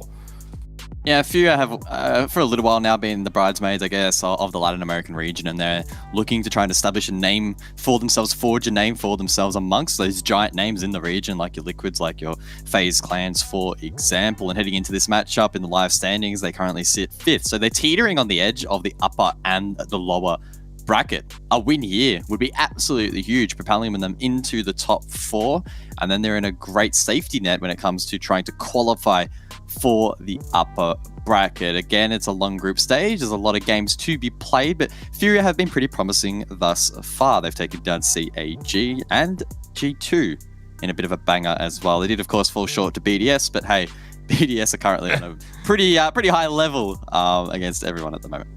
Yeah, I mean, you can't fault them for that one. So for Furia, they are basically humming along nicely right now, heading into what is upcoming 2 matches where they'll be playing Liquid and then Cloud9 after this one. Let's go and look at the roster for Team Liquid. Of course, we just saw them moments ago lose out to Cyclops. And again, as I said before, how quickly things can change. They were 2-1. They were expected to go 3-1.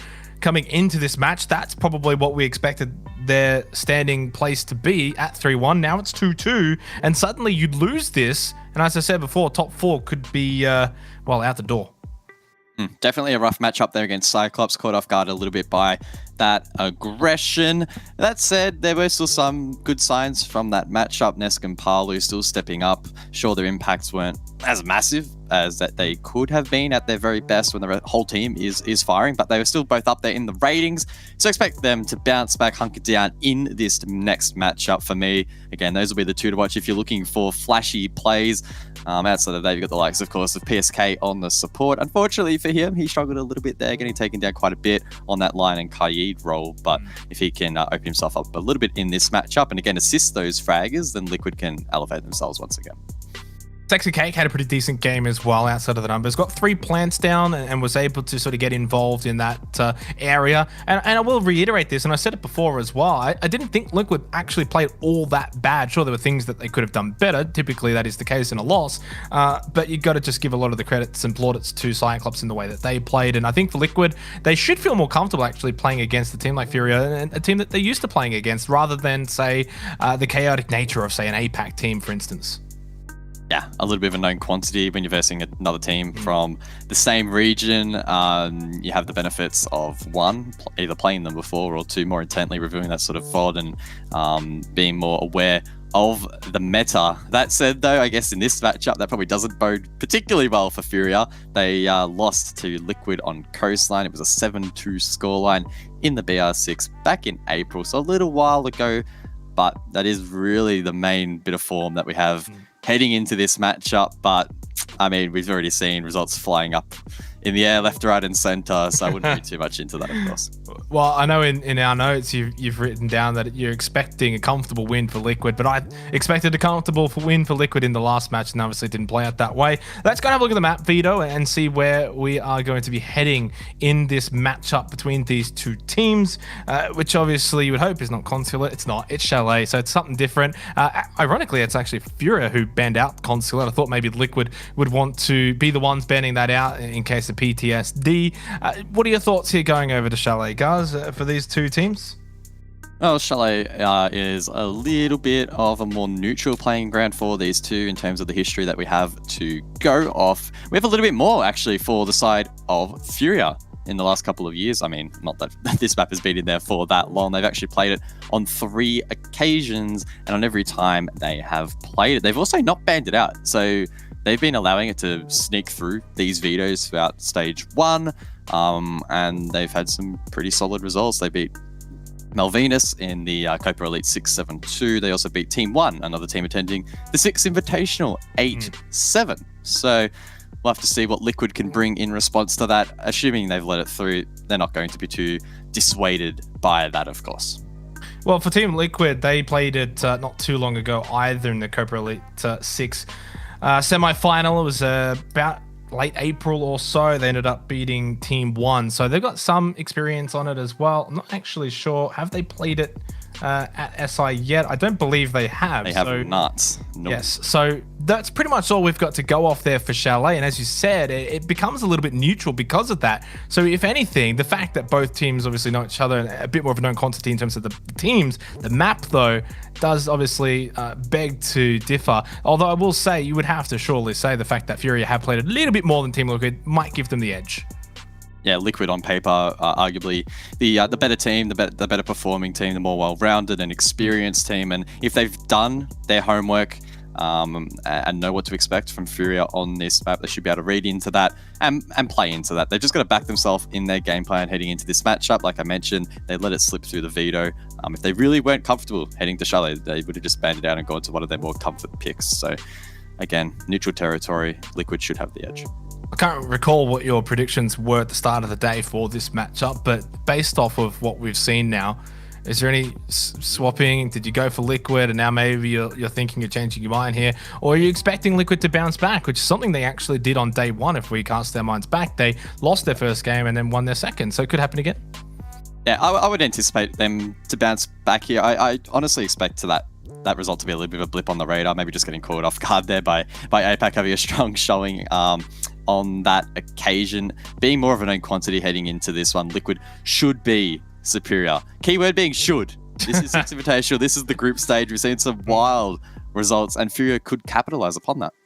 Funny things have happened. All I will say, it's going to be an amazing game to watch between these two teams, and taking you through the action on Chalet, it's going to be Xtroika and Demo.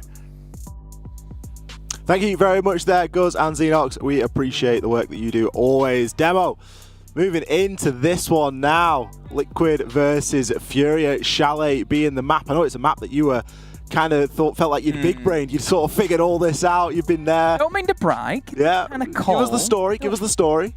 Basically, going into this game, obviously we have to consider Liquid have suffered a massive loss before we even get into this, but going up against Furia, this is a team that they know very, very well inside of BR6. Being able to beat them inside of BR6 is the big thing for Liquid, and it's a team that they're able to have a lot of information on. I think the bans going into it, Liquid were always going to ban away the more strategic maps that Furia like to go for, and Furia going to ban away the more aggressive maps that Liquid like to go for, and that kind of leaves us with either your Oregon or your Chalet as the middle of the pack maps, and well, we're going to Chalet. So in terms of bans, I think both teams kind of expecting what one another was going for.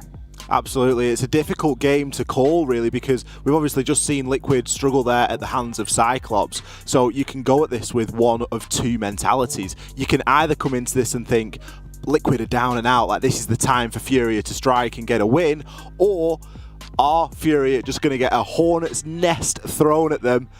Maybe a hornet's nest Demo. Not sure if we're stream. Some of the players Stop on the side the stream.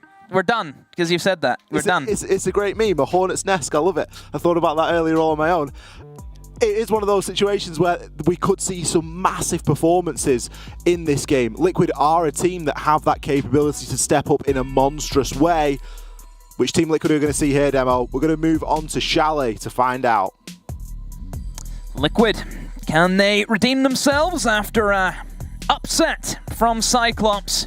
Now they're on familiar territory up against another LATAM side, Furia. Team Ollie, which you have harked on about, saying that they'll steal my heart. It's still here, Ollie. I still haven't yet to see the best of Furia. Furia will steal your heart if you don't keep a watch. They are a team that kind of just grab you. A team that you really start to want to back, and a team that you really want to start to do well. And I've got a feeling, I know that they picked up a lot of fans over the course of the last stage of the BR6, and I've got a feeling they're going to be picking up a few more here as we move into the Invitationals. The bans now coming on in. Dokkaebi and Thatcher, first two to be removed. Liquid with the two middle bans. They're going to bring out their defender now. It's going to be the Valkyrie. We're seeing an extortionate amount of Valkyrie banned out, Demo.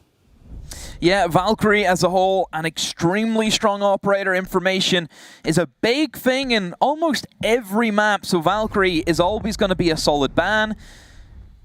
Finally, the mirror being gone as well, so no surprise. I think those bans, maybe apart from the Dokkaebi, everything is pretty normal there.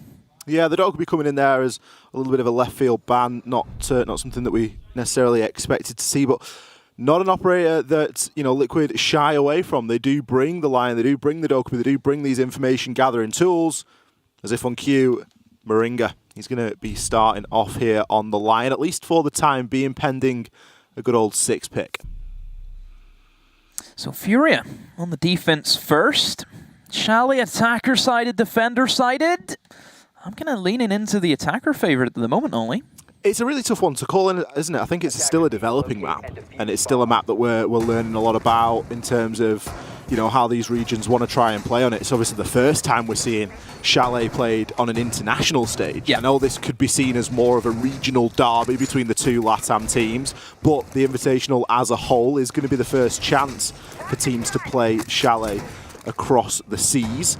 And we're going to see even more, I imagine, about it, how those matchups start to face off. See the Kaid Electroclaw being placed on the cabinet beside that main double wall. An interesting thing only is that they're going to try and really cut off any potential of that wall. With those Kaid charges, very, very tricky. The only way you can get rid of them is basically you have to go below. And if he's put the Electroclaw on another elevated piece of furniture inside of that bomb site, you can't see it even if you do go below. So overall, Liquid with the I think the time has to be on their side if they want to make this happen. They are going to have to spend a lot of utility being able to eliminate that, because if you do not have that main wall open, Ollie, for this attack, it's not going to work. Yeah, it's not going to be as simple as getting someone in, throwing an Ash Breaching round underneath or a Zafir Lifeline and letting that do the business. You're going to need a nade. Lender gets punished early on. Had to be a jump out now. It was an early Claymore that had been placed. I think it was the window above Garage there. Not wasting any time. PSK getting himself into position, placing that utility down, and it's going to reward him with a very early frag. It's a good one to get as well. That's a C4 off the board, which we know is very important for a lot of defenders. And on the strategy that Furia have set up, where they're trying to waste time using the utility that the Kaid can bring to the table, we'll have those C4s in the late game to try and stop the defuse. G2, a team which have played Chalet quite a bit so far, they have heavily invested in a lot of pulse action to accompany the C4 just because of how destructible the map can be. Liquid, a plant-focused team as well. It's good to be removing some of that utility. It just gives one less thing to worry about for Sexy Kate before he inevitably tries to get that plant down, as he often does. Everything is stalled for a time, though. So Liquid is still trying to get into a position to deal with the electrification.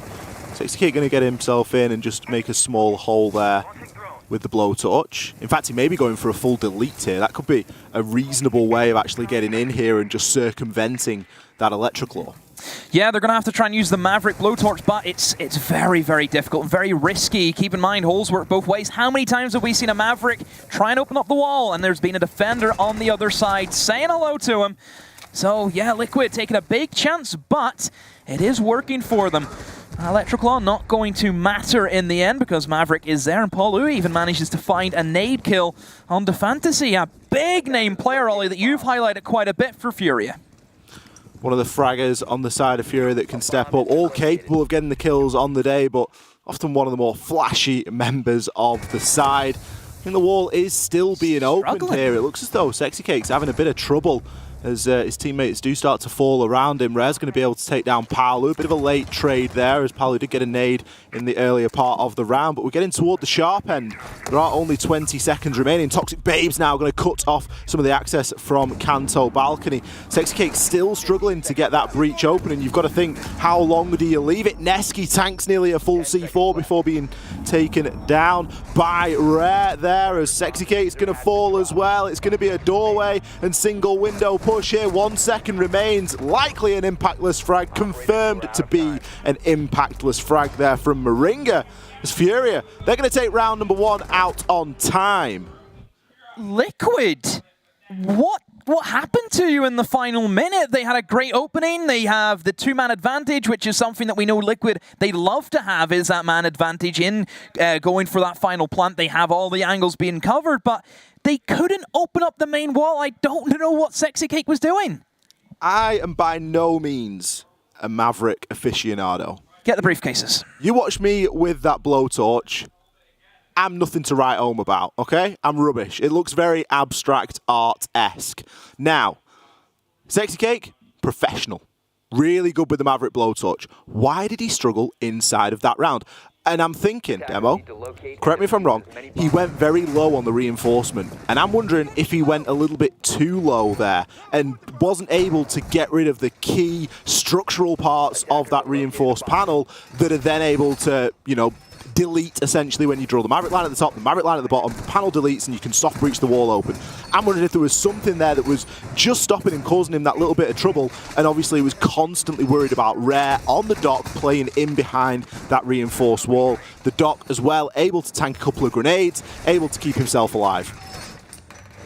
We love whenever teams pick Maverick. We love it because it is so strong if you're playing with a kite on the board, Ollie. Me and you love pitching our sails, trying to sell that operator, and you know, Liquid bringing it. It's great to see. They needed that operator if there's a kite, and well, just if you're bringing the Maverick, make sure it's being used appropriately. It just, I don't know, I'm still baffled. But anywho, let's move on now and see if Liquid can bounce back in their second round.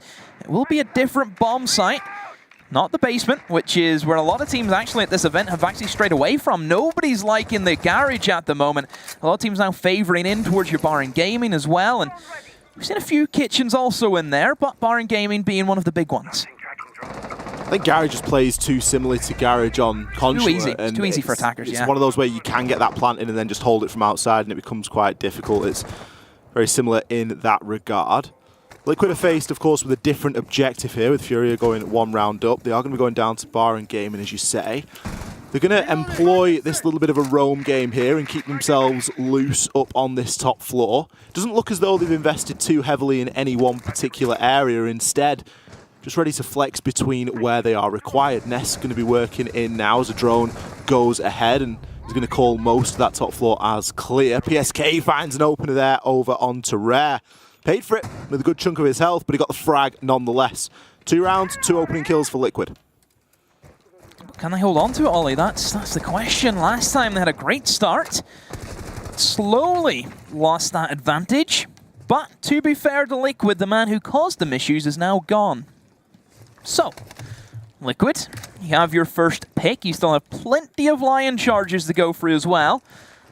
Just take a bit of time, get the information you need. You don't have to rush anything at all. And he's almost predicting where the sledge would come in and try and open up the wall. And look at Fantasy, very aggressive. Trying to hold on to K9 as long as he can, but Liquid, they're not interested in K9. All they want is to get rid of the shield towards the top of the blue stairs. And, well, finally, it's going to be eliminated. Took a lot of utility to get rid of, but it is a power position. It's worth investing that utility to remove the shield at the top of those library stairs. It opens up the top floor somewhat and will allow Liquid to further their push. They're not working with a great deal of time again, despite getting an opening pick. PSK having 2 of the opening kills so far in this game. They've really not been able to capitalize on it in terms of any more pressure. Still going to be starting to get things open upstairs. As it looks as though Palu's unsure as to whether anybody is still playing on library. They are now going to be able to work vertically, however. A lion scan is going to come out. Probably going to be able to open up some hatches and maybe some of the soft flooring, but there's still a smoke to get through. Fantasy, an unknown factor on the bottom of those main stairs as well, could strike at any time. Nest comes in with a kill over onto high. Sexy Cake storms on into the site, finds himself a frag, and he's going to have to start getting that diffuser down as the time does tick, but Fantasy is there, right place, right time. He will, however, be taken out. Nesk is required to go huge, and huge he goes, finding that final frag, locking it in for Liquid. Tense stuff here already on Chalet Demo.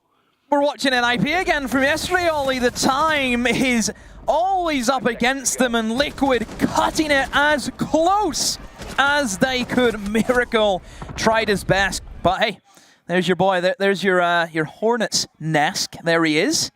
Has it been kicked up enough for you? I knew it'd catch on. It's only round 2 and you're already bringing it out. I knew it would catch on somewhat. Furia playing headers and volleys with him. Oh, what a round we've just seen there. It is going to be enough for Furia to say, you know what? We're going to give somewhere else a go. We're going to stick to our rotation. Kitchen and dining going to be their next selection. A round that really could have gone either way. That isn't a clear-cut victory from Liquid. That was, you know, really digging deep, and it was a rough and tumble finish there. Yeah, already the first 2 rounds, not the greatest Liquid. We know that they're a lot more clinical than that, Ollie. Whenever Liquid are good, oh boy, are they good. But sometimes whenever they look a little bit weak, you see the difference. You can see the struggle within them. And so far, it hasn't been the cleanest of rounds. But still, it's equal at the moment. Now we go to a third bomb site into the kitchen. Looks as though they could be lacking a bit of confidence, you know, and this is kind of real big speculation here, but the way that Palu took so long to move over into Library, real hesitant as to whether someone was playing on Library stairs, it was 2 things, a lack of information and a lack of confidence. Cyclops got them rattled. Must have. I mean, we talked about G2's mental state after suffering losses back-to-back, and well, if Liquid string another loss, and that's 2 back-to-back for them, God, you don't know where that's going to go for Liquid. It is an important game for Liquid, important game for Furia as well, and maybe an opportunity for them to strike. Definitely a possibility. Nothing separating them yet though, still early days. Kitchen going to be the site here. Are we going to see Liquid move with a little bit more conviction now they've got themselves a round under their belt? So very aggressive in towards the top floor, which is expected, I think, for the Kitchen, with all that destructibility that you can gain if you are an attacker, if you get your sledge in, which we know Palu is a big fan of. Yeah, it makes a lot of sense for the defenders trying to hold away from that. I think this kind of bomb site, I can see very easy comparisons to like your Villa Kitchen, where you try and hold above, stop the destructibility. So yeah, overall Furia doing a good job trying to hold on to that. Prepping the windows as well, and Palu seems to be aware of that one. But for the meantime, Liquid just taking their time. They've been very slow on their approach. And I think the difference is, Ollie, this time around is Furia haven't gave away that first blood. Everybody's still alive. Oh, there we go. There It's rare. Nesk is going to find that first frag. Was that aggression? Was that like a run out? Or was that just a nice little peek through the window? It was a window peek. I think it was a bit of a window peek. Furia just getting a little bit too antsy there. Is it the piano window, perhaps? Maybe yeah, piano window, there it was. Just getting a bit too antsy there for me. We've seen that Liquid are really good at getting through this utility. Why are they peeking out? To be fair, I kind of rate the play from Rare. If he's up against Paul Lu, who's trying to nade him out, where he's behind the shield and piano, he probably wasn't expecting Nest to be on the Overwatch, on the rooftop. You have to give credit to Liquid. They had everything covered, and Nest being able to give the cover over to Paul Lu, and from there was a very easy pickoff by Rare. He tried his hand, and it didn't work for him this time.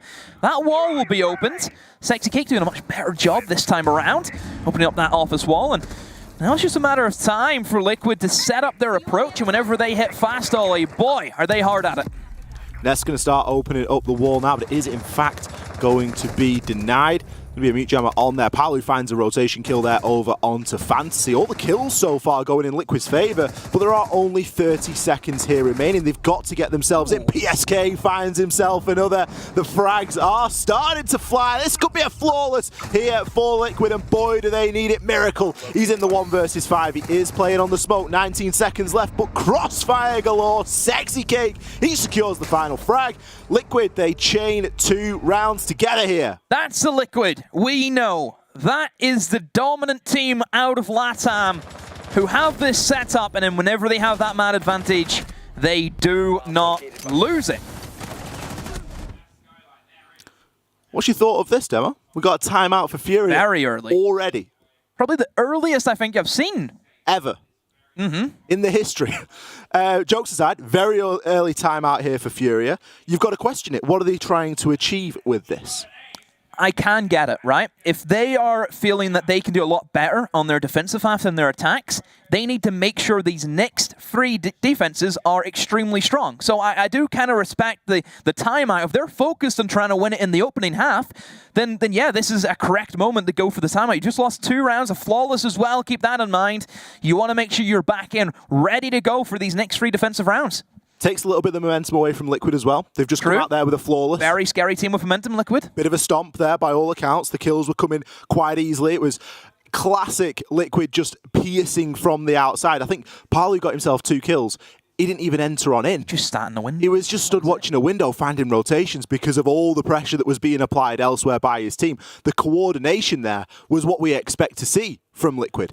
That was them at their best, really running through, fragging out, and being able to communicate and all execute in perfect harmony with one another. So a good little timeout here gives Twister an opportunity to talk to the boys and just give them a little bit of a G up.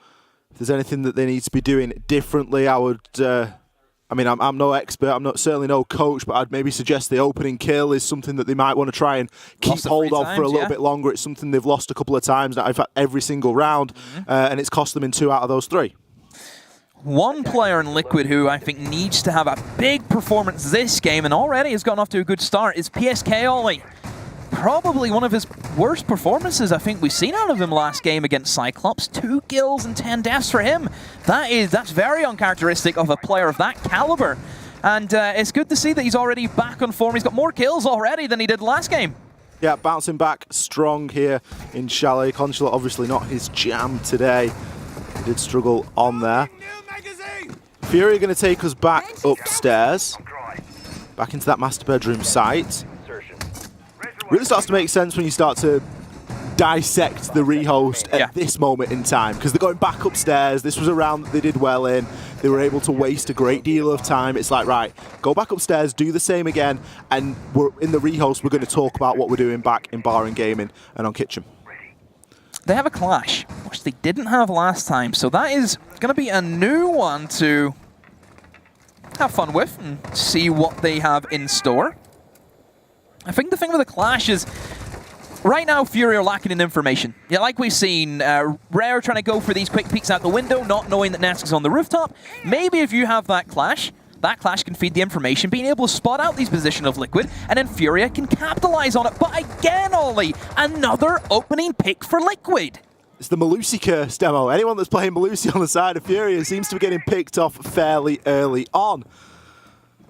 That top of library stairs window going to be the culprit this time.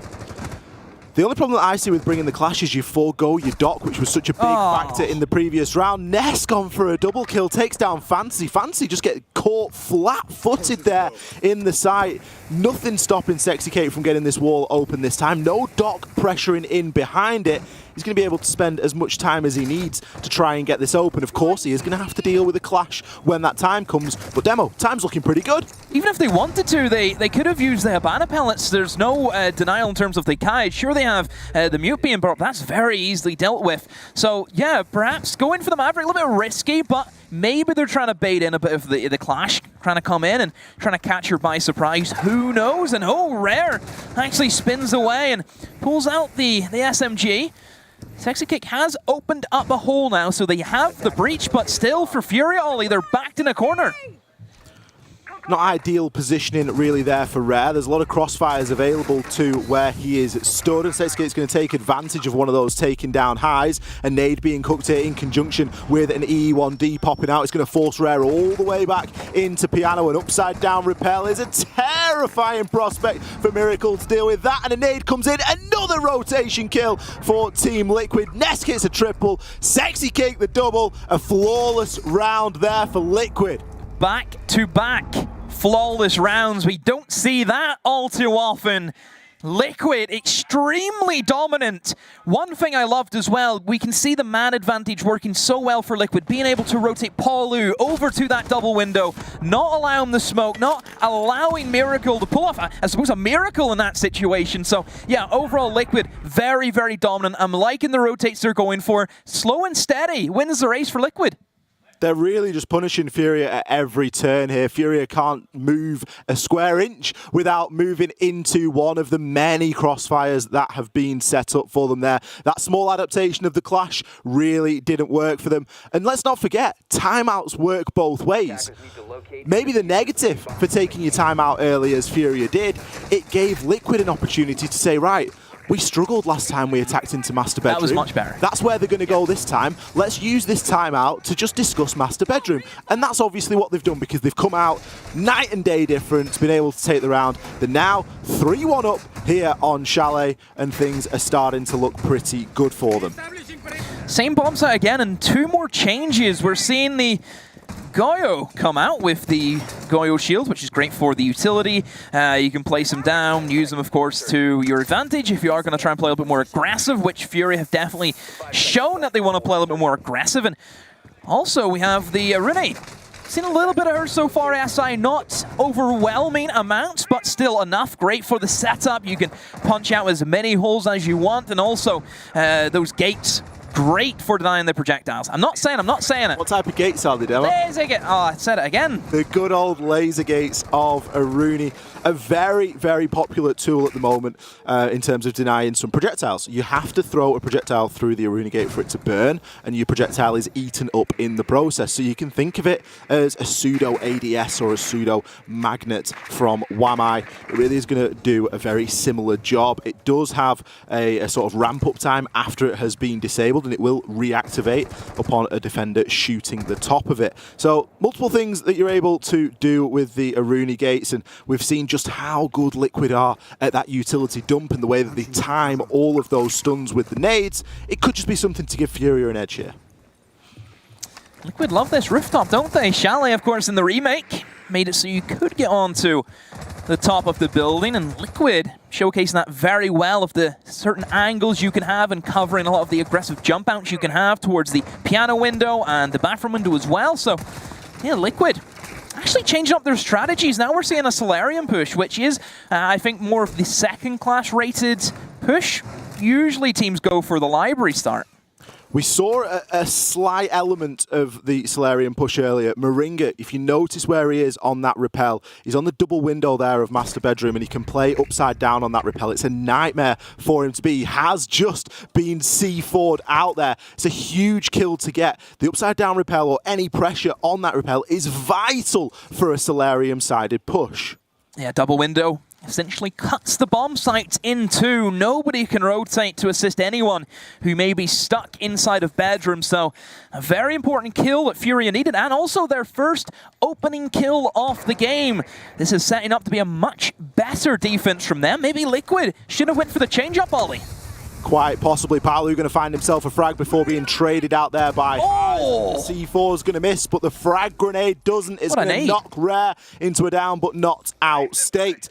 40 seconds now remain. Liquid arguably got a little bit more time than they usually do as we're getting toward the sharper end of things here, but with Rare being revived, it is going to give a man count advantage here to Furia. Highs is primed, ready and waiting. Sexycate going to cook a grenade, throw it on through, takes down Miracle. He's trying to pre-fire his way through into Piano now as well. Fantasy responds, shutting down Nesk. PSK trying to find some success on that rappel, but is just getting pressured at every turn. Sexy Cake, he's not really got more option but to try and go for a plant here. PSK has to go huge from the window. He finds one, finds two. The diffuser has now been confirmed. Highs, he's in the clutch situation. He's 1 versus 2 here. He's got a player on rappel to deal with, and Sexy Cake has scurried his way on through into office. It's going to be a tough post plant from here on out for Highs. He doesn't have his C4 with him anymore. He has used it earlier on in the round. A chance maybe to get a defuse off here. Sexy Cake has heard it. He got the audio cue, goes for the swing, finds the frag. Look how hyped Liquid are there. Wow, pulling off a round which was on dire straits at a time, Ollie. Was not expecting for them to pull such a great 2 versus 3 plant down, and I mean, Sexcake making it happen with the nades. PSK, that man made that round. If he did not have that cover in Sexcake, Fury around all over, and that's the power of the double window. We spoke about the double window, such an important zone. Maringa gets taken out of there. PSK, we saw his player cam for a little bit. He thought about repelling up. I'm not sure if he was trying to bait somebody for running out of him from trophy, but he kind of tossed the repel up onto the roof, didn't complete the action, didn't go up with it, then rotated to the trophy window, kept his eye on there, jumped in his drone, spent a little bit more time. Those small micro decisions there, knowing he's going to end up on that double window on the repel, but just making sure he's as safe as possible before he does so. Beautiful stuff there from Liquid. They really salvaged that round. Got a happy Liquid fan there. Vamos Nesk. No surprise. No surprise, Nest. Look at him. He's popping off so far. 7 and 2. And if you think of Brazil, I think most people would say Brazil's best player. It always has been Nesk, hasn't it? I know that you're very biased toward Nesk. I just think that the pedigree the guy has, you have to respect it. I'm a big fan of the pedigree that players have in, you know, what they've won, what they've achieved. And currently in Siege, you know, there has been players out there who are considered greats, but have they won any trophies to show for it? No. Has Nesk? Yes, he has. Round number 6 ticking on through now. Furia's last chance here on the defense. Liquid's last chance on the attack inside of regulation.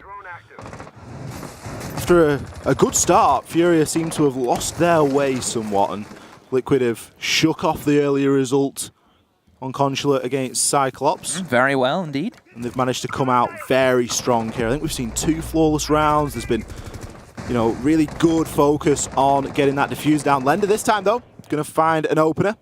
Takes down your beloved Nesk demo. He's gone. Let's see if the other boys from Liquid can try and push through. And oh, that's a great peek by Landa. He gets on the board now. That's 2 kills for him, and he wants more. Palu struggling to land the shots, and Landa has been able to run away now. Snag those 2 kills, and back he goes into the safety of the bomb sign. A big thing, Ollie, that he's managed to do is eliminate the double hard breach. Fair enough, I don't think as a bomb site that is a necessity to have both of those operators, but still, it's going to hurt Liquid. That's nades gone, which, as we've seen, Sexcake, he loves the nades. Very, very potent with them. It's the nades gone, it's some stuns gone as well, which we've seen them use to burn so much utility multiple times, and with Wamai being in play this round as well as the Jaeger, it puts a lot more pressure on those 3 remaining stuns in the hands of Maringa. Of course, there's a bit of lifeline left on PSK with Zephyr's kit and utility, so still a chance to wade through any magnets or ADSs, but it just makes the job a little bit more tricky. So now Liquid, they're on the other end of struggling. 2 players down, all 5 players still left for Furia. What options do they have? Somebody from Liquid has to step up and make a big play. And throughout this competition, we have seen players grab the bull by the horns, drag it down and say, hey, we're going to win this round. Let's see if PSK, Maringa and Paulu can make it happen. They've certainly got enough time to work with. They've got 40 seconds or so. Seems as though they're still setting themselves up as information could be running a little bit short just due to the timing. A lion scan and a sledgehammer is going to see them straight on into Rare's gun barrel as he finds a frag over onto Maringa. Look at Palu, he doesn't know where to look. He's inside of Fireplace there, and he's left challenging a new angle every couple of seconds. Gets taken down from the library stairs. That's why that area is so dominant. PSK finds it down, but it is impact less. A flawless round for Furia, the 3rd one that we've seen so far, and the first one from Furia going out of their defensive phase strong. Furia needing that final defensive win, or else you'd be staring at a 5-1 split to pull back, and that's not easy to do. At least 4-2, you still have a bit of leeway and have that fighting chance to pull it back. Liquid losing those first 2 opening kills really slowed them down, Ollie. It's something that we've picked up on. If Liquid don't have everything going their way, we can see the difference in this great team. You know, 2 flawless rounds where everyone's alive. They're perfect. They're magnificent. You lose 2 players, and all of a sudden, very, very slalom, kind of slow Liquid that just isn't really making anything happen. I think it's who you lose as well. You know, you lose the nades, you lose double hard breach. It's a big loss there, and it speaks to how well Liquid play as a team. When they've got all of their utility and they have everything that they've planned to bring, they can use that in coordination with one another exceptionally well. When that doesn't happen, then they've got to try and adapt. And I think it's a difficult position for any team to be in when you have lost both your hard breaches in such an early fashion like that. It really does put Furia in such a good spot. Lender, a massive, massive round number 6. Can he continue it here as the sides have switched? Furia now on the attack. Team Liquid are going to take us upstairs for their first defense. Master and Office going to be the location.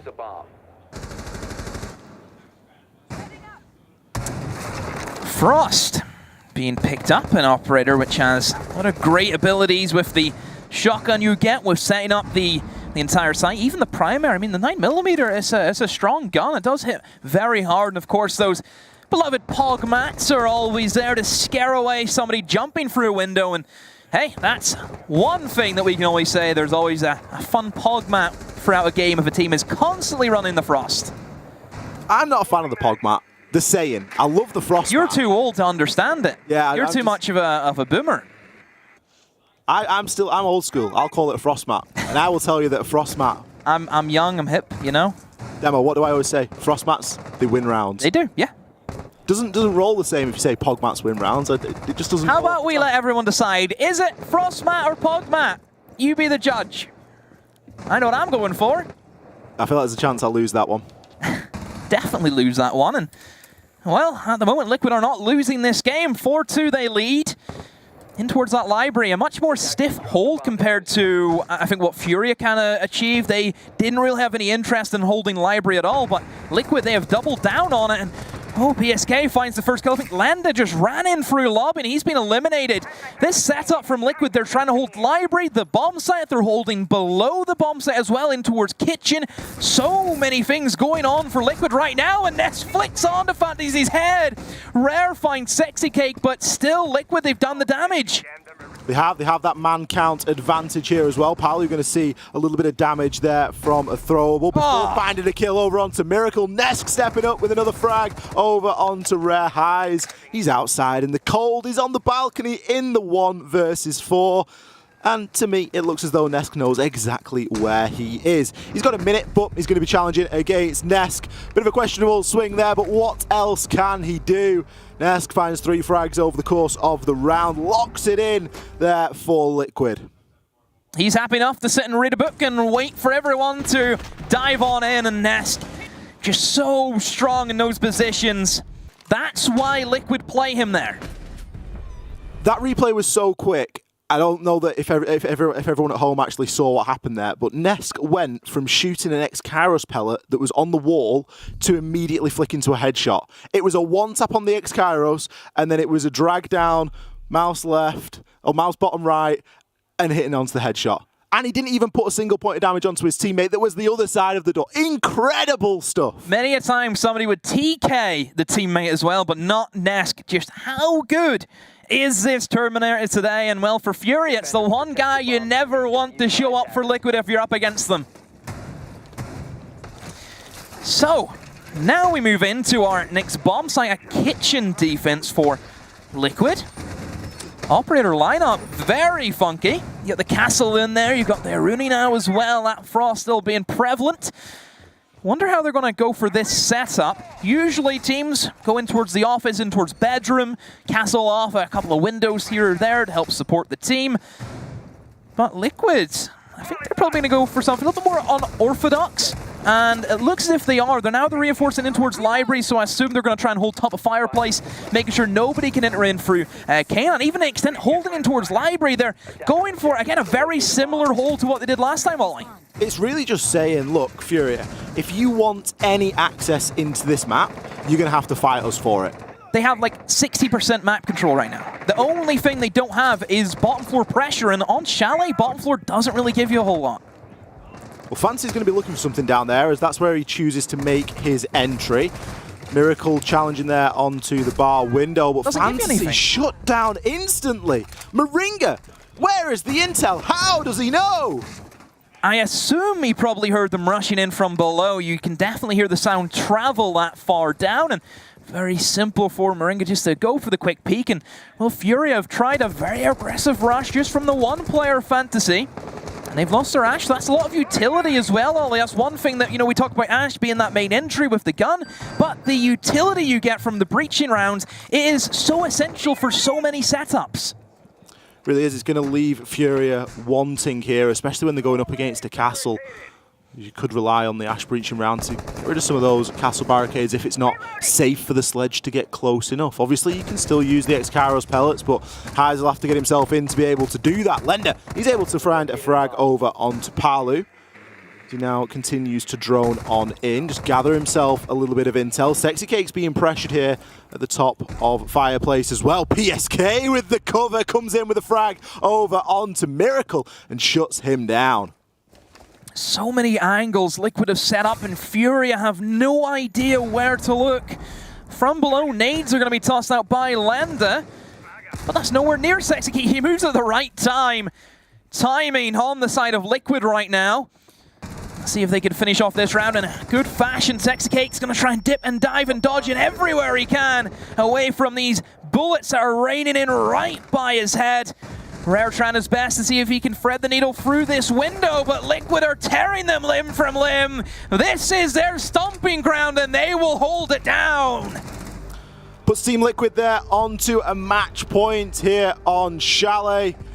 Furia, as predicted, not able to get themselves into the building in any substantial fashion.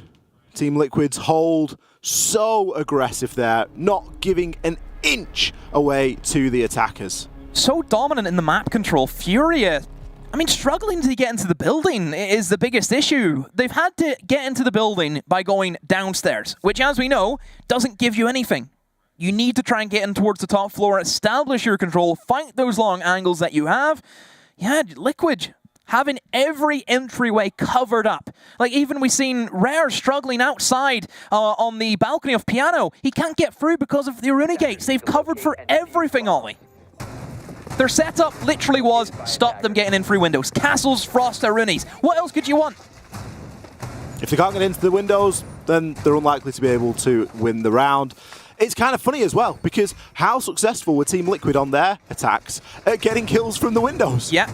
Really successful. The difference is Furia, they were out looking for the kills, trying to eliminate Liquid before they could have the setup. Liquid, they know they don't just have to sit and wait. They'll let Furia sweat it out. That's the difference. Furia hunted for the kills, Liquid aren't. Furia are feeding Liquid.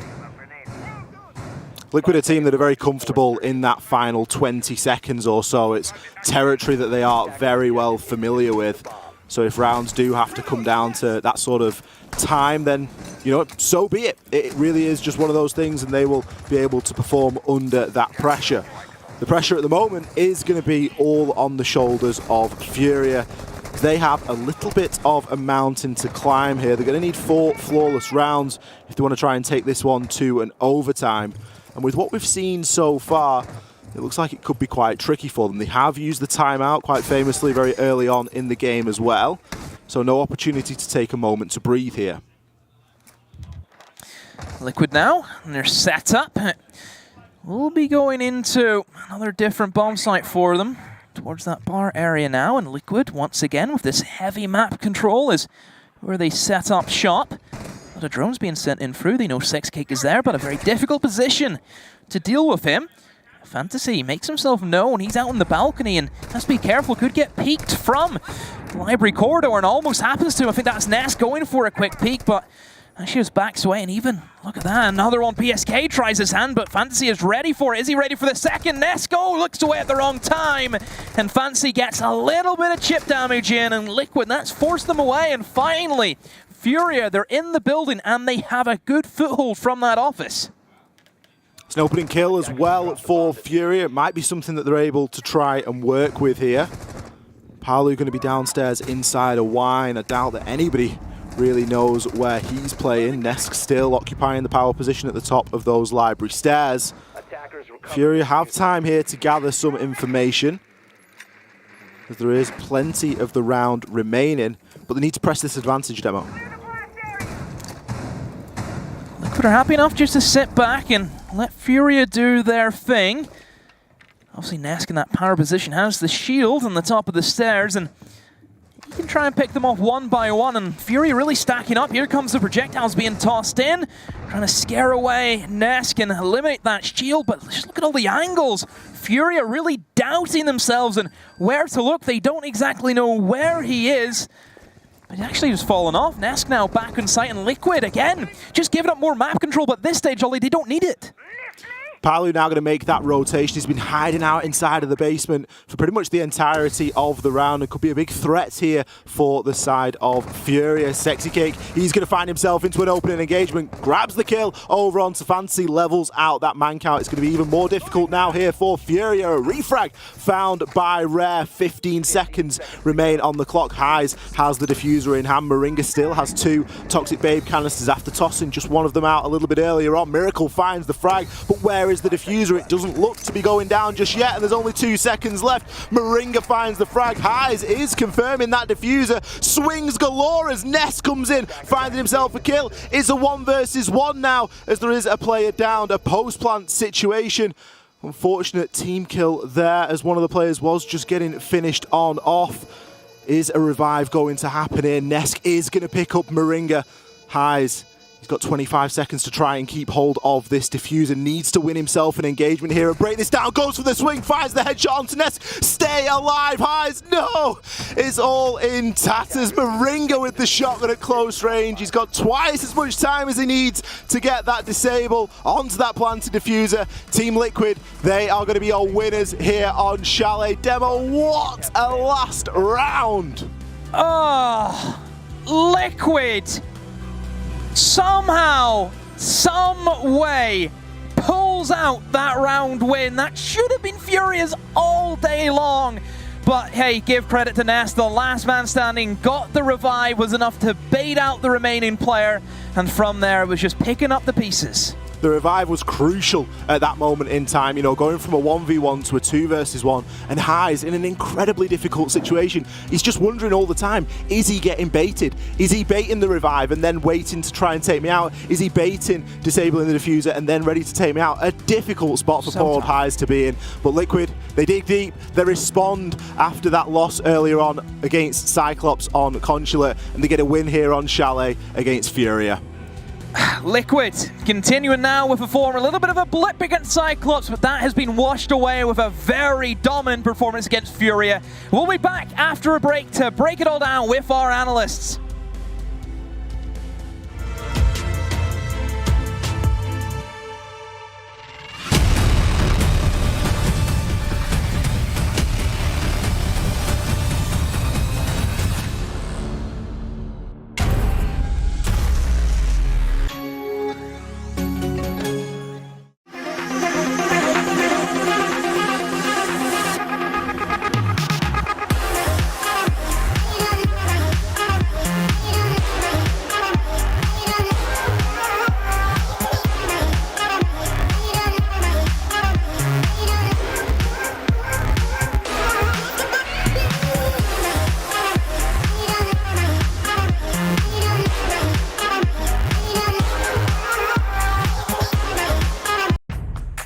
What does it take to create a secure community? Join us on the second episode of iCall.NEXT as we discover how to protect what's most important and enable worry-free play.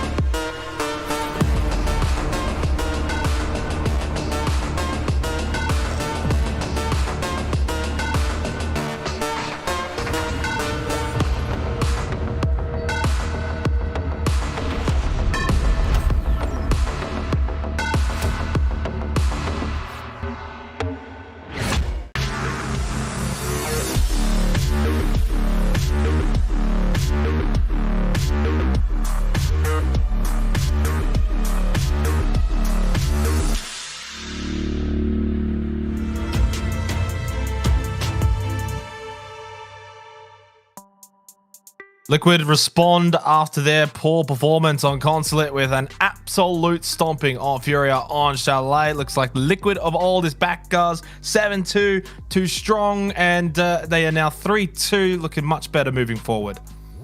Yeah, really well done by Liquid once again. They beat Furia for the second time this year in a 7-2 fashion, so they definitely are on top in that engagement, that head-to-head very strong in favor of Team Liquid. It was a good performance there on Chalet.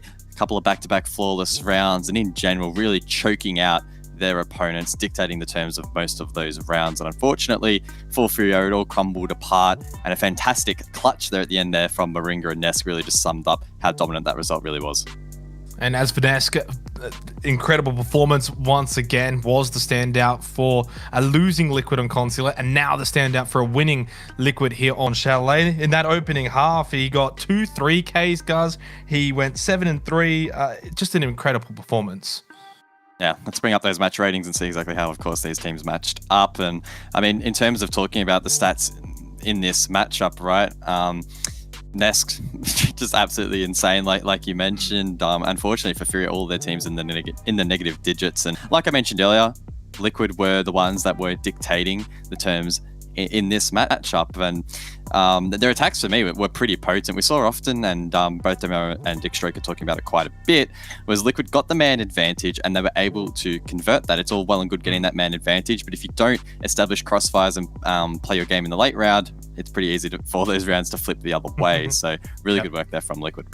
Let's go and have a look at some of the replays from this matchup and pretty much dissect it a little bit further here. Furia, Liquid, in the end, Liquid too good, guys. That goes without saying. And also their defense, just a little bit too strong in the end, but it was their attack that started it all off, getting them off to a good start. A 4-2 attacking half on Chalet. It's not too surprising, but Liquid looked good doing it. Yeah, and as you can almost see in a lot, or you will see in a lot of these clips, I guess, is again Liquid that man advantage, and they capitalize. That's the most important part. And unfortunately for Furia, when you're at that man disadvantage and Liquid's hunting for you, well, you're going to get picked apart. And sure, they put up some good, strategies here and there. We saw the Clash come out, for example, but yeah, it didn't quite work out. Sexy Cake as well, having another really strong performance on that support role, and yeah. Really good overall from Team Liquid, and a good bounce back from a disappointing Cyclops loss.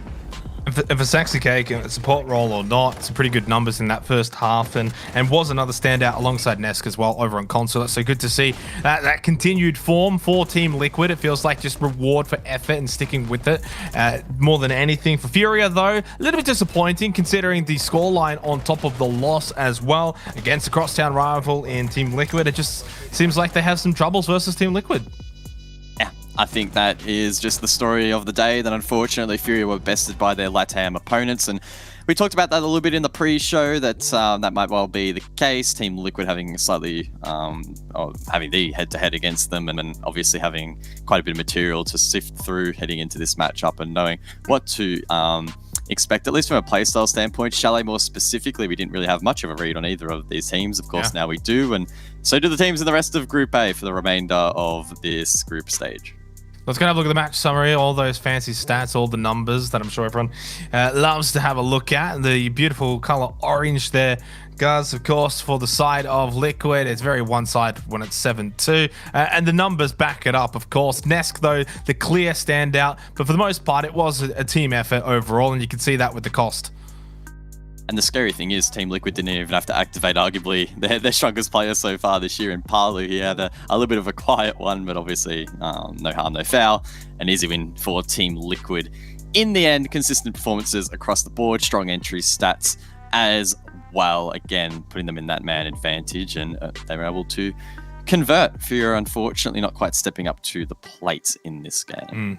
They struggled on entry against Cyclops, but it wasn't the case here. They definitely got on top of Furia in that department. As for some of the Furia players there, not the greatest stats, obviously, but that's typically going to be the case when you do lose 7-2, and they go down together as a team, and they win together as a team. And for Furia, it's not all doom and gloom. They go 2-2. They've got a couple more games to play today.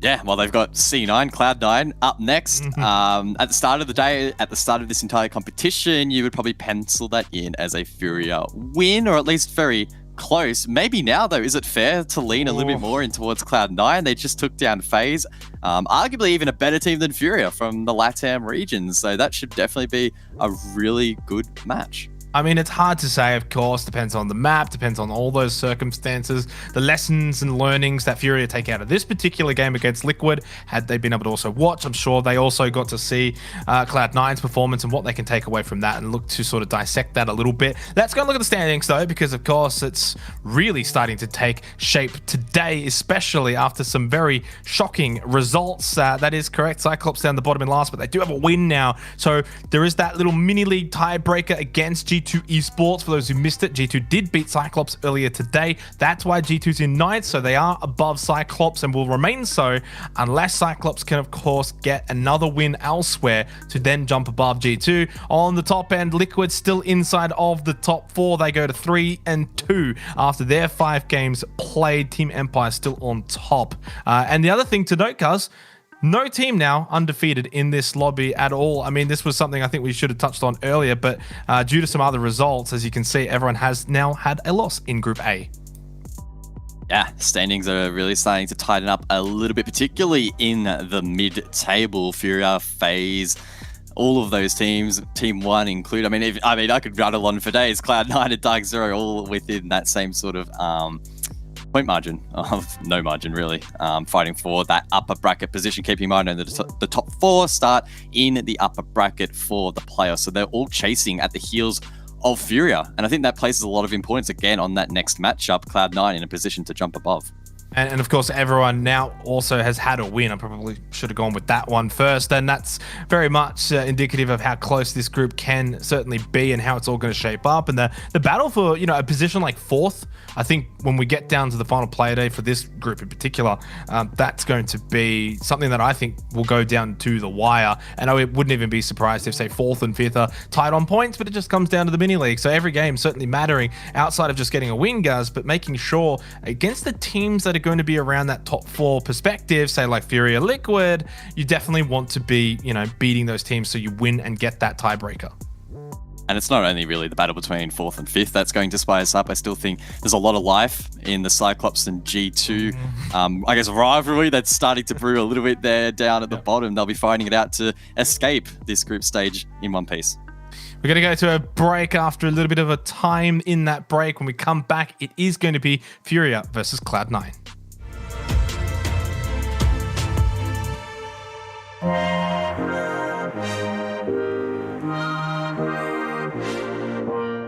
This game would be completely different. In fact, it might not even exist if the community wasn't there. It's really fed a lot of where we're going, what we're doing, and the stories that we tell.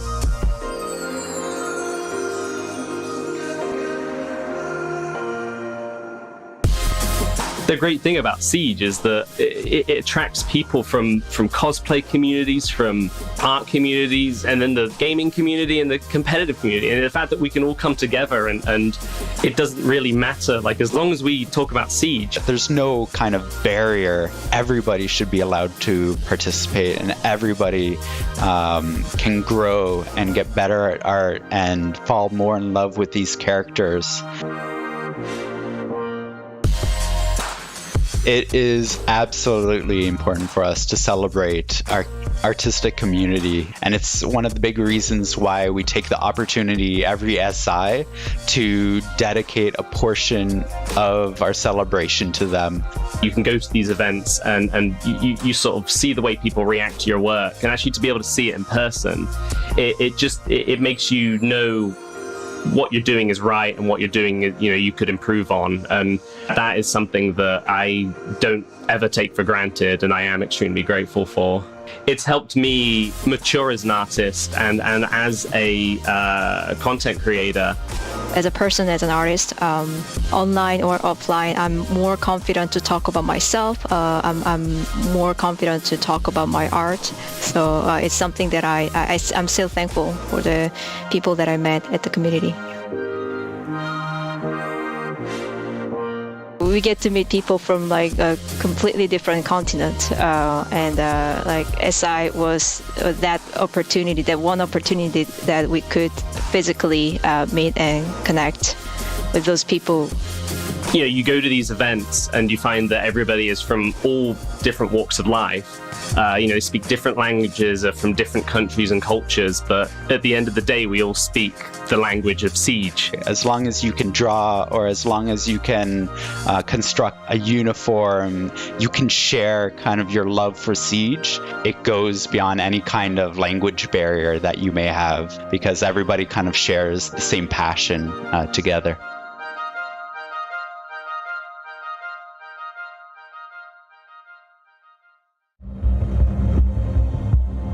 I have to win this round for the grand finals now. And there are so many ways to approach it. Teammates always get into kind of bad situations that are tough to clutch, but you sit there, you watch, and you hope they can pull through. Diffuser in a position where they'll have to see when the Hibana goes through. One will cover the doorway. As they start to defuse, Pengu goes for one onto Young. Can he go the second?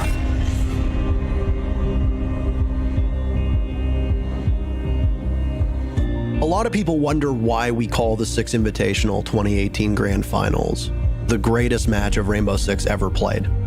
I think the greatest indicator of an excellent match is how many different ways you can denote its importance. The morning of the Grand Finals, you've got Penta and EG, two of the best teams in the world, ready to square off. EG, known as Continuum at the time, were the defending world champions. They want to defend the hammer. Penta has won everything but the Six Invitational, so this is their chance to cement their legacy and be the best team in the world.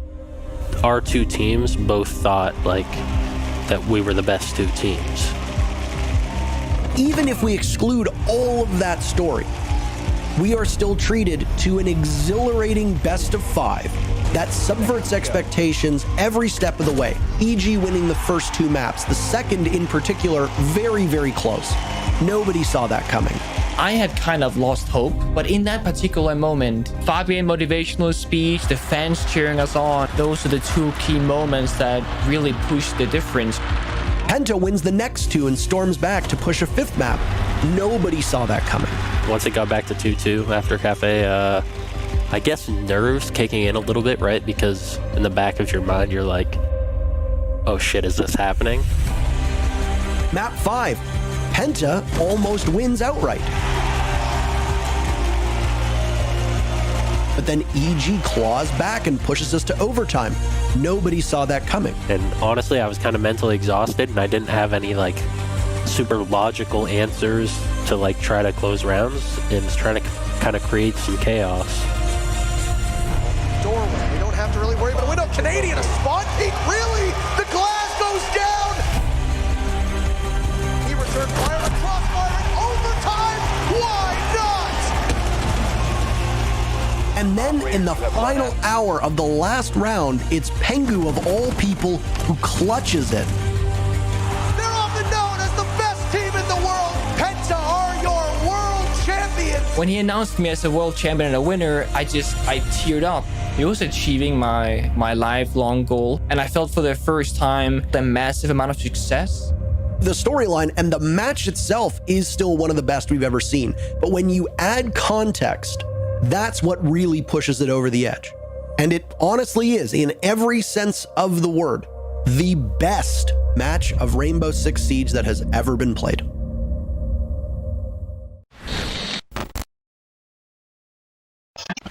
My name is Bodega, I'm from MIBR and I live in Brazil.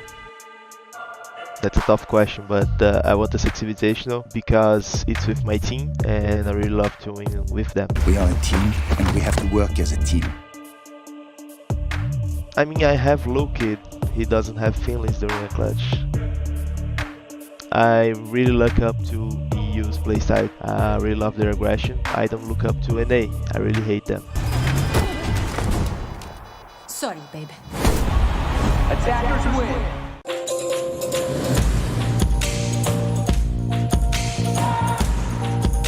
The panels are moments in time, are these little moments where we as developers decide to both reveal what's coming in the next year, which is really exciting, but also talk to the community. And we have this really fortunate moment and all be in this one place and celebrate together what's coming in the future of Siege, something that the development team takes so seriously and works so hard on every single day.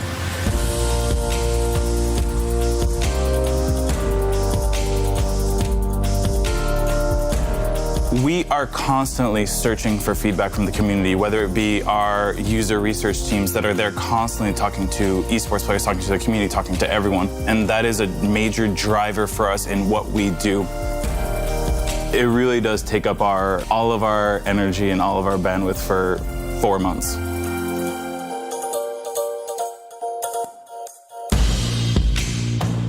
When we get to the SI, it's a little bit different. It is very much a singular moment, which is exciting and scary, where we can have a pretty good idea whether the community is interested in where we're going or not. It's the best and most fearful moment of the year. We are about to kick off our Year 5, Year 6, and beyond panel. We'd prepared everything we could. At that point, once that speech was done, there's nothing else we could really do. I was fearful of the community response, and I put my headset on, and as they started getting into these other features, they started getting into all these different things that we've never talked about. And then we got to Tachanka, which was a big deal, and it's shocking how much noise a crowd of Rainbow Six Siege fans can make. We've taken the weapon out of the turret and made it a primary weapon. Again, it's we're rebalancing also the. Okay. I guess I like it. The dev panel really tells me why I should stick with the game. There's always things in the new season that throws me off guard. And there's so many cool features, and that's hopefully gonna keep happening because it's like the most exciting thing ever. Siege will always have, we're always gonna have to build, and we're always gonna have to adapt and change, and it's an ever-evolving game, but in that moment, it just felt like everybody was so close, and the development team was able to be very proud of the work we've done, and the community was allowed to be very excited for the direction we were going, and it did feel like we just reached this point where we could all celebrate this game that we do all love together.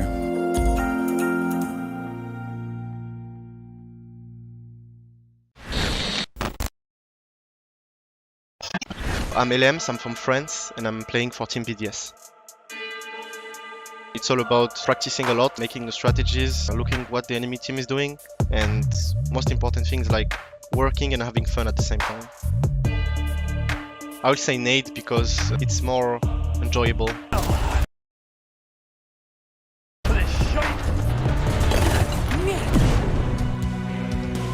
I'm sorry guys, but I hate Game of Thrones, so it has to be the 6 Invitational music. You should have seen it coming. He needs to get into the site, and keep in mind, in a 4v1, they are the best team that has ever. The date is February 17th, 2019. G2 has just beaten Team Empire. Many will say this was one of the best moments of G2's reign in Rainbow Six Esports. And certainly one of the more surprising ones, because their opponent gave us a heck of a show.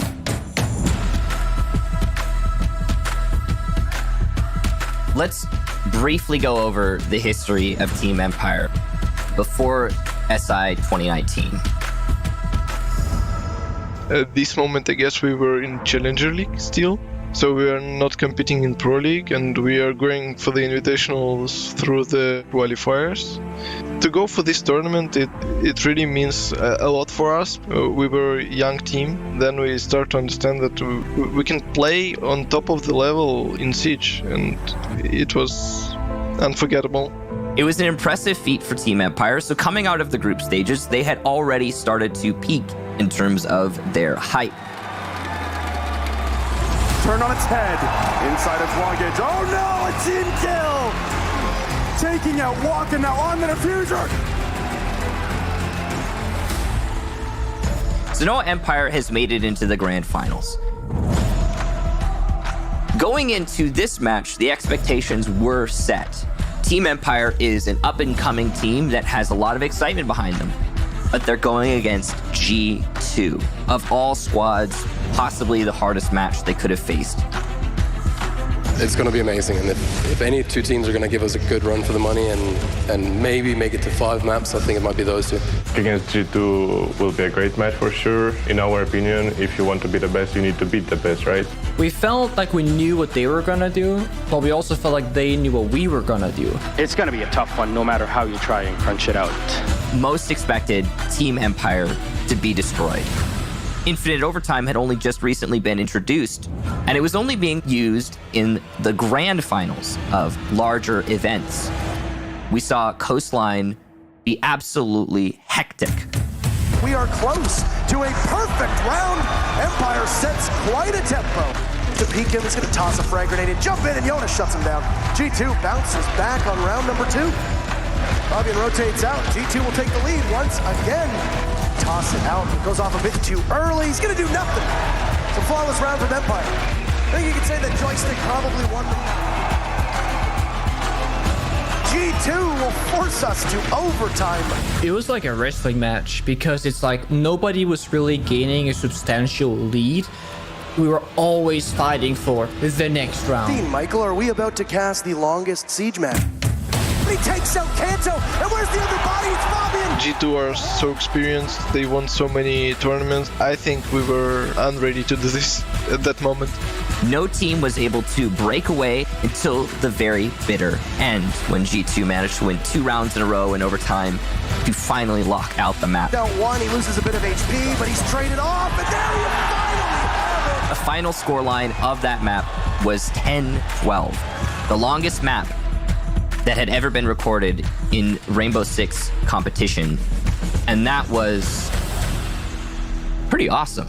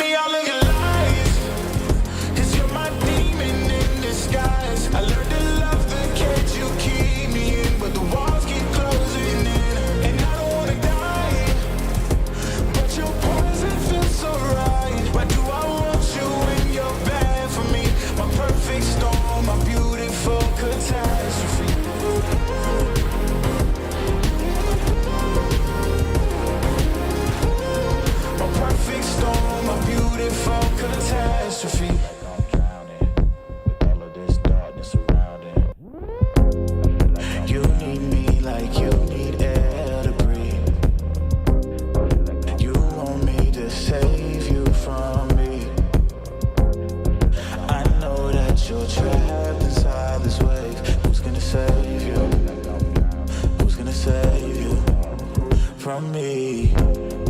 I can't see you drown. I can't see you drown.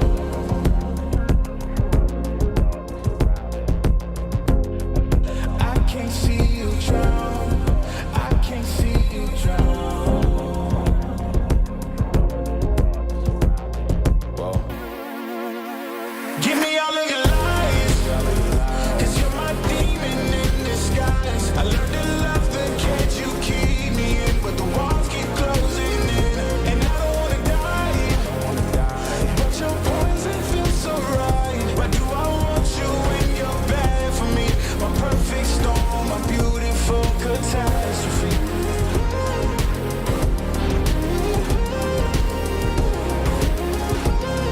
My perfect storm, my beautiful catastrophe. It's a toxic addiction. You're a guilty affliction. Yeah. I can't breathe. I need to get some air, but it's a toxic addiction. You're a guilty affliction.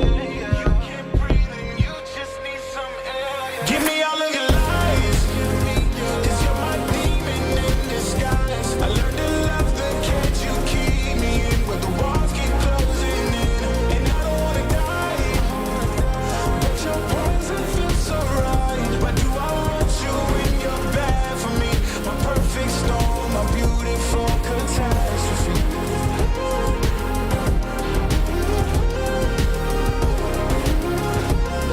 My perfect storm, my beautiful catastrophe.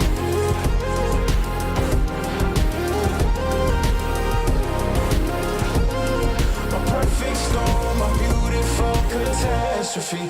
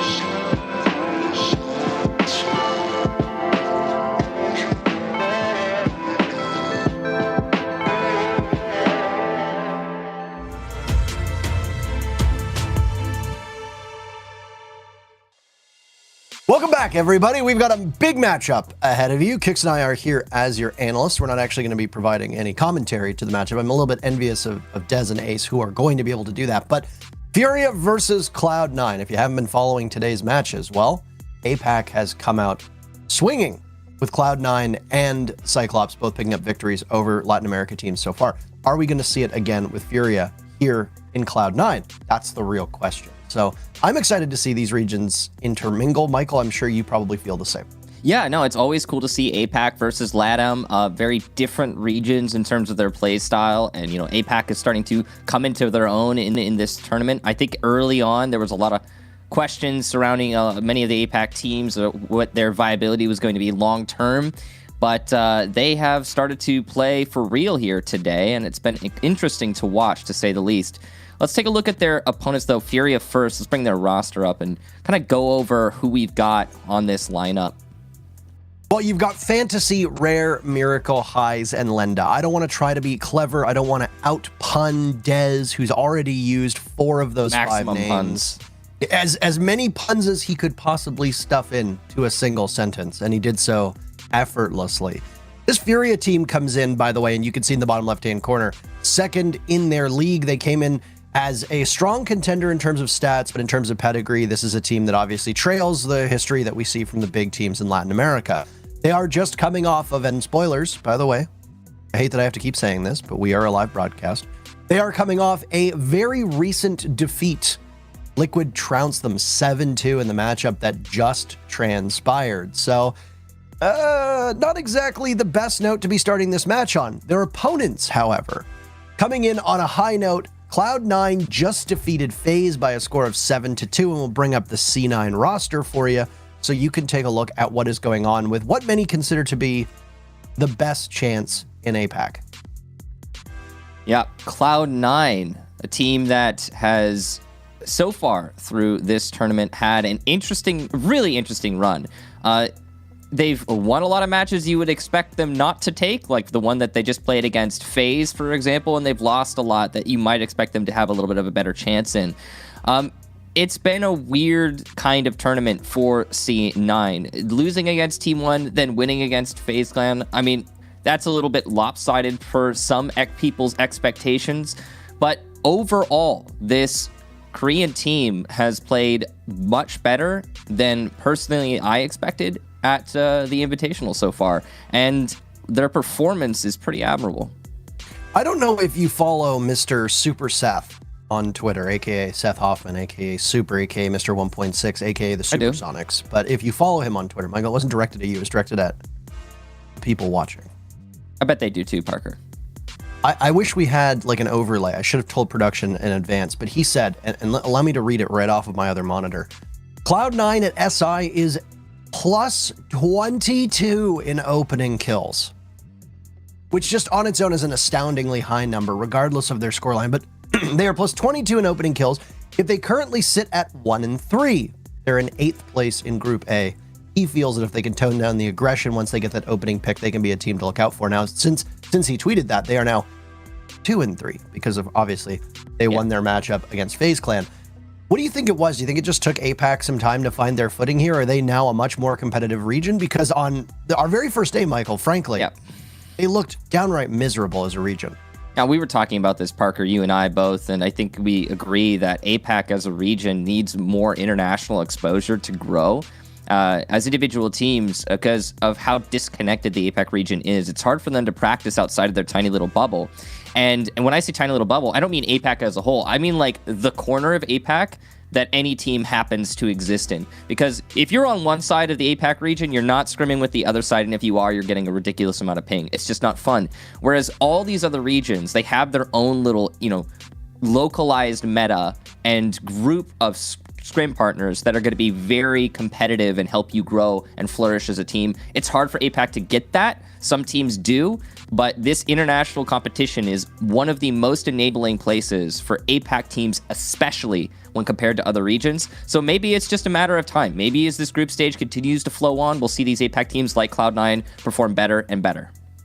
Well, it sounds like we've got the map bans ready, so let's go through those, because obviously in a best-of-1 format, the map is going to be what should be a relatively even contest between these teams, but we often get surprised, and sometimes teams will look like they don't exactly have the best prep done for whichever map they go to. In this particular case, it came down to Coastline Cafe and Consulate. Those were the last 3 maps on the board. Coastline banned out by Furia, Cafe gone by C9. Back to Consulate, easily one of the most played maps at the Six Invitational thus far, which obviously is a very big change of pace for you and I, coming from North America, where this map sees seldom play. Right, and this is a good map for both of these teams. Let's just be upfront about that. It is a great map for Cloud9. It is commonly banned against Cloud9. This is the type of map you do not want to let C9 bring you to. However, it is also a decent map for Furia. They actually managed to beat G2 on this map earlier, so this is a really good place for Furia to find themselves. It was an 8-7 against G2 when they last saw themselves here, but that's still a solid win. And we also had Cloud9 win on this map earlier in this tournament on day 1 against their fellow regional team, Cyclops. So good track record for both of these teams. And I mean, Consulate obviously is a map that does tend to play a certain way, so it's always fun to watch that. It tends to lead itself into aggression. That's not us, but I wish it was. Dear God, did you see? I did not. I just want to bring them back up again, because they look so good. I'm like waiting to see now. They look damn good. Okay. C9's aggression, by the way, and APAC's aggression as a whole tends to fly under the radar. You referred to it as like their own little corner of the world, their own little bubble. Due to the time zones, there are a lot of Western fans who are unable to watch APAC as consistently as other regions. And in many ways, we're wrong when we consistently refer to LATAM as the most aggressive region. Right now, I would argue that APAC, in every sense of the word, is the most aggressive region. So this will be a fascinating one to see. But Michael, that's it for you and I. We've got 2 wonderful casters who have been getting some significant love on social media. And if you're watching this with the chat option, I would like you to show them some love as well. Ace and Dez, have a blast casting this match. I'll be enjoying listening to you. Thank you very much, guys. It'd be far more of a blast if you were here with us. I hope you enjoyed a little cameo just 2 seconds ago. But we are here for what at the start of the day many want to put down as a game that you'd probably say Furia were going to take. But after Cloud9's performance earlier, by the way, now 2-3 plus 25 on KD, there is a very different conversation to be having, I think, Ace. I don't honestly know why I'm surprised, actually, Des. When I think about it, we casted APAC through stage 1, and it was like this for the big teams in every single game. It'd take 3 or 4 rounds to wake up. They've just taken 3 or 4 days this time, but they have arrived. They are here and ready to play, and I could not be happier because it means we have got an even more competitive Invitational. What I'm super excited about, I imagine you look at Consulate and think, if you know Furia, you're going to say, oh, it's their kind of bread and butter map. They love playing there. It's exactly the same for Cloud9. I used to call it MV Taylor's home domain because the number of times that I have seen him charge around that map, taking heads through lobby, moving over to Visa, collecting another up on the top floor and doing more of the same. The man can be an absolute monster. I remember a couple of 18 bombs being dropped in APAC, for example. And most importantly, what was the big story that we said at the very start of this Ace? We needed to see Shyle deliver. He came in earlier on today, top rated. The boys are back, they're in form, but like Super said, and hats off to you, sir, for doing a bit of analysis work for us, they need to be turning that into round wins now. It's all good getting these opening kills, but you've then got to take that advantage and turn it into a round win to start getting those points on the board. Well, what I particularly like about that stat from Super as well, Des, is that it's one of those things that I like to bring to the stream for the newer viewers because it's accessible for them. That's if you're newer to watching Siege, you can watch that at home, right? So what you're looking out for is Cloud9 get an opening kill. What happens in the next 30 seconds to a minute? Do they start shedding men? Do they slow down their pace? And do they then lock in the round? Do they win that round that they're getting the opening kill from? And that is something that you can watch out for when you watching the stream. Keep an eye on it, see how it goes. But they're not going to have an easy time against Fantasy Des. There's a little subtext going on here as well. We've got to fill people in. You're a big fan. There's a little subtext going on here. So Des has spent quite a bit of time casting the APAC region and has a lot of love for Cloud9. I have spent quite a bit of time casting the LATAM region and have quite a lot of love for Furia. They're a real sort of underdog team. There's a bit of a Cinderella story there. They went to relegation last year. They came out of it. They qualified through open qualifiers to get here to the Invitational. They've had great performances ever since. They've brought new players in. It's a real story behind Furia, and well, it's two of our favourites facing off, Des. It is. You were saying to me before the whole thing started, Furia are going to capture some hearts. If you're a neutral, they will be the fan favourite. But Cloud9, I think APAC has captured the hearts of many recently. And one thing I do want to touch on that the boys talked about on the desk, they said, oh, you know, actually the aggressive region is Cloud9. And you know what? I'd agree with you. APAC attack was a hashtag for a good while about this region. They know how to be aggressive, but it's going to be Cloud9 starting on the defense. So let's see if we get some MV Taylor roams on the go, or if Furia, and specifically Fantasy, can take good control of those roamers, shut them down, and take the advantage in the first half. Well, he's certainly one to watch out for, Des. He's had a great tournament so far. We've seen some absolutely nutty kills coming in from Fantasy so far. His gun skill is absolutely off the chart. So it is another thing to watch out for everybody at home. Now, the bans do rein in. Thatcher, Hibana, Mira, and Mozzie. Okay, interesting Cloud9 ban coming in there on the Mozzie. Des just wanting to take away. The thing is, Mozzie's a very powerful operator, and he's particularly useful at times here on console. He's not only taking drones, he's denying information. That's the particularly important thing. If you can get it and use it, and farm that information for the defenders, then yeah, that's absolutely fantastic. But the most important thing is taking it away from the attackers. But heading into round number 1, I'm just having a quick look over Furia's consulate stats from the regular stage 1.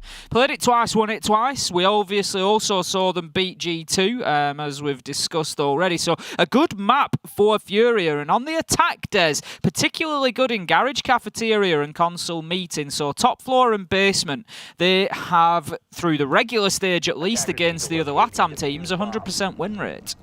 I do think that Mozzie ban is a bit of a nod somewhat towards what can be achieved by MV Taylor. Interesting that they chose to ban it away, to be fair, because he would play it an awful lot last season. The last few games has gone towards playing things like the Mute, and maybe here with the Aruni stepping in, since that's what's being brought along here, they're saying, look, we're realistically not going to play the Mozzie. We don't want to deal with that information blackout, therefore let's get it off the board entirely. And the mirror ban by Furia, more targeted towards Nova, who has played it in a good few of their recent defenses. However, first round we are on the downstairs. We're seeing the Kai being brought along. You got the Aruni in place. These boys love Valkyries. We saw out of them earlier on today as well. So between them, quite a bit of play here in terms of denial being set up, but also making sure they're not starved of that information that a Mozzie drone, once it's been stolen, for example, would be of use to you for. Well, we're potentially, looking at those bans, got a recipe for, I'd say disaster, Des, but for us it's just a recipe for excitement. Valkyrie's available, Nomad is available, there's a bit of 50-50 there. We can get the cams out, we can get that sort of interest, that potential for a run out, but then you've got the air jabs to contend with as well, so it's always an interesting little trade-off whether it is worth the risk or not. I mean, we saw a big play from Joystick going out of a window earlier here against Dark Zero. How on earth you laser beam someone? The length of the building with an SMG is beyond me, but he did it. Well, I think Skies will be feeling that one for a day or two, but some players there is just very little you can do against when they are on their day. But looking back to the action at hand, we are 50 seconds in, no opening kill just yet. Cloud9 looking pretty happy to hold their angles for the time being. We've got Malusi over there in admin, but it's looking like a completely stacked up yellow stairs push to come in from Furia. Exactly that. They had a couple of members lurking out there in case there was a late entry into admin, but it's absolutely not the case. It is going to be this attack onto the yellow stairs, and given they now have some control here, of course, no massive top floor hold coming out of Cloud9, given they're defending on the downstairs. That may change into future rounds. Furia are just not going to make the same mistakes that we saw out of Empire in their game earlier on, where you're not worrying about top floor and you're being flanked later into the round, and you're basically fighting on two fronts. One looking towards the site and one for those coming from above. So doing the right thing and making sure the map is clear. I'm not quite sure where Charles gone at this point. Admittedly, haven't been tracking him too much. He's that downstairs now as well, so isn't going to be lurking around upstairs anymore on the top floor. Instead, that is giving over towards MV Taylor, who's skirting around like a little rat here and might do some damage if left unchecked. Could be a problem for Furia here. They've completely ignored the admin and Visa side of the map, and as you say, we are down in basement. You can go route 1 in through that garage door, but you need to be careful of the roamers. That much is true, especially if you're going to try and get in like Highs has and work in Piano, because he's going to be absolutely ripe for the picking if those roamers come back down and work their way across the map, as Shiol has done, but shut down by Highs. A good call coming in from Fantasy there after losing his life around the vending machine. That leaves us 4 versus 4. 45 seconds left to go, but lots of work for Furia to do yet. That's one being thrown up by Charles as well, just to step in and contest and remind them that there is going to be some aggression coming out of this Cloud9 team. You've got to worry about when the likes of Invitational are going to strike as well. Where are they going to appear? Because I can still see someone hanging around upon this ground floor. In fact, he's on the top floor here, so he's not done with this road play, but I need to see him strike now. There's 20 seconds to go. Your impact must be felt now. In fact, he's beelining it back down to side, given he's taken quite a bit of damage there. Lucky to be alive. Rare looking to get himself inside through the breach here, but he needs sufficient cover. He's got a man on yellow stairs, which is a great start. Harper looking to push in through that smoke grenade, but will be shut down. The kills rain in, Des. It's the Brazilian boys who are shutting down Cloud9. 4 versus 1. Diffuser down and activated. Invitational on a breath of health, shut down by Rare, and that's going to be Furia taking round number 1. Yeah, Furia showing some fury at the bitter end there. 3 kills flying through in rapid succession. A little bit of a strong play coming out of the Kite. I think to go pushing through a smoke. Many FPS games will tell you that is never going to be a good idea, but at the very least, appreciate the attempt. And for a second, I thought we might see Invitational get the spray down come through. He had the pings coming in from his team, I assume from the Valkyrie. That could have been disastrous if he got the spray down and won the round for his team against Furia. But either way, they walk away with round number 1. A good yet slow execute paying off dividends. And Ace, another entry kill first coming out for Cloud9. Certainly true. Plus 26. Another round not being closed down. Yes, that is the more important factor they need to be capitalising. I mean, to put that into perspective for you, Des, when we look over Siege as a whole, generally you're looking at about a 65 to 70% average. So when a team gets the opening kill, how often do they go on and win that round? It's fair to say it's about 2 out of 3 times. Yeah. They will go on and win that round. And Cloud9 are really struggling on that front, and that is just making your own life difficult. So let's keep an eye on it. We'll see how they go as this continues.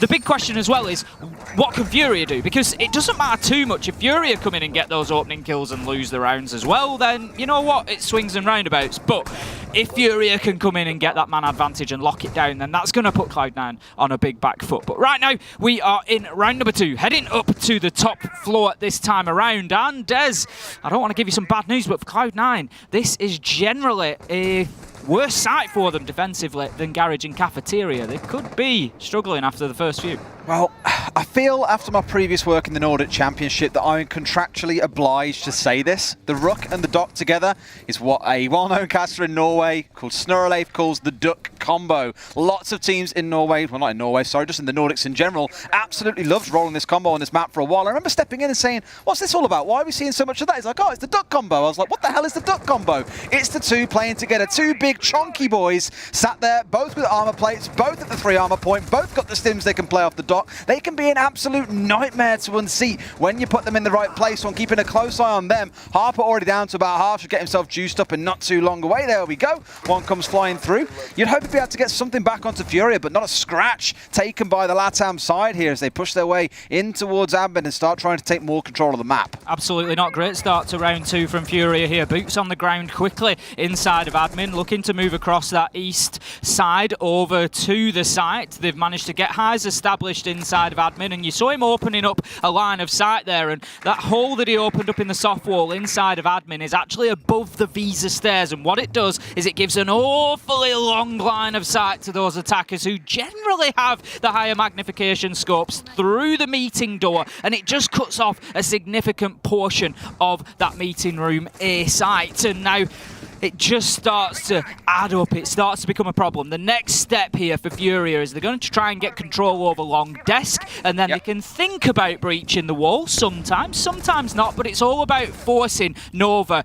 out of his power position inside of meeting here. But the opening kill, Des, it has come in and it has gone to highs. Rare's going to be shut down. That's the hard breach gone. That could be a blow for Furia, but this is still possible without. He is so dug in here with all the gadgets that he's got scattered around in the shields, the ADSs, everything is set up, and he's got the support from the longer desk out towards the front from Harper at the same time to make sure no one can push him from behind, so it's one less angle to worry about. He's just got to worry about the doorway to his left at the top of Visa stairs and anyone playing outside of the meeting windows. And given he's dug in behind the shield here, as long as those ADSs are still ticking, of which now I believe they are not, they have been removed, he's in a pretty precarious situation. But so are Furia. 4 versus 4, 20 seconds to play, 2 out on the meeting balcony. You've got to make a play here and now, boys, otherwise you might find it running away from you. Down to about 10 HP, a bit of a long-range spray onto Envy, but they're still walking. Envy gets one back, finally put down. We're looking at a 3 versus 3 team with 10 seconds to go. Nova finally down. Lender, he's in the back corner. Diffuser going on the ground. Can anyone step round and contest him? I'm thinking not, because Hyze has got the longer angle. It's all down to Harper. He sees the spray, but he misses!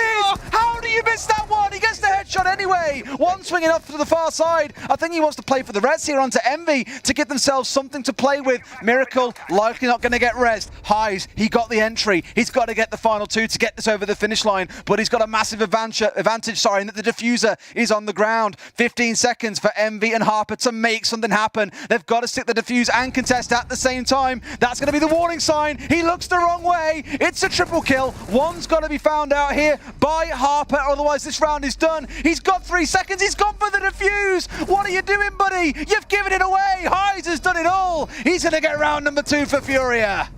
Well, it certainly looked like it wasn't going to go that way. Des Nova was in such a power position for so long in that round, and then he just got turned on his heel at the critical moment. He had to turn his back. The pressure came in from every angle, and he was shut down. It was a shame because he'd really controlled the round for Cloud9 up to that point, just completely denying access into meeting. Don't, Des, don't. Don't look.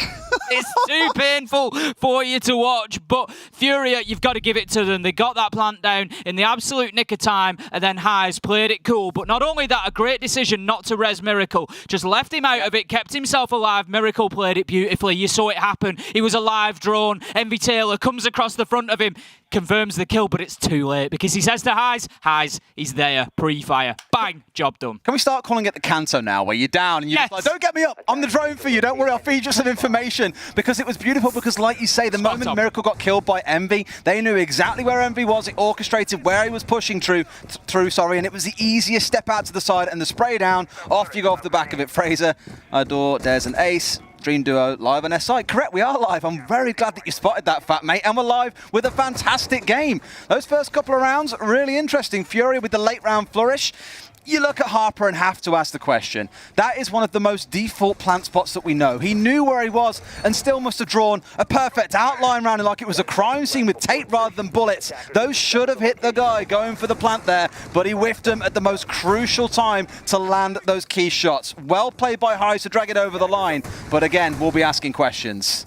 He certainly will, and I think, I think there's going to be maybe 1 or 2 players waking up in cold sweats thinking about that round, depending how this match ends up. But right now, Furia have come out fighting, Des. They've come out strong, and once again, they are impressing us inside of the 6th Invitational, showing a great mastery here on Consulate so far, and getting to what could be 2 difficult rounds over the line, showing that they are not just a team that wins when they have the advantage or are ahead. I think we should talk about this combo we're seeing coming out, I think, Ace, as well. Shanka did get that buff recently, now you think about it, where they had the small change to the duration of the fire, the radius of the fire, paired up with the smoke. Many were saying when we first saw the 2 of them, you could waste the whole 60 seconds on pushing into a site here, and no one's really made that work. Others said maybe he steps in and he's an alternative for smoke. Well, Cloud9 are chancing using both of them alongside one another here, playing for these stall tactics, and probably looking towards some infel being fed by the Maestro to help them know where the push is coming from. Where's that utility got to go down? Where have we got to waste time? Where can we force them to make mistakes? Another entry coming out for Cloud9. Fantasy, he was the man you were hyping up. 0-3 so far, Ace. He's only been quiet, but he's one of those players, Des, just like Alamo against G2. Do not count him out. We might just see later in this game that Fantasy has a huge impact. But for the time being, Cloud9 take that opening kill, take their foot off the gas a little bit. They're not over-aggressing. They're not chasing a 2nd, 3rd, 4th kill here. They're not giving lives away. So let's see whether they can turn this round on its head and put it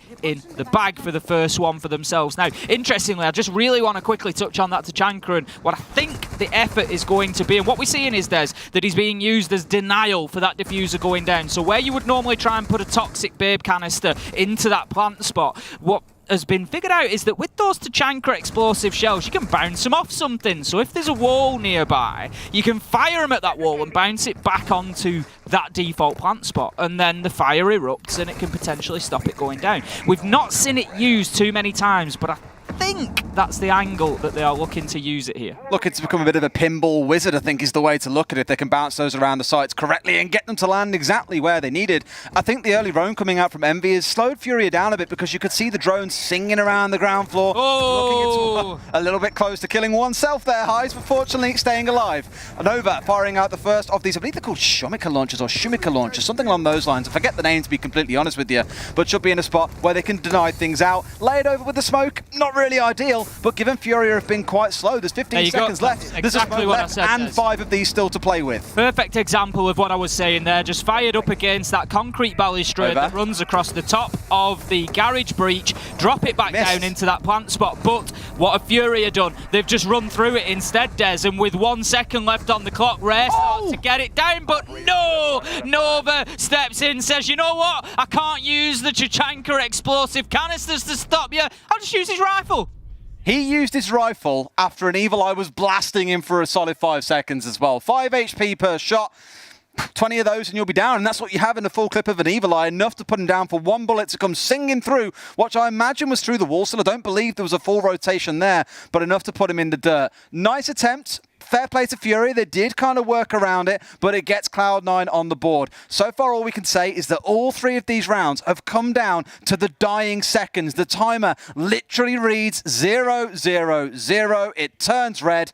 It's spicy, Ace, and this is what we wanted from a game like this. Highs sat on 6-0 at the minute, reaching highs that nobody can touch at this point in time. Furia 2-1, I'm pretty sure they're going to be happy with that off the initial rotation of 3 sites. They're going to do the same again now. Cloud9 have got another 3 defensive rounds to come before the sides switch, and Furia, they're going to look to just basically lock out exactly the same as they have just done. If they can finish this half on 4-2 going into their defense, I think that they will be pretty happy with that, because Furia are a very good archives and tellers site. They could come here thinking, you know what, we can lock in a couple of rounds there. That puts us on 6 overall. They only have to find 1 other successful defense. So I'm pretty certain they're going to be good with a 4-2 half, but they have to get there yet. Now we've got Static on the Valkyrie this time. He's just applied one of those black eye cameras into visors, so looking to just prevent that lateral push. We're going to have one going out externally here,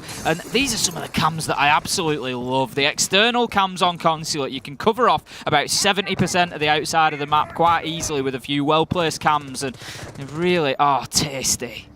You might love the cams, but I guarantee you the teams hate these observers every time they show where they're placed as well. Looks like, damn man, I can't use that one. Now, jokes aside, a lot of these are very common. Envy trying to make some magic happen, even without the Nomad present from Miracle. Still, Highs turns round, flicks onto Meeting and finds the kill. Comfortable. Dare Harper try and repeat the same? I imagine not. And at this point, Highs is now inside of admin, so less to worry about. Fury are in, Ace. What can they do with it? Valkyrie cams just causing a bit of overconfidence possibly there. Highs gets Harper with the headshot. 2 for him in the round, 8-0 now. He is an unstoppable force, Des, and Cloud9 are certainly not an immovable object so far here on Consulate. They are being ragged around by Furia here in round number 4 as we find ourselves 4 versus 2 and map control largely in the hands of Furia right now. Static, he is like the cliff face in front of the oncoming tide, just trying to hold them out of Visa, but the vertical pressure is going to start getting applied very, very soon, and Furia, there's no rush for them here, Des. 1 minute 35 left on the clock. They just need to go in and find their kills, but Shio, he's going to start the fight back. He's going to dig the heels in and get a kill onto Fantasy. Made the right call as well. Get the kill, pull back, don't try and press on here. Be glad with what you've got. Let things lie for a second. Let Static feed you some more information around what's going on, because they're still looking to unseat him, I believe, out of sight down here. Not out of sight, sorry, out of the room downstairs. It's the second one. Shile, the player that we spoke about in stage 1 was quiet, that needed to show up at SI, is starting to do just that. He takes the longest shots, misses the head of Miracle by a slither. That Nomad air jab being eaten up by the ADS is not going to connect, which shouldn't make them too safe in here. It's going to be another one. Are they pulling it back for the 2 versus 4? Because it damn well feels like it. Miracle on the push round. 2 remaining, and I don't see a world here in which he can pull this off unless he takes 2 separate 1v1s. The shield is there. Oh! Shyle! How do you mess that one up, buddy? 1 versus 1. Plants going down. 40 seconds to play. Static. My God, have you got to go big? He comes off. The spray comes through. He's got 25 HP. He cannot miss a beat. He's got to connect every shot into Static here to close the round out. Static knows he's going down. He's got the play coming in. Oh! He steps up, but it's a triple kill in the round. It was going to be a miracle, but no. Static, the naysayer from hell, steps in and makes it 2-2. He was a little bit too static after he got that final kill. I was worried that he'd forgotten in all the excitement that he needed to disable that diffuser. Stranger things have happened, but what a play from Cloud9. 2 versus 4, and they dragged that one back from the brink, Des. They were on the edge of being even further behind, but great plays. Shyle doing it all in the mid-round there, coming through and getting big kill after big kill to level things up. His job was done by the time he'd had. This was a beautiful look at the flick. Oh. That was a miracle. When you're beating a man from behind a deployable shield on a flick onto the head like that. What a beautiful kill. Des, this is an absolute exhibition of Siege so far. That's 4 rounds in the bounce where we've come down to the 0 seconds left on the regular timer and we're starting to step into the diffuser being down or extra time or whatever it might be, the post plants. It is what we all wanted to see out of these 2 teams. Again, start of the day, you'd have probably put it down and said, oh, well, Furia just looked better than Cloud9. Cloud9 not really delivering so far unless they were against Cyclops. Well, now sitting at 2-3, and if they win this game, would be at 3-3. What a turnaround that would be. And you and I sat here after G2's game earlier where they beat Cyclops and said, they got nothing to worry about now, realistically. Cyclops aren't going to come back. But Cyclops have gone on to win a game. Cloud9 have done a game. They've done the double over the LATAM teams. There is so much to be excited about for this region that I don't think it's all good calling the end of groups just yet, because they could cause some massive upsets if things carry on here. And in just in case you couldn't tell, there is indeed a tactical timeout for Furia. Clearly the coach not too pleased with how things are going. These chaotic round endings are probably more playing, at least in his mind, into the APAC team's favour and saying, let's slow things down a bit here, boys. We're taking quite a long time to get things done. Let's breathe a little bit and go for the execute a little bit earlier ahead of time. As you say, Furia there just deciding that maybe it was time to try and put the brakes on, as initially it was playing right into their favour, but the pace of the match as it's gone on just seems to have worked against them, and Cloud9 have been able to just carry that momentum instead. And to be honest, I think after round 4 it was needed for us as well. I can't complain about the tactical timeout. My heart is racing. I think I'm at about 180 BPM at the minute. You know, we needed to slow down. Al Adjahoun is saying nothing is impossible. Cloud9 win. It could be. The hashtag C9 win, by the way, on Twitter. They even get a little icon with it as well, God bless. But you're right. I want 15 rounds of madness like that. We seem to say it every single map, but it's true. When a game comes up to be this good and this close round to round, you don't want it to end. We'll appreciate the break. Professionally, we should be taking far more care of our voices, but I'll happily scream and shout over these 2 teams duking it out like absolute juggernauts. Oh, I'm absolutely willing to make that sacrifice for the community, Des. Now then, Shotgun galore. Shotgun galore, you're quite right there. The Pulse Nova bringing along the shotgun as well, so we'll see how that plays out. It's one of those things we won't necessarily know until the late round. If he can keep himself into some CQC engagements, then it may well pay dividends, but if he gets shut down at long distance and challenged, then it will be problematic. Now Fantasy looking to make a clearance across that top floor. Shyle is in place at the minute outside of the meeting door. He's got the deployable shield in hand. Shyle does find the first onto Lender from that position. Just pops up like a deadly jack in the box, takes the kill and gets himself back to safety. So that is another opener for Cloud9. And interestingly, Des, that is the first time so far. In fact, no, it's gone back and forward again. I was just going to say it's the first time that we've had 2 entry kills in 2 rounds go to the same team, but it's not. It was actually Highs that got one last time. So it has gone Cloud9. No, it's gone... Yeah. Yes. C9 Furia, C9 Furia, C9. Yeah, back and forth. That's what we love to see.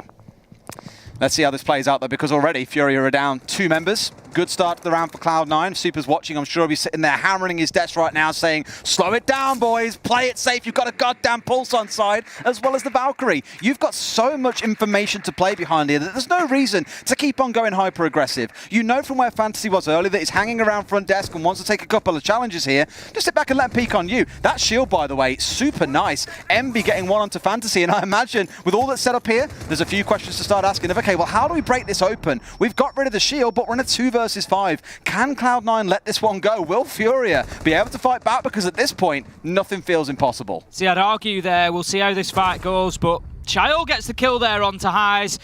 Maybe didn't need to be taking that risk. 50 seconds left to go, 5 versus 2. Shield gone. Could have dipped away, but who am I to criticise when Cloud9 have just come out and got a flawless round? It really doesn't matter too much at that point in time, but it's those sort of plays that you need to be careful about getting into the habit of. There's only a certain level to which you can criticise as a caster, because we know full well if we got into a server with any of these boys, they'd rip our scalps off 10 times in a row without us being able to even answer or fire a bullet back.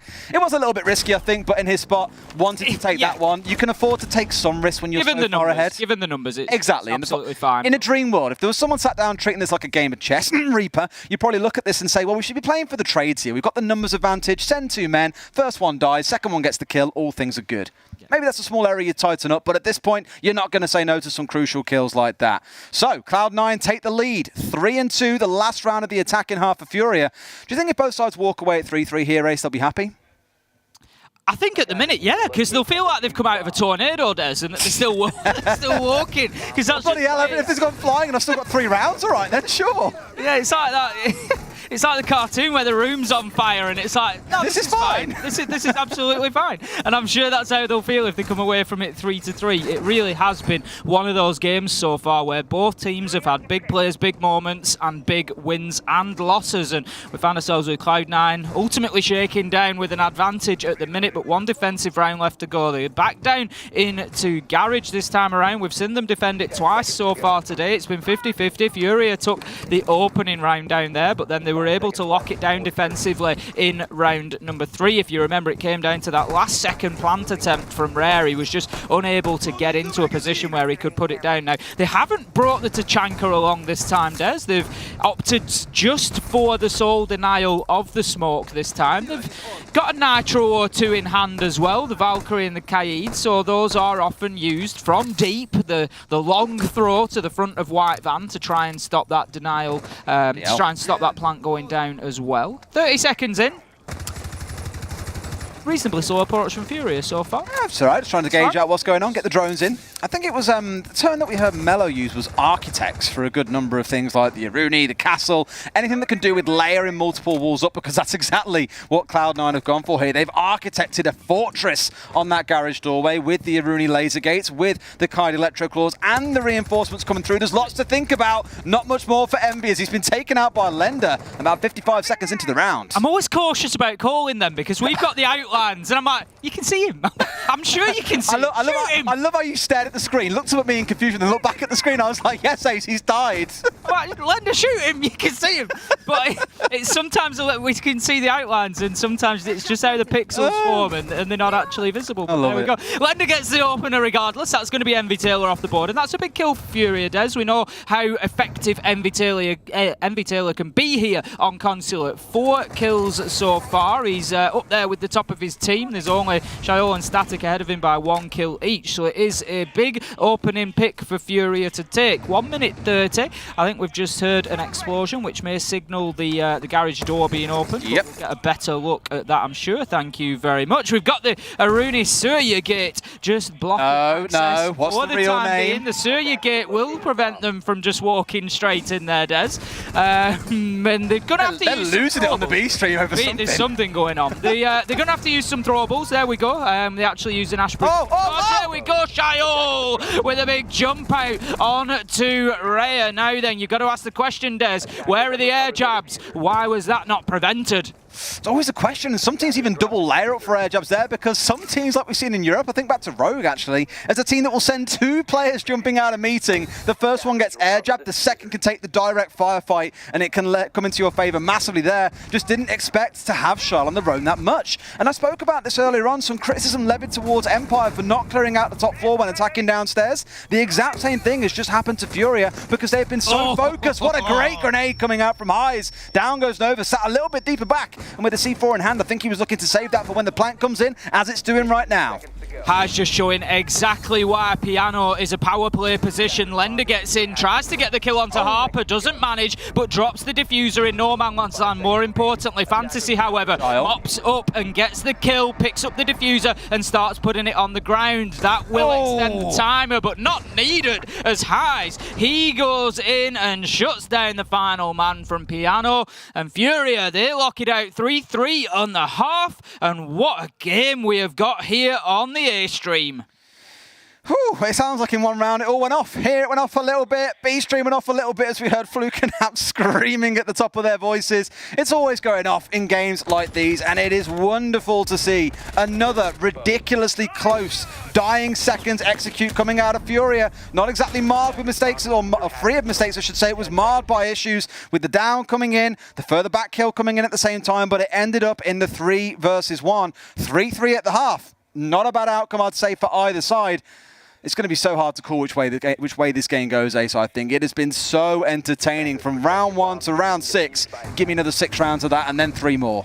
I'm not sure I can take it then. Oh, yes you can. Yes you can. Of course I can. It's what I was absolutely born for, Des. This is what I live for at games like this. Absolutely love them. But so, we are heading into our second half. As we've seen 6 rounds, the teams will swap over. So Furia will be the defensive side for potentially the next 6 rounds. We will see how it goes. If they manage to get themselves an advantage in terms of the score, they need to get themselves to 7. We're playing best of 12. If it finishes at 6-all, we will head into overtime, which will be best of 3 rounds. And then we'll worry about who's defending and attacking at the time when we get there. But for now, Furia, they're going to want to lock it down before it gets to that stage. Now, the downstairs in Garage and Cafeteria this time, Des, I've already commented on Archives and Tellers for Furia. It is a good defensive site from them, and it is one that tends to be a little bit more LATAM focused. It's probably the region that we see play that site I think the most realistically. Preston Lobby tends to be popular elsewhere, so that could for me be a little bit of a linchpin here in the rest of this game if Furia choose to go there.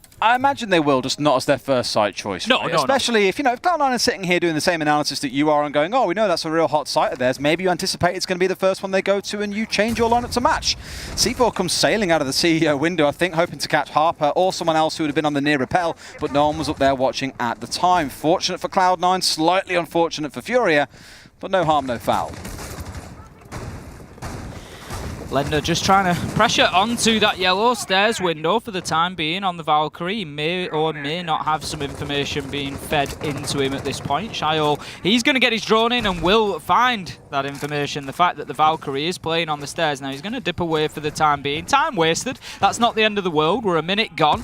And that is the primary function of the roamers, of course, on this sort of hold, is to get that time taken up. But Envy, he will start things off with the kill onto Lender. So we sort of continue on with these opening kills trading from side to side, and right now Cloud9 are doing a good job of getting into that top floor. They've got themselves established, but they are going to have to move Rare out of the bathroom. They can't take Piano and start the vertical pressure onto site without dealing with him first. I'm just looking at his HP here and thinking you could blow on him and he'd fall over and die. Like, get a Zofia nearby, get Shiol nearby on his main namesake operator, the Zofia, the one that he's well known for. Interesting fact, once got banned away against him in APAC, Flip Batbeard, got 9 kills in 3 rounds. You can't stop the guy no matter what you give him, so just let him play on the Zofia seems to be the go-to answer.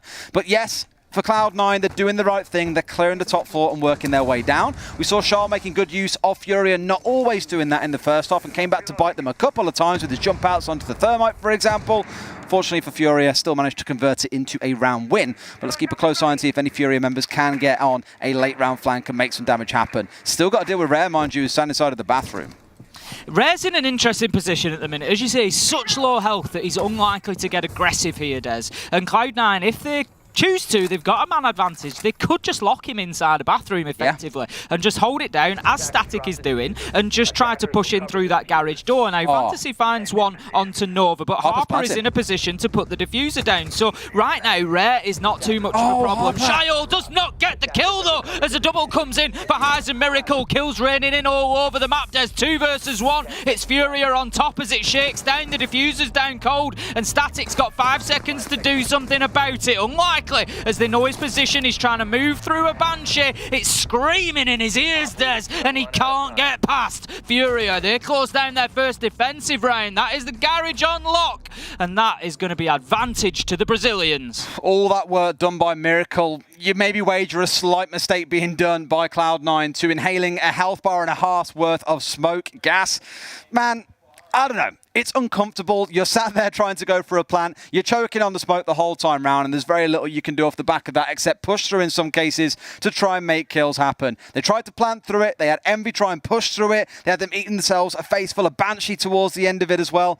Really, really good holdout, I think, but Cloud9 almost doing that damage to themselves, I think. I think the IQ maybe not quite registering that she was still within the gas range. Come back to that same point again, Des, as well. Envy Taylor getting the opening kill. Cloud9 failing to close out the round, and it is continuing to hurt them regardless of the strength of their entry stats. They're just not managing to convert them to rounds on the board, which ultimately is the only thing that matters. That is what goes in the history books at the end of the day, is the winner of the map. So, heading into round at number 8, Furia are 4-3 up. I don't think they're going to be feeling too secure, Des. I know they're definitely going to think... It's tight. That's it. They know that they've got a game on their hands. They know that they've got work to do. They're going to be heading up to console. Now, this, for me, Des, is a really key round coming up here. Furia are 4-3. They're going up to console and meeting, which is their secondary site choice. But they've got a very solid Archives and Tellers defense that they've been good at previously to back them up then potentially for their third side. So, if they can get the win here, it puts them 5-3. It gives them a little bit of breathing room. It gives them that space on the scoreboard, but they also know that they can feel pretty confident about their tertiary site to lock it down and get that 6th round on the board and give them the map opportunity for match point. So for me, this is a key round now. Big smart pick as well across to the IQ.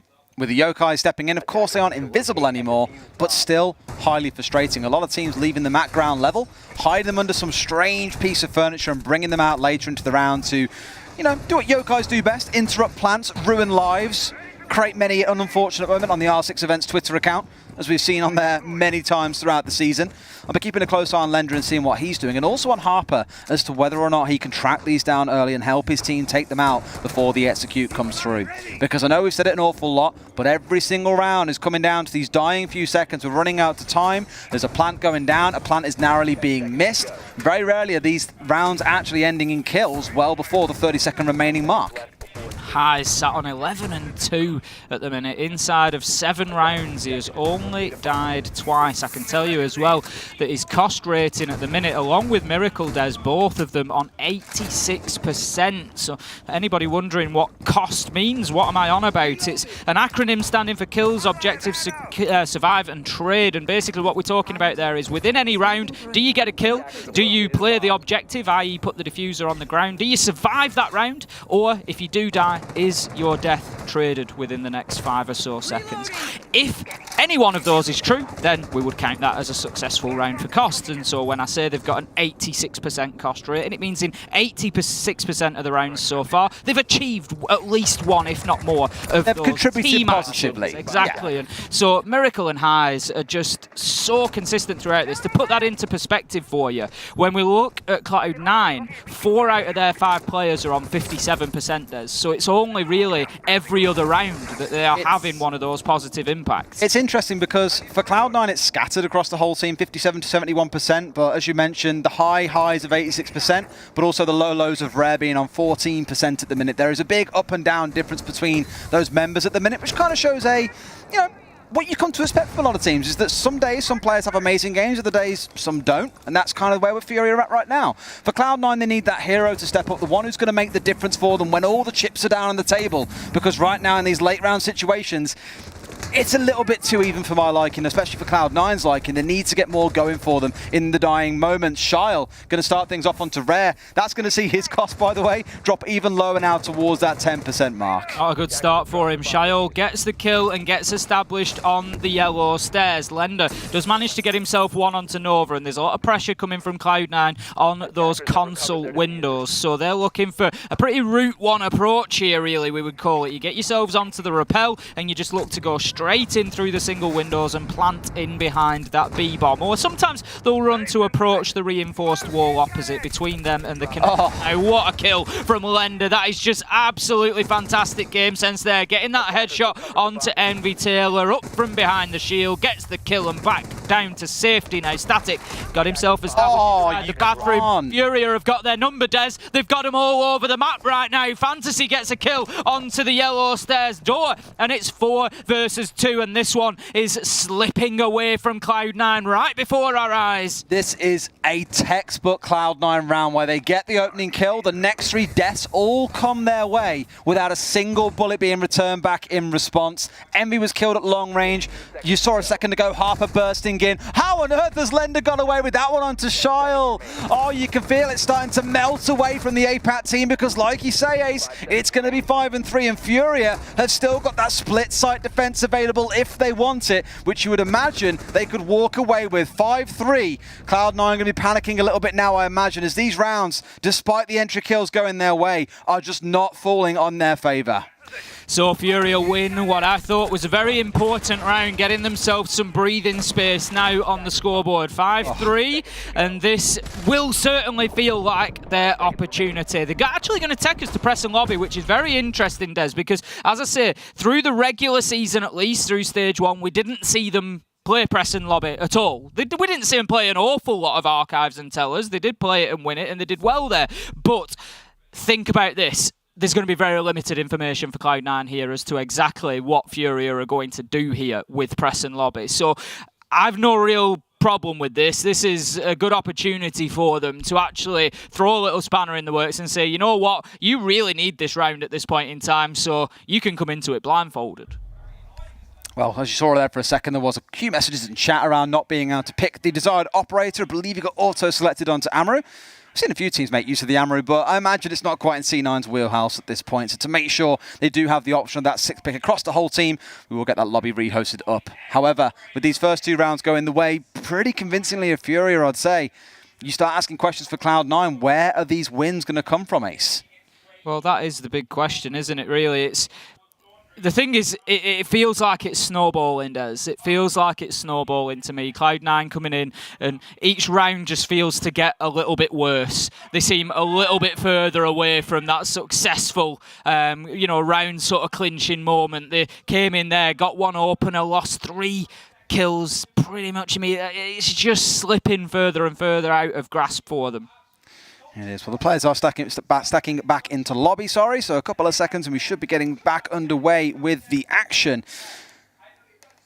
Again, questions to ask, I think, for Cloud9, where with APAC all of this week, well, first play day, we sat here and said, I don't know, they look so far behind. We've had a bit of a resurgence earlier on today, and this would really put the cherry on the cake for them if they could walk away with a win against Furia. But Furia are showing after the last result they had, that loss not too long ago, that it isn't all doom and gloom, that they can bounce back. And this is what I've missed so much over the last 15 months, Ace, is these international storylines of when you get different teams of different forms running different styles of play, just all come crashing together. It's so exhilarating to watch. Oh, I absolutely love it. I'm just having a quick look back at the G2 game. Obviously, very relevant given that it was on Consulate just a couple of days ago. And I'm looking at Furia's defences, and they only had 1 in press and lobby. So that is literally the sum total of information for Cloud9 to go on at this point, pretty much. And it's really not going to get like my good friend Jackie would say, Des, it's like an abandoned fairground. They've not got much to go on, and that is going to be the case. And it's just not the point point in time that you want it. You want to know what you're coming into when it's such a must-win round. Furia going to put themselves onto match point if they can close this one down. But what are we likely to see here in Press and Lobby? Furia, they will be looking to keep vertical control. They want to keep hold of Meeting in particular. The LATAM teams do tend to like to do that from deep sometimes. So rather than having a man right up in admin and one in Meeting and trying to keep hold of that side of the map, sometimes they'll dip them back quite early and sort of play out of console, play out of connector, out of bathroom, and just basically have a presence there, because the attackers know that they can't start getting in there and focusing on that vertical pressure until they've cleared them out, because they're just going to get hit on the flank. They're just going to move across the top of the map and get the kills anyway. So we'll see how Furia decide to set up. They may well go for a more aggressive approach and set themselves right up in the faces of where the Cloud9 attack is likely to come from. But Cloud9 could throw a curveball. They could come in for the garage take. They could come underneath and try and work up from there. But more often than not, it is about the top floor. I like the little kind of bounce we've got here between the IQ and the Echo picks as well. You saw them both being hovered for a second in the pre-game, and then both 6 picked away. One going from the Echo onto the Melusi in the case of Lender, and Harper changing away from the IQ onto the Decabi instead. That one will be an interesting one, because I don't really feel that being caught out on random corners or in random isolated locations has really been Cloud9's issue so far. A lot of it has just come down to these longer range shots they're just not aware of, or jumping into a building and being shot for halfway across the map because they didn't have drones in that area of the building. So I'm not too sure how much work this is going to do for them. I hope they've got something in mind. Let's keep a close eye on it and see what the use case is going to be.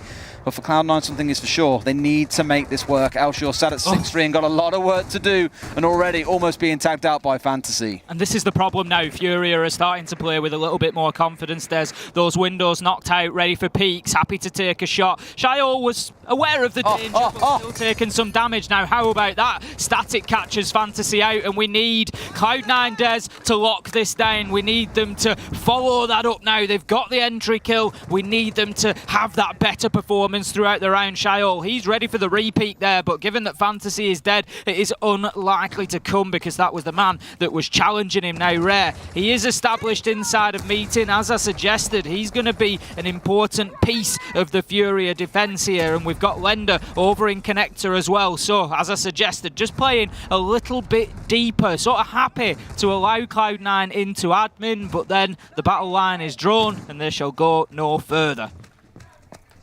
I'm just so nervous that if they don't now translate this into a win, it's going to be a huge problem. They've had the opening kill in the last 3 rounds. This round plus the previous 2. Every single attacking round, Cloud9 has found the opening, and here, I'm just glad to not see Nova, for example, getting picked off 10 seconds after finding the opening. They've actually balanced things out a little bit, starting to play behind the utility. You can hear them starting to stack up. Rare, looking a little bit skittish, a little bit panicked as 2 drones fly in front of his face. Doesn't get the second one, but you can see where the pressure is coming in, and I imagine he's screaming to his team, I need a bit of help here. There's 2 or 3 starting to gather on me, and Shyle playing the safe game, hanging a little bit further up. There's the return kill back onto Static. This is Rare's moment. He's had a quiet game so far, but he manages to get himself a kill. Take Static down 4 versus 4, but he is going to be forced out of Meeting. Des, with 1 minute still left to go, there is plenty of time for Cloud9 here. I'm not sure exactly what happened to Lender, who was playing in that connector room. I think he's actually been... No, he's still hovering front desk, yeah. He's still there, and he is in a position in bathroom. As I said, the LATAM teams will do this. They'll just drop a little bit deeper and look to still challenge across that top floor in the late round. Now, Lender's actually going to dip away and just keep himself fighting, but Rare has moved back up. 30 seconds left to go, and there could be a really late vertical flank coming in from Furia here, Des. That's what makes me nervous. You're looking at the spot where we're only just starting to see the smokes come flying out. There's still 2 in the back pocket, and we're down to 20 seconds. This is going to be painful for Cloud9. Got to make the play happen. Right, ideally charge through and find the smoke, else everything is coming down to the final 5 seconds. But like pointed out here so clearly by our observer, as C4 can come singing through this hatch, and it's going to be round over. There we go, takes the position. C4 comes out the top it goes. It is like taking candy from a baby for Furia. And as if anyone needs to give Super any further validation, what he's saying is coming to light absolutely. 3 rounds in a row of the opening kill, not a single victory for Cloud9. And that's the problem right now. I mean, great plays from Furia. I've got to give Rare a shout there. He's not the top of the board in terms of kills. He's been doing the support work that we would expect from him, but that was a great round. He got his 1 kill. He wasted 2 minutes up on the top floor before dropping away from meeting and absorbed significant pressure, drone resource and utility, dropped himself back to safety, rotated all the way back round up to the top of yellow stairs, which enabled Lender to drop down to the bottom floor into the basement. It was Lender who had the nitro in hand and was in that position to potentially try for that explosive denial of a plant going down. So it was just great team interplay from Furia, just rotating players around, and that was all facilitated by the fact that Rare kept himself alive and made a smart decision to drop when he did, knowing that he'd wasted enough time at that point. For the stat fanatics among you, it's worth noting that Rare now currently sits at 4-7, as well as bounced back from the very weak start that he's had. In fact, the whole team's starting to pick things up a little bit, but Highs is loving life right now at 12-2, 2-0 on the entry with the 90% cost. He is doing fantastically well, as is Miracle. I wish we could say the same about the same with Cloud9. We've seen them start well. Again, to go back to Super, I hope you appreciate how many shout-outs you're getting here, by the way, buddy. But he's absolutely right. The entries are coming through in abundance for them, and it's observed by Medics, just to point that one out, because I forgot earlier on. With how things are going, they're finding the entries, but converting it into a win is proving to be a massive problem. Leaving things until the late round, it's exactly what Furia did in their attack in half. It feels like for both teams there's a bit of a stall out. Look again. Oh, okay, they're going to lose this round then, because they've just found the entry, Tim. Fantasy once again trying the peek, and Shio, he took a little bit of damage this time as well as last, but this time he took the man with him, and Fantasy very, very quiet so far today. He's really struggled to get into his rhythm, struggled to really have too much of an impact. It hasn't really mattered for Furia. They've been able to work around it, and losing your Jaeger is not always the end of the world. You expect them to be making those early round challenges. The ADSs are already placed, his utility is gone. They're not relying on him throughout the late round, and when Cloud9 are unable to back it up and win with man advantage again, it's not really the end of the world. You start feeling that confidence in the early round to think, you know what, let's take a peek. If we lose it, so what? We'll probably still go on to win the round. But right now, Cloud9, they are moving to clear out that top floor. They're looking to make sure that they are comfortably in control of the map. They will no doubt try to take Piano as they did previously. Static it was last time that was playing in there. Miracle, he's going to take a little shot up to the top of the spiral stairs there. Won't do any damage, but it's again just letting Cloud9 know, Des, that they're not going to have anything for free here. They are being challenged every step of the way.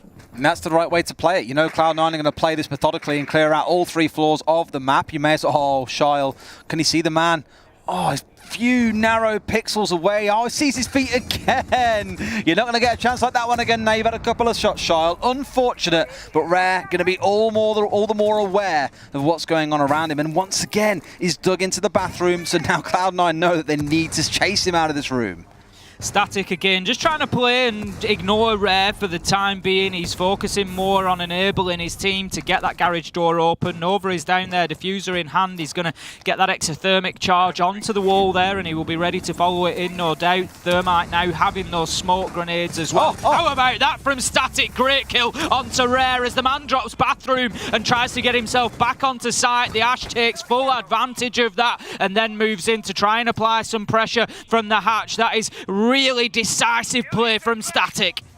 Alrighty, 5 versus 3. It's the greatest advantage you guys are going to find yourself in all game long, but you've got 30 seconds to play with. Highs onto Envy as he comes pushing up towards Visa. 25 seconds to play with. A lot of time to work with, you'd say, but I think once you find those smokes start coming out, as they already have, that time starts going down to 0. 5 versus 3, cut down to a 3 versus 3. I'm already feeling nervous here, Tim. They've got to make the plan happen. As he's coming down yellow stairs potentially here. He's not going to move quick enough. There's Nova. Is he gonna? No, he gets stopped. Highs manages to get there in the absolute nick of time. There's 1 second left to go. There is not enough time for Harper to do this, and Furia flying high take down Cloud9. Oh, knocking them off Cloud9, I think, is the only way that I can look at it. That is heartbreaking for Cloud9. 5 versus 3 in the final round. You would wager they had something more to bring back into that one, but for all of Furia's credit, man down or not, their late round was phenomenal.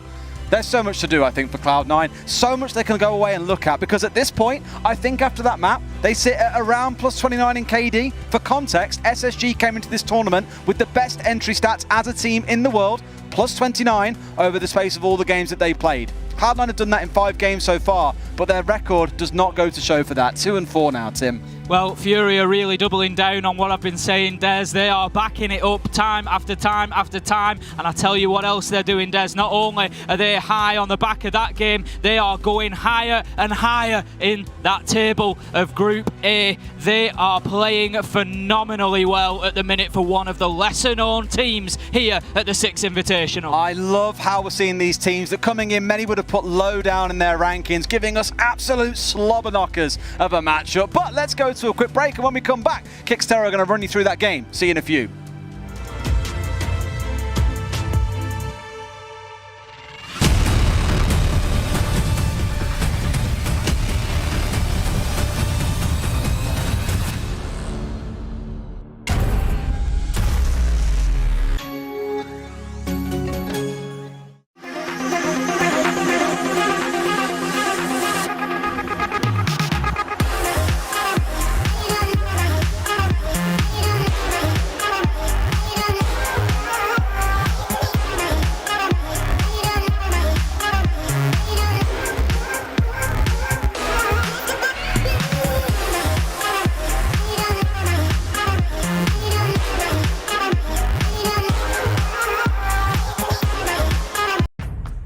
What does it take to create a secure community? Join us on the second episode of ICall.NEXT as we discover how to protect what's most important and enable worry-free play.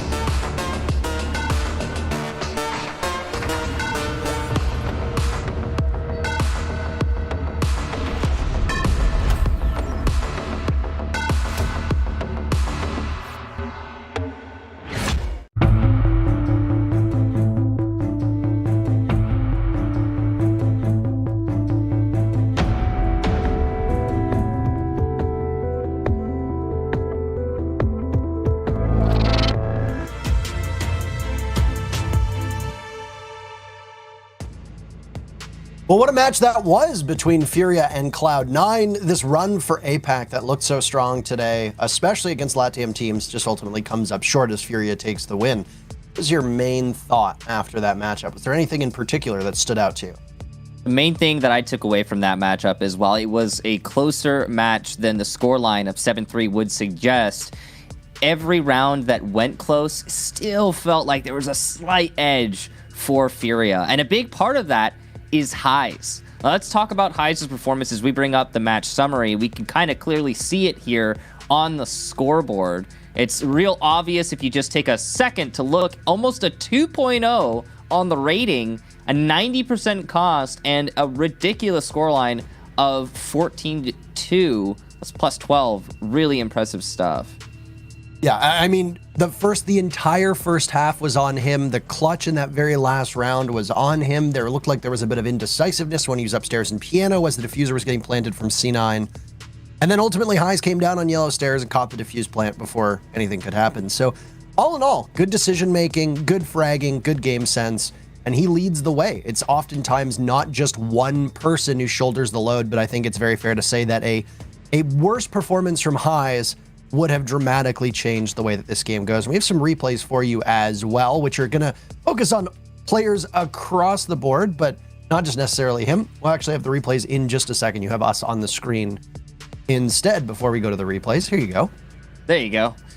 So just a brief look at us. But anyway, the match overall, we're talking about that slight edge. Maybe it was Highs. A big part of it, though, is the lack of adaptability on Cloud9's side. That's my main takeaway. Even when we saw Cloud9 win on Consulate in Playday number 1 against Cyclops, I do think that they were a little bit rigid strategically. And I think that Cloud9 are starting to open up, starting to feel themselves out a little bit more and get a kind of understanding of how to adapt to their opponents. But it's a little bit too late here, as Furia are already in a great place to perform well in this map. Parker, what did I miss that you were laughing at? Oh, how we've been praising Highs over and over again, and how he botched that first grenade. And I remember when we were watching that live, we were in the middle of talking about something completely, and I think we were talking about cars. And he just whiffs the grenade, and we both just stopped and started laughing, because it's like, this guy has been an absolute standout performer for his team so far today. And in was it the third round or something, fourth round, he just completely whiffs it. So just goes to show you that if you're playing at a high level and ranked, and you're carrying your team, you can still make mistakes. Yeah, I mean, everyone's going to, for sure. It's definitely going to happen. And I think that even though there were a few minor mistakes made by Furia, one thing's been proven from this match, and also Furia's match against G2. You do not bring Furia to Consulate. I know Cloud9 were confident here. I know this is a map that they are comfortable on, but I think it's been solidified now. This is not a map you want to bring Furia to. We've got some updated standings for you, by the way, involving Furia, involving Cloud9, involving the rest of Group A. And keep in mind, Group A, the only group that's in action today. So if you want to watch Group B, you're going to have to wait till tomorrow. They were in action yesterday as well. BDS, 5-1. They are looking mighty fine. They've played the most matches so far today of the top 4. Cloud9 obviously has played 6 as well. You can see that on the left-hand side of your screen. There is a fight for the bottom of Cyclops and G2 at the moment, as they are dueling to see which team is going to be the one to go out in groups. G2 is in our next matchup. It's going to be against Empire, and that'll be an exciting affair. Seeing Empire and G2 fight at the 6 Invitational is always a good time. So I'm excited. We're going to be casting that. As for the rest of the standings there, you can see originally the LATAM teams were absolutely dominating in the standings. They had 4 of the top 5 teams. It was really incredible. Every single LATAM team in this group in the top 5. Obviously, they've fallen off a little bit today. It's not really sustainable to keep that going. BDS has climbed to the top, and Empire in Action Next has a potential to regain their first position. But Michael, that's it for us as experts. We've got a set of experts who happen to be Ace and Dez coming up next. And then we're going to be casting G2 versus Empire. A break so that we can clean everything and get the teams ready, and then we'll be back for our next match.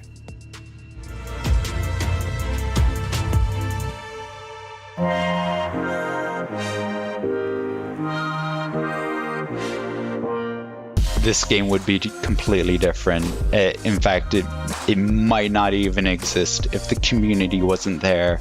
It's really fed a lot of where we're going, what we're doing, and the stories that we tell.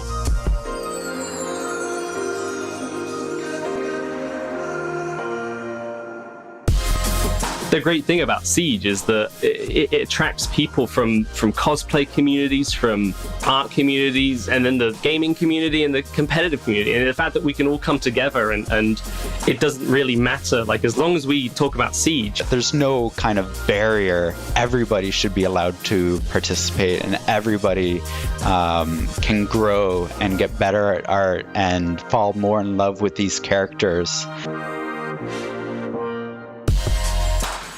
It is absolutely important for us to celebrate our artistic community, and it's one of the big reasons why we take the opportunity every SI to dedicate a portion of our celebration to them. You can go to these events and you sort of see the way people react to your work, and actually to be able to see it in person, it makes you know what you're doing is right and what you're doing, you could improve on. And that is something that I don't ever take for granted, and I am extremely grateful for. It's helped me mature as an artist and as a content creator. As a person, as an artist, online or offline, I'm more confident to talk about myself. I'm more confident to talk about my art. So it's something that I'm still thankful for the people that I met at the community. We get to meet people from like a completely different continent, and like SI was that opportunity, that one opportunity that we could physically meet and connect with those people. You know, you go to these events and you find that everybody is from all different walks of life.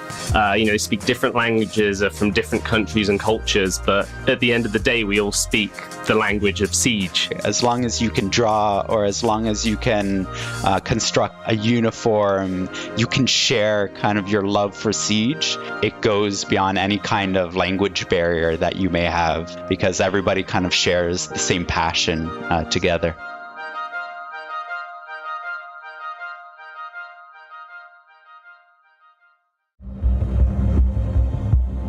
I have to win this round for the grand finals now. And there are so many ways to approach it. Teammates always get into kind of bad situations that are tough to clutch, but you sit there, you watch, and you hope they can pull through. Diffuser in a position where they'll have to see when the Hibana goes through. One will cover the doorway. As they start to defuse, Pengu goes for one onto Young. Can he go the second?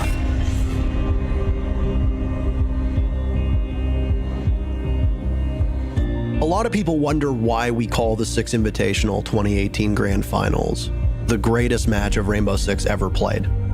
I think the greatest indicator of an excellent match is how many different ways you can denote its importance. The morning of the Grand Finals, you've got Penta and EG, two of the best teams in the world, ready to square off. EG, known as Continuum at the time, were the defending world champions. They want to defend the hammer. Penta has won everything but the Six Invitational, so this is their chance to cement their legacy and be the best team in the world. Our two teams both thought that we were the best two teams. Even if we exclude all of that story, we are still treated to an exhilarating best of 5 that subverts expectations every step of the way. EG winning the first 2 maps, the second in particular, very, very close. Nobody saw that coming. I had kind of lost hope, but in that particular moment, Fabian motivational speech, the fans cheering us on, those are the 2 key moments that really pushed the difference. Penta wins the next 2 and storms back to push a 5th map. Nobody saw that coming. Once it got back to 2-2 after Cafe, I guess nerves kicking in a little bit, right? Because in the back of your mind, you're like, oh shit, is this happening? Map 5, Penta almost wins outright. But then EG claws back and pushes us to overtime. Nobody saw that coming. And honestly, I was kind of mentally exhausted, and I didn't have any super logical answers to try to close rounds, and just trying to kind of create some chaos. Doorway, they don't have to really worry about a window. Canadian, a spawn peek, really? The glass goes down! He returns fire, a crossfire in overtime! Why not?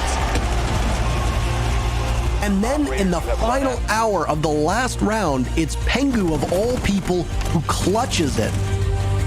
They're often known as the best team in the world. Penta are your world champions. When he announced me as a world champion and a winner, I teared up. It was achieving my lifelong goal, and I felt for the first time the massive amount of success. The storyline and the match itself is still one of the best we've ever seen, but when you add context, that's what really pushes it over the edge. And it honestly is, in every sense of the word, the best match of Rainbow Six Siege that has ever been played.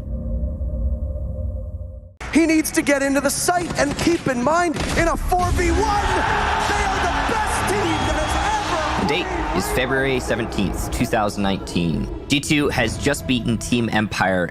Many will say this was one of the best moments of G2's reign in Rainbow Six Esports. And certainly one of the more surprising ones, because their opponent gave us a heck of a show.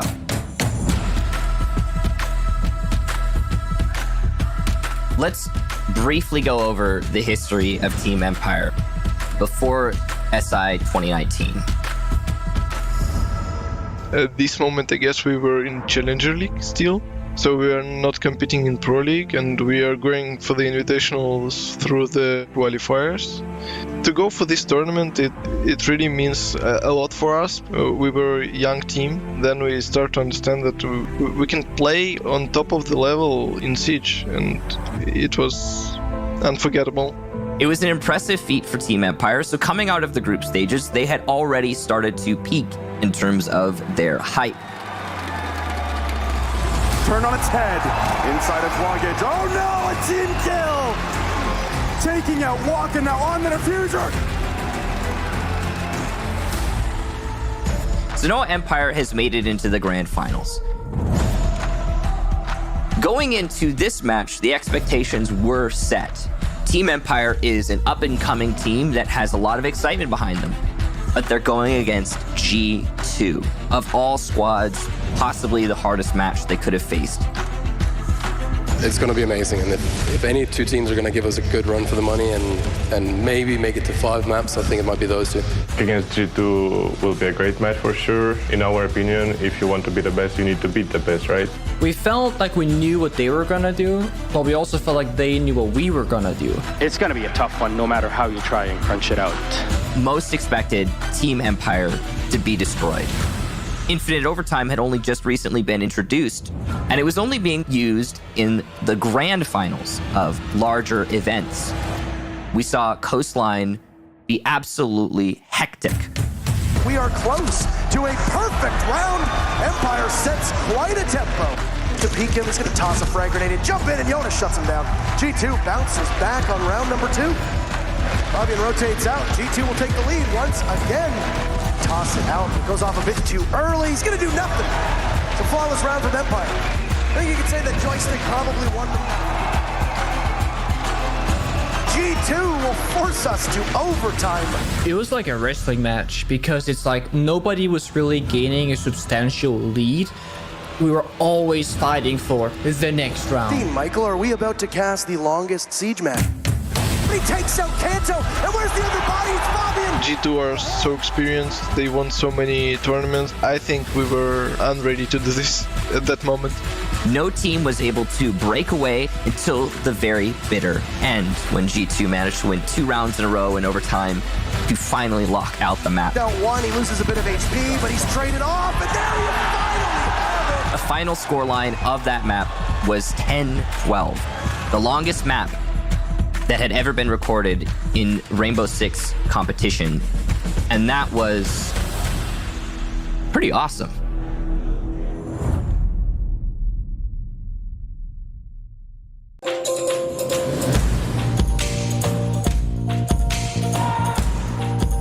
The panels are moments in time, are these little moments where we as developers decide to both reveal what's coming in the next year, which is really exciting, but also talk to the community. And we have this really fortunate moment and all be in this one place and celebrate together what's coming in the future of Siege, something that the development team takes so seriously and works so hard on every single day.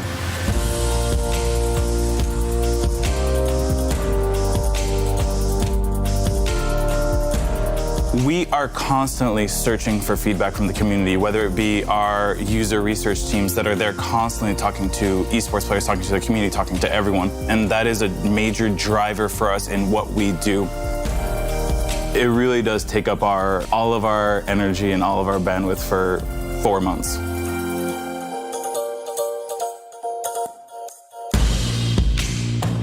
When we get to the SI, it's a little bit different. It is very much a singular moment, which is exciting and scary, where we can have a pretty good idea whether the community is interested in where we're going or not.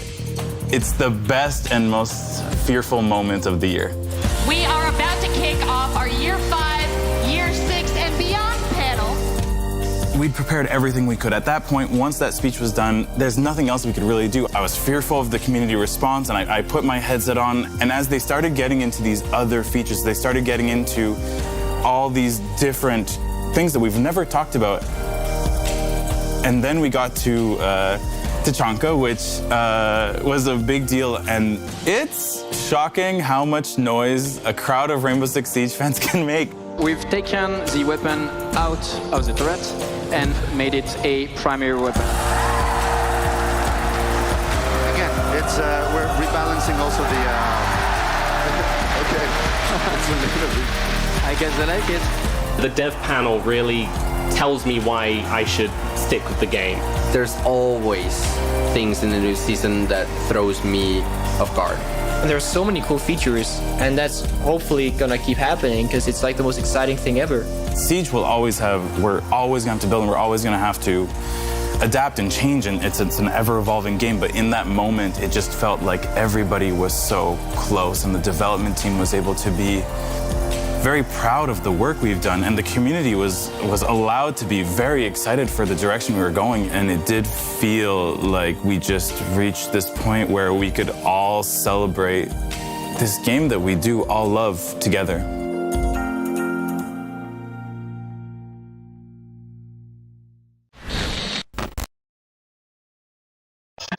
I'm LMs, I'm from France, and I'm playing for Team BDS. It's all about practicing a lot, making the strategies, looking what the enemy team is doing, and most important things like working and having fun at the same time. I would say nade because it's more enjoyable.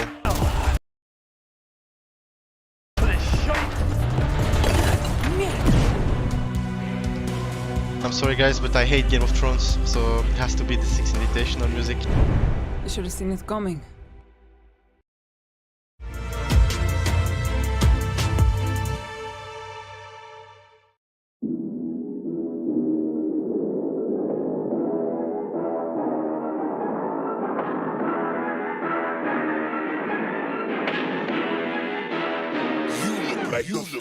Really, y'all don't know this, y'all in danger. I'm a threat. I'm a gamble with your life, cause you know that it's a bet. It's a bet. You know I ain't letting up, my foot is on your neck. Yeah, take my word for it, it's a promise and a threat.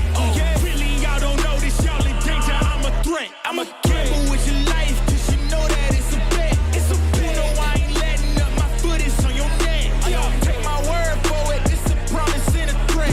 I ain't never really wanna flex my gifts, but I think it's my time. Let me check my wrist. You can never get my shine, I'ma keep on grinding till I reach the tip top. When it's just in my jeans and I ain't looking back, cause I'm feeling like Chris Cross. They can never slow me down, but they need to hate me, now I'm feeling like Chris. Rock with the team, cause you know that we winning, we with it, we going, we flowing again. I might just go by a Benz, I might just blow my advance, whoa. I did it all for the feeling, alive but I'm making a killing.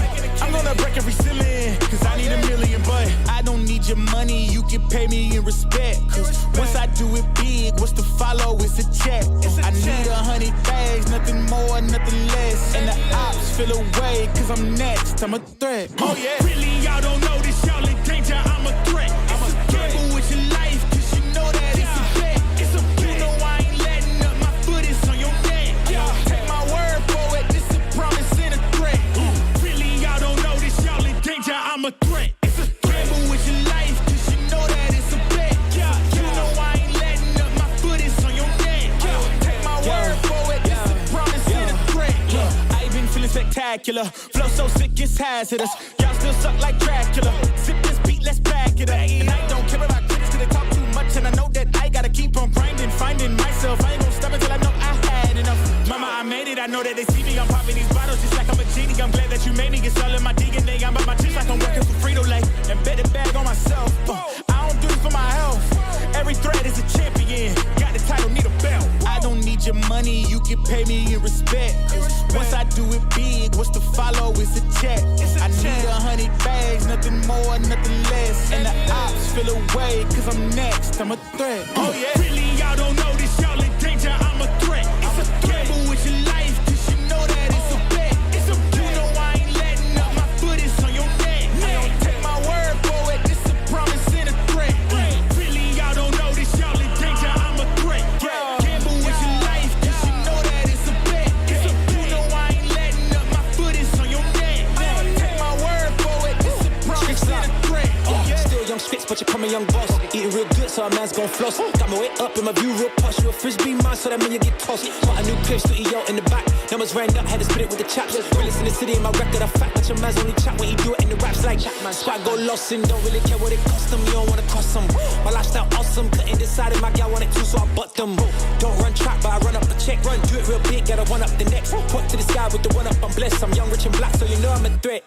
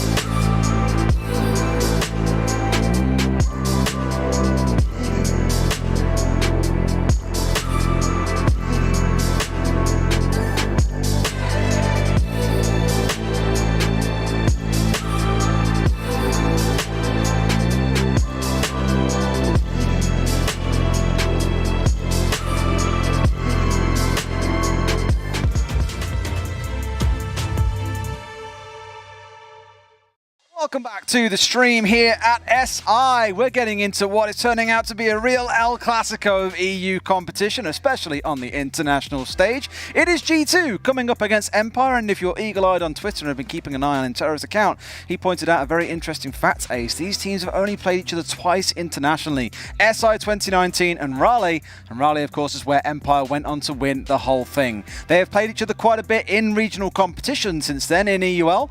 But I think we all know when it comes to the international stage, when everyone's been travelling, when there's a lot of other games to play around it, it's a very different story, Ace. Of course it is. You know, it's a different environment. It's not just about the travel. It's not just about the setup. It's the game itself on LAN. You know, the players will themselves say everything's that little bit quicker, that little bit sharper. There's, you know, we see nitros regularly taken out of the air. You know, all these sorts of things. It just sharpens things up a bit. And I'll tell you what, there's one player that we've been seeing that working for today and over the last couple of days, Des. I think quite a few you could probably point at. Now, we'll go through the rosters first and foremost. I believe, I'm not sure which one we got first. You know what, producer Chris? Just throw it up and we'll have a talk about Empire. Shepard, Joystick, Scyther, Dan, and always...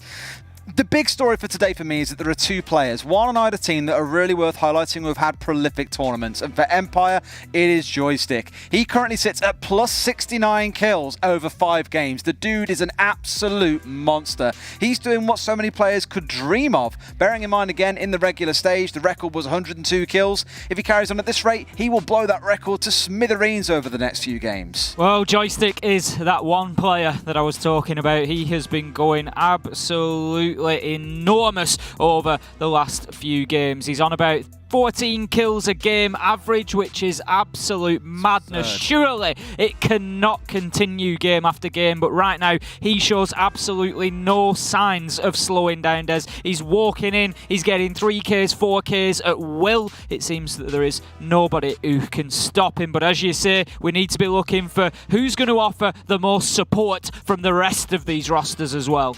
Let us take a real deep dive into the barrel here, into the murky depths to find G2 sat at the bottom, currently tied with Cyclops at 1 win, 4 losses. Not the kind of start they wanted to this competition, and definitely not the kind of record you want to be coming into a game against Empire with, Ace. Absolutely not. I mean, you look across the roster and we've had good games for Uno, we've had a couple of good games or okay games for Kanto, Kayak. Virtue, I don't feel like he's got up to speed quite yet, Des, if I'm honest. You know, we've got to look back for this matchup, G2 versus Empire, we've got to look back to that, for me, what was actually the game of stage 1. The consulate game. The consulate game, 15 rounds, 8-7. It came down to a 1v2 clutch for Joystick at the end. It was. I hope we get something that matches up to that level so that the rest of the world can see it, because it was absolute madness. But on that day, Virtue and Citizen, they combined for 28 kills. There's Citizen once again having a great day, but he had that backup. He had his dynamic duo with him, and that's not something that we've seen so far at Invitational. And I feel like G2 really need it right now. You speak about the dynamic duo. For me, it's more than just a duo in this game, because Joystick, Citizen, 2 of the best players that we have got here in Paris, but there are 4 other players on their teams with them, and we need to see all of them step up big. I think from every player, it's fair to say on these 2 teams, we've seen moments of brilliance in SI, but none quite at the level that's required to be able to bring down teams of the caliber of one another here. I think coming into this, many will be leaning towards Empire and saying, realistically, with how they've been playing, the others have been stepping up a bit better than the other members on G2. You'd say this is their game to be taken, but anything goes when these 2 come together. Oh, this is it. You know, you've got all bets are off, really. I mean, if you look at the form, then yes, you would have to give advantage Empire. But they've shown today, Des, that they are beatable. You know, they came in on day 1 and they went 3-0, and they were the big, strong team coming out of it. But as you say, the chinks have just started to show a little bit, and you just think there is a game right around the corner where Joystick doesn't show up as big as he has done so far, and it's just whether somebody else can get in and do that. I mean, another big factor of that previous match we saw was plants. Shepard got 5 plants that day, and you know, is that something that they can work, an angle that they can come from in just focusing on that objective? Shepard's a bit of a planting beast, as we'll find out in this game, no doubt. Let's take a look at the map veto, because I am dead curious to see where we play. Is it going to be Consulate again, or will it be something Surely new? not. No, it's an Oregon. Oh, what? Okay. These 2 teams do not play this map. G2, infamously for the longest time, just do not go to Oregon. Some would say they've been saving it, and quite possibly they have been. The last time they played it was at the EU Finals against BDS, where they lost. Here at SI, both teams have played it once and lost it to a LATAM team. They have not won in 2021 on Oregon, neither of them. What a map to go to for a showdown to break that stat line. Certainly going to be interesting. Empire taking Consulate straight out there. They know their hearts can't take another 15 rounds. And didn't we say on Tuesday, no one takes Empire to Clubhouse anymore? G2 are like, yeah, yeet that out of here. We're not going to Clubhouse. But looking at where we will be playing Oregon, as you say, it's a fascinating one, Des, because coming in, there were 2 maps particularly that we hadn't really seen for G2, and that was Cafe and Oregon. Last match, they chose to go to Cafe. They got themselves the win. They choose this time to go to Oregon. Is it going to be the same story again? You know, are they using these maps as a little bit of a boost when they are struggling, when they are down? Right, let's take people to maps that they can't prepare for, that they haven't seen us on, and let's just try and surprise them and put 2 good wins on the board. And Des, with those surprise APAC results that we had earlier against LATAM, the pressure is on G2 now. Massively on G2. Again, being sat at 1-4, they lose this game. Cyclops have a game in hand. If they can go on and win that game, G2 will be sat in dead last in this group. And we joked at the start of the day, I imagine if they go 0-3 today, you could see it happening. Fortunately managed to get their 1 win, but it becomes a real tough affair after the 2 APAC teams took their wins against the 2 LATAM teams earlier today. It's getting real spicy. For Empire, they win this one. They go joint top BDS at 5-1, and we see G2 push down to go 1-5. Won't be a pretty affair. It won't at all. And you know, coming into that game today where G2 played, and you thought, right, if they can get the win against Cyclops here, then it puts them in the driving seat. And you know, just being honest, that's not down to the ability of the APAC teams. It's what they've shown us so far over the first couple of days. You were thinking, they're going to struggle to find wins here, but then all of a sudden, you know, G2 must be fuming. They've got the result and they're thinking, right, okay, this is it. And then they come out of it thinking, right, you know, LATAM, yep, you're going to do us a favour, you're going to lock this down now. Absolutely not. APAC come in and just really mix it up. So that, for me, just raises the stakes even higher against Empire here. I love SI. I could take this for weeks on end. It's unbelievable. But there is a legendary game to take place, and it can only be cast by 2 legendary casters. Kix, Intero, please take us into Oregon. I didn't ever think I'd hear somebody say that, by the way, to take us into essentially what is like a cult house that is under siege, but I appreciate hearing head first. You both say it. So we're on the charge. Right in, leading our way in, and all of our followers, and all of you who are followers of the G2 army and whatever Empire calls their fans. Sorry, Empire, but I just don't know. The Empire? The Empire, I suppose. The Empire Strikes Back. They had a great... we've used that line a lot. Yeah, and I mean, I think people are going to continue to use it. It really depends here exactly what the outcome is. Now, these 2 teams have only quarreled on major international stages twice, Michael. 2 times, that's it. And guess what? You're supposed to say what? What, Parker? We casted both of them. And they were both at the SI and Raleigh Major Grand Finals. Now, obviously, these teams had some dramatically different looks. A lot of Empire has actually stayed the same. But G2 obviously is a very different look, and G2 comes into this matchup struggling. This is not the dominant team that we have seen in the past. This is not the team that we have come to know at SI. Empire, on the other hand, are absolutely crushing their competition, which is a bit of a surprise given the fact that they kind of limped into SI with their regular season standings. Yeah, they did, and it's been all right for G2 so far at SI. They're not absolute bottom right now. They do have a win under their belt, so they have managed to maintain at least a position above Cyclops. But overall, their performance at SI through the groups has been pretty miserable. And one thing that I'm most concerned about here, Parker, is the fact that they're playing Empire, a team that has been doing very well, on a map that seems like it's going to be better for Empire. Both of these teams have played the map once, Oregon. Empire beat TeamOne on Oregon, and on the other hand, G2 lost to FaZe on Oregon. So this is not a favorable matchup for G2 in my opinion, and more importantly, it's not a favorable map for G2. So this is the struggle bus if I've ever seen one. Yeah, I'm always going into these matches thinking about, okay, how do the maps play into this? How do operator bans play into this? How does team chemistry come into this? If there were ever a time for an upset to happen, now is that time. We've already seen a litany of upsets, by the way, today. I think most people would agree that a large amount of the APAC play today has upset the apple cart, overturned the apple cart, whatever cliche or idiom you want to use. But we'll see. All we can do is speculate, because now we actually have the matchup ahead of you. And amazingly, G2 is already losing that social vote. 63% of you right now think that Empire will prevail. And honestly, I can't fault you whatsoever. Michael, G2 versus Empire on the biggest stage of them all. Let's get ready. Yeah, and it's such a weird thing, Parker, because I remember a time where no one would vote against G2. I remember a time where they were the favored children, and everyone would go ahead and bet for them, regardless of whether or not they thought that G2 would win. They just were in that G2 corner.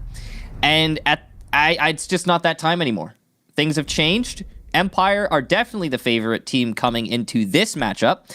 We'll start with the bans. G2 are going to get rid of Jackal, and that just is suggesting that they want to roam. Nothing special about that. Thatcher ban from Empire, same sort of vein, very different purpose, but there's nothing special about it. It's just, okay, we want to be able to deny the walls a little bit easier. Valkyrie, information, getting rid of that is just pretty typical stuff. There is nothing special about this ban phase so far. I don't think it's going to start here. Maybe a Mira or a Kaid with the Thatcher ban. Oh, it's a mute. So same sort of idea of what you would when you would ban a Kaid, but instead you ban a mute. Get rid of that wall denial. Makes sense, and it also makes droning a lot easier. That'll compensate a little bit for the Jackal ban, but nothing crazy going on with these bans. And we talked about this when we saw the Cloud9 matchups and how Cloud9's been favoring those Mozzie bans. We talked about its impact, you and I, behind the scenes, of course, on a map like Consulate. It's a linear map. Operator like Mozzie and operator like Mute, they tend to have an excessive amount of value on maps that are a little bit more claustrophobic. And as it's been referred to by a wide variety of casters and players, more linear. And obviously a map like Oregon is not as linear as it used to be since this rework, but a long stretch of narrow corridors, very limited soft destruction, very limited vertical destruction on certain bomb sites means that an operator like Mute gets a ton of value with very little risk being involved. And of course, the two SAS operators on defense both come with shotguns. They come with good secondary gadgets. They come with a good secondary pistol / that SMG-11. So Mute is by no means here a bad ban. No, I like what we've got going in here. It's going to be pretty conventional for both teams because of these bans being so standard. Bottom floor defense for G2 to start things off. So the expectation here, just to set it for everybody, is G2 are definitely the disadvantage in terms of the proficiency on Organ. Already at this tournament, that's been proven. Team Empire seemed to be a little bit better on this map. The analyst desk was right. Dezen was right when saying that neither of these teams typically play Organ. It's a banned map for both of these squads, but what we have seen does suggest a slight edge for Empire. So it is really on G2 to win on at least their mainstay sites for the first half. So that's bottom floor, where we are right now, and dorms, the top floor, when we get to it later. Those two sites should be impenetrable for G2, and if they're not, it's going to cause them some problems later in this match.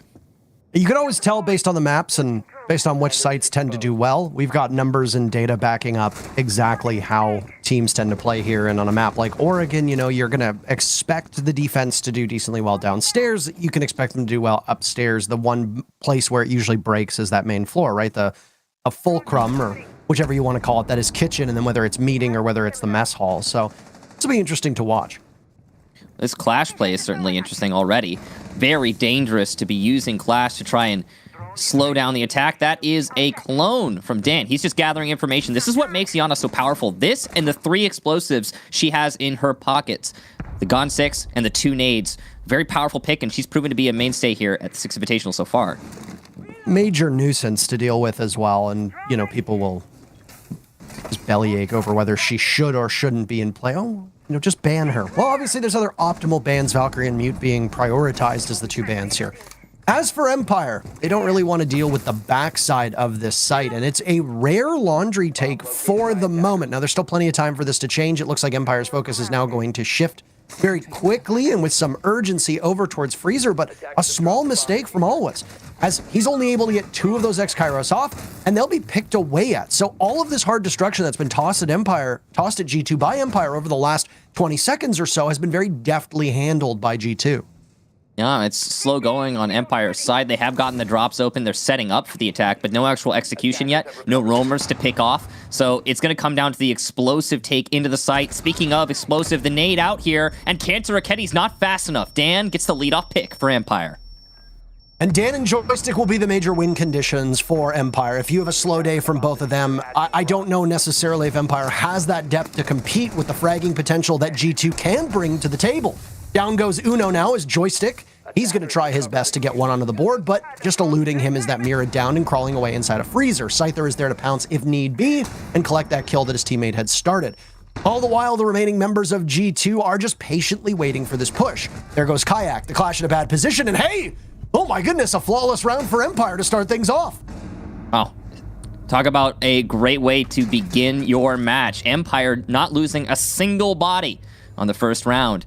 And you were talking about the fragging potential, the depth in that regard with G2. And I always mention it every time I see a clash, because I think this is just so incredibly relevant. When it comes to the actual gunfights, when it comes to the team battles, having a clash on your team means you have one less gun participating. I know he could switch out to his SMG, but that transition is very dangerous, and in the middle of a team fight, it's not likely to happen. So in that last round, Empire, they get the leadoff pick onto Cantor Raketi, who gets way too aggressive on the tower staircase. And what does that lead to? It means it's essentially a 3 versus 5. You've got the Clash, who is not participating directly in the gunfight other than to slow the enemy down, and Empire doesn't care, because they're stacking up on Pillar, where the Clash happens to be trying to slow people down. There are multiple Empire bodies there. Yeah, Clash is going to be slowing you down a little bit, but not all of you. And that's still going to allow Empire to flood the site and start getting the control that they desperately need. Meanwhile, they get the pick on Cantor Raketi. Kayak's not participating in the gunfights, and Uno goes down inside a Freezer. And it just keeps getting worse and worse for G2. They lost that round, really, when Kanto died, and no one was in a position to make a play to bring them back into it. all told, it looked like it was shaping up for Empire to take Laundry, as I had speculated early on. They paid very little attention to the back tower, very little attention to Kayak, and let him just exist. Obviously not really being that influential, but the fact that you've got somebody back there to give calls to the rest of your team with the Mira setups established inside of Freezer and looking towards Laundry obviously would help. I like that Empire made the change and made that call to swap things up at the last second. It was probably deliberate. That's my best guess, but I mean, it's so hard to tell if that was something that was called on the fly. Empire is a team that historically, even though it's not as baked in as it used to be, historically, they didn't used to do things differently each round. They would almost painfully keep at the same strategy until it worked. And sometimes when it didn't work real fast, but more often than not at their peak, it obviously paid dividends. Here it's another defense of the bottom floor for G2, and they're hoping for better results this time than in the first round. They have once again brought that clash just to try and slow down the take. Empire have successfully corralled the roamers down into the site. Now, they didn't get the pick that they could have possibly gotten on Citizen, but they didn't lose anyone to Citizen either. So, yeah, it's all right. Not a big deal for Empire. They get the control, that's for sure, and they're doing this very efficiently. Start opening up the drop. Dangerous play here for Shepard and Citizen alike. C4 goes out, and it nets nothing. All right. So Empire feeling fine about that one. Citizen just not going to be able to deny the plant if it's out of position later on. And already a change from how G2 is actively defending this. They put Kayak on those Freezer stairs. He's now gone, by the way. He's still going to continue inside of Freezer as he'd found himself here a little bit later in the round previously. He was instrumental at stopping Empire's attempt at taking that reinforcement on the wall. This time around, Scyther might try to dislodge whoever's playing behind it by a well-timed nade that can bounce out, potentially kill Uno. As he gets droned, the grenade goes off. Uno's aware of this, so he's able to fall back. Fall back, indeed he will, and still no kills for either team, but Empire was in a similar position last round, and they made it work regardless. Xkyros on the mirror window, I don't know if it's going to be stopped this time. It will. 2 players inside a Freezer, and this should be pretty easy for the defense to rebuff. Ooh, there goes a Nitro sellout, but somebody's been playing Aim Labs. Scyther's grenade hits Uno, and that's the very first kill. To start things off with 40 seconds to go. G2 looking to be barricaded inside a Freezer. That's where they're going to hold off. Citizen's focus. It takes out Shepard. From the back, Dan, he goes unnoticed. He collapses on Kayak, and he can continue his assault as Kanto is now aware of this position. Good news for G2. You've got Virtue inside of Elbow. He pivots and is able to stop the flank that was coming in. So Empire's focus now is going to be laser-like. But it's over towards Freezer, and it's over towards Laundry. Nobody from Supply Room is moving a muscle. Case control in hand for Empire still, but no, surrendered at the last second as always is dropped through the hatch. Down goes Joystick as well, and it's Scyther in a 1v3. He's running out of time, 4 seconds left, and in the barbed wire, he will end. Kano Ricchetti, the final kill for G2, and they pick up round number 2. All right, well, that was a very interesting round. So both of the mirror windows for G2 are set up for a Laundry Freezer take to rebuff just that. The Clash is your secondary tool to try and stop an attack, a push from any lane that it happens to be coming from. And we would expect the Clash to be focused on Pillar because of the mirror windows existing on the Laundry Freezer side. But when the Clash shifts focus and Empire manages to get Joystick in a position to pick off that Clash, the opportunity arises for a shift in the attack from Empire. The only problem for Empire is that they didn't have enough time left in the round to facilitate that rotation that they called out. And, well, they called the rotation, I think, with enough time left, maybe? They were just too slow on the rotate. I mean, Empire got the pick on Clash, and then 20 seconds-ish later, they're trying to push in through E-Box drop. And I think that's just too late. So a little bit of lethargy, a little bit of, you know, too much contemplation on the side of Empire cost them that round. They should have just pounced on the opportunity the Joystick presented them with that pick onto Clash. It's done now, though, and G2 show us that they can be competent on their mainstay sites. They're going to go to the top floor next, dorms, for their second site on Oregon. It's going to be an electric claw through the wall, by the way. That'll get... Oh, if you can hit it. Hey. There you go. Bit of a cheeky angle there. Cannot wait to see that, by the way, in Ranked. And cannot wait to see that in content creator videos. If it already hasn't been widely publicized, well, it certainly will be now. I think it is already. It's a pretty common one, but it's like, it's weird because if you know it's there, it's real easy to counter. Yeah. I mean, you drone it out and you just need to shoot the wood and then it's gone. But I mean, the question is if you know it's there, and that's the real head scratcher, right? Brings me back to the days of when it was Dark Zero that used the double Electroclaws on the border wall, one inside of the cabinet and the other above the vent. Nobody really saw it at the beginning, and it was a very cheeky play that actually DZ paid credit to SSG for teaching them. So yeah, you can get away with stuff like that in Siege if you just keep it hidden for long enough. And it's actually, that's part of the reason why there was like such a discussion about the replays at their advent. Now the replays for this event are all going to be public. It was tweeted out by Way a while ago, and that's pretty awesome.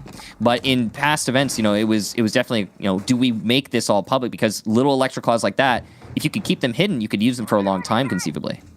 Exactly. Teams can bellyache all they want, but I think it's a net good that we get to this level because, I mean, your cheekiness is good enough usually for 1 or 2 matches, and there are lots of teams that will bring out the big guns and try to surprise people. Now, with all that said, we're at the halfway mark of the round. There is a drone on Citizen who just narrowly misses out on Joystick. He takes some damage as now there's continued fire being returned from this classroom window. Citizen scoots himself upstairs with Kanto Raketti in tow, but Kanto instead decides to go in a meeting. Joystick still watching this angle. He's shadow boxing Phantoms at this point because there's nobody inside a classroom whatsoever. Very extensive roam from G2, even though there's no one in the main lobby. You can see they've got Virtue and Kanto Raketti on the roam. Kanto in meeting, Virtue in basement. And actually, they're both going to meet up downstairs, as there's only a minute left for Empire to execute. They've got to make a play happen now, and they've actually got Joystick at the top of White Stairs. This could be huge. Joystick is poised and ready to strike. His presence is now known as he fires into the wall, maybe giving himself away a little bit too prematurely. Kanto Raketti now on the stairs below the bomb site, and guess what? He's good enough to collect Scyther, starting things off here for G2 on the right foot. 40 seconds to go. This seems to be the magic number for these teams, as now this is where the execute has taken place 3 rounds in a row.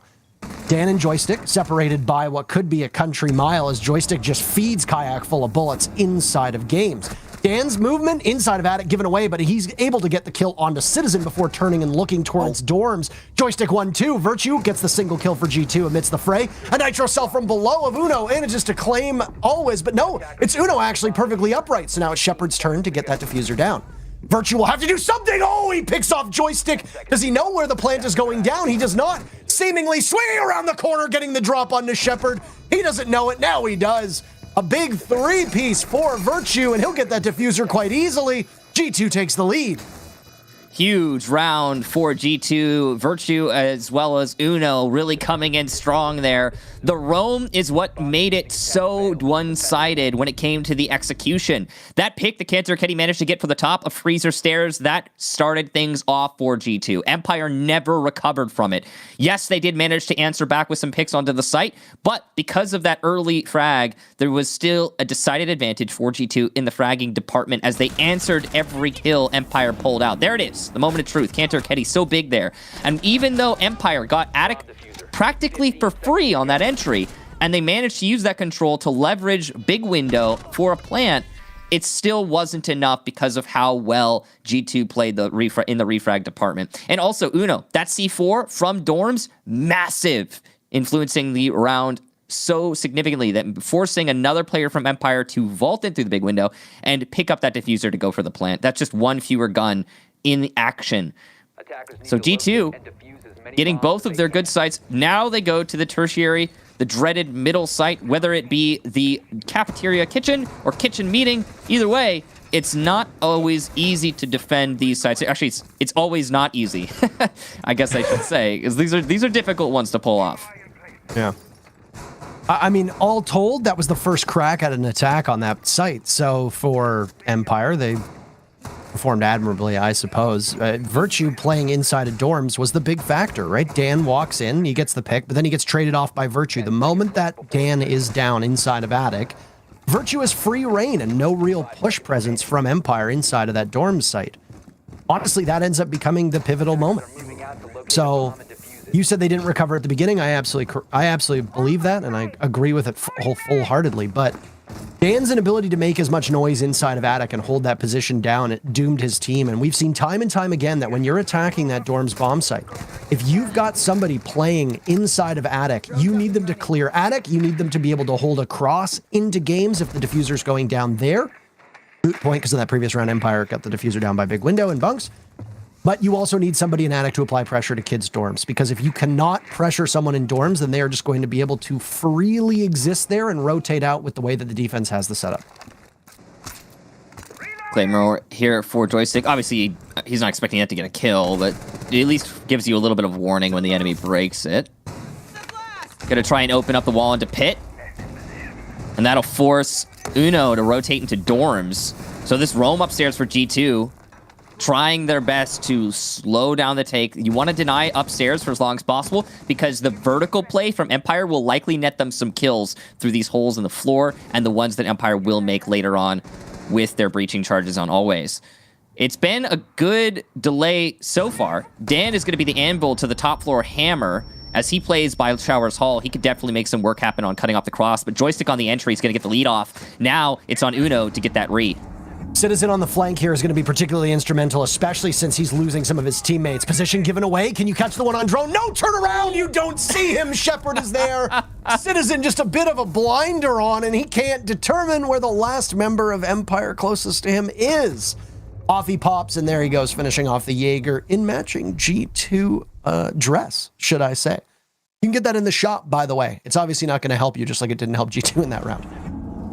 No, but it is a snazzy looking uniform. Interesting round, that's for sure. The top floor clear for Empire, really well done. That's the biggest thing. Empire wasted almost no time on opening up the walls and engaging the roamers on the top floor.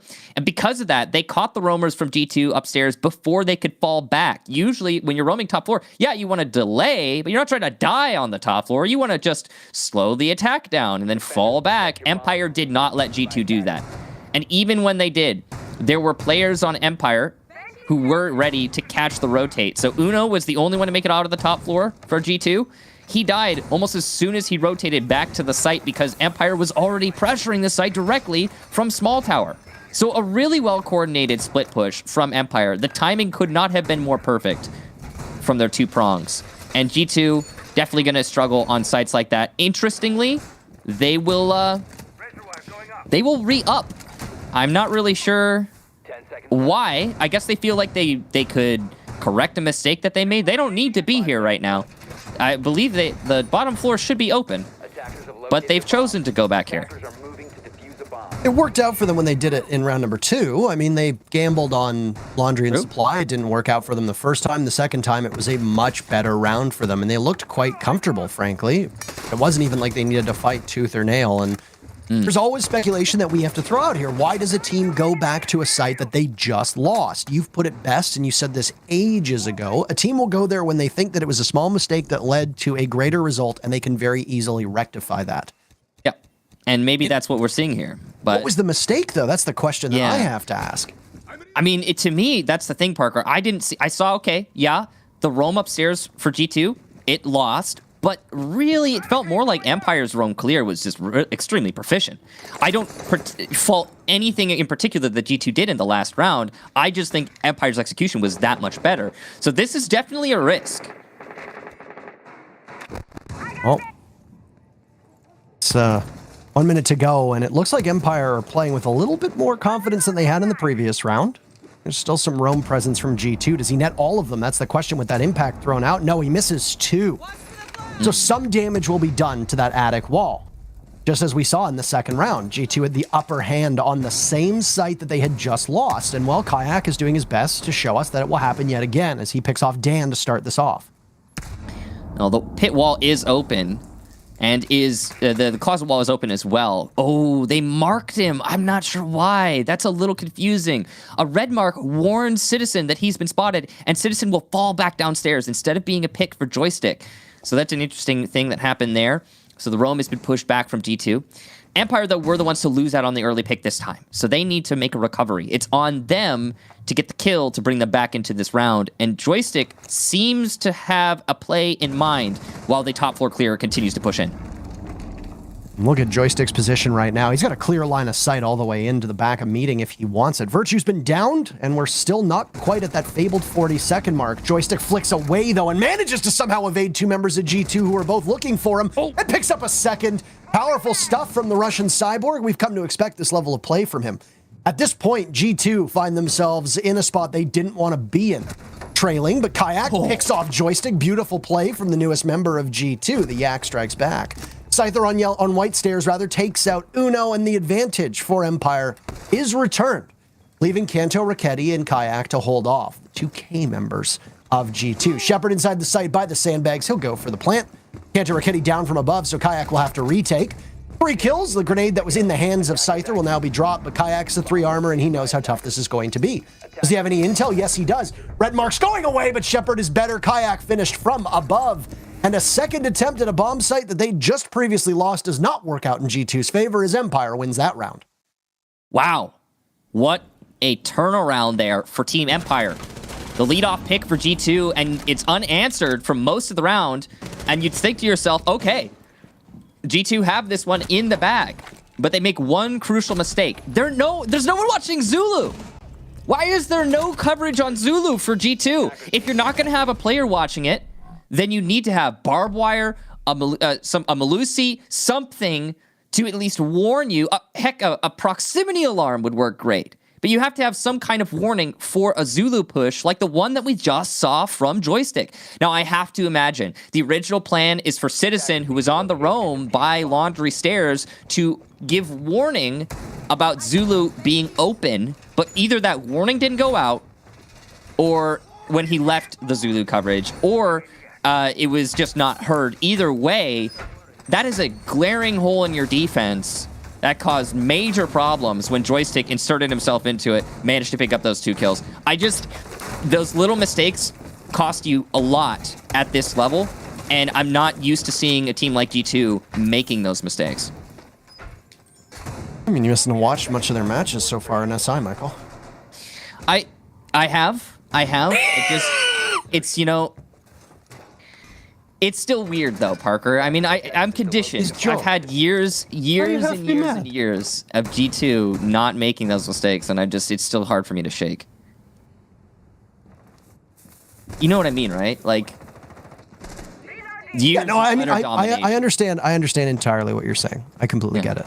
Yeah. But I mean, G2's fall from grace also largely happened after we stopped casting them. I mean, you know, we saw them get the pity invite, the legacy invite to SI last year. Oh boy, yeah. We saw their final ride with that core roster before Fabian got moved off. They were in a transitional period. Empire also had a fall from grace, but the thing for Empire, now that they've seemingly come back alive, and their reign of terror that they had during that 2019 year, seemingly starting again out of nowhere. They are a land team. Shocked many people. Yeah. Is that Empire didn't have those same highs that G2 had. Empire are not world champions. Obviously, they won at Milan. They won the Pro League season finals. Obviously, they won the Raleigh Major. They are major champions. Oh, this is gonna be fun. They are not world champions. They're going to lose those ex-Kairos, by the way. Yeah. There they go.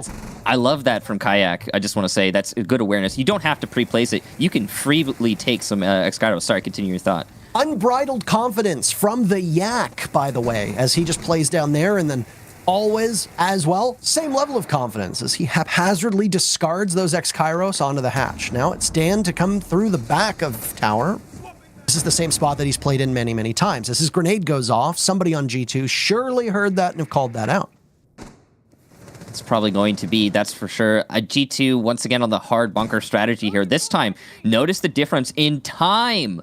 1:15 still for Empire to consider their options, and they've just about got all the drops open. So now they can slowly work out that first pick and then look at the choices. Okay, do we go for a back take? Do we go for a front take? I'm feeling this right now. They also don't have to deal with a clash this time, which might make a world of difference. Kanto Raketti seemed to be the one tasked with dealing with back tower. He's still in that same position. The Maverick of Shepard is relocating. Could this be an E-box drop? As the C4 in hand from Kayak is anticipating somebody heading in that direction and will blow them skyward if they don't make their steps appropriately. Grenade in hand to slow down the Banshee. The sound will be given away, but his slow will not be. Smoke there as Shepard walks right in. Grenade's getting tossed out. Virtue survives one. He survives two, in fact. Do they know whether Elbow has been barricaded? That's the question. They drone him out very quickly, and he'll toss out another toxic canister. Scyther's the one that's positioned in Dan's spot as he's going to hit through the back. Kayak starts things off. He takes out Joystick, and it's an all-out brawl on the site. Virtue still holding elbow, but nobody from Empire is there. They've swung around, and they're coming in through electrical box. Shepard in the doorway getting the plant down. Citizen will need to stop this. Off the plant he goes, swinging as best he can, but there's too many guns from Empire for him to task. The mirror comes on in, but Kayak gets the final kill and shuts it down. The first half is tied up 3-3, and we'll see what G2 can do on attack as Empire moves to defense. Wow, what an absolute mosh pit on the site there. G2 managing to outshoulder Empire in those engagements. Well played.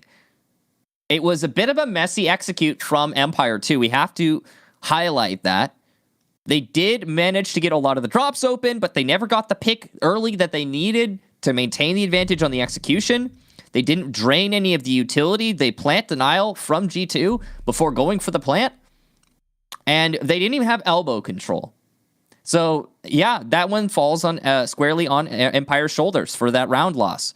G2 playing it methodical, playing it safe, and it works out because Empire's not punishing, and they're not trying to peel away. There's no poke. It's just wait. All right, we're going to mosh pit in sight. That's always going to favor the defenders in an even man count situation, especially with those bottlenecks not opened up. So, half one done away with. Empire managed 3 attack rounds on Oregon. That's pretty solid. And while they lost that last round, they're still, in my opinion, in a slight lead with an even round count going into the second half. This bottom floor bomb site is going to be the scene for most of Oregon, as always. Easily considered one of the most defendable on the map. It's already seen 3 plays by G2 on their defensive stead, and now Empire will go right back there. And if you look at the lineup that's being brought from Empire right now, boy, oh boy, doesn't it look familiar. Why? It's because it's the exact same lineup that was brought by G2 previously. The only difference between G2's first 2 defenses on Laundry Supply and their last was that they omitted the Clash and instead ran with a Kaid. Mira obviously seeing some play on this bomb site, absent on Dorms and Meeting Hall, the 2 defenses that we saw in Meeting Hall in particular that were won by Empire.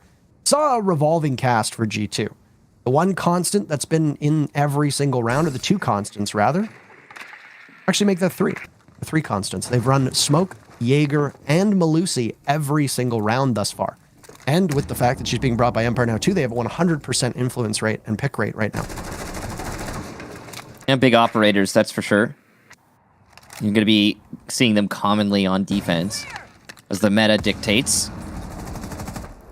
Oh, G2 in this round trying to clear out these roamers, of which there are, let me check my numbers here, 0.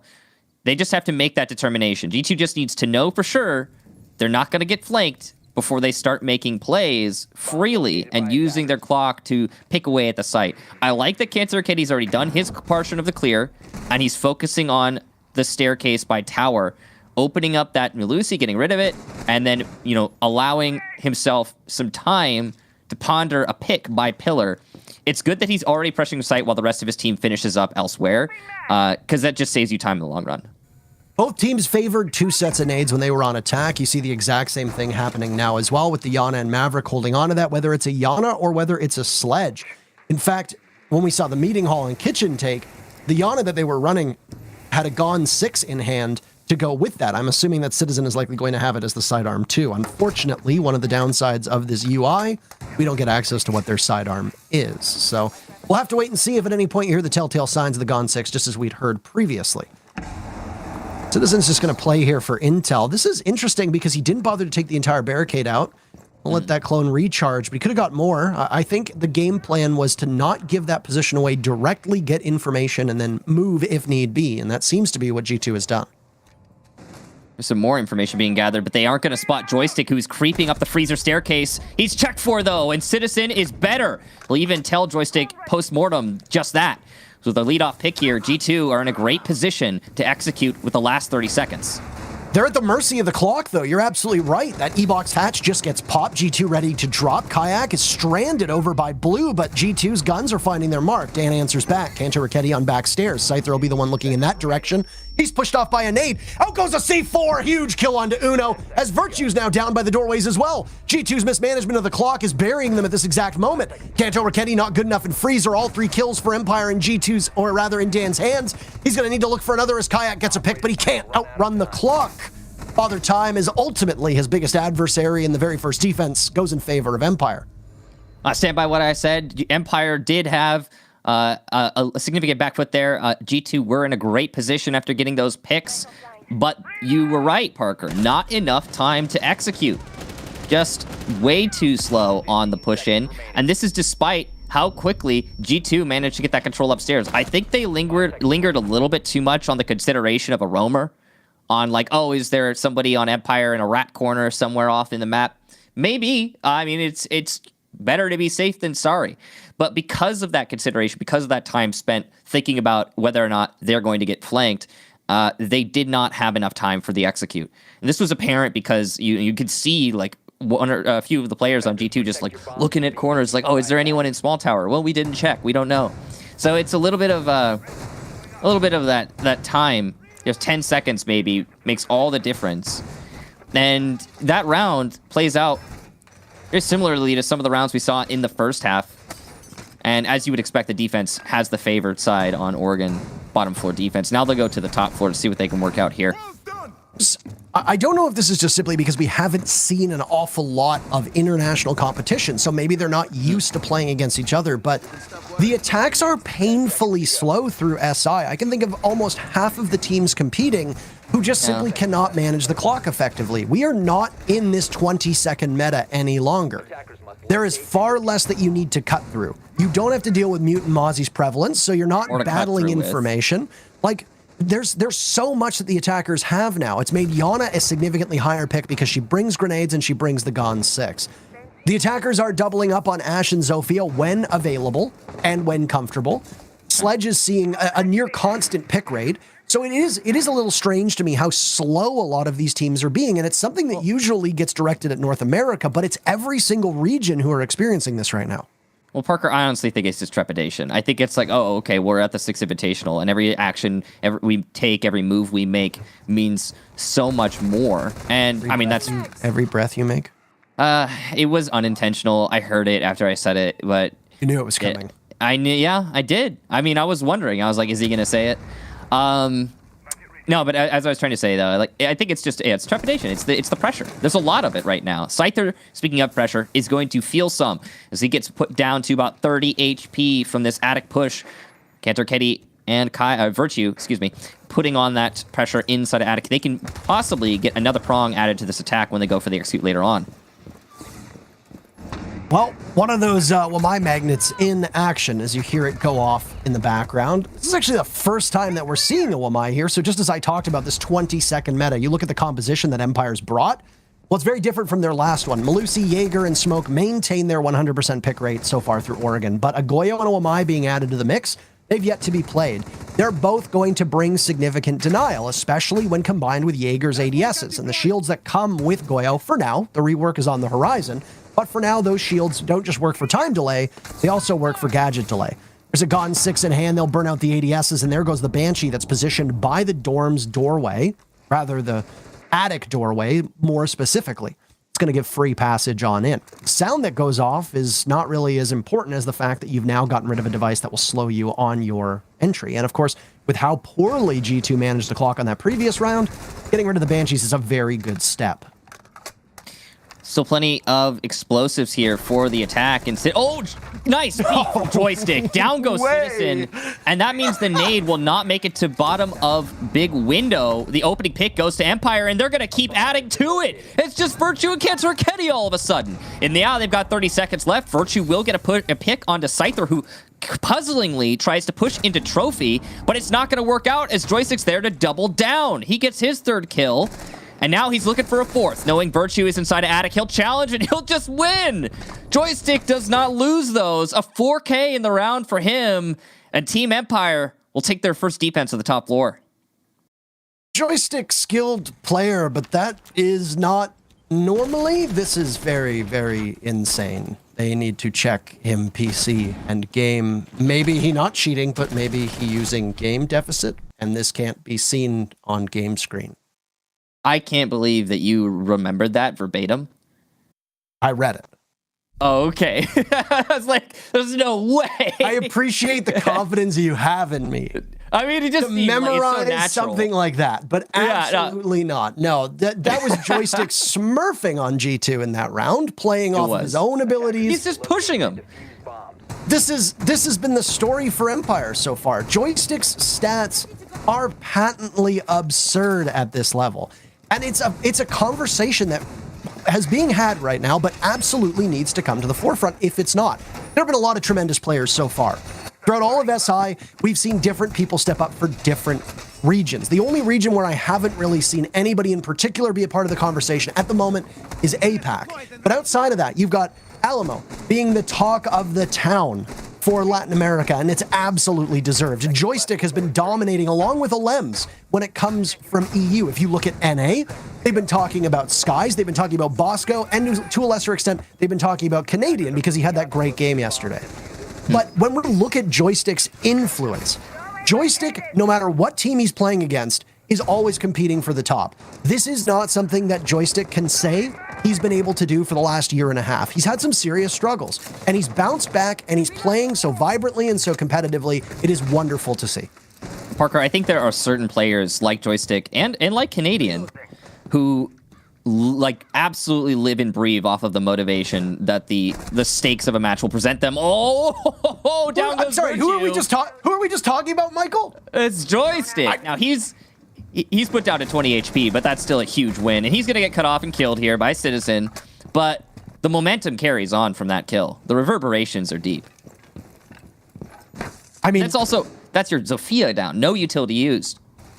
I mean, I understand that you took Virtue out. He had a great first half. His second half, he hasn't been anywhere near as impactful. Nobody on G2, frankly, has been very impactful in the second half through the 2 rounds of action that we've seen. But you just silenced Joystick. Yeah. I don't care what operator he's playing on, by the way. It doesn't matter to me. The fact that you've taken Joystick out of action alone is a blow somewhat to Empire's confidence. It's a boost to your own confidence, and it's one significant worry that you don't need to concern yourself with. Yeah, I mean, that's true. That is fair. And, you know, you do have Always, who's chowing down on a donut right now, and he's in a pivotal position upstairs. So if he's not able to get his first kill, then he will cause problems for his team because he is, again, he's a huge linchpin on that top floor hold for Empire right now. If G2 can identify that and pressure him, maybe get that pick off, then the top floor hold will crumple. So that's a good opportunity for G2. But right now, they're focused on this meeting take. The next Kairos will go off right now. Of course, you're absolutely right. But the fact that Empire's bringing this Jaeger, no Wamai present, so you don't need to worry about Zofia's influence being even more integral for your execute, which is good news for G2, by the way. But at this point in time, I like where G2 is at just simply based on who is left and what they can accomplish. You've taken out Joystick. You've been able to cut through most of this utility. You've got 45 seconds left to be able to pull this off. This is better timing than we've seen out of G2 in the previous 2 rounds. So they'll knuckle down and get ready for this. But just as they are prepared to push in, Empire is ready to answer it back. They know that there's a default plant going off, and Kayak gets dropped by a great play from Always. His first kill, highly impactful so far. G2 will now need to scramble to get that case down yet again, as Citizen is perched up at the top of White Stairs, watching towards dorms. He's going to have to check for the Jaeger, but no, he pushes out and he gets dropped by Scyther. What it was an advantage for G2 is now gone. Back to a 2v2, though. Kanto Raketti doing his best to try and give his team a lead. He'll get the diffuser down now. That leaves Uno Meister in a 1v2 to try and watch. Uno watching over Kanto quite well, sitting, waiting, both members from Empire from above, and they will fight through the hatch. There's lots of pings going on inside of the site. Everybody except for Uno has taken a serious beating at this point, and this will be a tense retake for Empire. 30 seconds left on the clock. Uno perched in a bit of a rat position, watching the doorway. He hears the reload, waiting for it, capitalizing, swinging onto one, but there's another in line of sight. He pulls out, and he gets it. 2 huge kills from Uno, and they'll shut the door on Empire, clutching that round. Big rat corner there for Uno. Just the perfect way to play that round. Awareness, 10 out of 10. And it was a curious round, to be sure. Back and forth it went. Even trade on the roam clear early on, but might be slightly lopsided for G2 because it's Joystick you're killing. putting a lot more pressure on Dan's shoulders. Then the initial plant attempt from G2 halted because G2 didn't fully clear out the top floor. That's huge! Why are you trying to plant when you're completely exposed to those roamers upstairs that Empire still has? Questionable decision-making there from G2. And so, okay, initial attempt punished, but for some odd reason, G2 and Empire decide to play Ring Around the Rosie upstairs, which distracts those two roamers upstairs, who happen to now be the last defenders left for Empire. They're distracted, Diffuser gets picked up and brought all the way over to cafeteria or dining, and now plant goes down. Just such an odd series of events.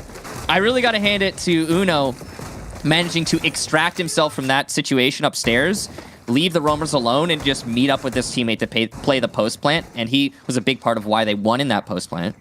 But I can't get away from the Ring Around the Rosie that Always and Uno did with each other on the top floor. That was just hilarious. I mean, when you're a team, even if you are G2 and not performing up to the standards that you may have and that the community may have set for you, the fact that you're able to make those calls on the fly is good. And the one biggest criticism that we've seen out of G2 recently is a lack of leadership. This was something that was touched upon during the BDS match, where you see during the BDS's matches, they're always talking. Alems is always talking, working through it. G2 was a very chatty team when Fabian and Pengu were on this roster. You saw them talking incessantly, and there were periods of time with that old roster where it would look like 4 of the 5 players would all be talking at the same time, much probably to Shaz's chagrin. However, nowadays, G2 looks silent, and they look frustrated more often than not. I'd be frustrated with the way that they're playing throughout this entire tournament. As for their opponents, Empire are a team that are ice cold. They have very minimal communication, and it doesn't matter. Hell, they don't even take timeouts, for crying out loud. But it doesn't matter because they still somehow manage to have that leadership, because sometimes fewer words can do the trick here. G2 being able to find that confidence, being able to make a change on the fly and adapt to their opponents is a good sign. And they're one away from that even split 5-5. But they're going to have to correct course here, as last time they attacked onto the bottom floor. G2 struggled with the clock and with opening up those bottlenecks, giving themselves more avenues to attack the site. Yeah, they're going to get the drops, but are they going to get the single wall into the site? Are they going to get the mirror windows? Are they attacking from back? Are they going to get elbow if they do so? These are the questions that are really important. And as the clock hits 90 seconds, time becomes much more of a factor, and you have to consider where you're actually going to execute from. G2 right now don't seem to be even close to being sure where they want to go. And look at this. Joystick putting that barricade up, that's actually huge, because it gives you warning on elbow if you're going to be pressured, and it allows the Jaeger of Always to play deep in blue, which protects E-box and backstairs. That's massive barricade that just went up, and it's going to cause problems for G2 later on unless they go for a back take and open it up. I don't know if G2 exactly has their planning mapped out, as we are in 55 seconds. Final minute of this round. The magic number for these teams so far has been 40 seconds. When we hit that 40-second mark, that's when the shuffling towards the site begins. As you talked about that barricade, it's already paying dividends. The Citizen and Kayak have rotated towards bunker. They're waiting for the ADS to get burned out. Out goes one of the toxic canisters, so they'll either have to charge through it and take some damage or simply try to wait it out. Meanwhile, Always has now moved over to Harry Potter. He's sitting under the stairs. Citizen finished off by the SMG in hand for Shepard. If Team Empire prevail here, it's match point for them. Virtue dropping through E-box, but he's immediately finished by Dan. A trade, though, and then a trade right back. Empire's the one coming out on top of all of these, leaving Kayak to die alone inside a bunker, and Empire to move to match point. Big round there from Empire, but really just a questionable round from G2. That's the best way I can put it. The nicest, most political way I can put it. 30-ish, 40-ish seconds left when G2 start to execute, yeah. And guess what they don't have? Elbow control. Guess what they don't have? Pillar control. And they're trying to go for a back take. And you can make that work if you're very lucky, but you shouldn't plan around that. You should have ample time to get the pick on pillar before trying to flood it. Super dangerous there for G2. They're going to take a tactical timeout on match point, as they don't really have a choice. It's now or never.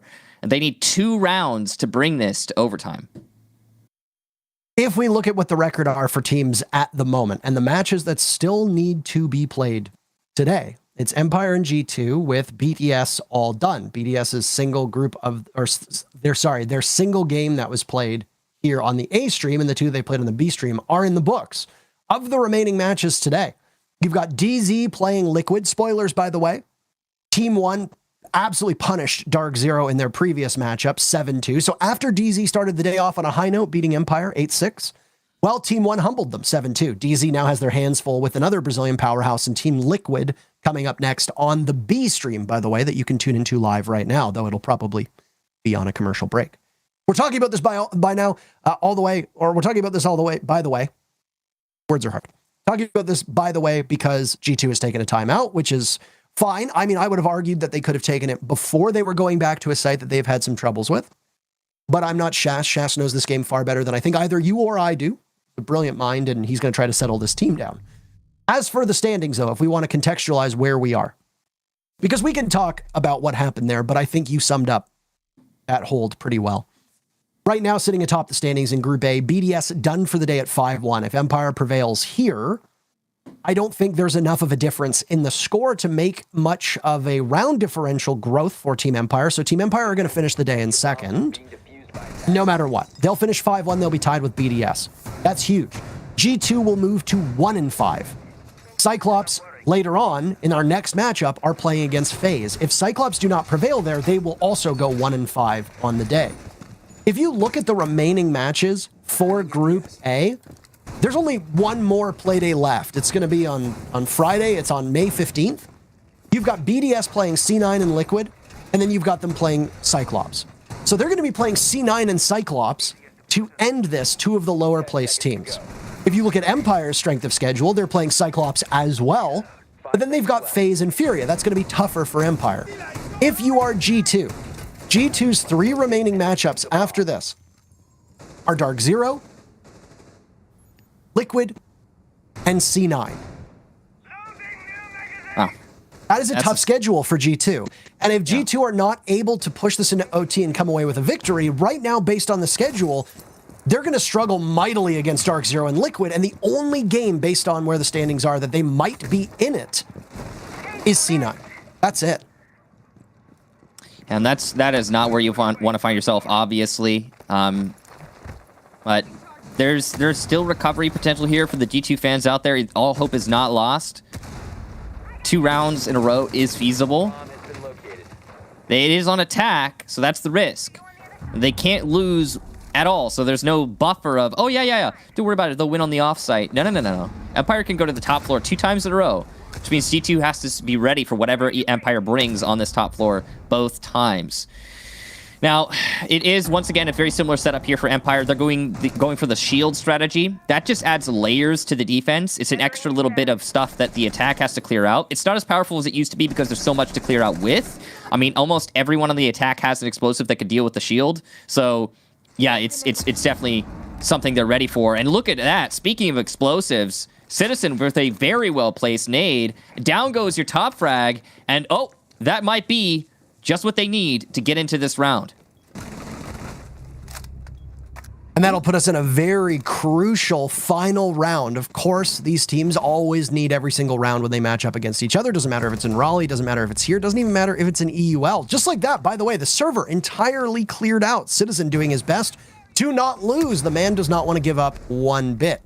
This is an upstairs hold with just Shepard and Scyther hanging on to what is essentially a very tattered defense. And Scyther manages to shrug off a bullet, as we also saw the same from Uno. Now Scyther looks towards yellow stairs, takes out the Ash of Kanto Raketti, but that's it.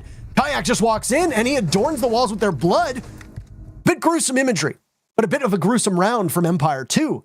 G2 will force a 12th round, as Empire still sit on match point.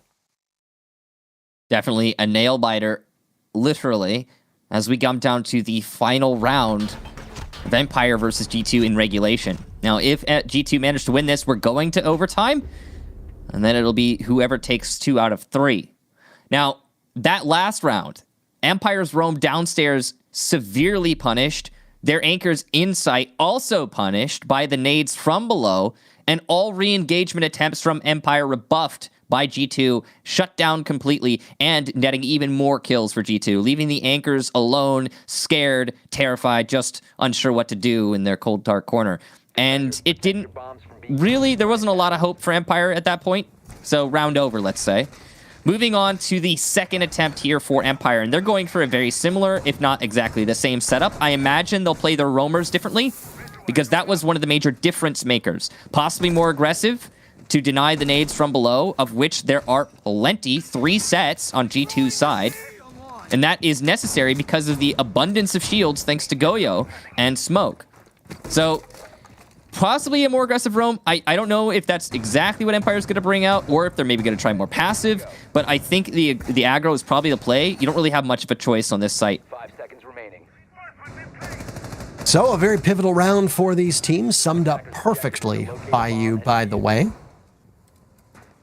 This is we are getting into the thick of it right now. After the very first play day, both Empire and G2, and in fact, all of the teams that had a bad day from Group A said the same thing. Oh, it's a marathon, not a sprint.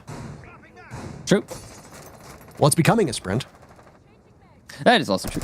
And I mean, just because you're not a good sprinter doesn't mean you're going to run a good marathon either. Let's be honest. Like, it's it's true. I'm not a very good sprinter. Oh, are you a long distance runner? No, I don't run at all.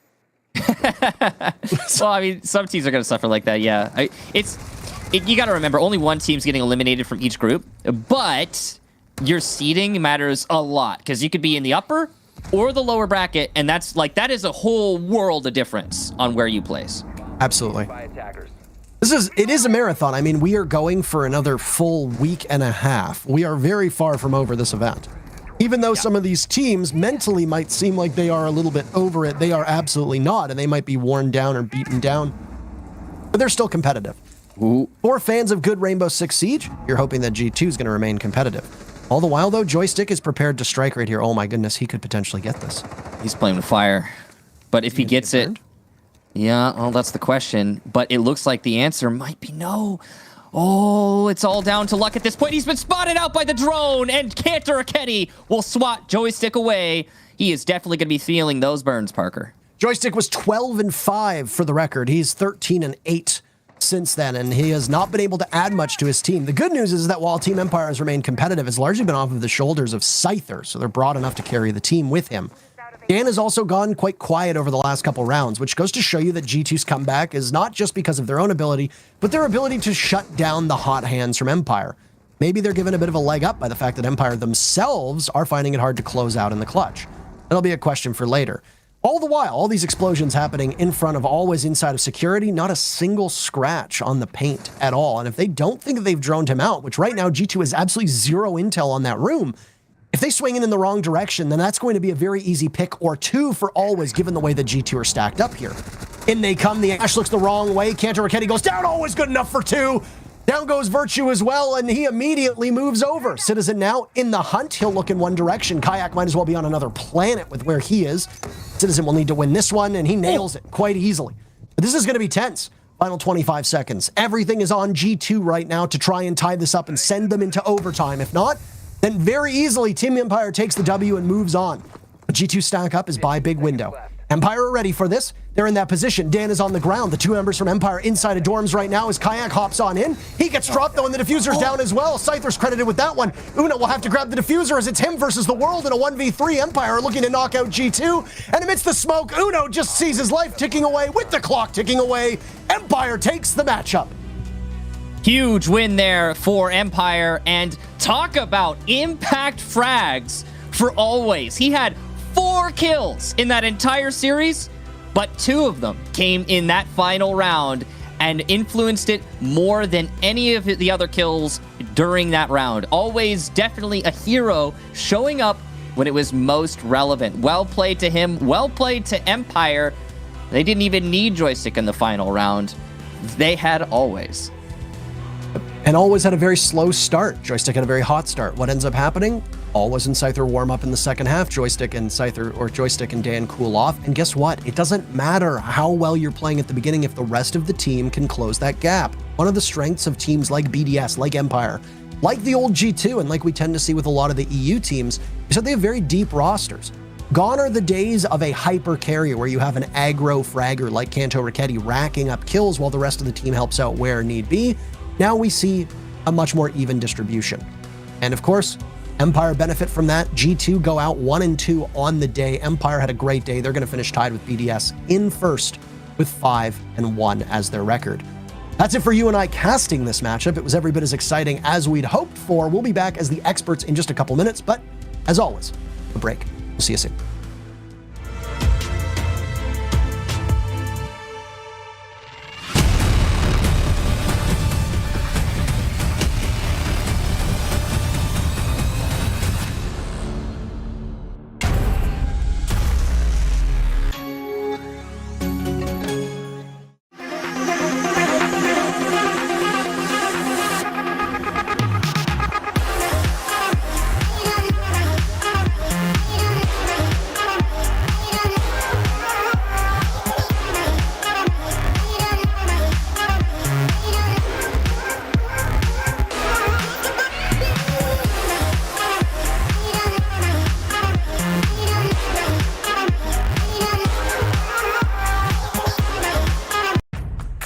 What does it take to create a secure community? Join us on the second episode of ICallNext as we discover how to protect what's most important and enable worry-free play.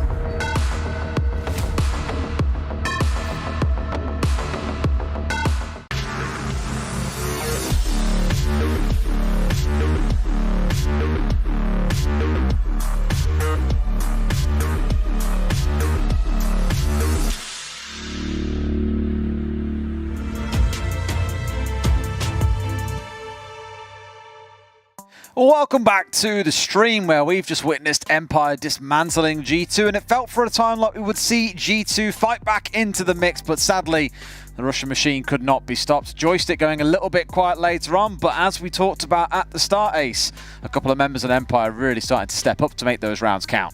Well, we said that that could be the difference maker for either team, really. You know, who else could step up alongside Joystick or Citizen? And as you say, Dan and Scyther particularly really showing up for Empire today. It was hard fought, it was close fought, and G2, they may feel like they could have got more out of that one. There's certainly positives for them to take away, but once again, Empire come out on top.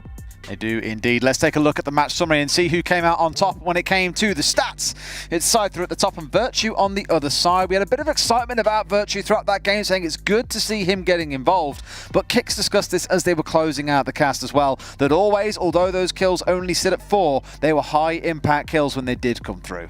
That's it. It's not all about, you know, how many kills you get in a game necessarily. It's about that other support work that you're carrying out. What else are you facilitating the team to do? And sometimes when those kills do come, how impactful are they? And as you've said, they're always just really having a big impact on the outcome of this game. Look at the cost there for Scyther as well, 92%. Mental. Really, really big game from him, stepping up. And to be fair, Joystick, I mean, still hitting his average pretty much. I think it was 14, we said, didn't we? 13.8 coming in. We were generous. We rounded him up to 14, but he's done it again. He's come in with 13 kills, and right now he is so solid. I believe that puts him on 82 for the tournament now, and he's absolutely flying. Yeah, it's very up and down when you look at the round exchange going on between the two teams. We could touch on the more chaotic rounds where it was the dog pile inside of E-Box, for example, trying to go in for the plant inside of Supply.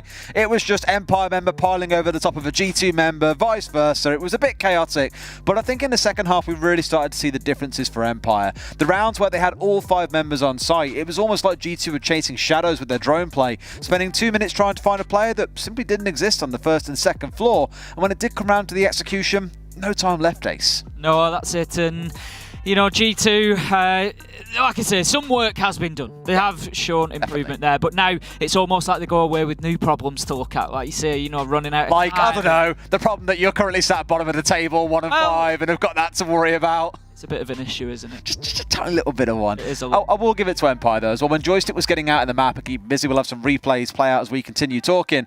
I think when Joystick was getting out in the map and playing Disruptor, that's when G2 really struggled. And when they sat back a little bit, some rounds they pop up around about the 90-second mark and try and have an impact and disrupt G2. These were our comments earlier on today when we spoke off the desk. We were saying for G2, there's a real lack of disruption in their gameplay. They're certainly... They're sort of trying to... The thing is at the minute, Des, they need to focus on themselves. They have to focus on themselves because the performances haven't been sufficient to get the wins on the board. But with that focus, then comes a little bit of space for the other teams. And like you say, G2 just not really able to disrupt the Empire game quite enough. And they just had the run of it come the end, as we're seeing quite a few Joystick kills on the replays. They're able to just get in and around the map, particularly in that mid floor. We saw some nice kills through to Meeting, in and around Classroom, just really dominating. This is that Chaos that box area. round, I think, where it was just a bit of a pile on. You have Kayak coming up behind them or something later, or Virtue, I can't quite remember, but it was sheer madness. It was just body over body over body. It felt like there he is coming in behind for the knife kill, just for style points, you know. It was kind of in the second half, like we said, where things really started to settle down. But let's touch on the mentality now of how this works out going forwards. Again, you're 1-5. You're aligned with Cyclops here, who've got a game next against FaZe. If they come out on top in that game, G2 is not even tied bottom, they are dead bottom. And with all the issues, like you say, currently going on, you've got to pull off a real special effort to the level of what BDS are doing, because BDS are playing a bit like old Empire, where they play their own game, they play it incredibly damn well, but they don't care about counter-stratting. For G2 to worry about getting all the basics right and worry about your opponent, that's a lot to do in just 2 days to correct the mistakes of today. It really is, and like you say, you know, even if you look beyond that point and towards playoffs, you know, would you really fancy G2 in any knockout at this point in time? And you have to say it's difficult to make that argument. I mean, this is why I was so excited about the APAC region getting involved as well. Particularly, we've had better performances coming out of Cyclops and Cloud9, and I absolutely love to see it, because this is what it does. You know, we want to see those teams come in and show us what they've done all through the stage, what we know they're capable of. Great players, great teams, but also just, again, mixing it up and adding that pressure in. There's a lot of work to do for sure, and I agree with you. Imagine if we're sat here in 2 days' time saying G2 are the first team going home from SI. How surreal will that feel? It'll certainly be unexpected. I think that much is fair to say. You know, when you look at Group A, there are teams there that people will have presumed maybe, you know, would have been towards the bottom of the table, and G2 wouldn't have been one of them. You know, they haven't had necessarily the most solid stage one. They were fighting in and around for that 4th place, and you know, it came down to the end of the season for it. But still, you wouldn't have expected them to be in the bottom. Absolutely. And speaking of being in the bottom, let's take a look at the standings. Have a conversation about these, because we've already spoke about them a little bit, but it's always good to actually visualize them up on screen as well. Cyclops are about to play their next game. If they lose, yes, they are tied bottom with G2, and then you start thinking about, okay, well, how is the head-to-head going to influence that? But if they can beat FaZe, who aren't doing super well themselves, suddenly it becomes less of a nightmare and more of a night terror for G2, starting to stalk their reality. I tell you what, Des, there's a few teams down there that you look at and think you maybe wouldn't have expected. Dark Zero, FaZe and G2 in 7th, 8th and 9th. That is like... Coming into this, that is a surprise. Furia up there in 4th, TeamOne doing the business, Cloud9 in the mix as well, all around that mid-table. And like I say, I mean, I love unpredictability in tournaments, in Siege in general. I love the unpredictability. You know, the last thing that we want is to be able to come in and say, right, this is how these 10 teams are going to finish, and be correct. That's not what anybody wants. Absolutely. So, it's great at the minute. There's lots to look forward to. And of course, we've still got 3 more play days to go. We've still got 2 more games, of course, today, and the game on the other stream still to come yet as well. But looking ahead to the next play day, I do want to touch on some of the games that are going to start shaping up there. G2's remaining games, Liquid, C9, and Dark Zero. Who do you fancy them beating in that case? C9, maybe? At the minute, I'm not sure, Des. I'm honestly not at the minute. I think Cloud9 have been hit and miss. We've seen, obviously, we saw them sort of struggle a little bit against Furia. Furia are able to expose a couple of weaknesses there. But overall, I think Cloud9 have been... you know, reasonably aggressive. They've been getting the kills, winning the gunfights, and I think it's going to be, I think it's going to be tough for G2, if I'm honest. If I look at that final run-in, it's not going to be an easy last day. Going to be such a spicy day. I can't wait for it. But we still, of course, have 2 more games to come today. Cyclops versus FaZe. If Cyclops win, as said, G2's story becomes much more of a nightmare. Let's see how that one plays out after a short break.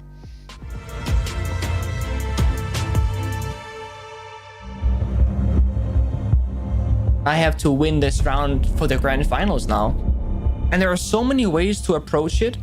Teammates always get into kind of bad situations that are tough to clutch, but you sit there, you watch, and you hope they can pull through. Defuse are in a position where they'll have to see when the Hibana goes through. One will cover the doorway. As they start to defuse, Pengu goes for one on the Young. Can he go the second?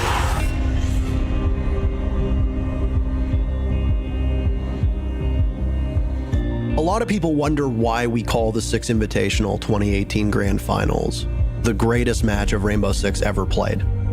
I think the greatest indicator of an excellent match is how many different ways you can denote its importance. The morning of the Grand Finals, you've got Penta and EG, two of the best teams in the world, ready to square off.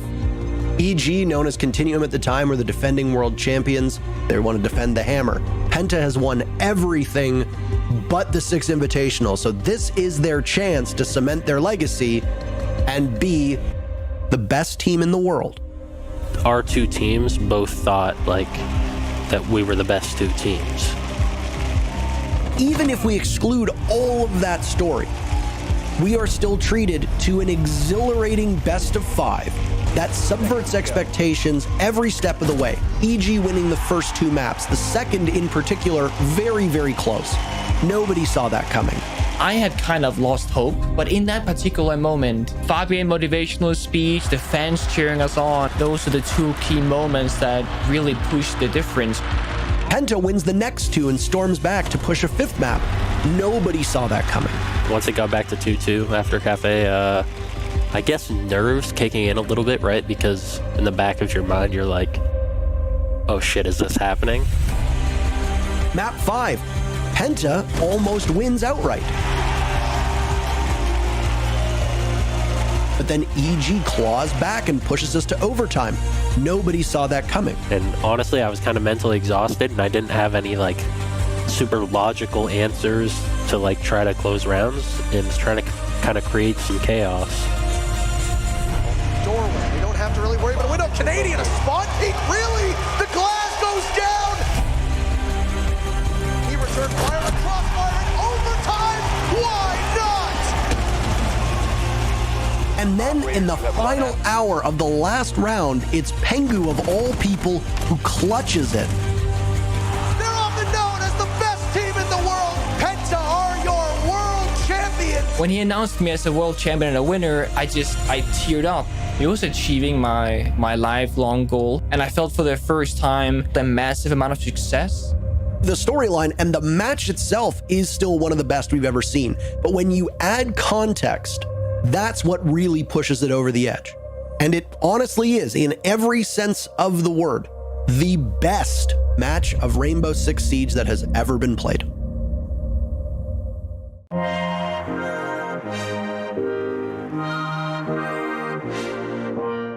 This game would be completely different. In fact, it might not even exist if the community wasn't there.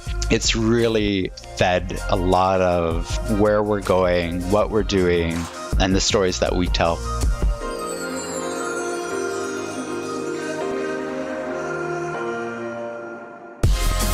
The great thing about Siege is that it attracts people from cosplay communities, from art communities, and then the gaming community and the competitive community. And the fact that we can all come together and it doesn't really matter, as long as we talk about Siege. There's no kind of barrier. Everybody should be allowed to participate, and everybody can grow and get better at art and fall more in love with these characters. It is absolutely important for us to celebrate our artistic community, and it's one of the big reasons why we take the opportunity every SI to dedicate a portion of our celebration to them. You can go to these events and you sort of see the way people react to your work, and actually to be able to see it in person, it makes you know what you're doing is right and what you're doing, you could improve on. And that is something that I don't ever take for granted, and I am extremely grateful for. It's helped me mature as an artist and as a content creator. As a person, as an artist, online or offline, I'm more confident to talk about myself. I'm more confident to talk about my art. So it's something that I'm still thankful for the people that I met at the community. We get to meet people from like a completely different continent, and like SI was that opportunity, that one opportunity that we could physically meet and connect with those people. You know, you go to these events and you find that everybody is from all different walks of life. You know, they speak different languages, are from different countries and cultures, but at the end of the day, we all speak the language of Siege. As long as you can draw, or as long as you can construct a uniform, you can share kind of your love for Siege. It goes beyond any kind of language barrier that you may have, because everybody kind of shares the same passion together.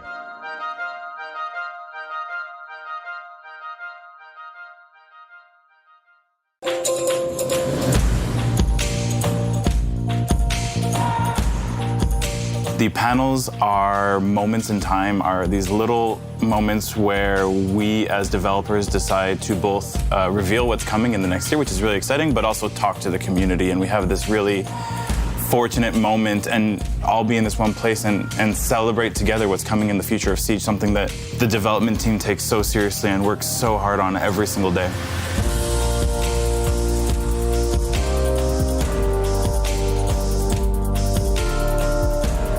We are constantly searching for feedback from the community, whether it be our user research teams that are there constantly talking to esports players, talking to the community, talking to everyone. And that is a major driver for us in what we do. It really does take up all of our energy and all of our bandwidth for 4 months.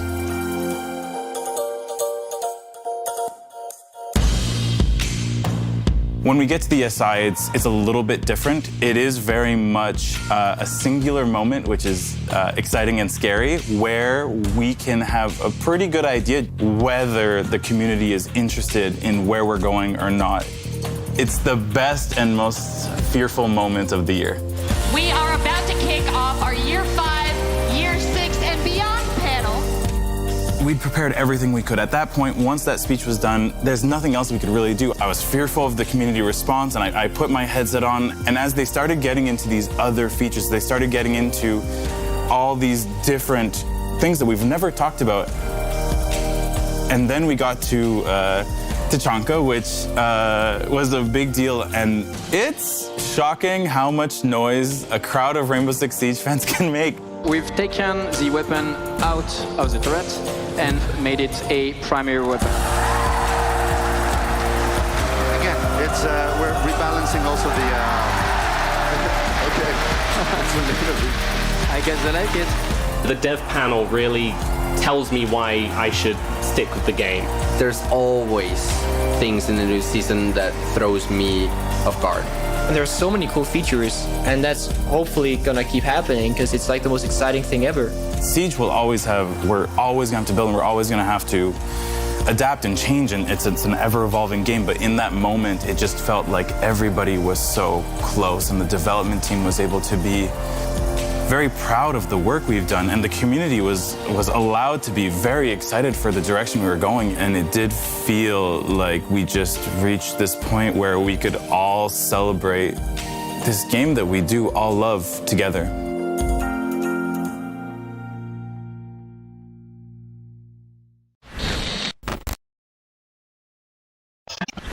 My name is Bodega, I'm from MIBR and I live in Brazil.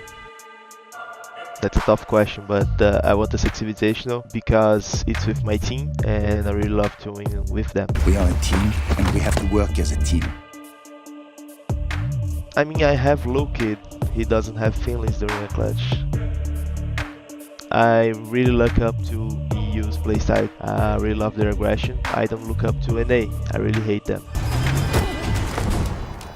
Sorry, baby. Attackers win.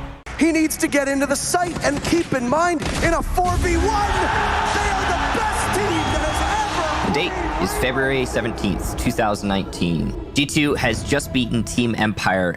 Many will say this was one of the best moments of G2's reign in Rainbow Six Esports, and certainly one of the more surprising ones, because their opponent gave us a heck of a show.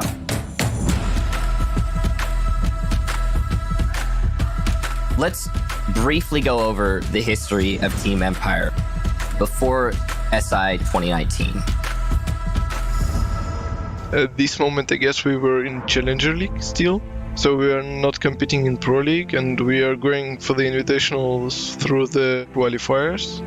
To go for this tournament, it really means a lot for us. We were a young team. Then we start to understand that we can play on top of the level in Siege, and it was unforgettable. It was an impressive feat for Team Empire, so coming out of the group stages, they had already started to peak in terms of their hype. Turn on its head, inside of Luggage. Oh no, a team kill! Taking out Walker now on the diffuser! So Noah Empire has made it into the grand finals. Going into this match, the expectations were set. Team Empire is an up-and-coming team that has a lot of excitement behind them, but they're going against G2. Of all squads, possibly the hardest match they could have faced. It's going to be amazing, and if any two teams are going to give us a good run for the money and maybe make it to 5 maps, I think it might be those two. Against G2 will be a great match for sure. In our opinion, if you want to be the best, you need to beat the best, right? We felt like we knew what they were gonna do, but we also felt like they knew what we were gonna do. It's going to be a tough one, no matter how you try and crunch it out. Most expected Team Empire to be destroyed. Infinite Overtime had only just recently been introduced, and it was only being used in the grand finals of larger events. We saw Coastline be absolutely hectic. We are close to a perfect round. Empire sets quite a tempo. To peek him, he's going to toss a frag grenade and jump in, and Jonas shuts him down. G2 bounces back on round number 2. Fabian rotates out. G2 will take the lead once again. Toss it out. It goes off a bit too early. He's going to do nothing. It's a flawless round from Empire. I think you could say that Joystick probably won the match. G2 will force us to overtime. It was like a wrestling match because it's like nobody was really gaining a substantial lead. We were always fighting for the next round. Michael, are we about to cast the longest siege match? He takes out Kanto, and where's the other body? It's Fabian! G2 are so experienced, they won so many tournaments. I think we were unready to do this at that moment. No team was able to break away until the very bitter end, when G2 managed to win 2 rounds in a row in overtime to finally lock out the map. Down 1, he loses a bit of HP, but he's traded off, and there you finally have it! The final scoreline of that map was 10-12, the longest map that had ever been recorded in Rainbow Six competition, and that was pretty awesome.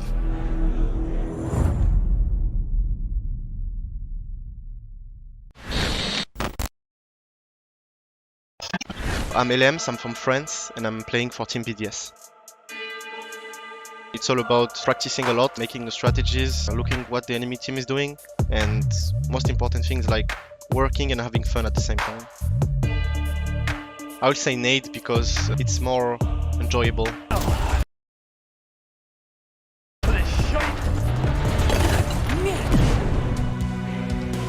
I'm sorry guys, but I hate Game of Thrones, so it has to be the 6 Invitational music. I should have seen it coming.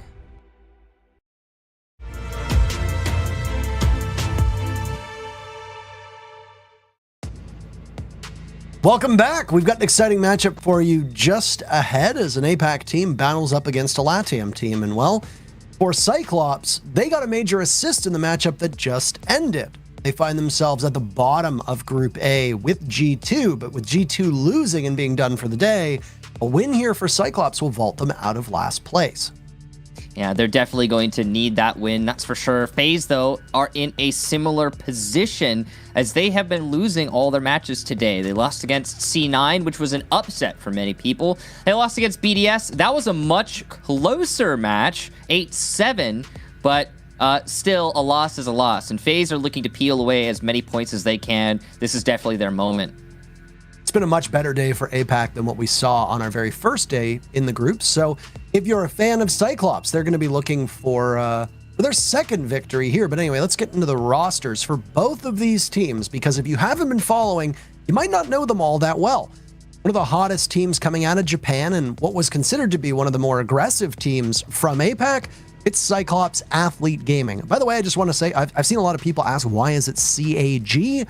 Because Cyclops is not the name of the org, it is Cyclops Athlete Gaming, and there you go. Their roster so far has had some ups and some downs, and some of the players have struggled in ways that they really shouldn't, and I think it's hurt Cyclops on the global stage. And it's been disproportionate as well because, Michael, as we touched upon when we've casted them and broken down their matches before, APAC is the most geographically separated region. Yeah, it's difficult to get that practice in pre these events, and it's hard to practice with other regions for that matter, which is something like especially NA and LATAM, they'll do boot camps with each other and practice up. But Cyclops doing what they can with what they have in terms of practice, and they're going to be going up against FaZe Clan. It's a really vetted roster here, but they did, of course, make some major changes back in March. They brought on Cyberbullet, Cameraman, and Souls. It's basically a complete transition of teams, and Astro is the lone long-term survivor on this roster. Astro's been around since 2018, the beginning of January 2018. He's been around. So apart from him, though, pretty much full new roster as of earlier this year. And we see, I think, so far through this 6 Invitational, not quite the performance that they were hoping to achieve. They've definitely picked up some big wins. They beat Dark Zero. They managed to take a win against G2 as well. And that was day number 1. We're all thinking to ourselves, okay, they're doing pretty well.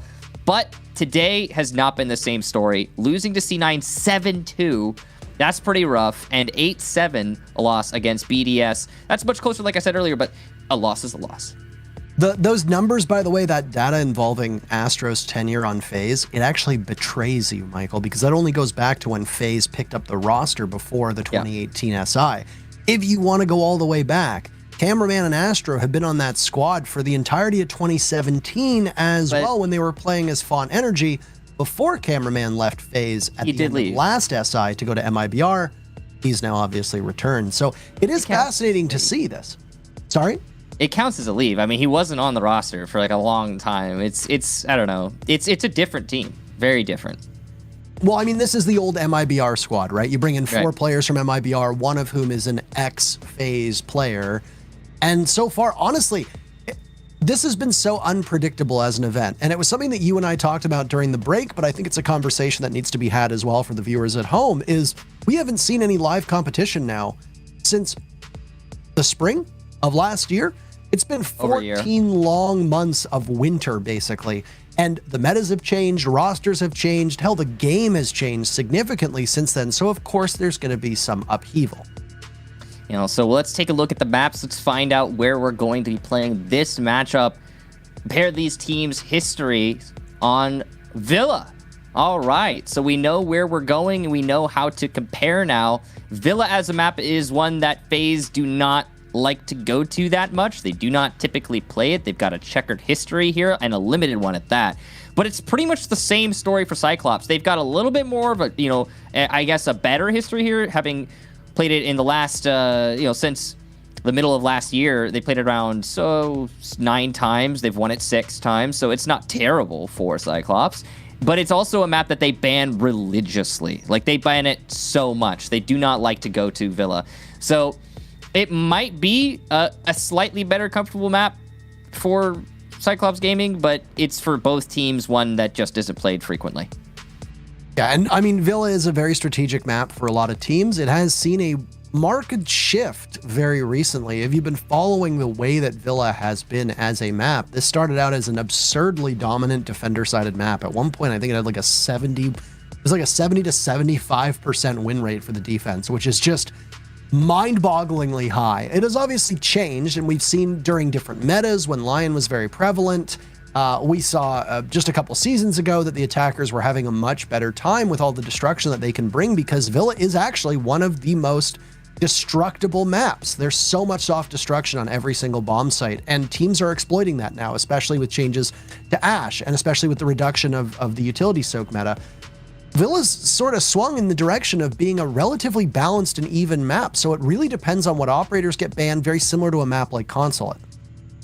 It's true, and we've seen a lot of vertical play with those explosives, as you mentioned, Parker. Fewer of the explosives are necessary to destroy things like shields, so often nades are going to be whipped out to try and get kills from below when you're defending on the top floor sites, which are still pretty common on this map. And, you know, it makes for some interesting strategy from all teams involved. We've already seen that out of teams like Cloud9. When they went here, they gave us some really interesting stuff with some vertical play from below, using the nades to try and, you know, catch their opponents off guard, get a pick or two here and there. It didn't really work out for them against TeamOne, but I mean, it was interesting to watch regardless. So, you know, there's always a little bit of an extra angle to Villa, and it's the vertical nature of it, as you mentioned. I think that whichever team is able to leverage that usually garners a better advantage. But it's interesting because teams using vertical strategies does not always translate directly to teams winning rounds. I've seen so many instances where a team will bring out a well-polished vertical strat and still lose the round. It's hit and miss. Well, this is going to be the very first time that we see either of these teams play here in Villa or on Villa in the Six Invitational. So we're obviously in for quite a treat. And I mean, these teams have no real history with each other. So it's going to be fascinating to see how they mesh up. Earlier today, Cyclops stunned a lot of people by taking down Team Liquid. Can they follow it up with another stunning victory over FaZe, or will FaZe be able to scratch out a victory? Well, we got two excellent casters. XR Troika and Demo are standing by to take us through the match, so we'll toss it over to their beautiful voices. Intero Kicks, thank you so much there. Demo, we are going to be taking this one. I'm a little bit nervous here for FaZe. I'll be honest with you, the way that Cyclops played earlier on against Liquid, they're looking dangerous today. Yeah, FaZe, bit of a weird day for them. I think the first day was pretty solid from them. I think very happy with how FaZe performed, but now we get into their second play day, and all of a sudden, these happy faces not so happy anymore, Ollie. Yeah, things are really getting toward that sort of do or die time for FaZe here today. They want to try and finish out the day strongly, I imagine, and moving on into Villa. It's a map that we've seen FaZe and Cyclops ban quite regularly. So yeah, it sort of throws us into that territory of, is this a map that they're hiding? Are they hiding this map because they're saving strats and they've got something that they want to bring and they want to bring it out on a big stage? Or is it just a map that, you know, neither team were really expecting to go to? Well, one thing about FaZe is, like you said, not a map that they play all too often. The last time they played it, they lost it to NIP, 8 rounds to 6. It was a close game, to be fair, but still, a loss is a loss. Cyclops, they're not afraid of going to Villa. They have played a fair few times. My record is 6 wins for them and 3 losses within side of their matches in the past, but 3 months or so. So overall for Cyclops, again, going into another big Brazilian game, I would kind of nudge the map advantage over to them. It's strange, isn't it? Because whilst they've got a good record on it, it's also a map they've banned quite a lot, having 17 recorded bans there for Cyclops here on Villa. So we're going to have to see how it throws down when we get on into the server. We're just performing the last couple of checks now. We do have all of the players inside of the lobby. The spirits on the team of Cyclops look quite high. We're getting a good view there at some of the player cams. Always a happy team, Demo. Yeah, Cyclops, you know, we look at a team like Nora, who used to be here in SI. They've kind of fit in nicely to be that happy team that we love to see the smiles on, just going out and having fun, Ollie. We are going to throw now into the game. We can see our social votes up on the screen here. 65%. You guys watching at home are back in FaZe. 35% here for Cyclops. If you were to ask me to predict this game before any matches had taken place, Ollie, I would have favoured your FaZe. But with what's happened today, this could be on for Cyclops. This could be a real opportunity. And as we know, this is a big battle for Cyclops because they are fighting to get out of that 10th place position with G2 slipping up against Empire earlier. The door is wide open for Cyclops. Yeah, G2 are certainly going to be keeping a keen eye on this game to see how the standings develop. This is our second to last game here tonight. Now, jumping into these bans. No surprise there to see the Ying ban coming out here by FaZe straight off the rip. Cyclops, they're going to hit us with a very standard Thatcher and Maestro. It's going to be FaZe to close out this ban in FaZe. They, of course, start on the defense here. It was a good point that I think Kix and Intero brought up, and that is the way that Villa tends to sway now, Demo, in the attacker-defender-sided split. It is one of those maps that comes much more onto the operator bands and the teams that are facing up against each other, as opposed to just knowns within Siege. Yeah, Kix and Intero bang on, and I don't mean the podcast, with their assessment. Very correct, saying that Villa has developed into much more of a 50-50 map where it does favor some attacks, favor some defense. And one thing I'm a little bit annoyed at Intero today. Oh, it's the first time he's ever just called me Demo. It's always Harry. He's the only guy who ever calls me by my first name. I don't think anyone knows I have a first name. I don't think that your mum knows you've got a first name. I think it's just Demo all around in the house and everything at home. That's it. Yeah. Mm-hmm. What a life I live. My first name doesn't exist. We saw something quite interesting there while we were a little bit off topic. It's certainly worth bringing up. Shields picked on either side, and then Shield 6 picked from on either side. We had a Monty threatened on the side of Cyclops. It's an operator that they are not afraid to use or bring. And I think it was Cyber, actually, that switched off of the Clash and instead got himself onto the Ella. Bring in your favourite gun, Demo. Tank Killer. Lovely. One thing about that 6 pick that you add into, is it maybe a Giga Brain play by FaZe? They know that Cyclops are all about the Monty. Clash is a hard counter to that operator. Cyclops going to think, oh, there's a Clash, let's not bring the Monty. And then FaZe went, hey, we only tricked you, we're not even bringing it. That could be an option. Could be a big brain play. It's maybe something that only works once, at least not, multiple times in a row. But it could be something that FaZe are trying to employ here to try and do something about Anatom on that Monty, because he's been a pest. He has been a very strong player for Cyclops throughout their campaign, and Black Ray is a guy who I'm looking out for, Ollie. Had a stormer of a game up against Team Liquid, single-handedly saved so many rounds for Cyclops, and let's see if he can do it again against the other big LATAM giants. Hey, Ollie, what a story. Cyclops beating off the 2 big dogs from LATAM. There's a chance that that's where we head at the end of this one. There really, truly is. Both teams at the moment just feeling each other out. There's not been any early aggression. There's chip damage been dealt on either side. Now we're seeing a bit of a push on this main stairs area. There's some Zed pings to be working with as well. The first frag going to come in there over onto Astro as he falls as the roaming Jaeger. Strong opener for Cyclops, and now Bullet by himself, a little bit lonely. Souls is trying to assist and will find. I know 2 of them have came to support off Bullet now, and all of a sudden FaZe, a little bit of an iffy start there, trying to hold on to that study, but now they're back in again, set up, ready to go. That shotgun all at close range, something that Cyclops has to fear. Really is. Cameraman downstairs. He's going to be inside of the library there. He's got a chance here. I don't think anybody on the side of Cyclops knows. He goes for the swing. Susie C knew, but also got taken out there in due course. That SMG-11 singing there for Cameraman.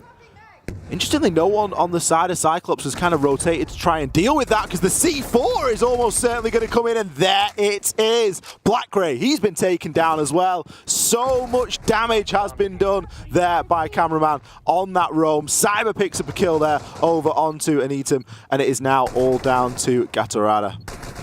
Get your points, mate. Get the mute jammer. It's going to be a tough ass for 1 versus 4. Cameraman, who was the best player for FaZe a few moments ago whenever they squared up against BDS, and well, he's bringing that energy again to this matchup, and that spells pretty bad news for Cyclops as a whole. And Gatorad, I think just taking the time, Ollie, now, bit of a lost cause this round. They can take the time, talk about what's happening, try and reevaluate and see if they can push on into the next round. Certainly need to do something. FaZe now very comfortable here, and as the time continues to tick, with only 8 seconds left, we see players starting to jump out a little bit. There's no real danger here for FaZe. This is a round that they are going to lock in. I really like there what's being done in the final few seconds, Demo. The IQ scanner gathering as much information as possible. Now, what are you able to do when you're out of time, out of luck, and there's no way you're going to clutch a 1v4 in a short amount of time? He's just gathered information there. He's figured out, yep, they're going to play, there's an Elamine here, there's a Mute Jammer there, there's something else here. That's really valuable. And obviously, because FaZe have won that bomb site, the next time they go back here, they're not going to change anything. They're going to think, oh, that was perfect, let's just set up again. That entire setup and bedroom didn't get attacked at all, so FaZe will probably think, hey, we're smooth sailing, and all of a sudden there's a big rock that says, hey, we found out all your information from the last time. Some valuable intel being gained. A bit of a silver lining there to the round for Cyclops, as the round didn't go in their favor. It was won out by FaZe on time. Going to be moving things up now into Aviator Games room for the second round. Still no shields. Cyclops haven't went for that strategy. Maybe it's just on Villa. They don't enjoy bringing the Monty. Obviously that Ying ban, which has been a very strong operator that Cyclops have used throughout their regional league, of course. And we did see a little bit of Ying whenever they went up against Liquid earlier on. But the Ying didn't really have an impact at all. All of the rounds that they brought Ying, they didn't win. So maybe FaZe, even though it didn't work for Cyclops against Liquid, FaZe still a little bit precaution there. Quite possibly. I'm pretty interested here in the reasoning behind Nomad being picked away from. So as you see in the previous round, picked onto the Nomad, and here we're seeing them on the Sledge. Not sure, unless they were anticipating maybe a bottom floor hold, and they weren't expecting to go upstairs to Aviator Games room, because those air jabs, if placed differently, could have been quite effective there at dealing with Cameraman as he was out there on their own. I think it's just their operator choice. I think that's just what they want to run. Black Ray on the Twitch has been very scary so far in this competition. We've seen him up against Liquid. He was dropping him like flies. And, well, the IQ is a little bit interchangeable. You could make an argument saying, hey, get away from the IQ. Not that good as what she used to be. But if Cyclops feel if that's an operator that they need, and I understand that, Ollie. One big thing that FaZe, I know, like to bring is a Pulse. And that could always be an option on Villa. It really could. This time, Bullet opting instead for the Valkyrie for the information. Just holding there onto the Astro doorway into Showers. It's quite an aggressive hold here from FaZe. They've really extended into this trophy and statuary side. Bullet's maybe got a chance here at an opening kill, but no, he's going to get taken out. Deals a chunk of damage, but it is not enough. Katarana goes huge there, taking 2 kills. Both of the players on the side of FaZe that were roaming inside that trophy and statuary area have now been taken out. Another opening kill going in favor for Cyclops. They did it very, very well against Liquid earlier. Now they're doing it again against FaZe. One thing that everyone has now kind of picked up on with the APAC teams is Cyber. A very long-range battle, wins that one against Black Ray. Is that Ollie, the APAC teams, they're very good at getting the opening kill, but they cannot finish it off. Have this massive lead, and then all of a sudden, things just crash and burn. We talked about C9, and Cyclops, a very similar story.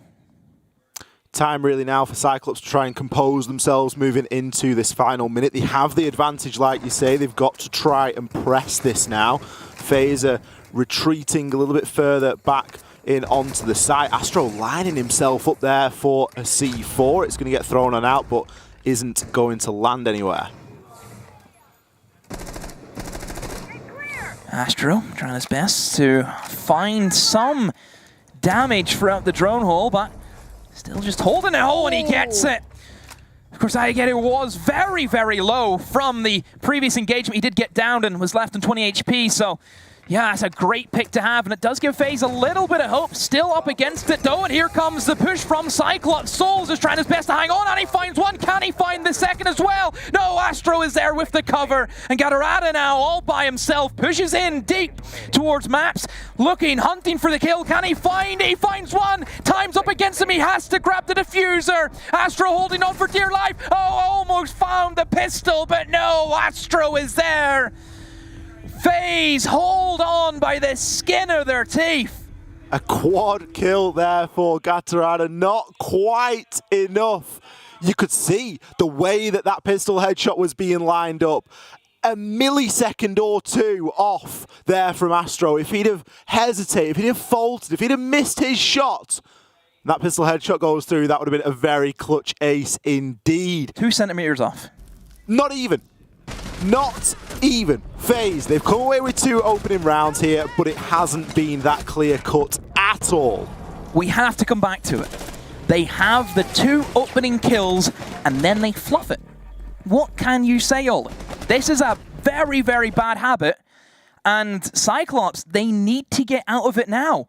We said this game is there for the taking. Cloud9 beat FaZe. Why can't Cyclops? Moving into round number 3 now. FaZe being forced into yet another bomb site due to their victory so far. Going to take us downstairs. Going for quite a lot of information this time, Demo. We've got Souls, he's going to be picking up there onto the Echo. Forgoing the smoke that he played in the previous round, which he played to great effect. Let's be honest, all those Toxic Babes went out at the perfect time. We've also got Bullet playing the Valkyrie, which he has done for the past couple of rounds, but still, we know that at this point that Gatorada likes to play on the IQ. Yeah. Now, is it that he likes the gun? With the way that he played last round, quite possibly, but he's also able to gather a ton of intel for his team. Yeah, Valkyrie being up, again, is a little bit of uneasy ground. We're not used to seeing Valkyrie be played. Currently, Invite, a very high ban rate for her over the course of the games. And, well, IQ is that perfect counter to the cameras. And, well, whenever you add an Echo to that mix, you're getting double your value. Buy one, get one free with the operators. So, a bit of a sale going on. Who's going to get the first kill this time? What's your bets? What do you think? I mean, with the way that it's been going, we've seen Cyclops getting that opening engagement. I could see a C4 first kill, to be honest. A lot of C4s. There is a lot of C4s. FaZe do like to play multiple. I mean, everyone likes to play a lot of C4s on this site, really, don't you? Because you're expecting people to come in upstairs. iGator instead is actually just going to threaten getting in on the same level. Gatorada there, just keeping an eye on those E stairs. Now able to gather a lot of information as well. Still players roaming down in the basement. Oh, Astro's going to come up into an engagement here. Fortunately for him, that was a clone. He is going to be counting his lucky stars. He's now getting ready. He's going to tank almost a full grenade there, but somehow manages to get away from any of the damage. Oh, shaky, shaky from Astro. If that was the Liliana, was he ready for it? Didn't look as if he was, and well, Cyclops eyeing up a potential pantry take, and well, Souls is going to be the one to get the first blood. Finally, it goes in favor of FaZe. That was a quick jump in through the single window that leads directly onto the A-bomb site. And now Cyclops just trying to brute force their way in towards the kitchen. And Anderson, can he find one? Yes, he can. Souls is gone. Astro with a shotgun holds it down and still favoring FaZe here where they have the upstairs control and they're going to make good use of it. The diffuser is cold on the ground now with Cyber picking him off, and Cameraman gets it onto Black Ray. A 1 versus 4. Can Zuzu? Can he do it? Can he find 4 kills? He's darting around the site. The Echo drone giving the information, and Bullet is there to get the final pick. FaZe very much ready to hold down to that quick rush by Cyclops. A strange round by all accounts from Cyclops. They didn't really establish themselves upstairs. They weren't looking for those rotation kills. They weren't looking for, you know, to gain that advantage and then to be able to open up on into the site vertically and work down onto those FaZe players. They had a tough time rounding people up inside of the basement. And maybe quite rightly have decided now is a good time to take that time out. Both teams able to take a tactical time out throughout the course of the game, and Cyclops, they've opted to use theirs here and now. Kind of early, but halfway through the first phase, you don't really want to be going more than 3 or 4 rounds down on the first split. Yeah, understandable from Cyclops. Not going their way as yet. But FaZe, give credit to them, ready for what Cyclops is cooking up in the kitchen. And, well, I mean, I think for FaZe, if they can pull off, again, another good win here against Cyclops, that still, well, I think more or less see them out of the relegation. More or less, Ollie. I think relegation, elimination, should I say. It should do, I think. I think, you know, we're really looking now quite heavily towards Cyclops and G2 for that battle. FaZe, even after their performance today, I don't think that they're going to be worried about dropping down even further. But a big game nonetheless for Cyclops. And they're a team that they know they can do it. You know, they can perform to this level. We've seen them do it earlier on today against Liquid. We've seen them play exceptionally well. There's just something at the minute that isn't quite clicking with them.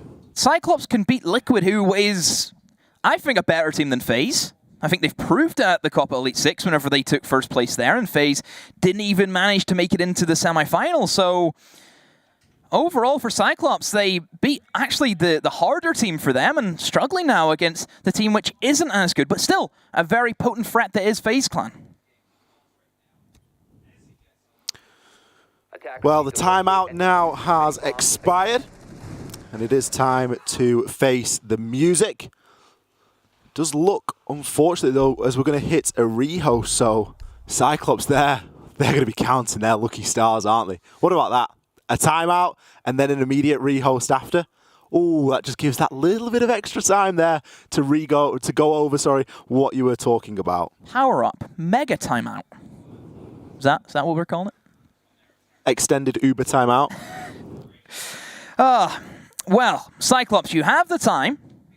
Let's see what they come up with. Still not out of this, yeah? 3-0, sure. 3 rounds done and dusted. Let's focus on the next 3. Let's get an even split.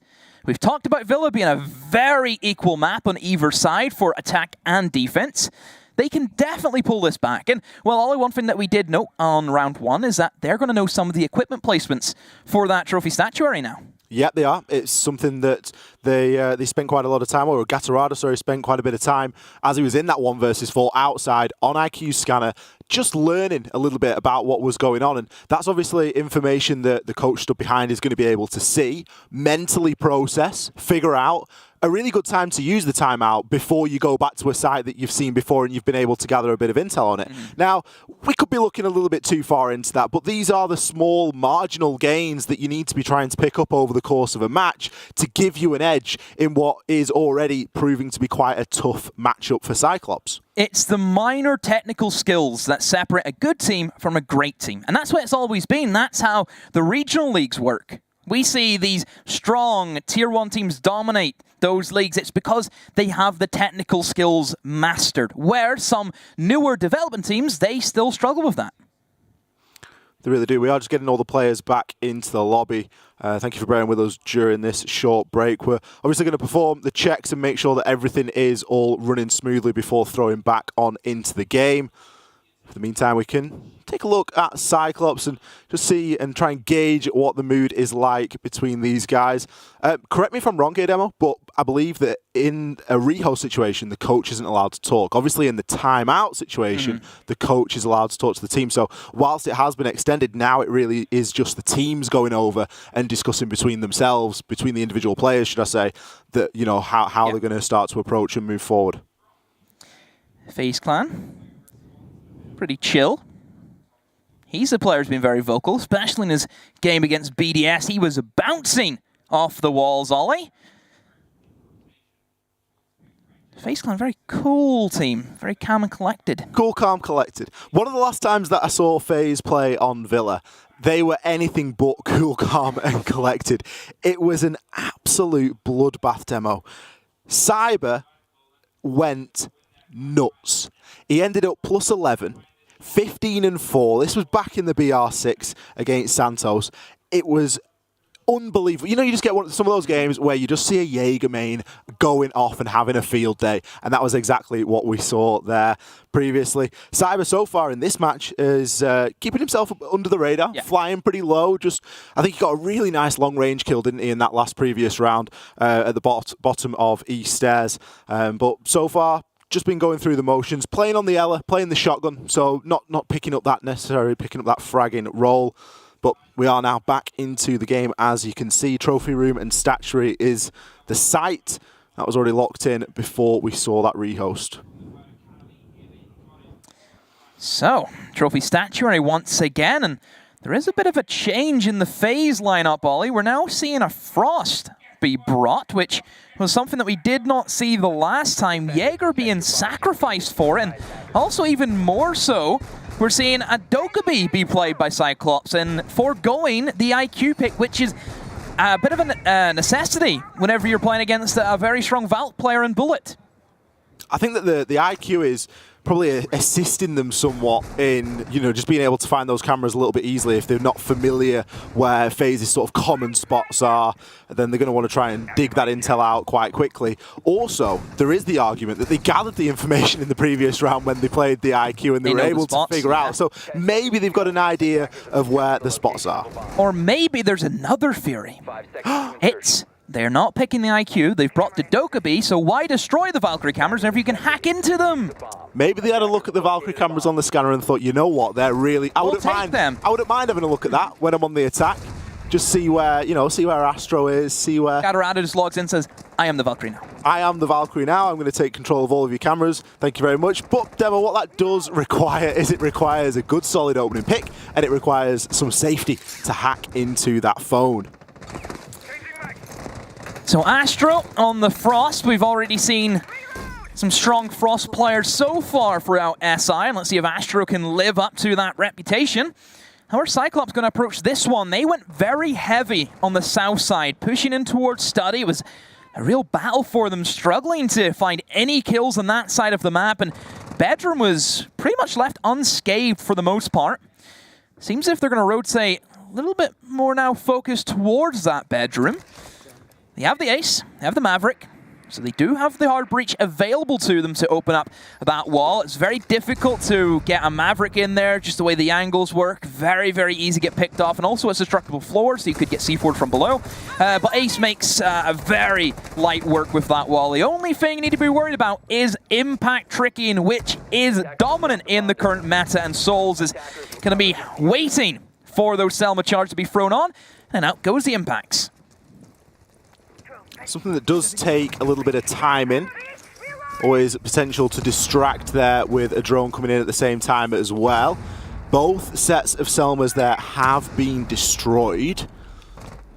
It's going to leave Cyclops in a little bit of a pickle. They do still have the Maverick, but that isn't always the best option for opening up this wall. It's a wall that's heavily vied for on both sides. The C4 getting tossed over the top can always be a bit of a problem as well. Anitim has had to go for a bit of a roam clear. Instead, he's going to find a frag over onto Cyber. So despite the wall not being open, still manages to get something out of this round. Take the gadget away from the Ace, and what has he got left? Oh, an AK-12, and that's a very deadly weapon to have, especially under the gun skill of Anitim. Let's see how Cyclops can push this one out. Losing those Ace charges is massive. They cannot get through that wall. They've been able to open up some sightlines with the blowtorch on the Maverick, but they need to find the kills to back it up. There goes the Dokkaebi call, and Anitim's trying to push in towards maps and seeing if he can find anyone towards that red stairs. Gatorado will find one, but there's the trade out. A very quick reaction from Bullet. Now he has map control once again. Souls inside of Statue all by himself. Suzu will find another, and now it's a 2 versus 4. Cyclops storming in for Astro for all their worth. Gatorado holding firm, has the cover as C4's getting cooked. Can he find another? No, Black Gray steals that away from him. Cyclops, they're back in the game. Cyclops back in business here, Demo. That bit of information they were able to gather back in round number 1. The tactical timeout that they used there to be able to discuss and figure out what they were going to do. They didn't get the wall open, but they were still able to come up with all of those kills. Some beautiful rotation kills coming out, as well as the players on FaZe were pinched and pushed on in the site. Fantastic team play and adaptation there from Cyclops. Could this be the start of the comeback? Definitely. Definitely. Potential's there. Who look back to their game versus Liquid. I know I've been saying it a lot, but it is a very easy comparison. You're comparing them from one LATAM giant to another. Well, they were able to string up quite a few rounds back-to-back, Ollie, and it's something that I wouldn't be surprised if we see it happens here again. Potentially just finding the groove a little bit as well in terms of operator pick. We're seeing them stick this lineup again now for the second time in a row. It's going to be the first time they've actually played the exact same lineup for 2 rounds in a row. Up until that point, we've seen Suzy C constantly flexing here and there, but finding that the Maverick could be a bit more of a solid choice. Despite the win there for Cyclops and the fact that FaZe could have chosen to go back up to Trophy Statuary again, FaZe have actually said, nope, we're going to stick to the scripts and we're going to go to AVG. No changes in the Cyclops lineup, the same operator selection being utilized. In terms of FaZe, nothing too much has changed. You still got the main principle of what they're rocking with plenty of SMG-11s. That's a bit of a staple so far for Brazil inside of this tournament. And that Valkyrie, just because she is open, which doesn't happen all too often, is still going to be able to deliver that information for FaZe, and they can, of course, cooperate between each other and utilize C4s that they have at their disposal. There's still 3 of them there, Ollie. A very scary prospect, especially whenever you look in towards how impactful C4 kills have been for FaZe throughout their conquest so far. Cyclops, how are they going to approach this bomb site?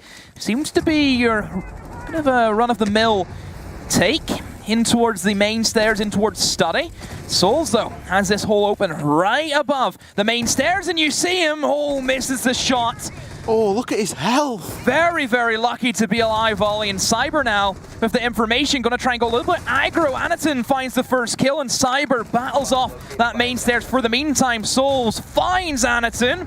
Now it's all squared up into a 4 versus 4. Blackray trying his best to fight back throughout Library. Cameraman now, he's down and at it. He's trying to see if he can assist his teammates any which way as possible, but finally decides enough is enough. I don't mean you and Tim, and that's it, over.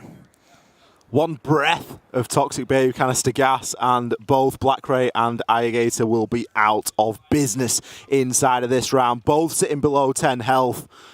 Need to choose their next movements very carefully indeed. Not sure if Gatorada has intel here on Cameraman's whereabouts. Cameraman essentially just holding a little bit of a crosshair. The drones are still working. They're almost certainly going to call it as clear. Trying to peek at the same time as a drone comes in. That's beautiful stuff there on the side of Cyclops. Now they're able to get in and hack those defender cameras. Any Valkyrie cameras that are still up from Bullet and any defaults will now be available here for the attackers. And Neatum down, he's going to be able to man those cameras as well. And if anything, just call out where they are. Bullet is going to take one out. Mainstairs cam's still up though, so everyone's going to know about this C4 that you're holding in your hand. Bullet goes for the toss, detonates, doesn't deal any damage. The camera hack is massive. They now know that nobody's inside of 90. Bullet still battles back with a kill, and another one from Bullet. Massive work from the Valkyrie. He doesn't need his cameras. They go massive in the round. And now Gatorada and Blackray have it all to do. Can they find this clutch? Pushing in now towards Study. The wall is going to be open, smoked off as well. Blackray goes the other side, down onto Gatorada. Blackray, such low HP, and Bullet, the man of the round, finishes him off. Wow, Valkyrie, unbelievable work. Bullet doing bits there for FaZe, keeping them in that round, maintaining that decent advantage that they've got. There was some really good small little bits of counterplay inside of that round. I particularly liked how Gatorada held Cameraman downstairs, waited for the drone to come in as well, and at that point Cameraman's been watching the same angle for 20, maybe 30 seconds, and you're thinking, the second I move away, that drone's going to come in. I'm going to get spotted. If I don't shoot the drone, I'm going to get swung. If I get swung, he knows. Like, it's just such a difficult position to be in. The team play on the side of Cyclops, really good at the moment. Something that is just letting them down, though, is they just can't pin down Bullet. Bullet is there at the right place at the right time. Cyber as well, putting a shift in that last round. Good stuff here from FaZe. They've got themselves a comfortable lead here on Villa. As good as that we're praising Cyclops, Ollie, we still have to keep in mind that they had another round where they had the man advantage and they did not secure the win. This recurring theme now is just a massive issue. If you have that man advantage, you need to be clinical. You look at teams like Liquid who have that man advantage. Very, very rare we would ever see them let that slip. Cyclops, they need to find something else. I don't know if it's they get these man advantages and then certain players just go in a little wonder and just think, hey, I got one kill, that's fine, I'll go and see if I can find another, and then gives himself away with no refrag potential. That would be the only thing I could think of. It's kind of strange if we look at who's actually getting that opening kill as well, because it's, in more cases than not, Anaton. Yeah. And that's a little bit strange because he plays more support roles, does, yeah. Plays a lot of shield, usually. We see him hard stuck on... He's an ace and he's entrying. I mean, exactly. That's a problem.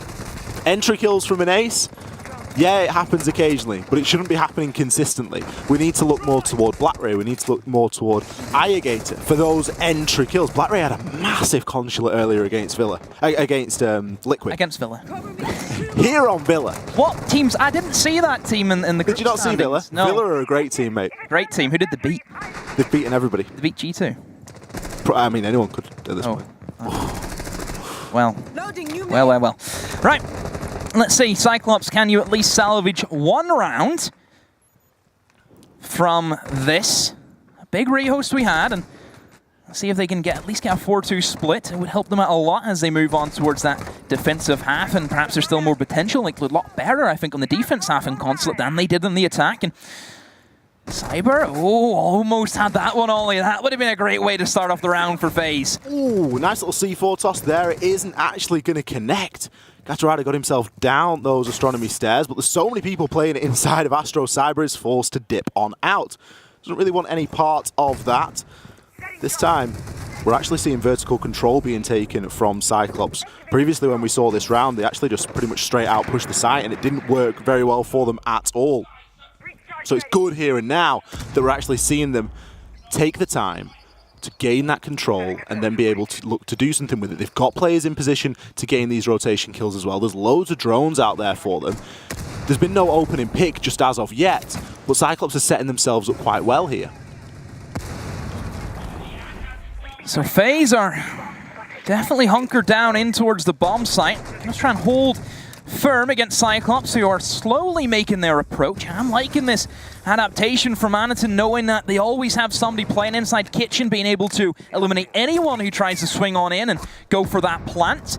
Just hold it down, has that cover now, and essentially splits the bomb site in two. Nobody in kitchen can help anyone, and Hey, Gator tries his best, but no, Astro is ready with a shotgun. Gatorada, he's hunting below. He knows there's somebody, and it will be Cameraman on the Legion. BlackRay as well, down there to assist, but they're hunting a ghost. Cameraman is just hidden away. They cannot find him.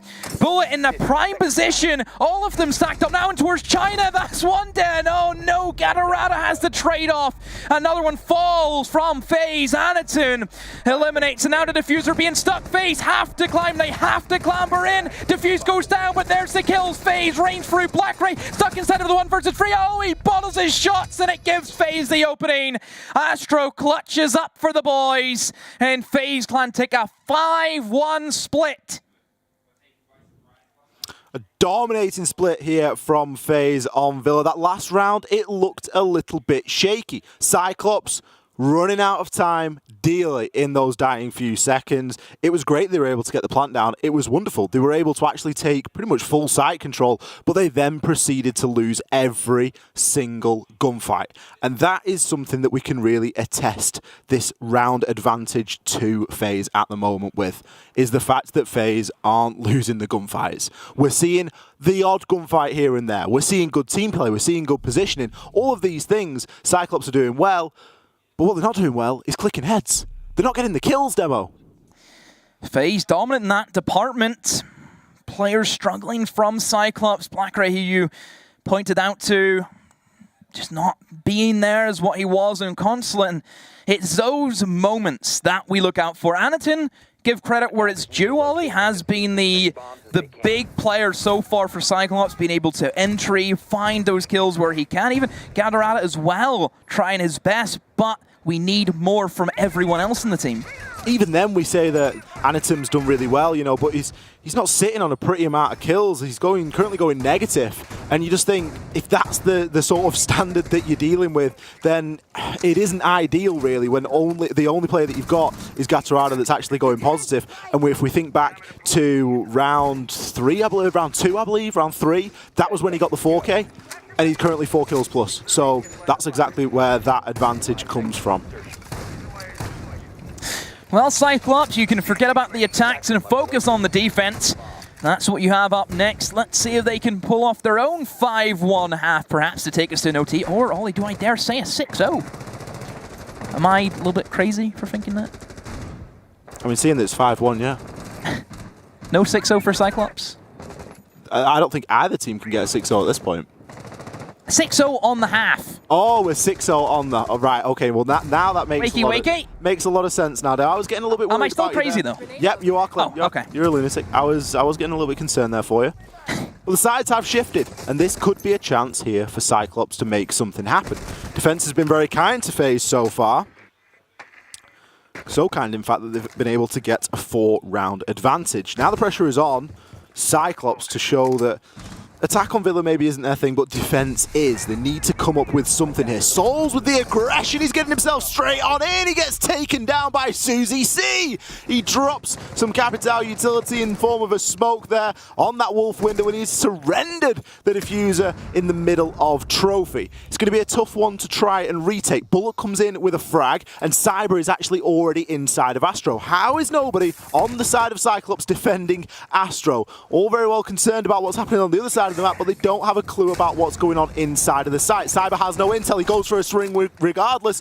He gets dealt a chunk of damage and then taken down by Black Rays. He finds himself a double springing out of the showers. Cameraman in position to respond, and respond he will, but it all leaves him in the 3 versus 1. FaZe Clan trying something new for their strategy, and I'm getting flashbacks of their G2 matchup where they were just trying to run into the bomb site as quick as they could before anyone could adapt, but Cyclops, they were onto it. And I think that opening kill was the big thing. Shutting down Souls early on did not allow him to gain that early access to the site, was the main reason why FaZe now are at the deficit, and Cameraman has it all to do. Well, Cyclops just need to wait it out. At the end of the day, Cameraman has to go to them, and we'll see if he can do anything. Actually going to repel on Zombie, and almost tries to find a kill and just goes for the wild spray, but instead goes to the rooftop, and wouldn't be surprised if FaZe Clan take a bit of time now, Ollie, similar to Cyclops, and just talk about what happened. Quite possibly. There are still 30 seconds, so there's time, but he's all over the place. Look at him. He's doing a bit of parkour. Spider-Man! He's playing parkour. He's on the roof, he's jumping off, he's on the balcony, and now he's at the What kind of parkour? Hardcore parkour? East stairs. I'm not too sure. I don't know how much parkour potential Siege has, but Cameraman going to go for an impactless frag here. It may have some impact, sorry, as he is able to find one. If Cyclops get over aggressive onto this, he could see some success. 3 seconds, he needs to find himself 2 kills. He's getting caught inside of a crossfire, starved of information. And Cyclops pick up round number 7 there. Their first round on the defense. Yeah, that's driving at night without any headlights, Ollie. No idea where you're going, and well, not much he could do. A very big ask, a 1 versus 3 with literally no information to go off. But yeah, FaZe trying to go for a quick rush, not working for them. Cyclops onto that one. I was a little bit concerned whenever I seen the FaZe lineup, Ollie. I looked at it and thought, where's their hard breach? They have a single hard breach gadget, and that is it. So I knew they had to try something pretty funky, and funky it was. A quick pig window jump in. You do not see that every day. Kind of goes against everything that Souls is about, as well as the support player on the side of FaZe. He's the entry now. For my money, promoted. Well, that's it. For my money, he's one of the best supports that they have inside of Latin America, and we often see him in clutch situations. We rarely see him entering on in as the Capital. The thing is, as well, is that he still had a hard breach as well. He still didn't lose his ties. He still had the hard breach gadget. He was still considered the support. But yeah, very weird to see from FaZe, but hey, I suppose 5-1 up. They have that safety cushion now, don't they? So they can try things like that. If it works, it works. If it doesn't, hey, you still have plenty more rounds to try and finish out the game. That's exactly it. FaZe are obviously feeling pretty comfortable at the moment to be going for something crazy in at least one of the rounds. And oh no, Demo, as the words leave my mouth, we see the Amaru. Look at my eyes, Ollie.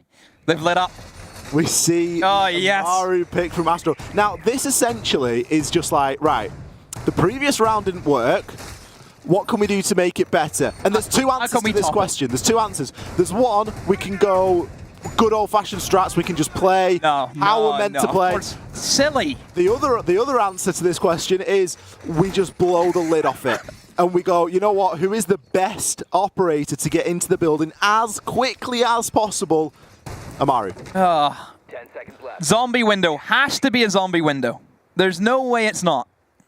We'll see. We'll see what he has in store. Astro, how will you gift us? Will this be a potential clip? He's playing for clips now.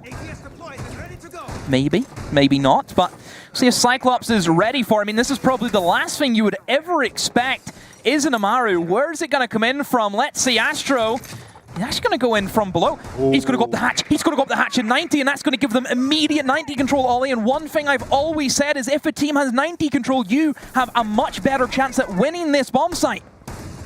He's actually opened... Oh, no, he's not opened up the hatch. Sorry, I thought that shotgun was his, but it isn't. He's got some figuring out to do here. Oh, this could be beautiful. He did it now. He could open up the hatch. The hatch has now been opened.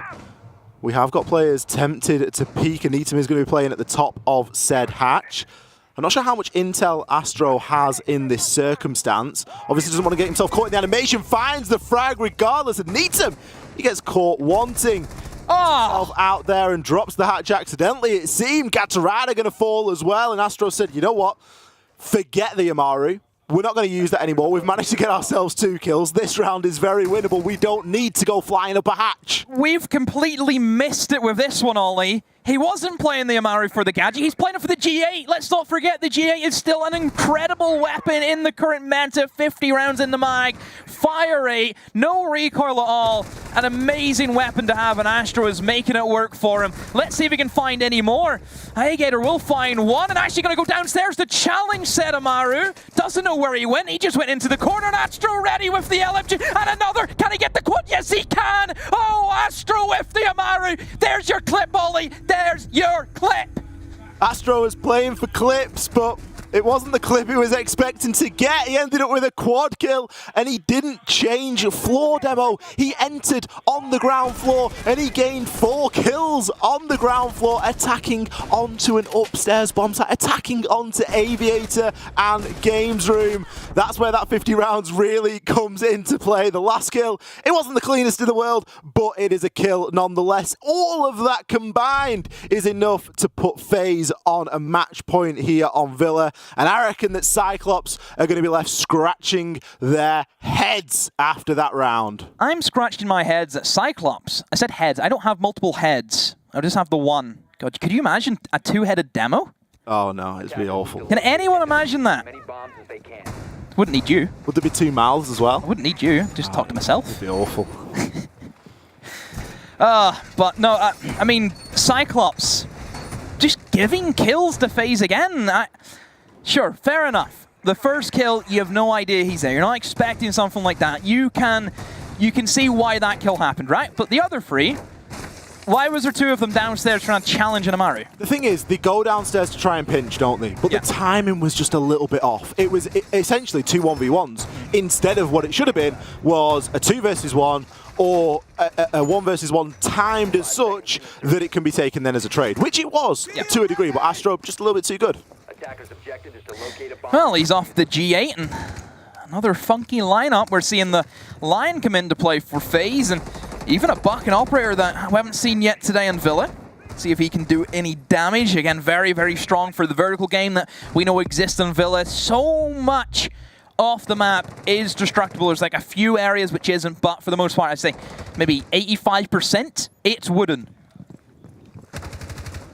A lot for Cyclops to find here inside of this round. FaZe have everything going for them in their favor, and the opening frag. Black Ray, he's going to fall as Cyber takes him down from Astronomy Window, and EE1D comes in now from Astro as his job has been done on the Amaru, and he can instead turn his attention to pastures new and play some Lion in this round. Bullet creeping up. And towards Astro he goes. Nobody lurking for him at the moment. One player in statue, though, has the Vigil scanner on, so if a Lion does get popped, he will be able to be immune to that effect and can easily glide through if he needs to. And Cybertron the drone, they know he's somewhere, and finally Anderton has to fall back, and now full map control of statue and trophy.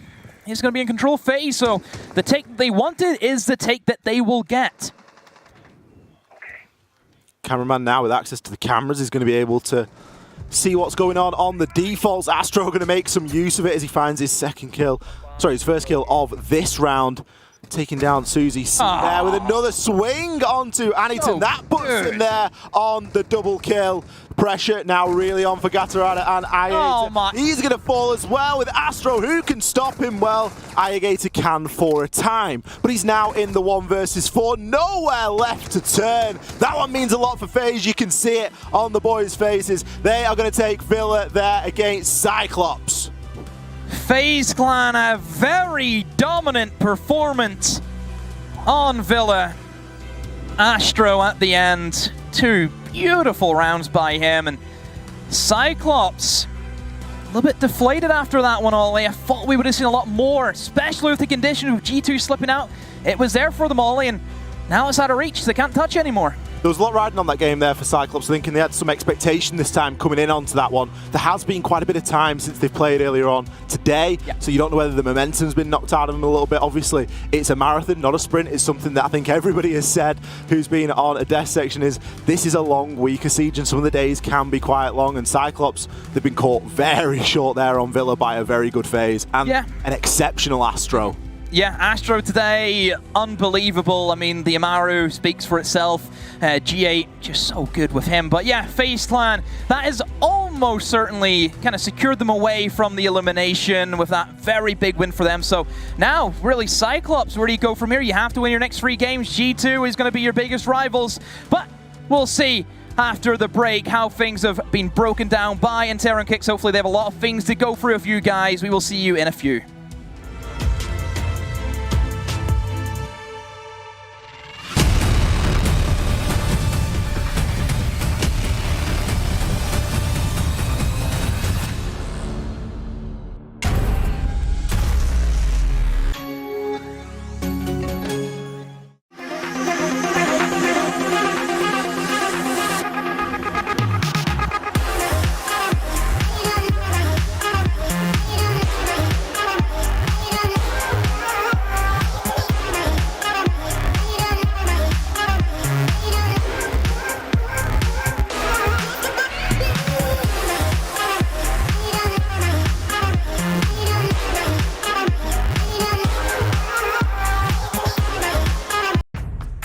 What does it take to create a secure community?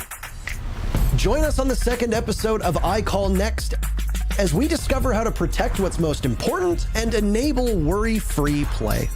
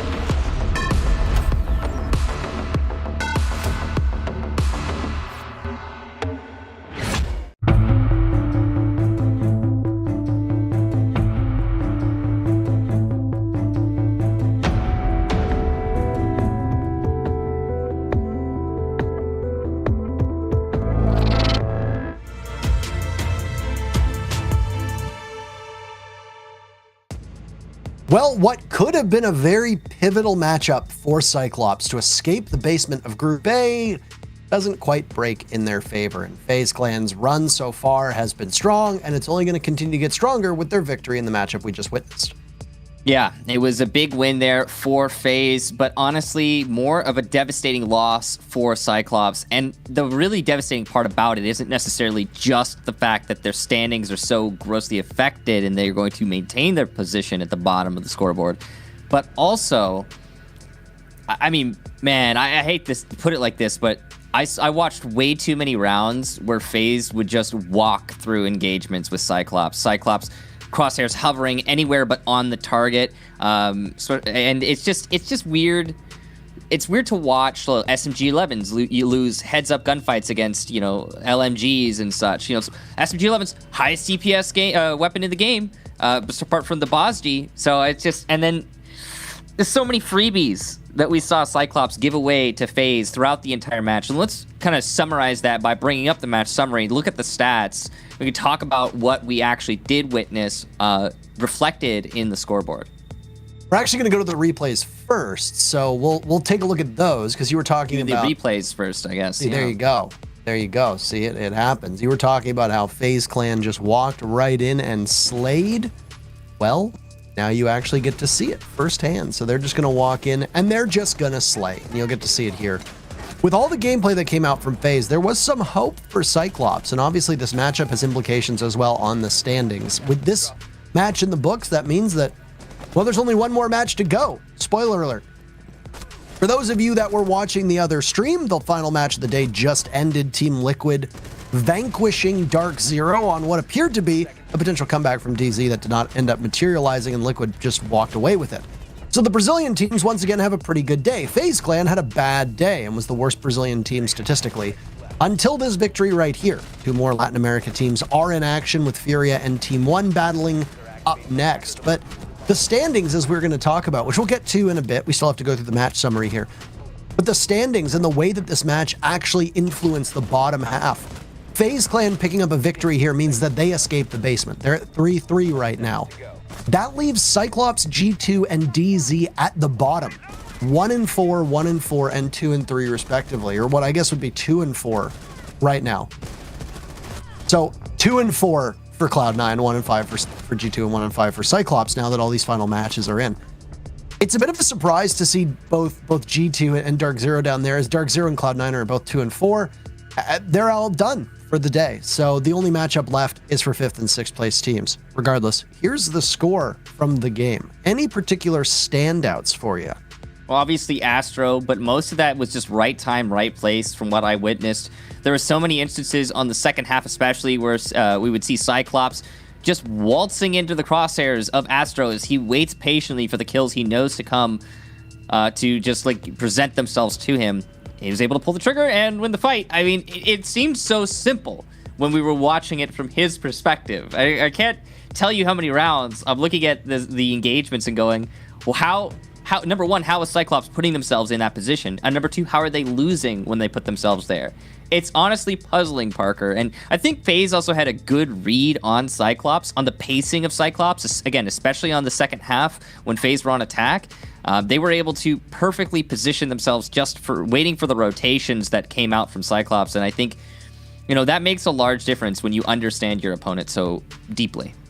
Yeah, obviously FaZe Clan is a team that has competed on an international level quite a lot. Not so much, obviously, over the last year because there's been no international competitions. But because of the fact that we saw so much competitive play coming out of Brazil, a lot of people thought going into this event, a lot of smart people, that Latin America were going to be the favorite region. And right now, even though they had a slower day than they had originally, we'll have to get the stats at the end of the day to see how they stacked up. They've really shown up huge, and we can visualize it right now with the standings in front of your very eyes. And we'll go through exactly what we're looking at the moment. There will be 6 matches played today, and as you can see, both Furia and TeamOne are sitting at 5 apiece.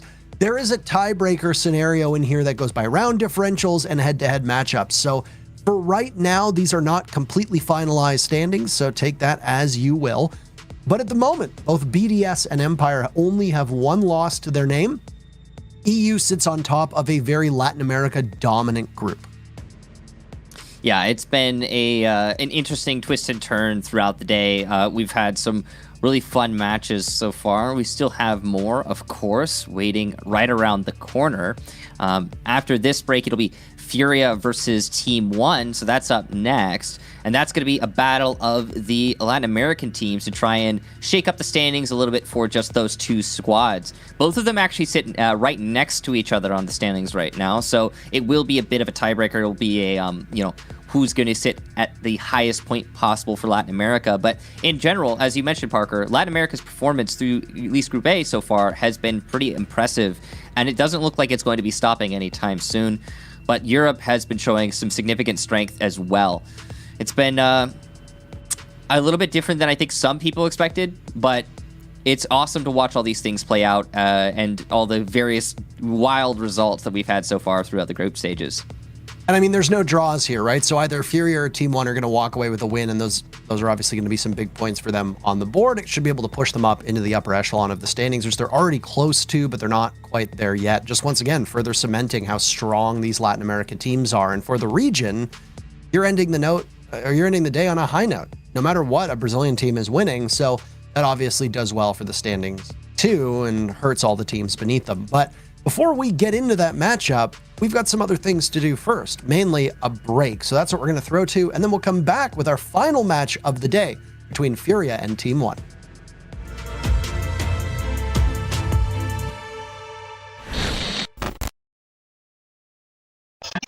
I'm Elems, I'm from France, and I'm playing for Team BDS.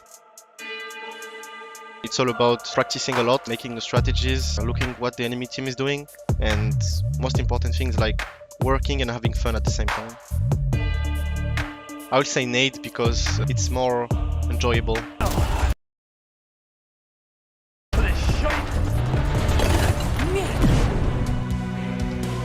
I'm sorry guys, but I hate Game of Thrones, so it has to be the 6 Invitational music. I should have seen it coming.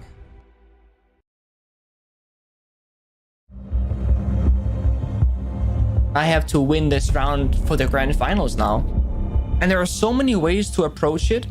Teammates always get into kind of bad situations that are tough to clutch, but you sit there, you watch, and you hope they can pull through. Defuse are in a position where they'll have to see when the Hibana goes through. One will cover the doorway. As they start to defuse, Pengu goes for one onto Young. Can he go the second?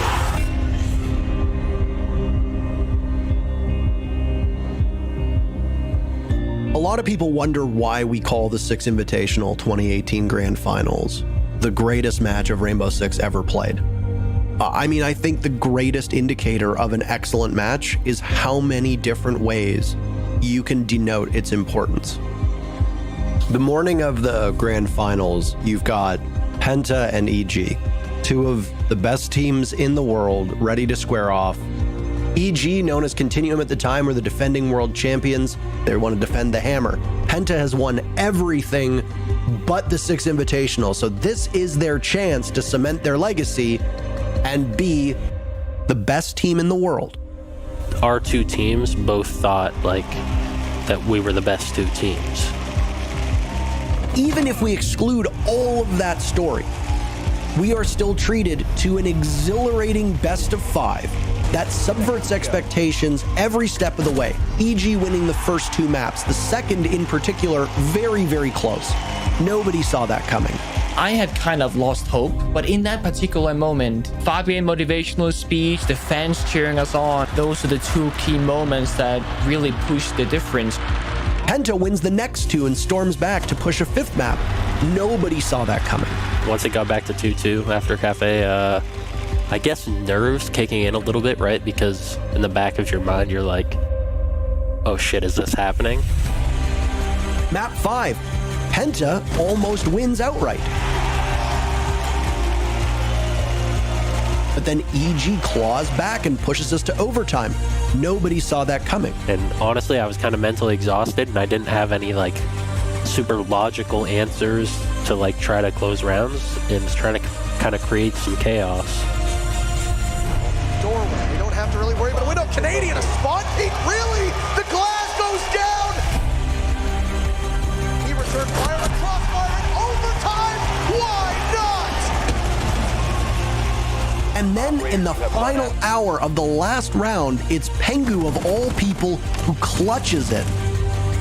They're often known as the best team in the world. Penta are your world champions. When he announced me as a world champion and a winner, I teared up. It was achieving my lifelong goal, and I felt for the first time the massive amount of success. The storyline and the match itself is still one of the best we've ever seen. But when you add context, that's what really pushes it over the edge. And it honestly is, in every sense of the word, the best match of Rainbow Six Siege that has ever been played.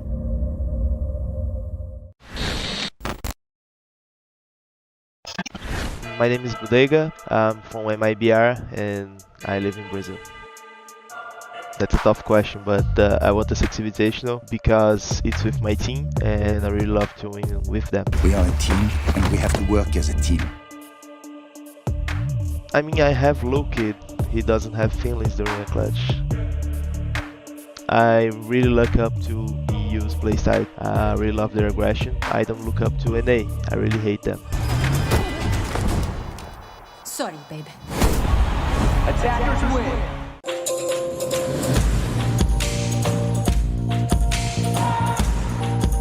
The panels are moments in time, are these little moments where we as developers decide to both reveal what's coming in the next year, which is really exciting, but also talk to the community. And we have this really fortunate moment and all be in this one place and celebrate together what's coming in the future of Siege, something that the development team takes so seriously and works so hard on every single day.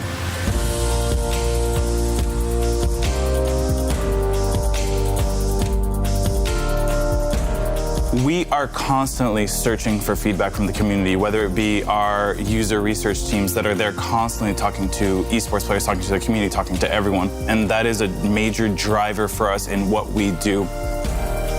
It really does take up all of our energy and all of our bandwidth for 4 months.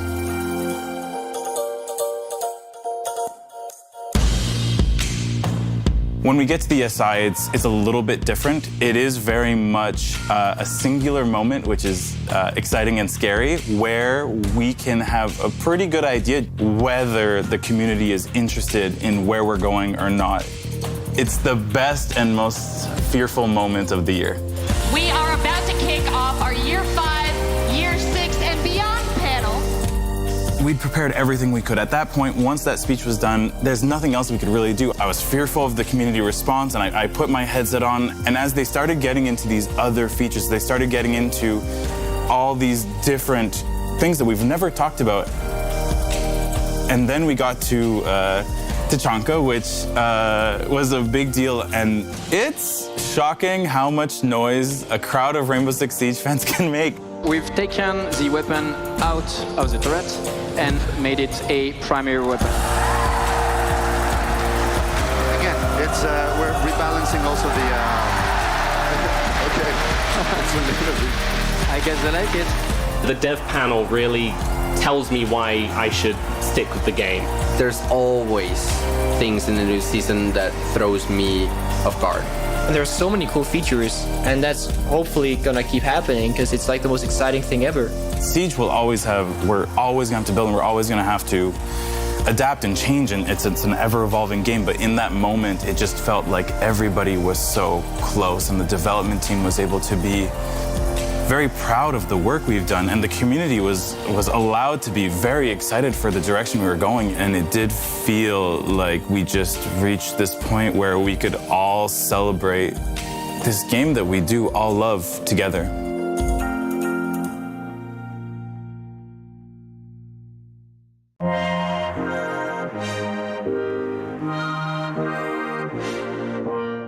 This game would be completely different.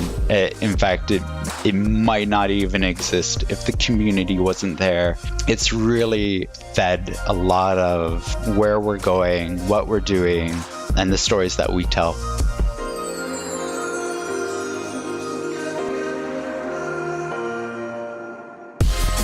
The great thing about Siege is that it attracts people from cosplay communities, from art communities, and then the gaming community and the competitive community. And the fact that we can all come together and it doesn't really matter, like as long as we talk about Siege. There's no kind of barrier. Everybody should be allowed to participate, and everybody can grow and get better at art and fall more in love with these characters. It is absolutely important for us to celebrate our artistic community, and it's one of the big reasons why we take the opportunity every SI to dedicate a portion of our celebration to them. You can go to these events and you sort of see the way people react to your work, and actually to be able to see it in person, it makes you know what you're doing is right and what you're doing, you could improve on. And that is something that I don't ever take for granted, and I am extremely grateful for. It's helped me mature as an artist and as a content creator. As a person, as an artist, online or offline, I'm more confident to talk about myself. I'm more confident to talk about my art. So it's something that I'm still thankful for the people that I met at the community.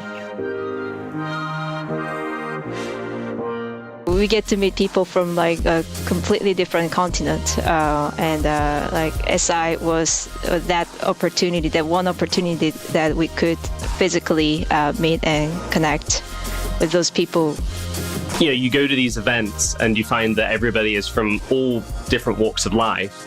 They speak different languages, are from different countries and cultures, but at the end of the day, we all speak the language of Siege. As long as you can draw, or as long as you can construct a uniform, you can share kind of your love for Siege. It goes beyond any kind of language barrier that you may have, because everybody kind of shares the same passion together.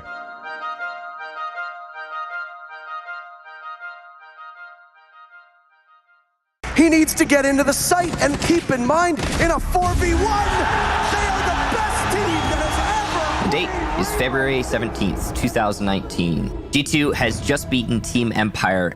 Many will say this was one of the best moments of G2's reign in Rainbow Six Esports. And certainly one of the more surprising ones, because their opponent gave us a heck of a show.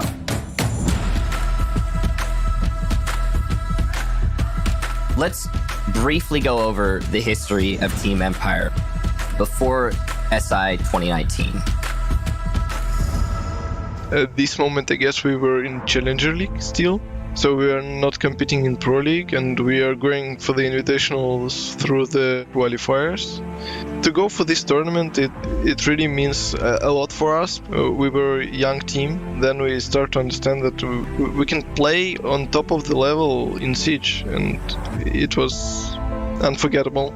It was an impressive feat for Team Empire, so coming out of the group stages, they had already started to peak in terms of their hype. Turned on its head, inside of Luggage. Oh no, a team kill! Taking out Walker, now on the diffuser! Sanoa Empire has made it into the grand finals. Going into this match, the expectations were set. Team Empire is an up-and-coming team that has a lot of excitement behind them, but they're going against G2. Of all squads, possibly the hardest match they could have faced. It's going to be amazing, and if any two teams are going to give us a good run for the money and maybe make it to 5 maps, I think it might be those two. Against G2 will be a great match for sure. In our opinion, if you want to be the best, you need to beat the best, right? We felt like we knew what they were gonna do, but we also felt like they knew what we were gonna do. It's going to be a tough one, no matter how you try and crunch it out. Most expected Team Empire to be destroyed. Infinite Overtime had only just recently been introduced, and it was only being used in the grand finals of larger events. We saw Coastline be absolutely hectic.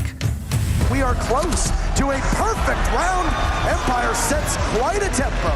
To peek him, he's going to toss a frag grenade and jump in, and Jonas shuts him down. G2 bounces back on round number 2.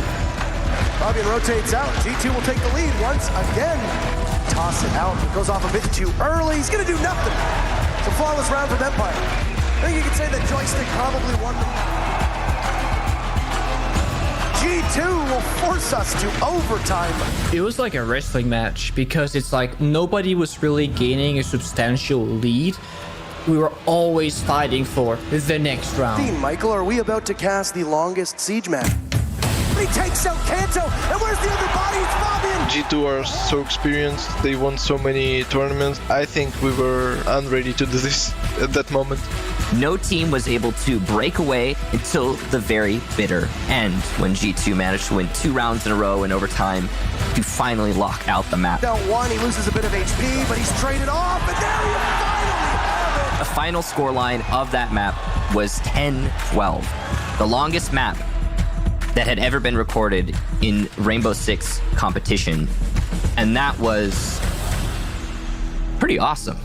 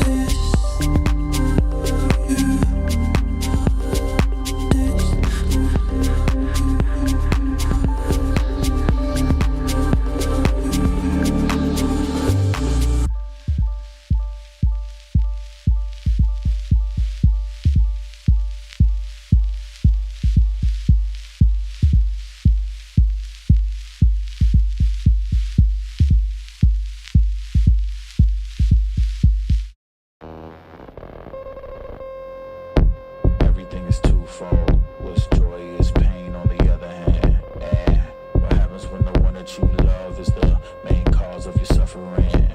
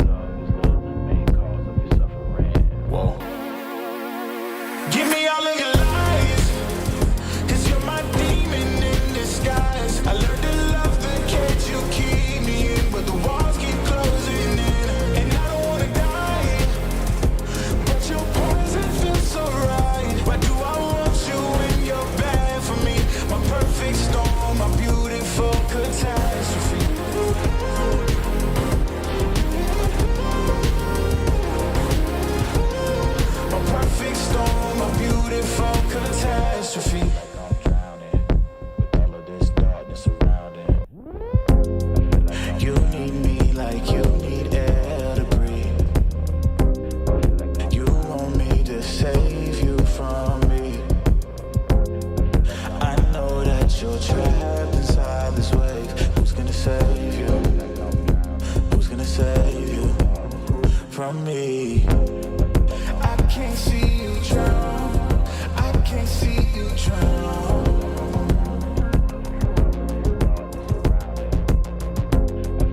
I can't see you drown. I can't see you drown. Whoa. Give me all of your lies, 'cause you're my demon in disguise. I learned to love the cage you keep me in, but the walls keep closing in, and I don't wanna die. But your poison feels so right. Why do I want you when you're bad for me? My perfect storm, my beautiful catastrophe.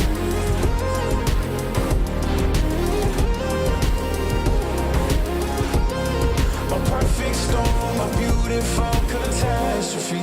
It's a toxic addiction. You're a guilty affliction. Yeah. I can't breathe. I need to get some air, but it's a toxic addiction. You're a guilty affliction. Yeah. You can't breathe and you just need some air. Yeah. Give me all of your lies, 'cause you're my demon in disguise. I learned to love the cage you keep me in, but the walls keep closing in, and I don't wanna die. But your poison feels so right. Why do I want you when you're bad for me? My perfect storm, my beautiful catastrophe.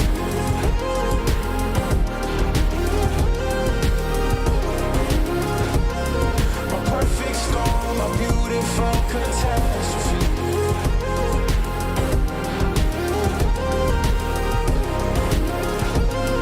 My perfect storm, my beautiful catastrophe.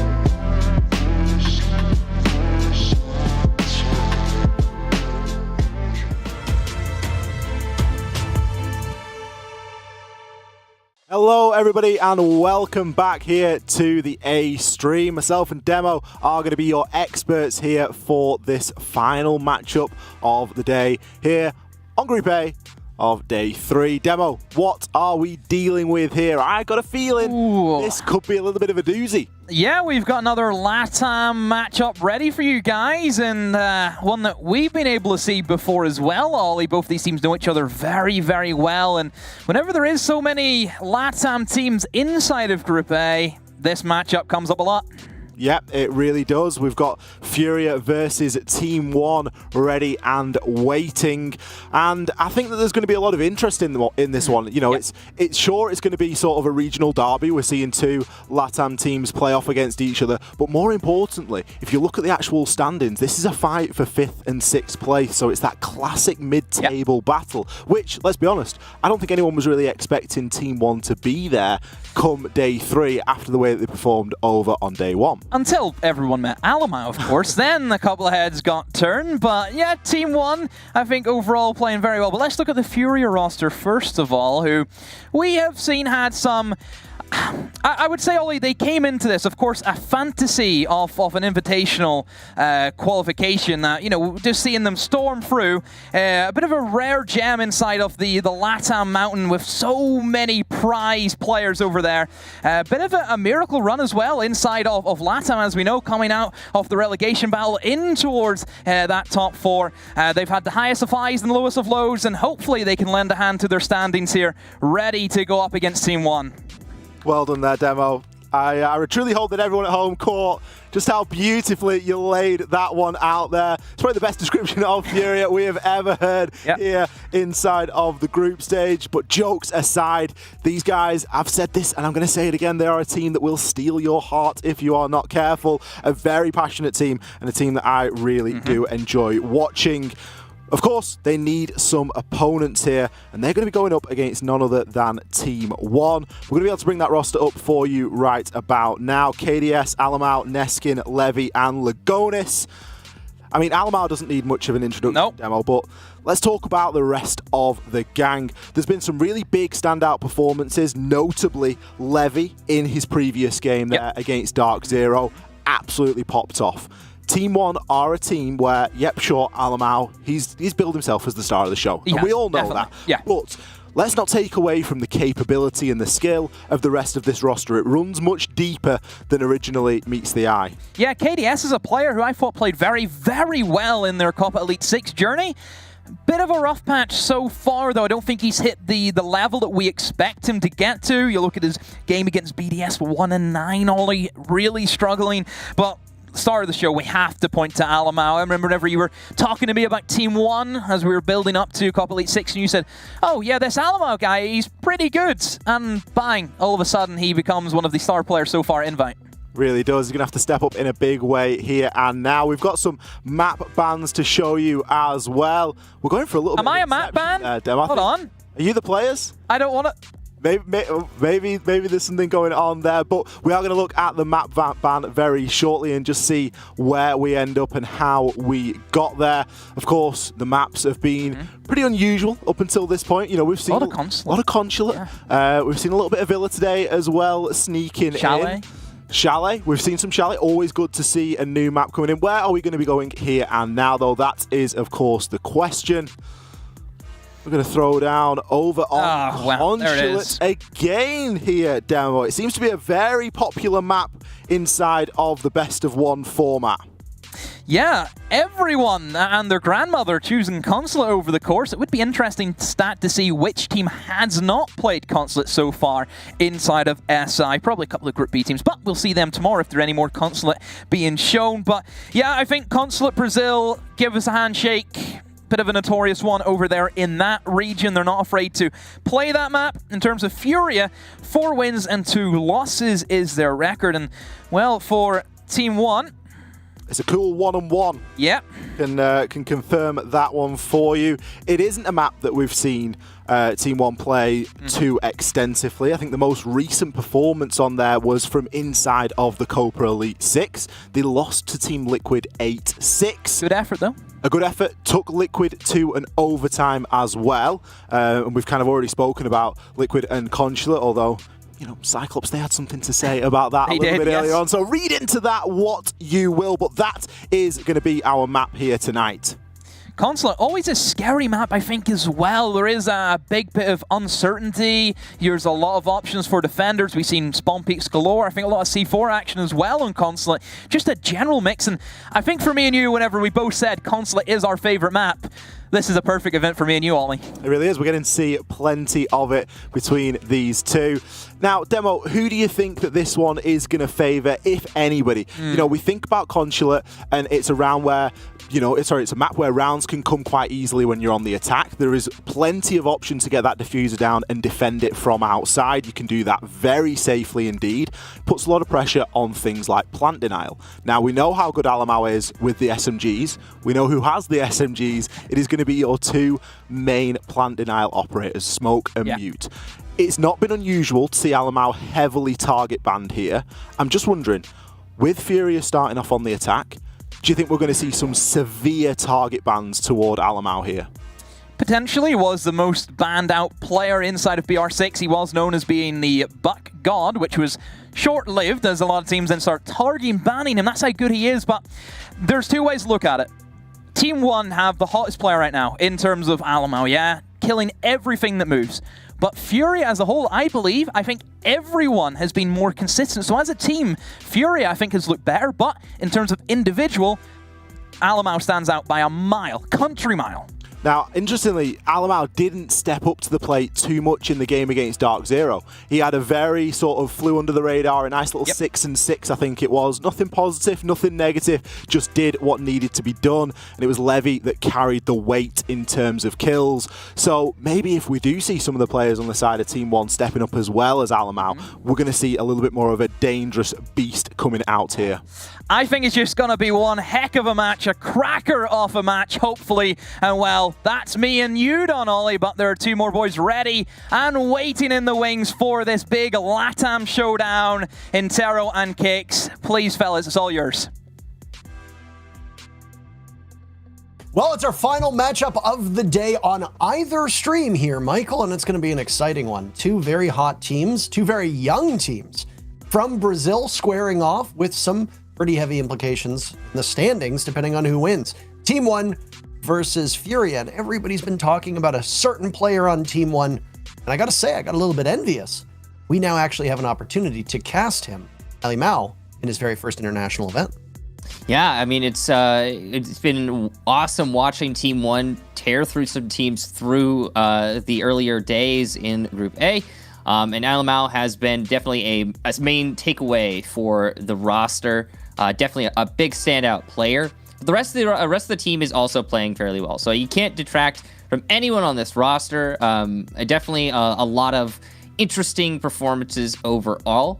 And we're going into Consulate, a map that both of these teams are fairly proficient on. They don't play the map a ton, but one thing I did notice is that it is commonly banned against TeamOne. Teams are not opting to bring TeamOne to this map, and in the limited history that we do have for TeamOne on Consulate, they did manage to beat Team Liquid in Copa Elite 6 2021, so that's actually a significant win for them over a really good Consulate team. So I think that I would probably give a slight edge to TeamOne just based off the map and based off the performance we've seen so far through the group stages. Both of these teams enter with a score of 3-2. In terms of round differential, they're pretty much identical. 29 rounds won with 26 lost for TeamOne, 28 rounds won for Furia with 25 lost. Literally just one less round on each side of the coin for Furia. That's it.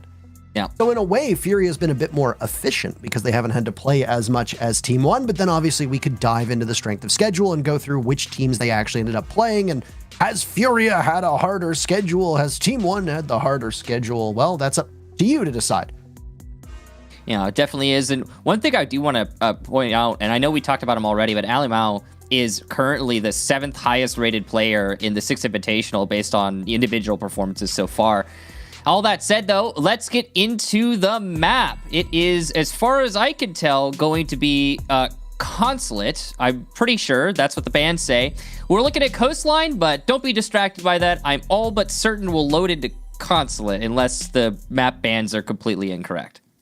No, we're going to Consulate. That's absolutely correct. Maybe they want the sunny nature of Coastline instead of the grim war-torn Consulate. Maybe they're thinking, you know what, Michael, for the final map of the day, let's hit them with the nice tropical beaches, the island scene, maybe some pina coladas, maybe not, maybe some margaritas, some island drinks, maybe even a sex on the beach, the drink.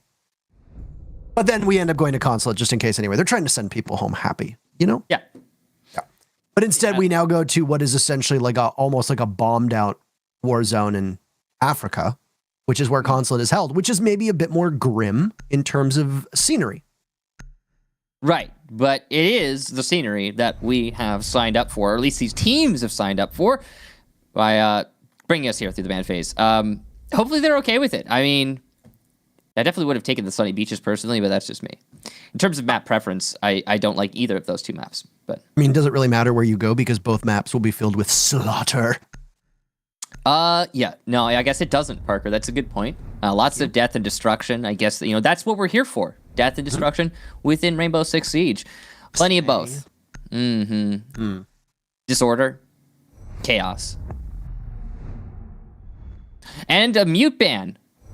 We'll round out the ban phase here. Sledge, Abana, Echo, and mute. So there's some targeted bans in there. Definitely the Sledge and the Echo. Those, to me, seem like getting rid of a particular prong of the other team that you do not fancy from what you know about them. Echo is a bit of a niche pick, and Sledge is also going to hurt the vertical play, but there's a lot of adaptability on that front. You could definitely bring breach charges, a buck. You got options. There's plenty. We have stats, by the way, on entire operator pick rates. Is Jaeger's pick rate above 95%? I could tell you for these teams, like if we're zooming in on consulate for these teams, defense. TeamOne does bring Jaeger half the time actually on consulate, only half the time when available, but he has a win percentage of 71% for TeamOne. For Furia, Jaeger is brought 87% of the time when available and has a lower win percent because of that 50%. So, I guess these teams are not like committed to Jaeger, at least not on consulate. Well, this has been one of the most played maps here in the Six Invitational thus far. It shouldn't surprise anybody. It's very popular in a wide variety of other regions. We as NA casters now, though it is, I don't know if you do this, but it's still not in my head that I'm like an NA League caster. Like in my head, I'm still just like a caster. Well, we did almost 4 years of casting every region but APAC. So correct. Yeah, and oh, by the way, real quick, I do have the stats for Jaeger overall for Six Invitational. He's got about a 76 or so, 77 depending on how you count it, percent influence rate, like a 2.6% ban, or wait, what was it? No, 7.9% ban rate and a 69% pick rate. Nice. So yeah, he's been influential. That's the overall. Well, this is going to be a tense one. And the fans, obviously, will want to weigh in on this. Reminder to everybody that's watching is that you are capable of going and voting for who you think is going to win. It should be on the Rainbow Six socials. You think it's going to be TeamOne, or do you think it's going to be Furia? Which one do you think is going to come out ahead? Either way. The downstairs hold that is going to be characterized by TeamOne's map control on that first floor. This is a very common spot for Neskin to be playing off of. It is a confusing name, and I actually would like a clarification off this. We have not casted Neskin yet. Did he name himself after Nesk? That's what I want to know. It's got to be like something else. Is it an homage? Like, that's the question I have. Like, did he grow up idolizing Nesk and name himself off of him, and now here he is? Oh my. Pull the trigger. There you go. Nice first pick by TeamOne. Yeah, down goes Highs, who has been a standout performer, for Furia. So his casualty is going to definitely punish the attack early on. Ooh, long range shot there. KDS barely eats any damage though, about 2 or 3 shaved off. And Furia still have not dealt with Neskin inside a bathroom, and as I say that, he'll fall back. But that's the right time to fall back. With only 70 seconds left on the clock here for Furia to execute, all TeamOne needs to do is wait out, make sure they're in a position to use their utility to deny the plant. They only have 1 C4 and 3 gas canisters to do that with though. They're going to be kind of limited on their options. There's one of Ash's breaching rounds shot out, looking to try and make some noise. 50 seconds to go for them. Furia has the piano area, and now they've also got to pick on the KDS. So into a 4v4 they will find themselves with 44 seconds left. Shaiko fans rejoice. They're waiting to go in through the breach and likely get that diffuser down behind the black car. Keep in mind, Thermite has access to smokes now, one of which is still in his hands, and if he's in rare form, he can toss one out and force somebody from Team 1 to take that engagement. As it stands, Levy's inside of office. He's waiting to peek out, but he's got the smoke lingering in front of him. There's one for Lagonis. Toxic canister goes out. That looks to be a missed opportunity. Levy another. Down on to rare, so the diffuser surrendered. Miracle picks it back up. He creeps on in towards the back of black car. One of the air jabs goes off, giving information, but Miracle now will have to do it all on his own, and he has no help whatsoever. Team 1 just swamp him before he can get that diffuser down, and they'll take round number 1. Wow, that was a wild round there, Parker. All right, so roam clear is in for the attack. Furia establishes they don't need to deal with anybody flanking. Great, job done. They transition then to the main garage panel attack, and you think to yourself, all right, so they're going to start changing things up to get and execute direct into the site. Now, normally, when attacking through the garage panel, the attackers have the advantage. They have higher magnification, usually better damage over distance, but not in that engagement. In that engagement that we just watched, the smokes did not go well for Furia. They were not well placed. They were not well timed. And when Team 1 took a fight, they won a fight. Every single one of them. Even when we saw Fantasy get up close on the rotation to kitchen, he just gets swatted down by Team 1. And overall, that was the storyline for the round. The engagements come, Team 1 are not losing.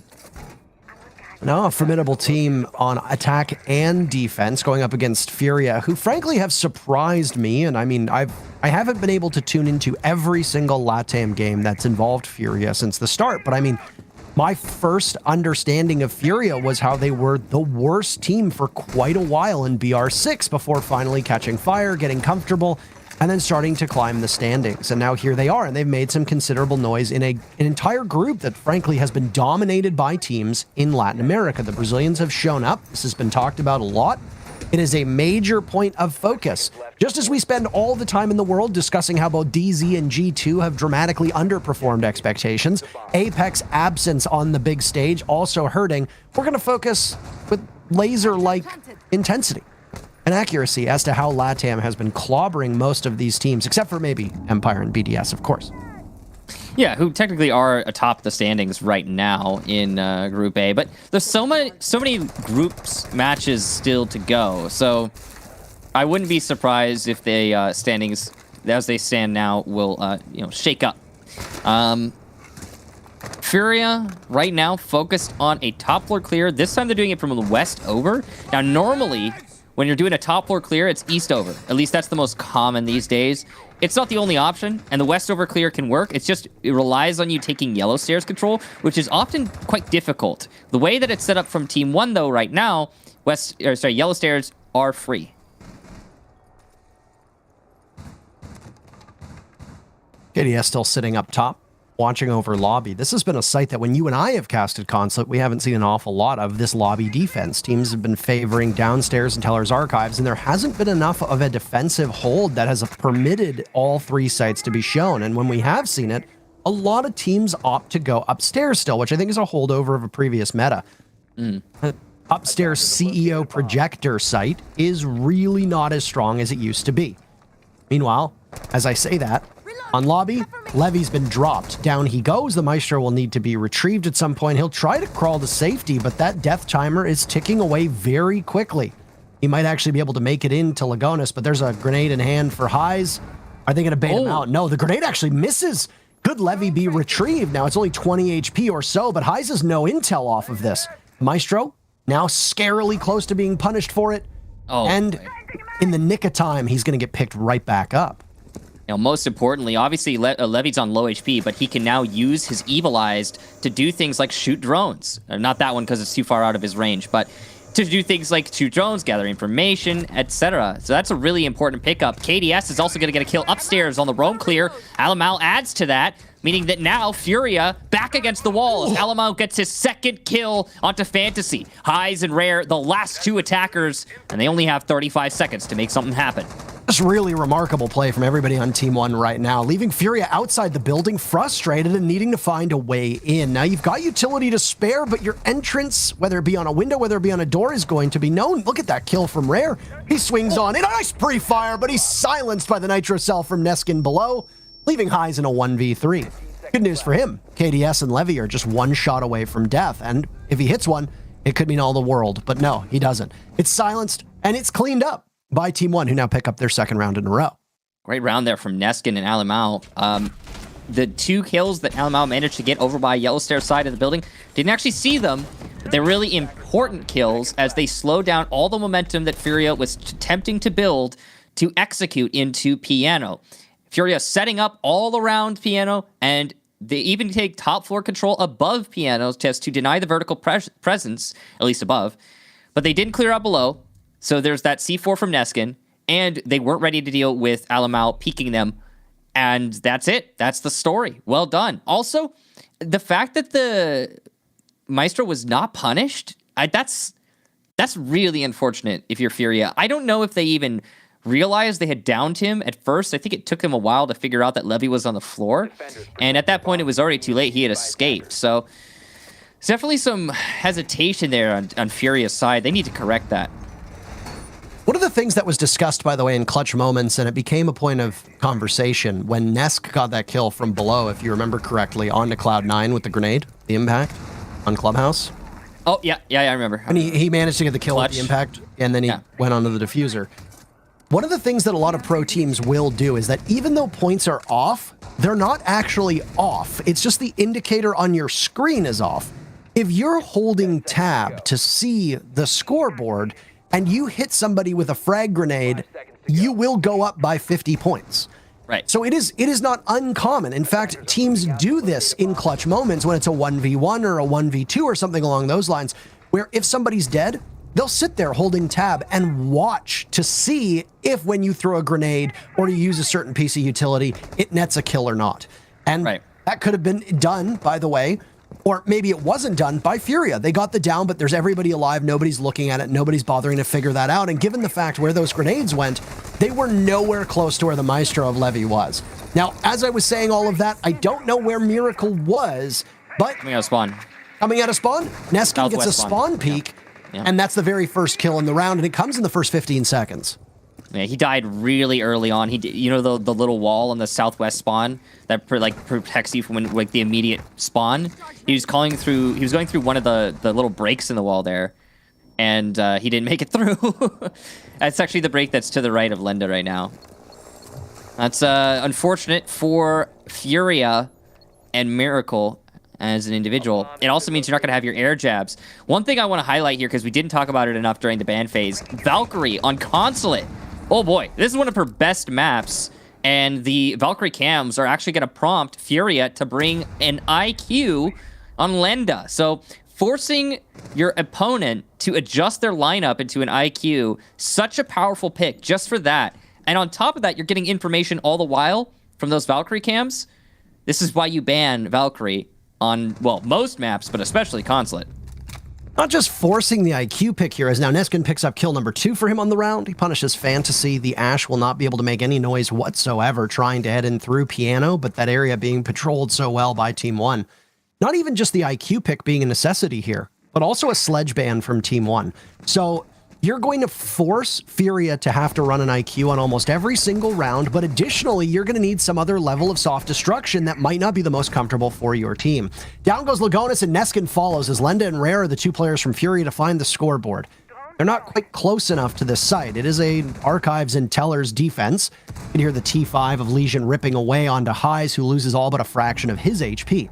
A cheeky angle from below of Levy as he looks up at the window from inside of servers, and Furia have about 40 seconds to try and find their footing. Diffuser's in the hands of Rare, who's only on 50 HP. Keep in mind, there's still a Nitro Cell for Alimau, so if it comes close enough with how little HP Rare has, it could be his undoing. You talked about finding their footing, and Highs has to make sure his footing doesn't find a Legion trap, that's for sure.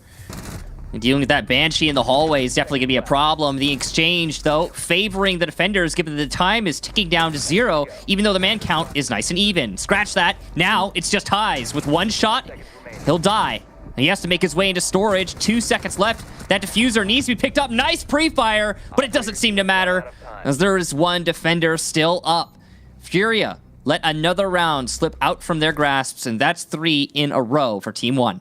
We talk about this about Consulate when we look at the numbers on whether it's an attacker or defender-sided map, and the thing is that it's not really. There is no sizable advantage whether you start on attack or defense. A lot of it breaks down to the teams and the operators that are banned. And right now, I mean, the defenders have a good opportunity here. A Sledge ban with Valkyrie not being banned means that it's going to be pain for you on attack. As such, Team One going up by those 3 rounds, perfect. And just like that, very quickly, Furia takes a timeout to try and settle this team down. Unsurprising. But, I mean, at this point, you have to burn your timeout so early here. Now, since we're in a timeout, we could talk about the fact that we did actually receive information earlier. Apparently, Nesk has been using his nickname since 2010, before Nesk even became famous. So just a happenstance of a similar name, I suppose. I mean, it could just be a coincidence, but I mean, I've heard from people when we've been in Brazil, by the way, that Nesk and Zig are worshipped for the way that they play there, especially by younger Rainbow Six players, and that there are a lot of youngsters who've grown up over the 4.5 years, 5 years that Nesk has been playing at the absolute top level who look up to him and envy him. And it's possible. I mean, did you notice that there's somebody running around with the name Kix in the Rainbow Six scene? Yeah, there's KIXS. I think it's in a tier 3 team or something like that. I don't know. I don't think his name is inspired by me though. He just happens to have a similar name. But I mean, at that point, you gotta ask. It's like, no, you gotta say to yourself, you're like, there's already somebody. There's already somebody with that name. Yeah. No, people are like, oh my god, Kix is so good. Caster.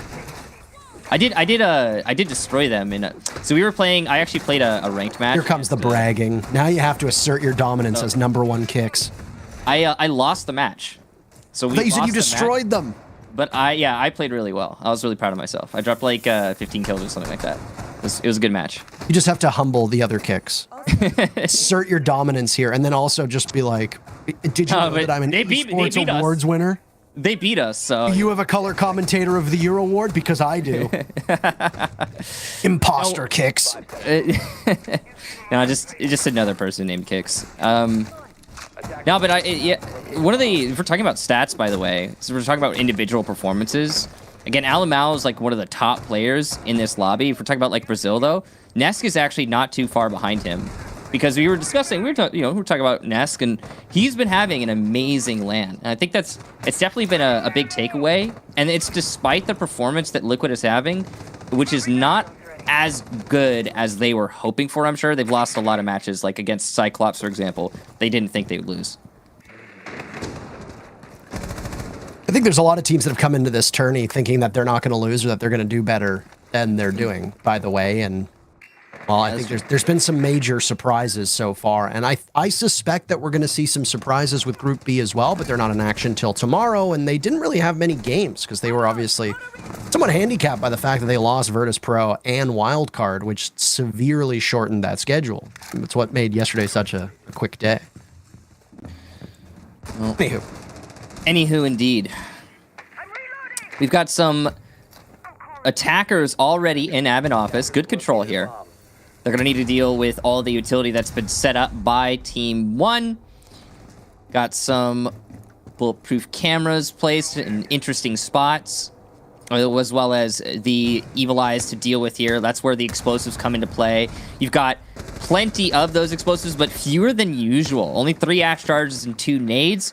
I mean, Parker, we've been seeing like 3 sets of nades sometimes, Ash and Zofia other times. Like it's a very different lineup here for Furia. Oh, Ash has nades? I didn't know that. And did I say that? Did I even like Ash and Zofia? You're like a set of nades. We've got Ash and Zofia, and I'm like, I know what you meant. The nades are on different people, but anyway. Don't overlook the fact that Giannis pick rate has soared, absolutely soared, and part of that is because A, she's got access to frag grenades, And B, she's got the Gon 6 as her secondary. Yeah. So that is immediately, if you don't even want to use them on real people, I'm not going to let you talk. I'm going to finish my thought, Michael. You can't interrupt me. Anyway, all that said, speaking of Iana, there's Lenda to get the very first opening pick. It's on to KDS. Now, Furia is going to need to answer back. Team1 are on their back foot. Miracle, not in the site, but below it, and that's the first logic bomb as the execute goes off. One was burned earlier in the round. Smokes to try and cut off a line of sight as Rare is behind the downturned table, getting the plant halfway, but look at all that damage being done. He has to get off it. Miracle rushing up yellow stairs, can't control the SMG-12 as much as he wants. He's in trouble. Levy now, though, trying him to stop him in his position. It's Neskin to finish off that kill. As Rare burns in, Levy punishes him for that, and now Levy's position is over by yellow. All these pings coming in, and yet despite that action, Furia never got the diffuser down. It's in Lenda's hands. He's going for it, but the marks from below. Alimao needs to pick which one he wants to do, and there he goes through the floor. A big clutch. The timeout for Furia doesn't work, and it's 4-0 Team1. Okay. Now you may talk. I know that the SMG-12 is hard to use, Parker. It's hard for me. It's hard for you. It's hard for everyone. Don't speak on my behalf. I have no idea how good or not I am with the SMG-12. Parker, how would you rate yourself as an SMG-12 user? I'm as good with the SMG-12 as G2 has done this event. You might be as good as with the SMG-12 as Miracle is with it, as he costed that round hard. I don't really know how else to put it. If he had a different gun, maybe it would have been different, but you can only blame the gun so far at this level. If his flank works out better there, that's just a done deal for Furia. And they do need those rounds. Like, we're looking at a 4-0 right now.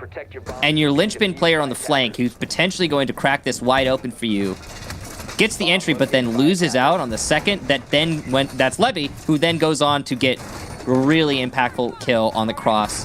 Information's still abundant in the site because you haven't cleared it out. Evil Eyes, bulletproofs, everything is still up, really. And the call for Alimao from below couldn't be easier for him to shoot through the floor there to stop the plant. I don't know. There's so many little holes in that attack for Furia. They're overextension, but really, when it comes down to it, the round would have been over on the fragging department had that flight just worked out slightly differently. Down below with the pistol, it's always a hard shot to hit, by the way, and I know that people might roll their eyes at this, but in the heat of the moment, not all those metal beams go the same direction. Oh yeah, that's true. Some floors they're laid horizontally, some they're laid vertical, or some they're laid horizontally, others are laid more vertically. In regards to your orientation, I mean up and to the side. Yeah, I was about to say, yeah. You know, vertical floors are not floors; they're walls. I don't know. If you know. Just like how the sun is a planet. In fact. So yeah, and just like by the way, how NFTs are totally useless. So just dropping some facts for everybody here. You were looking for an opportunity to drop that one. Huh? I'm just trying to make everybody mad at the same time. All I got to do is find some way to shoehorn in a joke about cyclists, and we've pretty much checked every box. So, oh boy, but yeah, no, the bars they are weird. They can be weird to deal with sometimes. And yeah, having an awareness of which way they're going on the particular floor or ceiling that you happen to be shooting at is important. I can't imagine the confusion, by the way, of the people who are like, well, some of what he said is correct, but the sun is not a planet. You'd be like, it's like, let's not do this again. At what point do you not realize that I'm just trying to antagonize you, and by saying very obviously false things to make you mad, I have succeeded by making you mad. That's all. Anyway, the point I was trying to make is that sometimes the bars go left to right, and sometimes they go like north and south instead of east and west. So you can be shooting through, and you might think, okay, well, they're oriented a certain way, and then you start shooting, and it's like, oh, they're not actually, and your bullets are hitting where you think there should be a gap between the floor. When you've got the pings, it obviously helps, but time and time again, we have seen so many players just botch a kill through the floors because they just forget which direction they go in. Yeah, it happens for sure. C4 out from Neskin, it will miss. High's going for the ADS clear. Neskin will retreat. He knows the nades are coming, and because Lenda heard the retreat there, he's not even going to bother with his nade. Now Team1, unscathed. 58 seconds left. Not a lot of time for Furia to do anything with the vertical presence that they have established. They do have the buck, but he's not as efficient as a sledge would be in this situation. So Team1 in a great position with 3 gas canisters left. Still a C4 in play, full manpower up, and only a little bit of time left to wait before they win the time, or rather the round, thanks to the clock. I mean, the time, obviously, if you win the time, you win the round. I mean, it's pretty simple. That's if true. you win the time on the timer, you win the round, you win the match. It's just the way it goes. Easy math. You look at the clock and you say clock never stops. So it's, Anywho, everybody is still alive with 20 seconds left. You know what this means? It means it's going to get real messy real fast. And, well, Furia is hoping to be the beneficiary of that. Oh, my, Highs. No, you don't want to do that one. It's Fantasy there to shut him down with Highs another, and it's Levy now trying to contend against it. They're not going to be able to do anything. Finally, Furia gets around on the board. It comes with very little time left. Still, the advantage is in favor of Team One as Michael applauds them. 4-1 Team One. They did it. Yay. All right. So I like that execution. It's okay. It's not a good execution if you've got plenty of time. What we just saw there from Furia is going to cost you if you're going for a methodical take. But the explosive entry, the no hex given, the just go mentality of that execution was exactly what was needed with only a few seconds left at the clock. So props to Furia. Pulling out the Hail Mary, and it worked. I love to see those. They're always fun. And that's despite the team kill that we saw from Highs, which, those are always funny. Yeah, so I would say, strategically speaking, Team One won that round. They just could not weather the storm when Furia came in all guns blazing from the east side back end. And it shouldn't have worked. It's cool that it did work. Yeah, that's it. I like the buck change, by the way. I do enjoy it very much. They liked it so much, they're bringing it a second time now. But this is what I talked about early on, and I was a bit curious to see if Furia would adapt to that ban, right? Team One banned out the mute, so that's going to hinder. The idea is that's going to hinder Furia when they go on to defense after this round. The sledge ban from Team One is designed to hinder Furia right now. And I mean, it's hard to look at those first 4 rounds and think to yourself, okay, Sledge is the culprit for why Furia was so unsuccessful. They were not particularly strong rounds by any stretch of the imagination. There was no objective play that went down. It was a great site rotation. Team One actually won every single bomb site for those first 4 rounds. They went garage, to lobby, to Teller's Archives, to the top floor of CEO and meeting. And they won all of them. And that is literally, we say that 3 sites is a perfect rotation. That is literally a perfect rotation. There are no other sites. And that is a perfect shot by Lenda, for the record. That is absolutely nasty on Taneskin. Long range, sees a couple tracers come through the wall and immediately punishes him. Wow. Early advantage gained for Furia. And that was, a great reaction to those tracers for sure. Now Team One find themselves on the back foot, but they've been here before. They've won a lot of these rounds. Even if Team One loses this, though, right now, Furia is in a bad spot. A 4-2 split would be much better than a 5-1, that's for sure. Quick maths. But at the same time, it's still going to be a hard recovery for Furia going into the second half. Now, Team One's focus here on rebuffing the yellow stairs entry has meant that Miracle has been able to entry into the bottom floor. He'll be confronted with Levy and Alimao, but it's not going to be an easy contest, as there's definitely going to be a good crossfire downstairs for the defenders. Neskin has been keeping pace with Alimao in regards to the top performers for Team One at this moment. Fantasy now is going to look to try to end Alimao, but can't do it. So the Valkyrie just continues to walk away, and he has really enjoyed the fact that this operator has been available time and time again. He's played it twice now, lobby piano, and then is doing so yet again. And he'll sit and he'll police those cams that are positioned. The one that's on the vending machine will catch Highs when he peeks out from where he's playing on the doorway. Alimo is prepped and ready for that. He gets thrown down, and there's a pre-fire from the C8. Usually so good for his shots. Good thing for him, there's the insurance policy. As KDS walks into it, he gets the kill onto Lenda, even though it should have technically been none other than Alimo's. Calm before the storm, potentially, here? Certainly seems so, Parker, but Miracle is going to start rocking as he gets absolutely blasted by the shotgun from Lagonis. Highs in sight, is able to get one, and he's creeping up on another, but he's too slow to save his teammate. Highs will now need to get a 4K in a 1 versus 3. Diffuser picked up. KDS and Alimao, the last 2 defenders. One's already done away with for Highs, and he's going to get the plant down. No contention from these defenders. They now know it's post-plant, and they're going to be trying to deal with that. Want to group up and take the fight together if possible. Highs wants to isolate the 1v1s. Drop into yellow stairs. Both of these Team 1 players grouping up on the yellow doorway. C4 to get rid of the shield so they know they don't need to deal with it. It's going to be a stick. Triple kill for Heiss. He's about to get the 4th if KDS can't win this with the pistol. And he does! Oh my! KDS pistol out. And he will save that round for Team 1. The first half goes to them 5-1. No bullets, no problem. I've got a sidearm just for that one. And it seemed like Heiss was playing that perfectly. He was trying to isolate them. Now, the thing was that after the diffuser got planted by Heiss, the tracers came through the ceiling above him. He knows that the Valkyrie is up there. He ran, and that gave perfect information to Alimao as to the position of the buck. Now, he slowed it down when he got to antechamber, and he put his back to a hard wall. The only way he could be peeked from where he was standing was the doorway on his left. Now, mind you, there is a soft wall on the left. And that's exactly where he was anticipating a second swing from once he got the initial pick onto Piano, assuming that somebody was going to come through lobby, from spiral stairs, or even just rotate around as we saw from KDS. Honestly, that's a rough place for Heiss to be in. He did botch that very final shot. He should have had the Mozzie dead to rights. Yeah. The rest of Furia didn't really help him out all that well. And Heiss could have actually saved his teammate with the diffuser in hand if he hadn't puzzlingly changed to a skeleton key, assuming that the smoke was playing closer range. If he had just kept it with the C8 perfectly reloaded, he would have been able to get the smoke. The plant would have gone down, and Furia very likely would have won that round. Yeah, it's been a rough one for Furia. Speaking of, I mean, that's the first half done.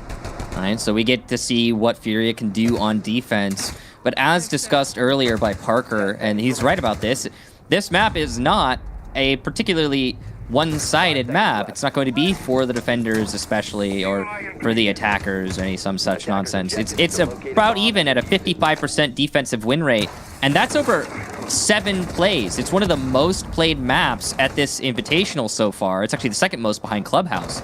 So 55% is on the light end for the defense, and it is definitely not going to be a safe space for Furia. They're going to have to work really hard to make a comeback happen here. Yeah, a 5-1 on any map. With where we stand in the meta and how no map is so overwhelmingly tilted in favor of one direction, a 5-1 is a very definitive scoreline. Besides Chalet. Yeah, I mean, we might be able to see it on Chalet. It's not outside the norm as well to see possibly Clubhouse go into a 5-1 if teams are really proficient on it as well. But, I mean, those are rare. Those are very rare circumstances, and we haven't really seen a lot of 5-1s so far this event. And most of them have been in an absolute slaughter. You know, if we're seeing a 5-1, there's no comeback potential. So, yeah, I mean, this 5-1 right now for Team 1, I mean, I don't want to get ahead of myself, but historically, this all but guarantees Team 1 the win at this point. Furia probably knows this deep down, and it's got to sting. If they can pick up 1 or 2 rounds here, though, they'll be in good shape. The problem for Furia also is that they don't have a timeout. They took it after the 3rd round. So they have no opportunity to stop the momentum. They cannot just sit back and regroup. This is good for them, though. They've got the first 2 opening picks here in their very first defense as none other than the Maestro of Heiss just mows down Neskin.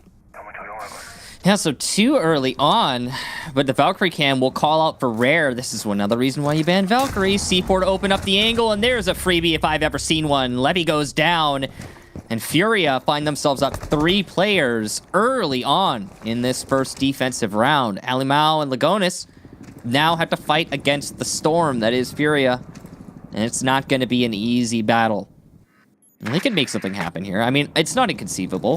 One of the biggest problems is, again, that Valkyrie unbanned, there's no IQ in play. I mean, you're going to get spotted out and you're not even going to know what's happening. That's one of those laser gates, which we have to pay tribute to the way that Ace says it. Laser gates. I can't even say it anywhere near as well as he says it. That accent is just really a piece of, just a beautiful, beautiful thing. Yeah, so, like... I was going to say a piece of heaven, but oh my, Lagonis, okay, this is now much more winnable. But you're going to run headfirst into the Maestro. You made too much noise, clamoring for a kill, and now Alimo's dropped by Miracle too. So it looked like it was close. It looked like they were starting to put something together, and then Team 1 just got a bit too hasty. And part of that also just happens to come down to the time. They didn't have a ton of time to work with. They ran into their death, and they got punished for it. And what has been a very overwhelmingly lopsided game for Team 1, Furia does show some signs of life, but there is a lot more that they need to do to prove that they're in this game. I mean, yeah, they showed some great signs of life in that last round, but it's just one round. The question is, can they repeat that now over and over and over again on the defense? One thing that's curious here, take a look. No Valkyrie? No problem, says Furia. As they also 6-pick off of their Maestro into a Doc. That is puzzling to me. So they have just sacrificed the vast majority of their information on the defense for a Doc and an Oryx. I don't know about that one. Let's see if it works out. I don't know about that one.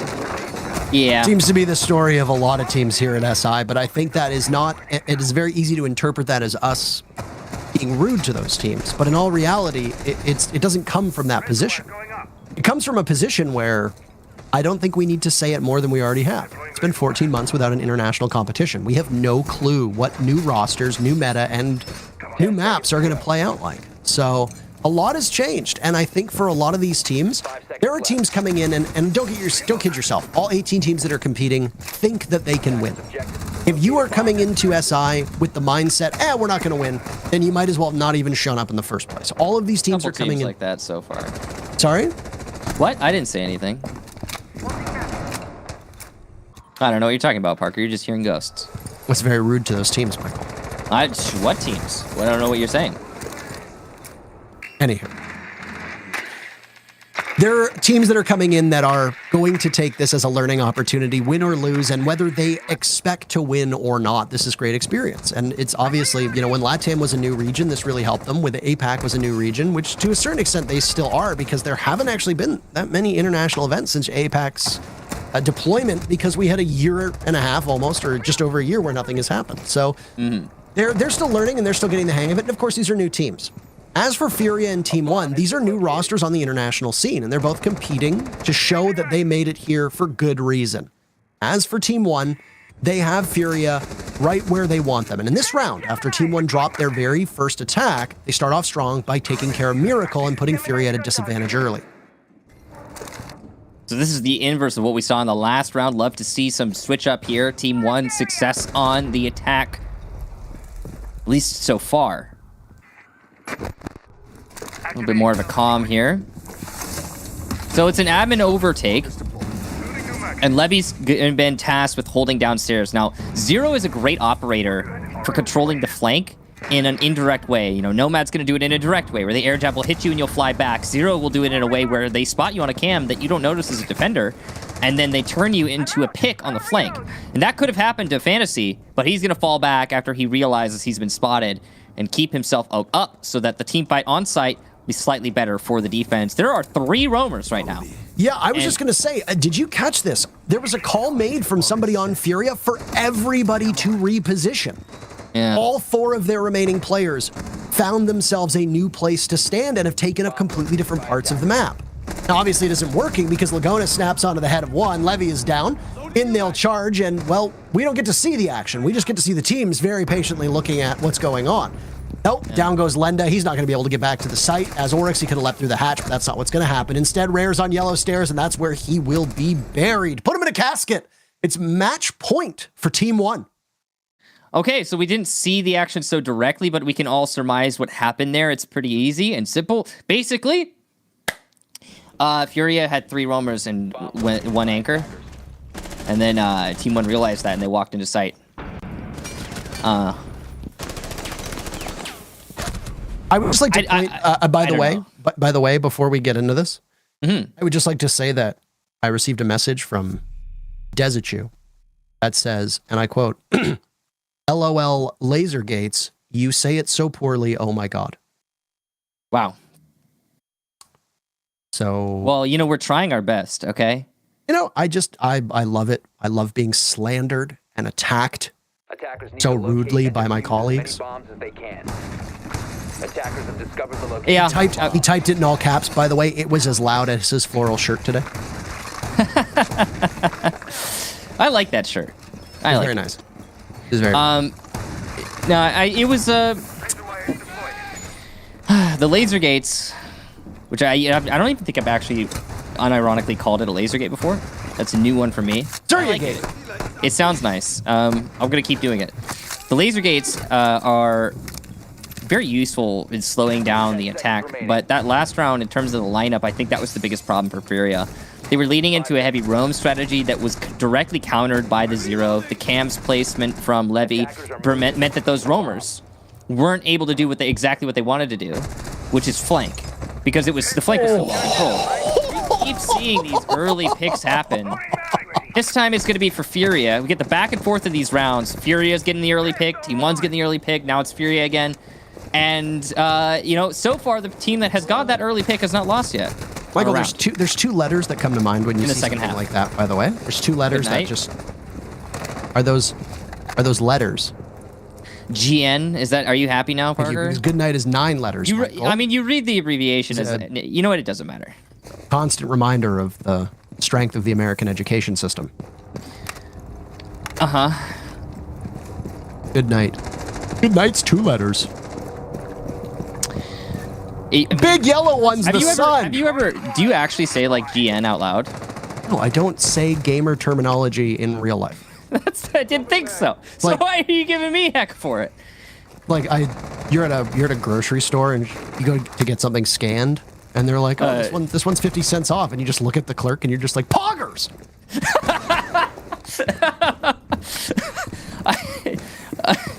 I don't think that's I don't think anyone does that. As we fill the time, by the way, in what has been an absolute pummeling that Team1 has given to Furia here. Furia were entirely roaming, and now they are being recalled back to their home planet, aka the basement. They have been called home. We must go. Our people need us. And going back to basement with the man advantage is definitely going to be the right call as we hit the last 70 seconds. There is a chance here for Team1. They are not out of this round. They certainly have a tall mountain to climb as they attempt to wrestle some of this advantage away from Furia. It'll only get worse, though, as Neskin eats the C4 placed by Rare from below. Second one will miss, but still, it really wasn't necessary. At this point, Team1 find themselves between a rock and a hard place. Only thing they have really going for them is the control. Now, the last time we saw this, by the way, Team1 got 2 picks very quickly back-to-back, but were ultimately beaten by the clock and had to hastily assemble in the site. Now, this time around, there's still some time to work with. I have seen teams get that exothermic charge open, and so have you, because we cast together. We've seen that happen with 15 to 20 seconds left. They've got an extra 10 and enough time for them to get that diffuser planted, as Lagonis is doing right that, baiting out the smoke by the car. Alimel 1, KDS another, but it's down to just Lagonis. He has to get off that diffuse and take matters into his own hands.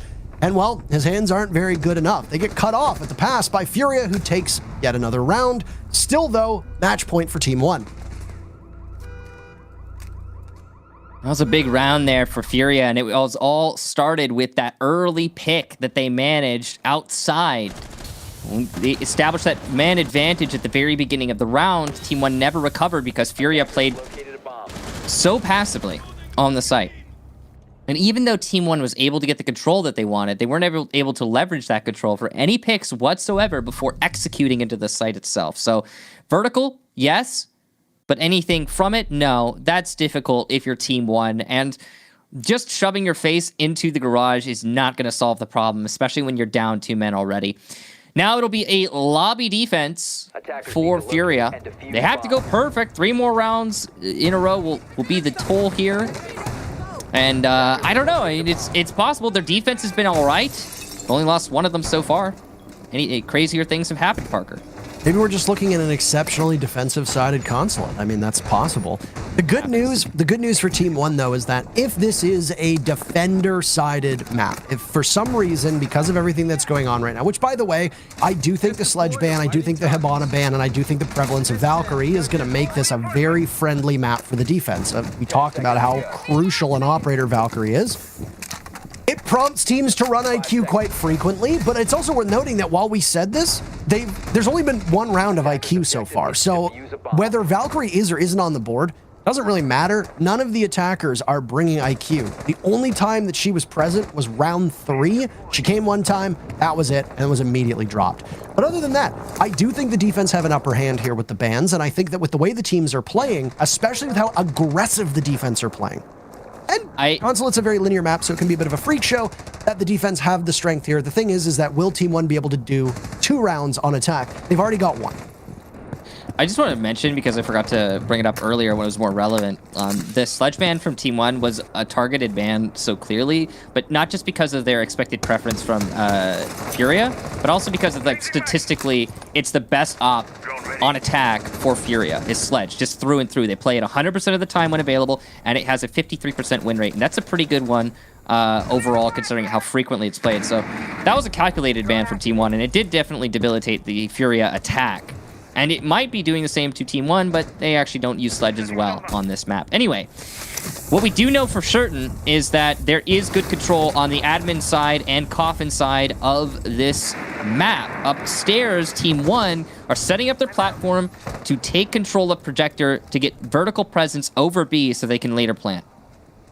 Well, Furia is still roaming very aggressively downstairs.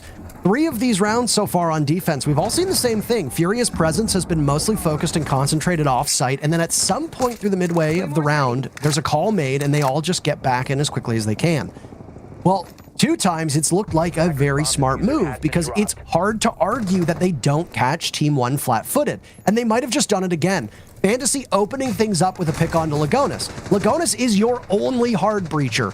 That hard breach gadget that Levy has in hand is not a suitable alternative for the Selmas that Lagonis is going to bring. And knowing how tricky it is to take control of the top floor without any actual hard destruction, well, that might be ultimately too much for Team1. The good news is they were able to get a couple Selmas off before he perished. The bad news is that they've got to deal with the man disadvantage now, and the fact that there's still plenty of denial for the plant on Furia's side, even if their positioning isn't great. This C4 from Lenda is going to be huge. Neskin will get rare, and it's another for 1, but there's some re from Highs, but it's just Fantasy all of a sudden as Team1 clean up shop. This could be it. Fantasy from Spiral gets the diffuser carrier. That's a big kill. Alamau hits the ground. Levy above, KDS in sight. The 1 versus 1, though, does not work out as Levy adds his gun to the fray, and Team1 will take the map. Not really a hard matchup for them. It doesn't really look like they were ever sweating at any point. They didn't need to burn their time out at all. That's it, really. I mean, it was a pretty simple affair. Furia had a couple good looks, and like I said, they looked far more solid on defense.